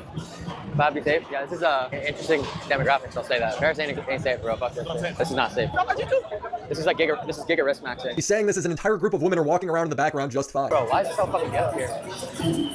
Like, what is this? Most ghetto shit ever. There's two chicks behind him walking alone. This guy is such a baby. During my time watching, the only time cLavicular was honest with himself is when he was completely intoxicated, getting turned down for the 50th time. So he starts to open up to this girl before walking away. I got really drunk. I'm on meth and I'm on free gas. I literally can't function in public unless I'm f***ed up because I'm autistic. It's unfortunate. I literally do, or else I can't stream. That's why I want to retire. That's like so bad. I hate my life. But all right, let's go. You would think that this is when cLavicular would have an epiphany, that looks aren't everything, and that he could pursue a more fulfilling life if he just practices his social skills instead of relying on drugs. But no, he's right back to it the next day. I wasn't even sober, dude. I was sneaking off to the bathroom every like 15 minutes, ripping bumps. Yeah, dude, I wasn't even sober. And I said to myself, no more cold approaching, because like chicks won't have an ego and like do all this shit. Like, fuck. I want to retire. Don't we all, man? Wanna set the world on fire. Unfortunately for Braden, it's not just his looks-maxing worldview that's falling apart, his business deals are too. 2 months ago, Braden became a partial owner of a club called Baccarat. He did this because he was 20 years old and he kept getting thrown out of clubs for being underage. He'd call his dad crying about it. I'm getting kicked out of bars 5 minutes. I did nothing. You're not 21. Just relax, okay? Just relax, okay? How could I I'm on my last nerve right now. His parents thought buying the club was a bad investment. Dude, even my mom, you'll lose enough money at the club. Don't need to lose even more money at this stuff. That's a block, dude. And then only 2 months later, he's talking about how he sold his shares and made all of this money. I'm not going to be going to Baccarat. Let's just say I made a bag. I don't give a shit about Baccarat anymore. I already made my bag. I flipped the share for a prof, bro. But that doesn't even make sense. How would selling your shares of a club after only 2 months mean you made all this profit? How would the evaluation change that much? His chat points out how little sense this makes. Were you forced bought out by the majority shareholders? How did the valuation of it increase so much in only 1 month? 1 month and out damn. It was more like 8 weeks, bro. It still makes no sense. The club promoter is on stream talking about how cLavicular streams hurt the club. I don't care streamer or not, it does nothing to this club. The streaming has in fact hurt this club so much, I wish Cloud would leave. cLavicular then started tweeting all these weird reasons for why he sold. First, he was saying that owning a nightclub is too much of a liability, which like, did you really not think about that before you bought it? But then it's revealed by TMZ that cLavicular was duped into dumping $400,000 into this nightclub in exchange for getting 50% of the profits. But they refused to give him anything because he never signed a contract. He just took a handshake deal. He says his business partner told him handshakes are how men do business. We know who we are. What's a contract? This guy's always talking about how smart he is. He says he's too smart to overdose on drugs. Then he overdoses. Next, he says he's too smart to take advice from his parents about investing in a nightclub. Then he forks over $400K without ever asking for a contract. Clad's own lawyer says he was never paid a penny from this deal. He got Jude. He's just lying when he said he made a bag off this deal, just like how he was lying when he said he sold the club because there was too many liabilities. But now that the story's out, he's coming clean saying he was pressured into this deal. You want to know who he went into business with? A man named Highwick Nye, who is an Israeli mobster. I'm serious, this is real. This man pled guilty in 2006 and was sentenced to 10 years in prison for racketeering. He helped launder nearly $2 million in embezzled funds through his businesses. In them, he was trafficking ecstasy. So this man spent the majority of his money from his streaming marathon on a handshake deal with a mobster. I was a part of one of the biggest real estate deals in Miami recently. But he never got it in paper. What an idiot. I love drugs and sketchy pills, and the favorite ones are the ones that kill quickly. So his looks-maxing worldview is crashing down, his business deals are crashing down, and now his grift is finally catching up to him. During his rise, cLavicular spent a lot of time grifting red pill talking points and values, like how you should never date an OnlyFans woman because they're evil. I don't like OnlyFans girls. It's degenerate. I think you're ruining, your image. Absolutely. Their souls are gone at the end of the day. There should be more societal shame overall for doing OnlyFans. But he doesn't actually believe any of this. He's lying for clout. He lied about not dating an OnlyFans model to try and look cool. You guys wouldn't date OnlyFans model, but I'm pretty sure our special guest has dating Jenny Popatch, who is an OnlyFans girl. No, you guys not. have pictures posted. Oh, pictures posted that they're dating. I've heard that you guys are dating. He literally has an assault and battery charge because his 2 girlfriends confronted each other. Then he started his own OnlyFans management company, and he started dating one of his models named Lily. This has turned his own fans against him. Now, I don't know if she's doing OnlyFans content with other men or not, but his fans seem to think that she is, because he says that she gave him chlamydia. Yeah, well, I'm on it right now. Because, so you're bitches, but you have chlamydia. Took Lily's too. Why did she have it? She gave it to me. Which, how else would that happen if she wasn't cheating? His former red pill viewers start eating him alive. I find it sad Lily gave you chlamydia, and you still say you buy her all the stuff, you buy her flowers, and she still wants to cheat in New York WTF?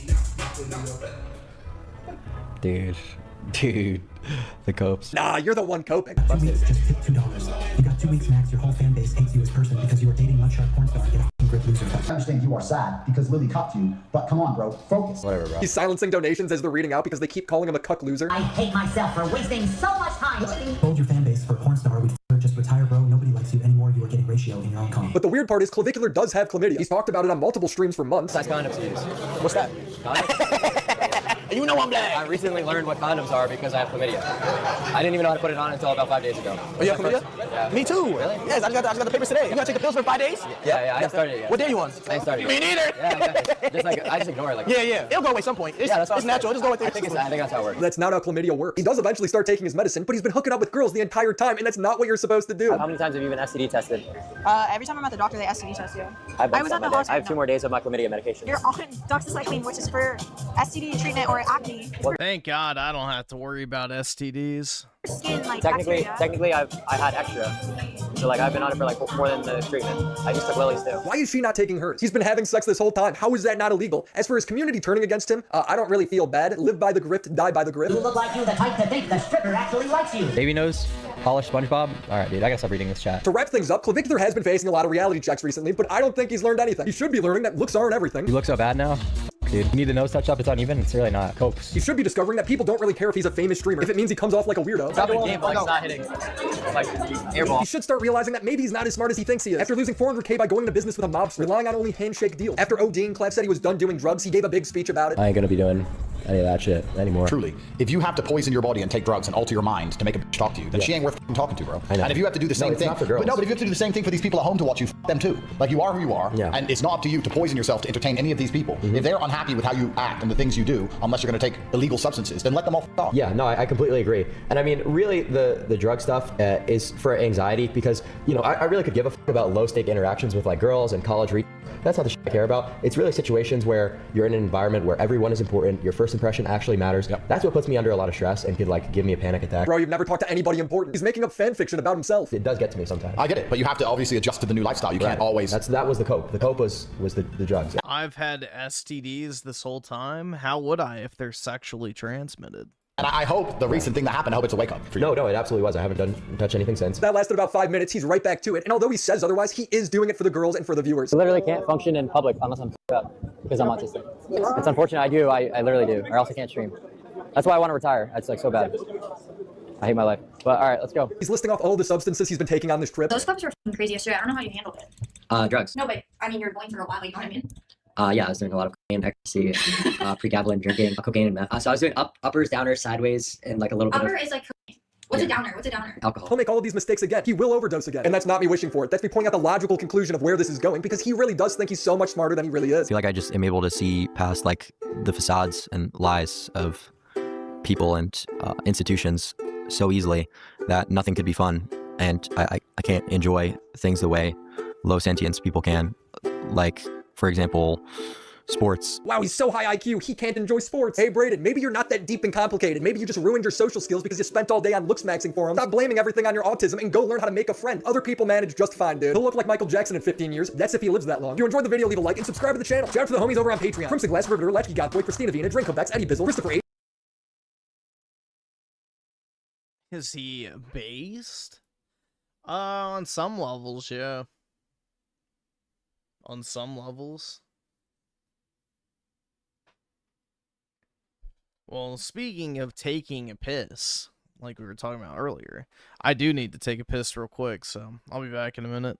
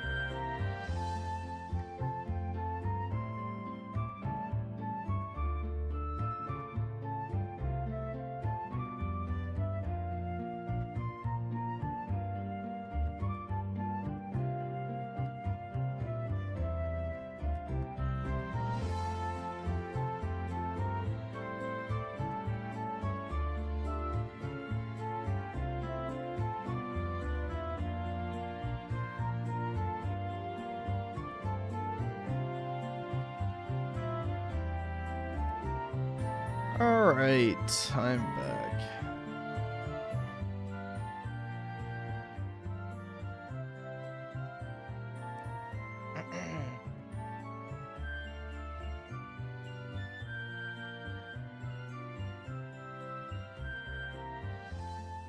My dog is all stretched out on my bed. Lucky motherfucker. The fastest pisser? I don't think so. Most of that time I was with my dog, so I went to go say hi to him. See how he was doing.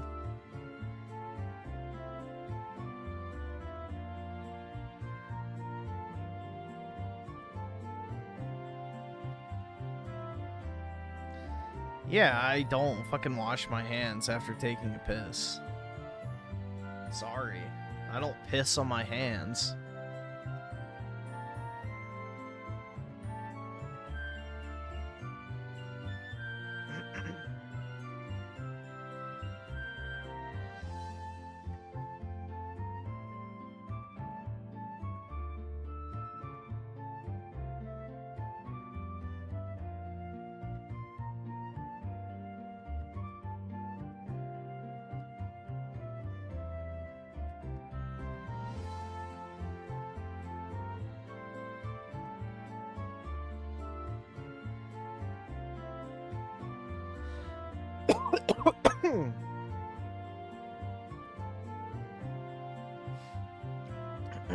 There we go.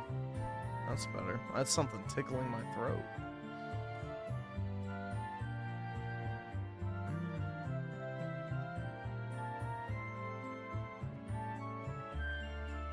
Do I have time for a 25-minute Kino? Yeah, I guess. Can check it out. Let's see. Schizo Garcia with the 5. Watch. Oh, God. 2. Good Lord, man.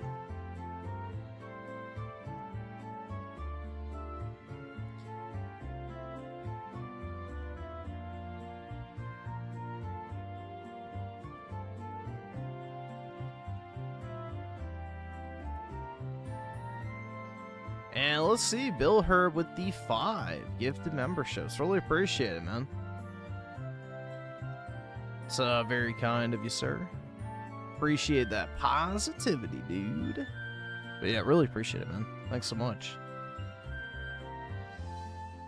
Yeah, I have resynced. It's just not unlocked yet, so unlocks Either subscribe, donate, or get the fuck out. So of course, right when I have to start either subscribe, donate, or get the fuck out. Yeah, I'll stream it tonight. Subscribe, donate, or get the fuck out. Maybe I'll get on kind of early if I'm awake. Either subscribe, donate, or get the fuck out. If I'm awake, like around 7 or 8, maybe I'll get on a little early and I'll stream it. Either subscribe, donate, or get the fuck out. Damn, man. Either subscribe, donate, Bill or Herb get with the the fuck 10 out. gifted memberships. Either subscribe, Really donate, appreciate or get it, the man. fuck out. It's very kind of you, dude. Either subscribe, donate, Very or get much the fuck out. appreciated. So thank you so much. Either subscribe, donate, or get It's the fuck very, out. very generous of you. Either subscribe, donate, or get the fuck out. Either subscribe, donate, or get Dude, the fuck out. PK has him turned off so he can complain. Either subscribe, donate, or get the fuck out. But really appreciate it, Bill Herb. Either Thanks so subscribe, much, man. donate, or get the fuck out. Either subscribe, donate, or get the fuck out. Gonna end up sleeping all day? Hopefully not. Yeah, I think PK has it turned off, honestly. He just wants something to complain about. I'm glad PK has nothing. Brutal.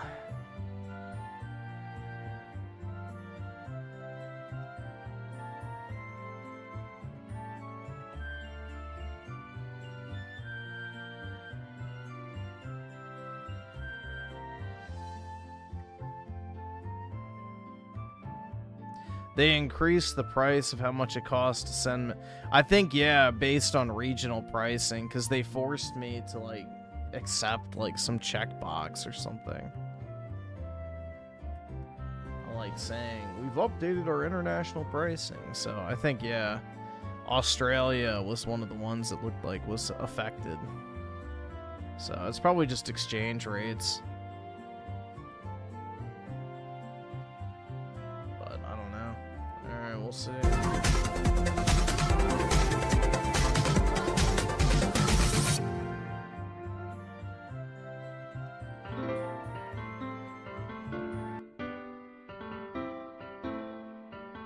Good lord, man. Every day, I imagine a future where I can be with you. In my hand is a pen that will write a poem of me and you. The ink flows down into a Y'all can thank Schizo for this, just FYI. dark puddle. Just move your hand right the way into his heart. But in this world of infinite choices, what will it take just to find that special day? What will it take just to find that special day?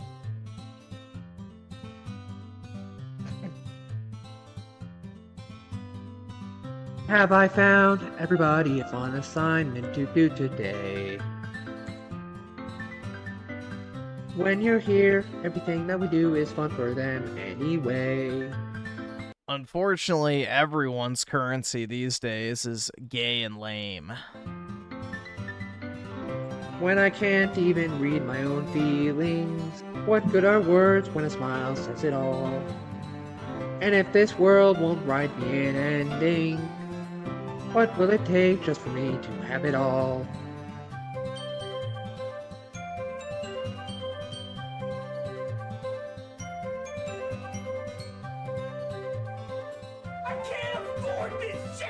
Let's see, Oscar the 2, thank you, Schizo. And Bill Herb with the 5, ban Schizo for this. Alright. I'll put him in mute. In the timeout chair.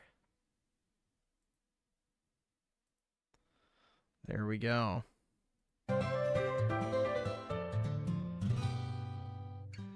Does my pen subscribe, only donate, write or bitter get the words for fuck those out. who are dear to me?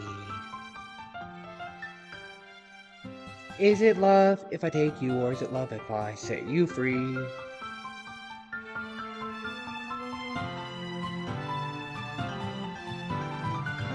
The ink flows down into a dark puddle. How can I write love into reality? If I can't hear the sound of your heartbeat, what do you call love in your reality? And in your reality, if I don't know how to love you, I'll leave you be.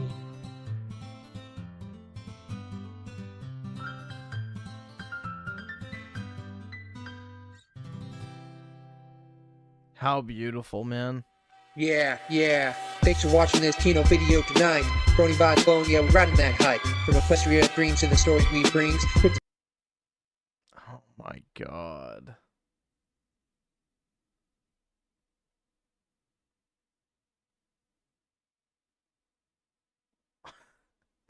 Brandon, you make me want to cut a very long rectangle in my skin and slowly peel it off like a wax strip as I wince and weep.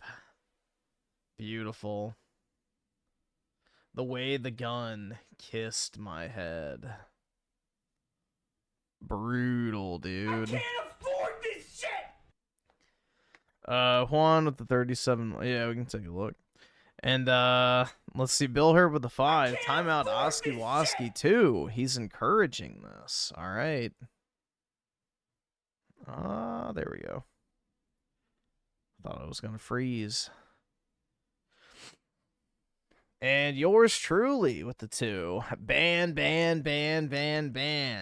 Gone forever.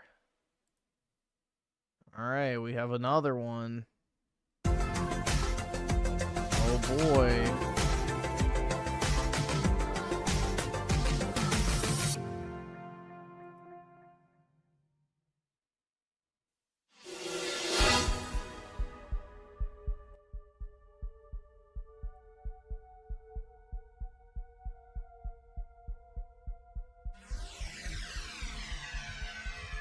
Either subscribe, donate, or get the fuck out.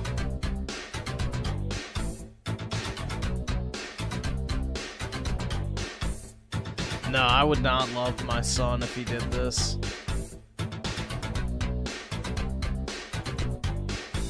He came into the window. It was the sound of a crescendo. He came into her apartment. She left the bloodstains on the carpet. She ran under the table. You could see she wasn't able. So she ran to the bedroom. She was struck down in her doom.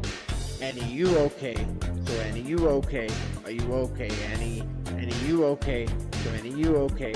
Why would you record this shit if you're this autistic, man? Although, that answers the question. Annie, you okay? Annie, you okay? You okay, Annie? Annie, you okay? Annie, you okay? Are you okay, Annie? Annie, you okay? Will you tell us that you're okay?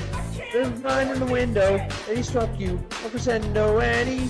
He came into your apartment, left the bloodstains on the carpet. Then you went into the bedroom. You were struck down. It was your doom. Annie, you okay? So Annie, you okay? Are you okay, Annie?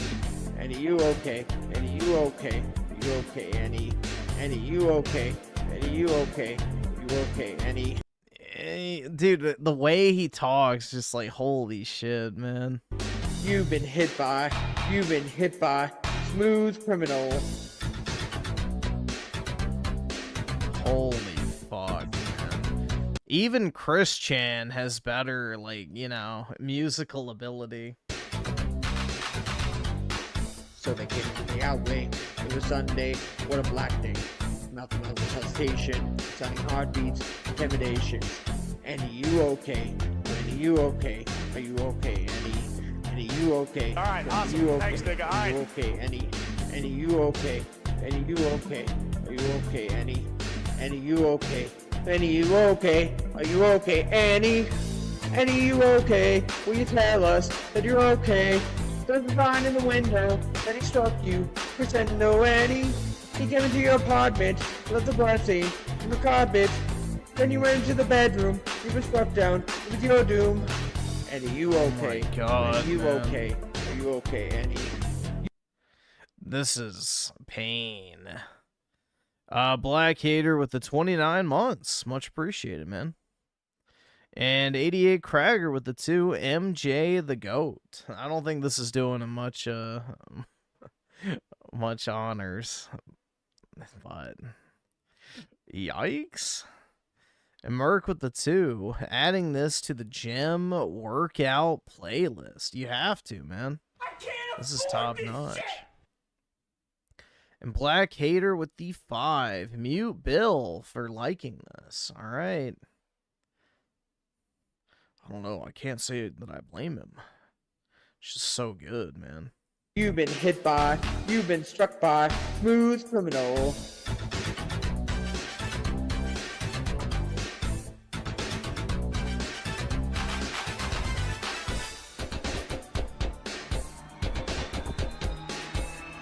Okay, I want everybody to come to the area right now.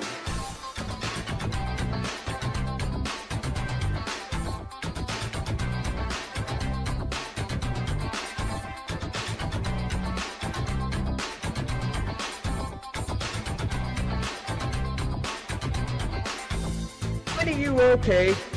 Let's see. Black Hater with the 10. Mute yourself for 1 minute for saying. You shut the fuck! Don't Brutal, you fucking man. tell me to my face to shut Tell the us fuck up. that you're okay. There's a sign in the window that he struck you a crescendo, Annie. He came into your apartment with some bloodstains on the carpet. When you went to the bedroom, you were struck down. It was your doom, Annie. Annie, you okay? Will you tell us that you're okay? There's a sign in the window that he struck you a crescendo, Annie. He came into your apartment with some bloodstains on the carpet. Then you went to the bedroom. You were struck down. It was your doom, Annie.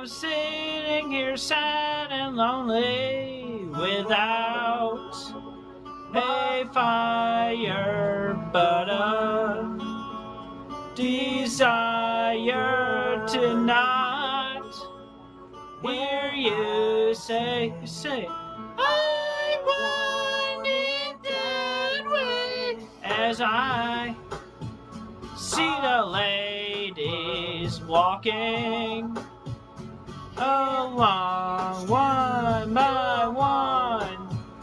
I never wanna hear I have a boyfriend.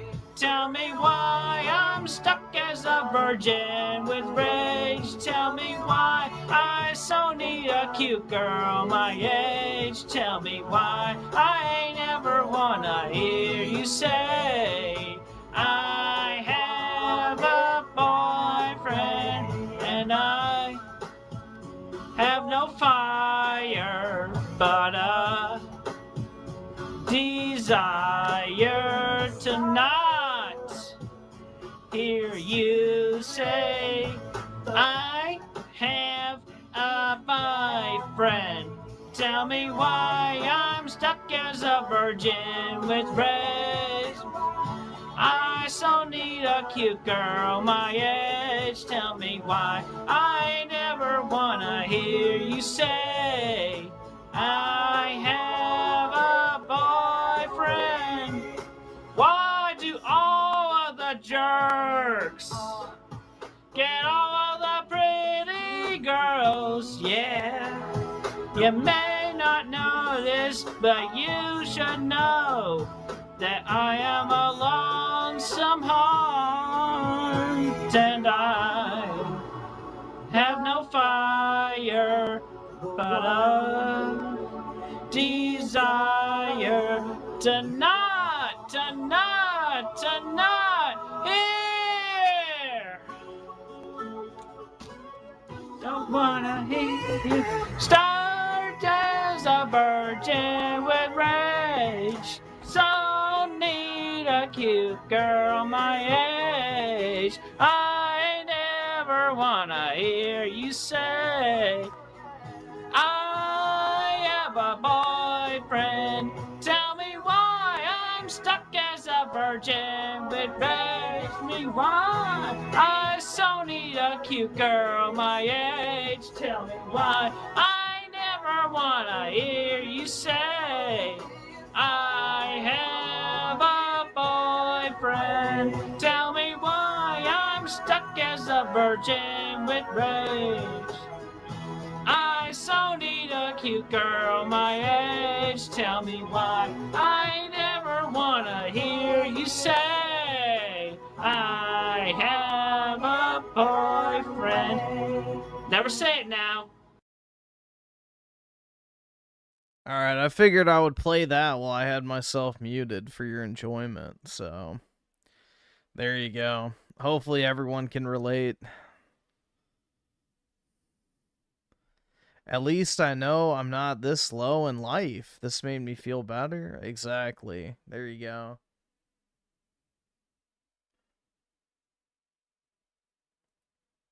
Such a beautiful voice.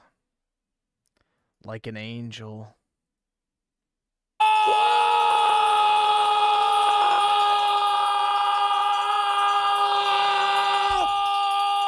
Fuck you, DSP, you bitch! Has declared war, motherfuckers! It's a total detractor war now, buddy! What a the piece of detractors are going to have to escalate! It's gonna have to be crazy! The response must be overwhelming and massive immediately, or else Phil will actually crush the detractor forces once and for all! Whoa. Oh, get ready for smug side Phil tomorrow! Oh, fuck. Is it ever going to be unbearable, buddy? Now, guys, I told you this was criminal illegal behavior. For years, these criminal detractors have made money off of me. Well, no. All right, guys. No more. I have a non-Pajit YouTube rap. Oh, So yeah, man. Rafael was banned. For those of you who don't the know, couple of the guy guys who restreams Phil every day and has for like, what, 6-7 years? Something 6, like this. 7. Whoa, Phil's been sitting in the Banned. cuck chair. allowing this shit for years. The thing was, if Phil, like anybody else with a fucking brain in their head, had immediately nipped it in the bud, he probably wouldn't have had problems. But since he allowed this to fester and grow for the last half decade or more, didn't Raw Phil get like 1,000 live viewers consistently? He's fucked. He's going to get raped badly. Like in some cases, like he would have like 5 times more people watching. And I think even if there isn't a massive surge in gay ops and escalated trolling, blowback from what Phil did, I still think that what Phil did was really bad for his business. Yes. I'll explain why. Yeah. Every single time one of these lolcow channels does this, like when Ralph took down Suvarok, who was his main restreamer, right? It killed his entire fucking show. It killed his entire business because all of the interest is in A-logging this person. Especially all of live. the interest is in being a detractor of this person and having a place to freely chat about it. Yes, exactly. And what Phil doesn't understand is when he had Raw Phil, that would have sometimes, 1,500, 2,000, regularly, usually 1,000 live viewers in there.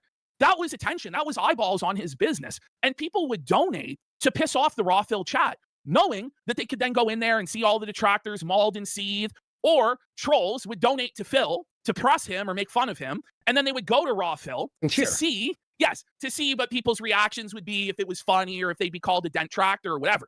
I'm going to tell Phil right now, the reality is none of those people are coming over to watch him on DSP Gaming. No! Of course not. Like we're going to see once and for all his whole theory that all of those viewers would go. Well, some might, but my guess is there's going to be another restreamer that pops up almost immediately. Oh, to see him and give him money was retarded. He was is so fucking retarded. And before anyone says anything, it was 100% Phil. It's the same thing with the quartering stuff, right? Because he had the DMs with the YouTube rep because the Bucketeer stuff, right? Yes. And then takes a day off. Well, it was literally 3 days ago. Phil was talking, I'm going to sue Raw Phil. I'm going to shut down Raw Phil. Speaking to YouTube. Now, he said this a bunch of times before, right? That he's going to sue Raw Phil. He's going to take action. But Phil, as we broke down earlier in the week, is incredibly lazy and incredibly poor. So it's never happened. But Phil finally got an opportunity once this whole Bucketeer thing happened with the frozen chat. YouTube actually started talking to Phil and DM'd him. Somebody not from India. Yeah. And they're like, oh, thank you, Mr. Brunel, for bringing this to our attention, this glitch.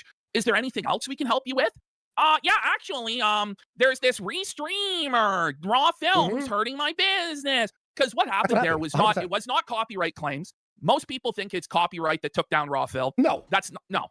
It wasn't 3 community guideline strikes that took down Raw Phil. What happened in the termination notice is exactly the termination notice that we received on our clip channel. This was done by somebody on the inside of YouTube. A contact at YouTube snapped their fingers and made that fucking shit disappear into oblivion. That was Phil coordinating with a YouTube representative. Now, people say, well, Phil had a YouTube representative for years. No. But just think like the quality of representatives. No, he didn't have shit. No, he didn't have shit. No, he didn't have shit. He finally got a hold of somebody who had actual power at YouTube. Yeah. So this is, for the detractors, this is fucked. Phil is now on a rampage, bro. Phil's coming for duty, bro. Phil's coming for mimology, bro. Listen, if Phil gets away with this shit, you guys are fucked. We're all fucked. We're all fucked. We're all fucked. Our clips on YouTube? I mean, to be honest, Phil will get away with this, though. Like, legally speaking, YouTube is, like, almost, like, obligated to take action. So,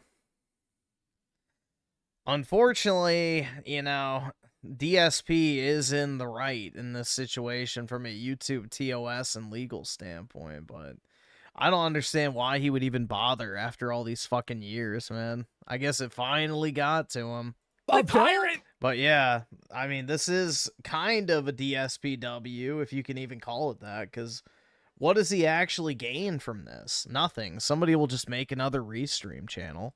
Mad King Arc, fuck DS Pikachu, kiss your ass goodbye, buddy. So I don't know what the detractors are going to brew up if they're just soft as fuck and they're going to take this shit laying down, which is probably what's going to happen realistically. Or if shit is going to escalate and get fucking retarded, I don't know. But fuck Phil. I went on Raw Phil like at least 4 times a week to chill on my alt and have fun and mock Phil, and now it's just gone? No. This is how our viewers must have felt like when the clip channel was taken down. I'm like, no, God damn it, I'm in there that's my lunch. That's like day, I'm working on my shit, and I'm like, sitting in there every day watching Raw Phil. God damn. Now, obviously, this isn't the end, right? On Kick, Raw Phil's already up and running, the same stream as ever. It'll be on Kick tomorrow. There's going to be a million different alternatives on YouTube. There already are. People are starting up their own Raw Phil. I retweeted a bunch of links to both the actual the Hydra heads that are popping up. And every time Phil takes down one of these, 2 more are going to pop up in their place. But if Phil does have a dedicated YouTube rep point of contact, the truth was, Phil, if he actually was capable of using the copyright system, which he was just too lazy to do and too scared to do, he could have done this all along. But now it's actually a lot worse because you can fight the copyright strikes, right? You can appeal them, force Phil to take you to court, right? Which he's not going to do. But when you now have a point of contact at YouTube, like Quartering has, like Phil has now, and this is what's crazy is Phil and Jer are like becoming the same person. They're doing like a mind meld to become the same I blame guy. Jer for this, by the way. It is Jer's fault. Honestly, Quartering's fault, by the way. Like, hey, detractors, you see, Jer, he started this. This domino was pushed by Quartering, and now we're here. And now we're here. And now we're here. And it seems like it's only going to be a matter of time till it all gets. I know, but well, he's on kick, by the way. This is the issue too. So there's going to be obviously restream options, and there always will be, but not everybody's going to go to kick. And the thing is, not everybody is now going to gravitate to the same restream. So you're going to get 6, 10, 12 different guys doing it. This guy gets banned. This guy gets banned. So it won't be the same. That's the biggest problem. And that's where I think this is the start of Phil's ultimate downfall. Because the moment people get out of the daily habit of detracting against Phil is the moment that Phil will lose everything. Yeah. And if all the detractors right now were to say, we're not going to cover Phil anymore, we're not going to clip Phil anymore, he's done. We're not, he's done. Now, the reality is... a year or 2 years, right? Yeah, I'd honestly say within about 6 months, nobody would care anymore. And Phil would legitimately go broke and be bankrupt inside of 12 months. Yeah. Now, it's not going to happen. But it might. Like, it might, honestly, if Phil does get his way and he's able to get duty demonetized or flagged down, he's able to get Memology taken down now, he's able to get DS Pikachu taken down and all of the Kino Casino clip, channels taken down, that will be the end of Phil. Like, I don't think Phil understands that he is in a symbiotic relationship with the detractors where he parasites off them and they parasite off of him. Once he destroys the vortex, which is what he wants to do here, once he destroys that ecosystem, he's going to fall off. He'll lose everything. And it doesn't take very long. Once people break that habit of tuning in every day to Raw Phil and wanting to see what's going on with Phil, and they move on to other locales and stuff like that, it's over. And he will lose everything. Because the whales that are there still, they're not there for any other reason but to spite the detractors. Okay? Like, if he really thinks that it's gonna be the Renaissance and Phil is gonna be this huge channel, it's not gonna happen, Phil. And I'm just being honest with you, bro. This is not gonna lead to success for Phil in any fucking way. He's done. So, no, and by the way, besides all that stuff, there are detractors out there who are actually kind of intense, right? Yeah. They're gonna now escalate or like fucking go harder. Like, I don't even well, I honestly don't know. I really don't know if they will, because I think that Phil really has got off very easy compared to like Wings.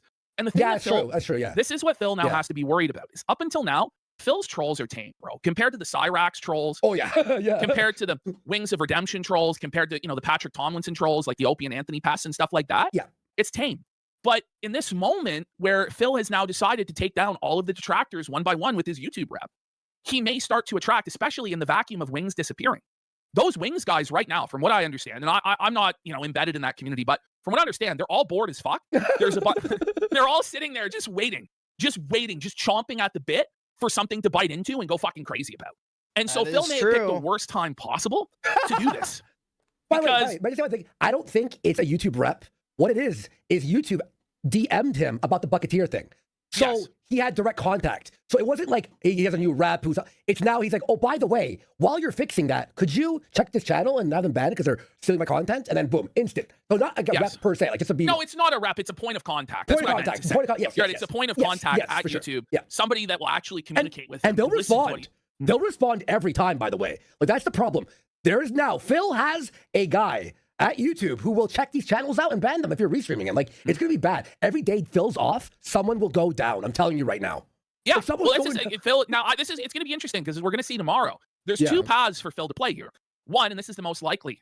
What? I had no idea. Sure. What? You're telling me this for the first time. Wow, I don't know what to say. I mean, I warned him. He wasn't compliant with the terms of service. So, or it's going to be Mad King Phil. It's going to be I'm personally hoping for the Mad Phil arc. By the way, Project Orpheus is saying, is it Jer putting together his own dented Avengers? Now, Phil recently DM'd me telling me he was in contact with Quartering, like on a regular basis, in DMs with Jeremy, and he was doing like a king snake on Quartering to pump him for information that he was going to bring to us to expose him on the show. So did Quartering talk to Phil or vice versa? And he's involved in this situation? I'm not sure, but Dude, it's I doubt it. I doubt that because I doubt that too. I think it's just the bucketeer thing. I think it's pretty easy. I mean, we could draft the conspiracy right now. People will believe I it. really you know? want.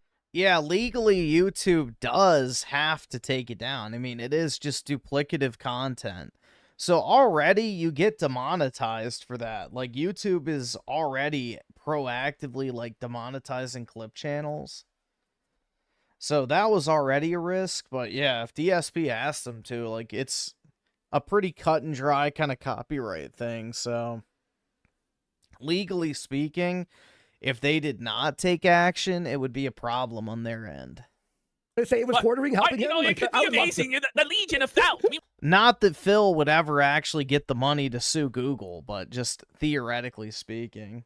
It's just odd that now all of a sudden he cares, because, you know, again, for like 7 years, this has been going on. The long Feltron. iDubbbz and fucking... iDubbbz is in league there. Yes, I'd say Ralph, but he's going to die soon. So he's dying of cancer, apparently. Yeah. We're going to get to it here in a minute. But yeah, there's two paths this is going to go. Either Phil denies responsibility, or he goes full supervillain Phil and just starts like being like, and you're next, dude. Wait, so or I better get a cut of the revenue. Option 3, he will say, I didn't do it, but he deserved it because he was breaking the law. It'll be a mixture of both of those answers. He'll be happy, but he'll still say it wasn't him. No matter what, it's going to be really, really funny. Yeah. And I just don't know what's going to happen from here, because I never really thought that Phil would actually have the balls to do this. It's crazy. I really, I feel I was daring him. I'm like, you won't do it, you fucking pussy. And I've said that to him for like over a year now. You won't do it, you fucking pussy. You don't have the ball. Apparently, Philip Burnell found his shrunken microscopic testicles or whatever's fucking left of them and decided that he was going to war with the detractors once and for all. And I just don't know if the detractors have the smoke to felt Phil, to be honest. Like, I don't think they have the heavy hitters on deck they used to have back in the Sons of Kojima days. I think that his detractors have chilled out for the most part, are pretty fucking, they're not as insane, and life ruining as other trolls, right? Yeah, so, like the people you mentioned, yeah. It's just not going to be the same, So Phil will probably get away with all of this. The detractors will lay down and let Phil piss in their mouth, and there will be like a raw Phil on Rumble, because Phil's probably going to cry to Eddie next. Can you imagine if he actually cries to Eddie? Gets raw Phil banned off of Kick. I hope not. I swear to God, I hope not. Yeah, the detractors in the chat saying he awakened the sleeping dragon. No, you're wrong. You awakened the sleeping dragon of Phil. Ash is literally just trying to rile up. No, that's not true. That's not true. No. I'm just giving my prediction as to what I think's going to happen, which is that it's going to be a total Phil victory. A devastating victory for Phil on all fronts as Detractor the sleeping diaper. Sleeping diaper. Oh, no. Amazing. Buddy. Well, we got a lot of Phil today. Yesterday, he was fucking, yeah. There's a lot of fucking quartering is unable to use the toilet unassisted now. He has difficulty getting up off of the toilet, even difficulty sitting down on the toilet. He's calling in fucking Heather, get me off the toilet. I'm having trouble, Heather. Griff, if I started restreaming all your lives and made twice as much money as you, when you want to take me down? Well, yeah, I mean, that's the thing, though, is like I would do it immediately. I wouldn't wait 7 years to do it. Like, that's the thing. So, that's the thing, man. It's like, why did DSP do it for like 6 years of just sitting there and not worrying about it? Then all of a sudden, it becomes a huge issue. It's tough. It's real tough. He's documenting his struggles at the apparently, hospital. Phil is live, or not live. Phil is at home right now at his appointment, banning people. Like okay, live, so here's what happened earlier today. So earlier today, there was a rogue janitor. I can pull up his name here. Okay. There was a rogue janitor who unbanned every single account on Kick while Phil was asleep. No. Yeah. So this might have been the final straw for Phil to just snap and take out fucking raw Phil. So yes, it was King Ferbs unbanned everybody today.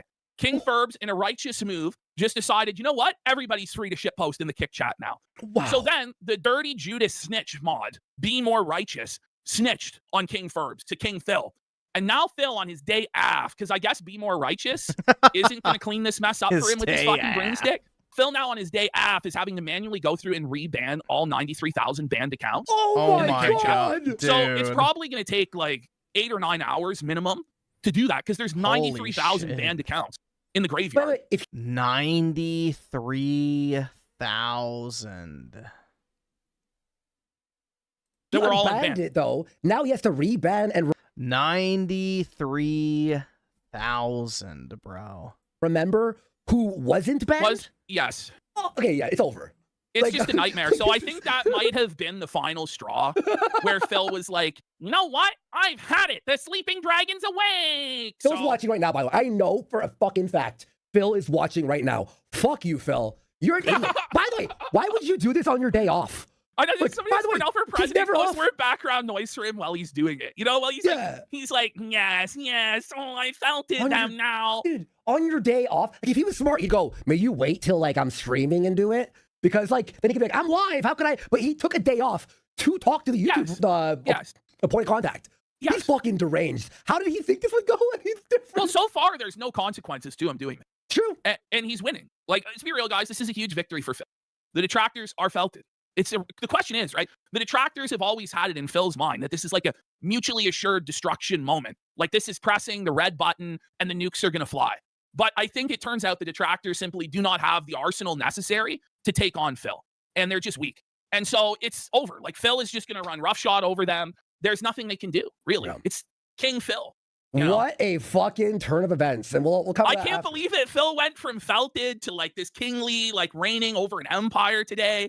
He's burned Raw Phil to the ground. He's burned the Notre Dame Cathedral to the ground, and he's suffering no consequence. He's burned the Library of Alexandria to the ground. Alt's on fucking watch. That being said, you're all on watch, buddy. Meerkat, you're on watch, bro. Phil's got you on watch now. Dark Side Flow, bro. You're on watch, bro.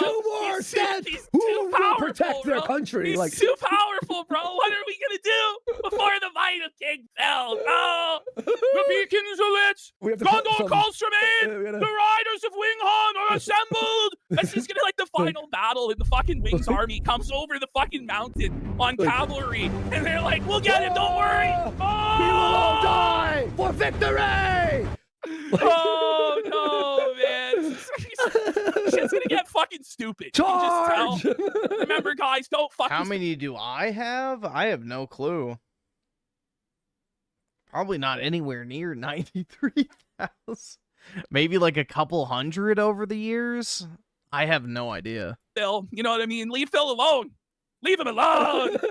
Tonight we dine in hell. Oh! There's definitely a ton of those porn accounts where it was like xyzporn.com, you know, click here to see hot women. Like, you used to get spammed with those all the time, so that's got to be at least 50 or 60 of those minimum. Oh, the Feltership! The Feltership of the Phil! Oh, for freedom! Man. People Social are distance fucking where it says, mad. God, shut the fuck up about Phil. Well, listen, man, today is like a big day. Like, this is a line that we never thought would be crossed. Yeah, I really never thought Raw Phil would go away. So, like, normally, you know, Phil is like an afterthought at the end of a fucking show, and we basically use him to put people to sleep. Yeah, exactly. It's like, go to sleep, go to sleep. And it helps me go to sleep after the show. 'Cause, Exactly. like, if you're ending on a high energy segment, you're like wired, you've got adrenaline, you're up for another 2 fucking hours. Had 4 coffees during the show. You're like, Whereas oh. if you watch Phil, like, you're like, oh, I'm so tired, I'm ready to go to bed. You know, he's just an old man rambling his sad stories. Anyway, let's get into the show. Ralph has cancer. Whoa, buddy. He actually might have cancer for real. But we're going to start with... let's have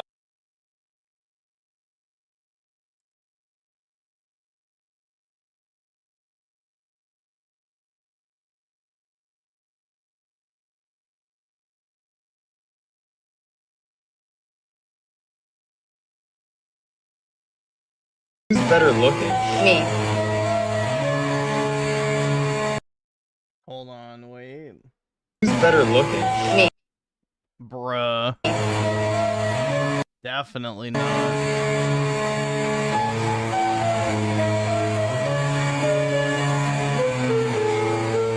Oh my god.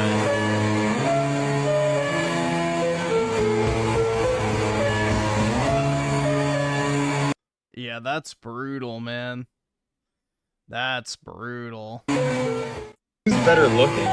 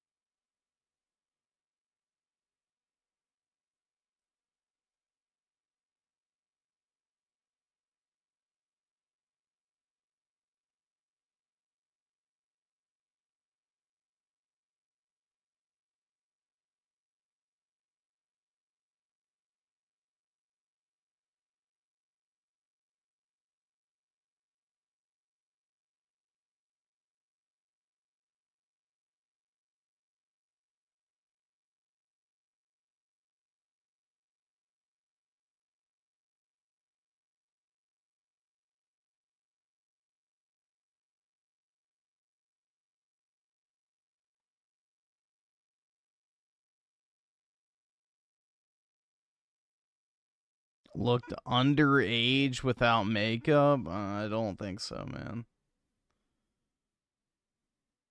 I don't think so.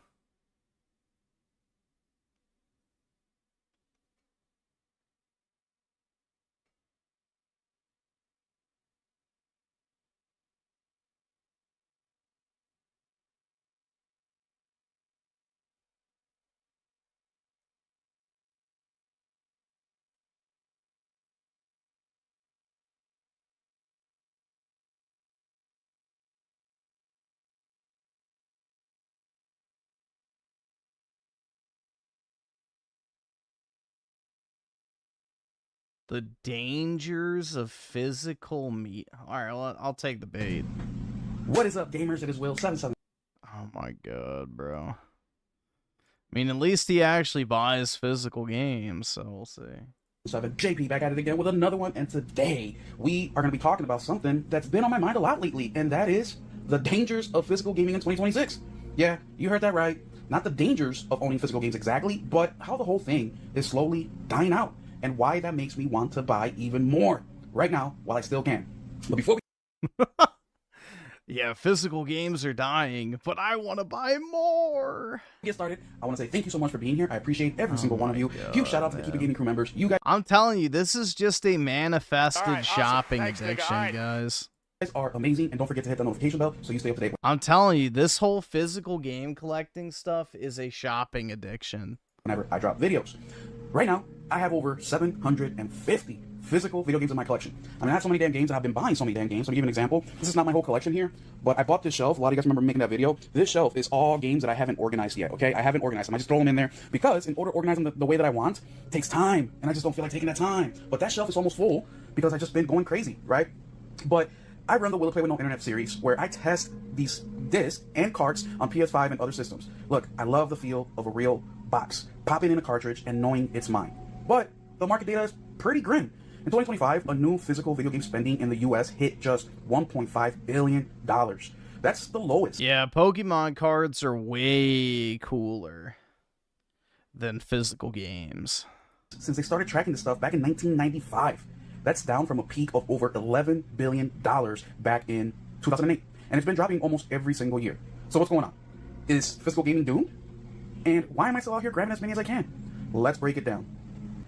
First, let's look at the numbers real quick so we're all on the same page. According to Circana data, physical sales keep sliding. PlayStation reported that in their fiscal 2025 quarter 4, about 85% of full game sales were digital. Only 15% physical. Xbox is even heavier on the digital, pushing 90% or more in recent years. Nintendo and the Switch 2 are holding up better, closer to 50-50, but even there, things are changing. Starting this year, some Nintendo... How do you play with Pokemon? I don't play with Pokemon cards. I collect them and look at them. Published Switch 2 games have physical versions priced $10 higher than the digital ones. In retail, GameStop kicked off 2026 by closing hundreds more stores on top of the ones they shut last year. Physical retail is shrinking super fast. Now, what are the real dangers here? One big one is that physical releases are just getting rarer and less. I don't know why he felt the need to put like random B-roll footage of his dark, dimly lit room in the background with a TV like volume thing flashing on the screen. Take the Switch 2 game key cards, right? You get a cartridge, you insert it, but the full game downloads from the internet. Then you still need that card in the system in order to play. It's like a fancy download key that you have to keep inserted. Great for some third-party games to keep manufacturing costs down, right? But it means even physical copies often require that initial online connection that directly impacts stuff like my offline testing series, my Will It Play With No Internet. Now, a lot of modern, quote-unquote, physical games aren't fully self-contained anymore. It's huge. Day one patches are the norm. Publishers love digital because it's cheaper for them. No disc, no shipping, easier updates, better control over their games, and it pushes subscriptions like Game Pass or PS Plus. No, they make more money per unit sold. That's what it's really about. Guys, she's a neat. Oh, wait, that's that schizophrenic bitch. Never mind, I remember that. I remember that.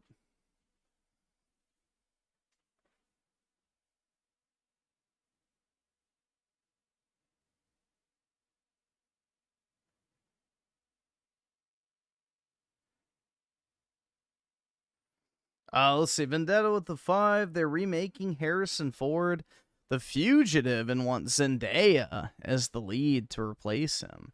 I'm so freaking done with Hollywood. You gotta be done with it, man. You know? You have to be done with it. Nothing good comes from Hollywood anymore, so.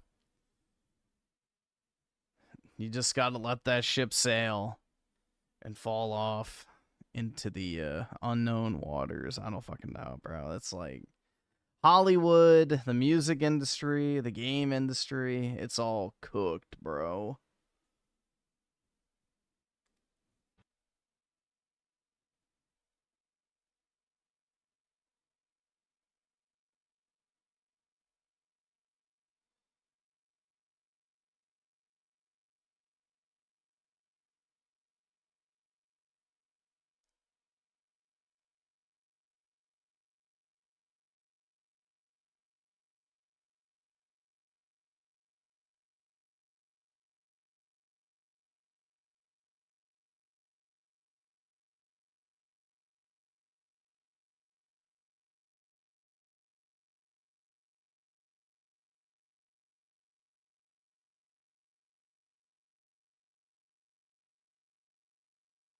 Let's see. I'm sorry, Griffin, with the 2.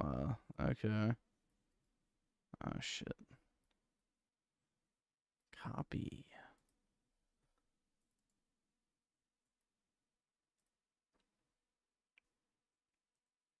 Welcome to today's BBC coverage of the 2030 World Cup quarter-final match between England and Scotland. As a proud Englishman since moving here 2 weeks ago, I cannot tell you how excited I am to see this match. It's about right. There you see the Scotsman now. Dare I say that William Wallace himself could not have picked a better team to represent Scotland. Both teams have opted to skip the traditional national anthem ceremony tonight, as no player on either side knew the words to the song. A big rule change this World Cup is that the manager now has to be from the team country, just like the players. It's about time. Having a Dutch-born manager in charge of England was making a mockery of the sport. Adebayo with the ball now. Good to see him back doing what he loves after that bit of bother last month when he was found guilty of stabbing 20 people in Ipswich. Luckily for him, the judge suspended his deportation order because he kicked the ball into the net. Very good. Easily, goal for England. A great debut for a player who just joined the England team last week when he realized he qualified for English citizenship due to a 3-day holiday in the Cotswolds he went on as a 12-year-old. He makes history today as the first man with joint Nigerian, English, French, Italian, German, Scottish, Irish, Polish, Armenian citizenship to score for England. But wait, it appears both teams have drawn their ceremonial knives that they are allowed to carry during matches for religious reasons, and they are now attempting to stab each other. Pandemonium has broken out on the pitch. No red cards from the referee yet. See, if that was actually what soccer was like, maybe I'd watch it. It's against the rules to catch a black player due to racism. If that's what soccer was like, maybe I'd watch it. You know, Africans stabbing each other while trying to kick the ball into the net. That would be entertaining.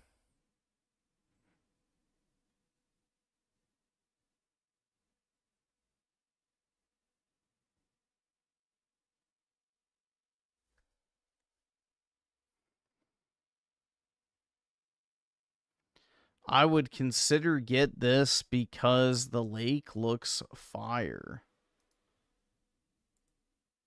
On my journey to find the most affordable homes in Florida, I found this studio with this amazing water view, and the price is only $695 a month.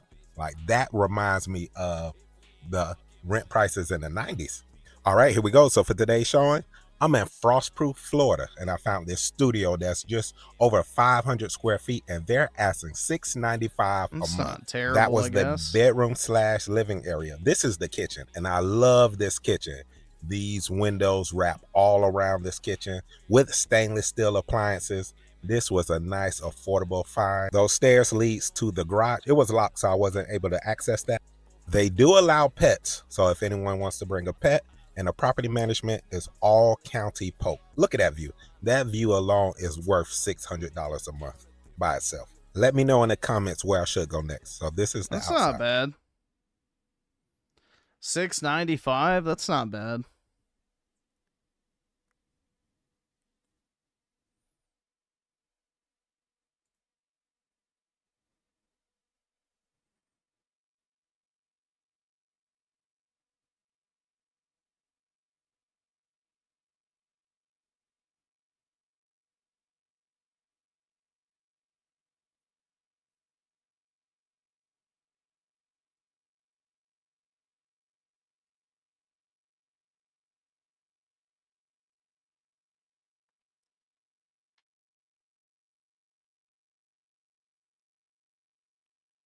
Oh, the Italian food thirst traps, bro. It's not a bad content genre, to be honest.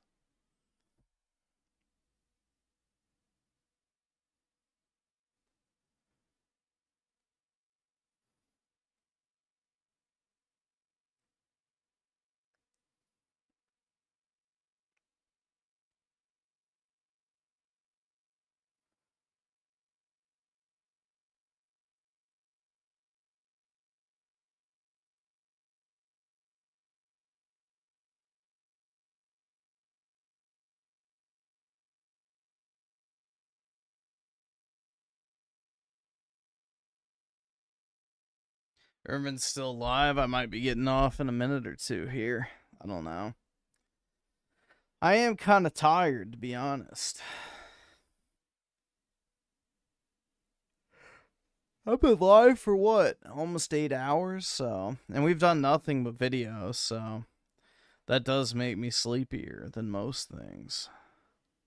So, yeah, I may go ahead and hop off. Have a wonderful, what is today?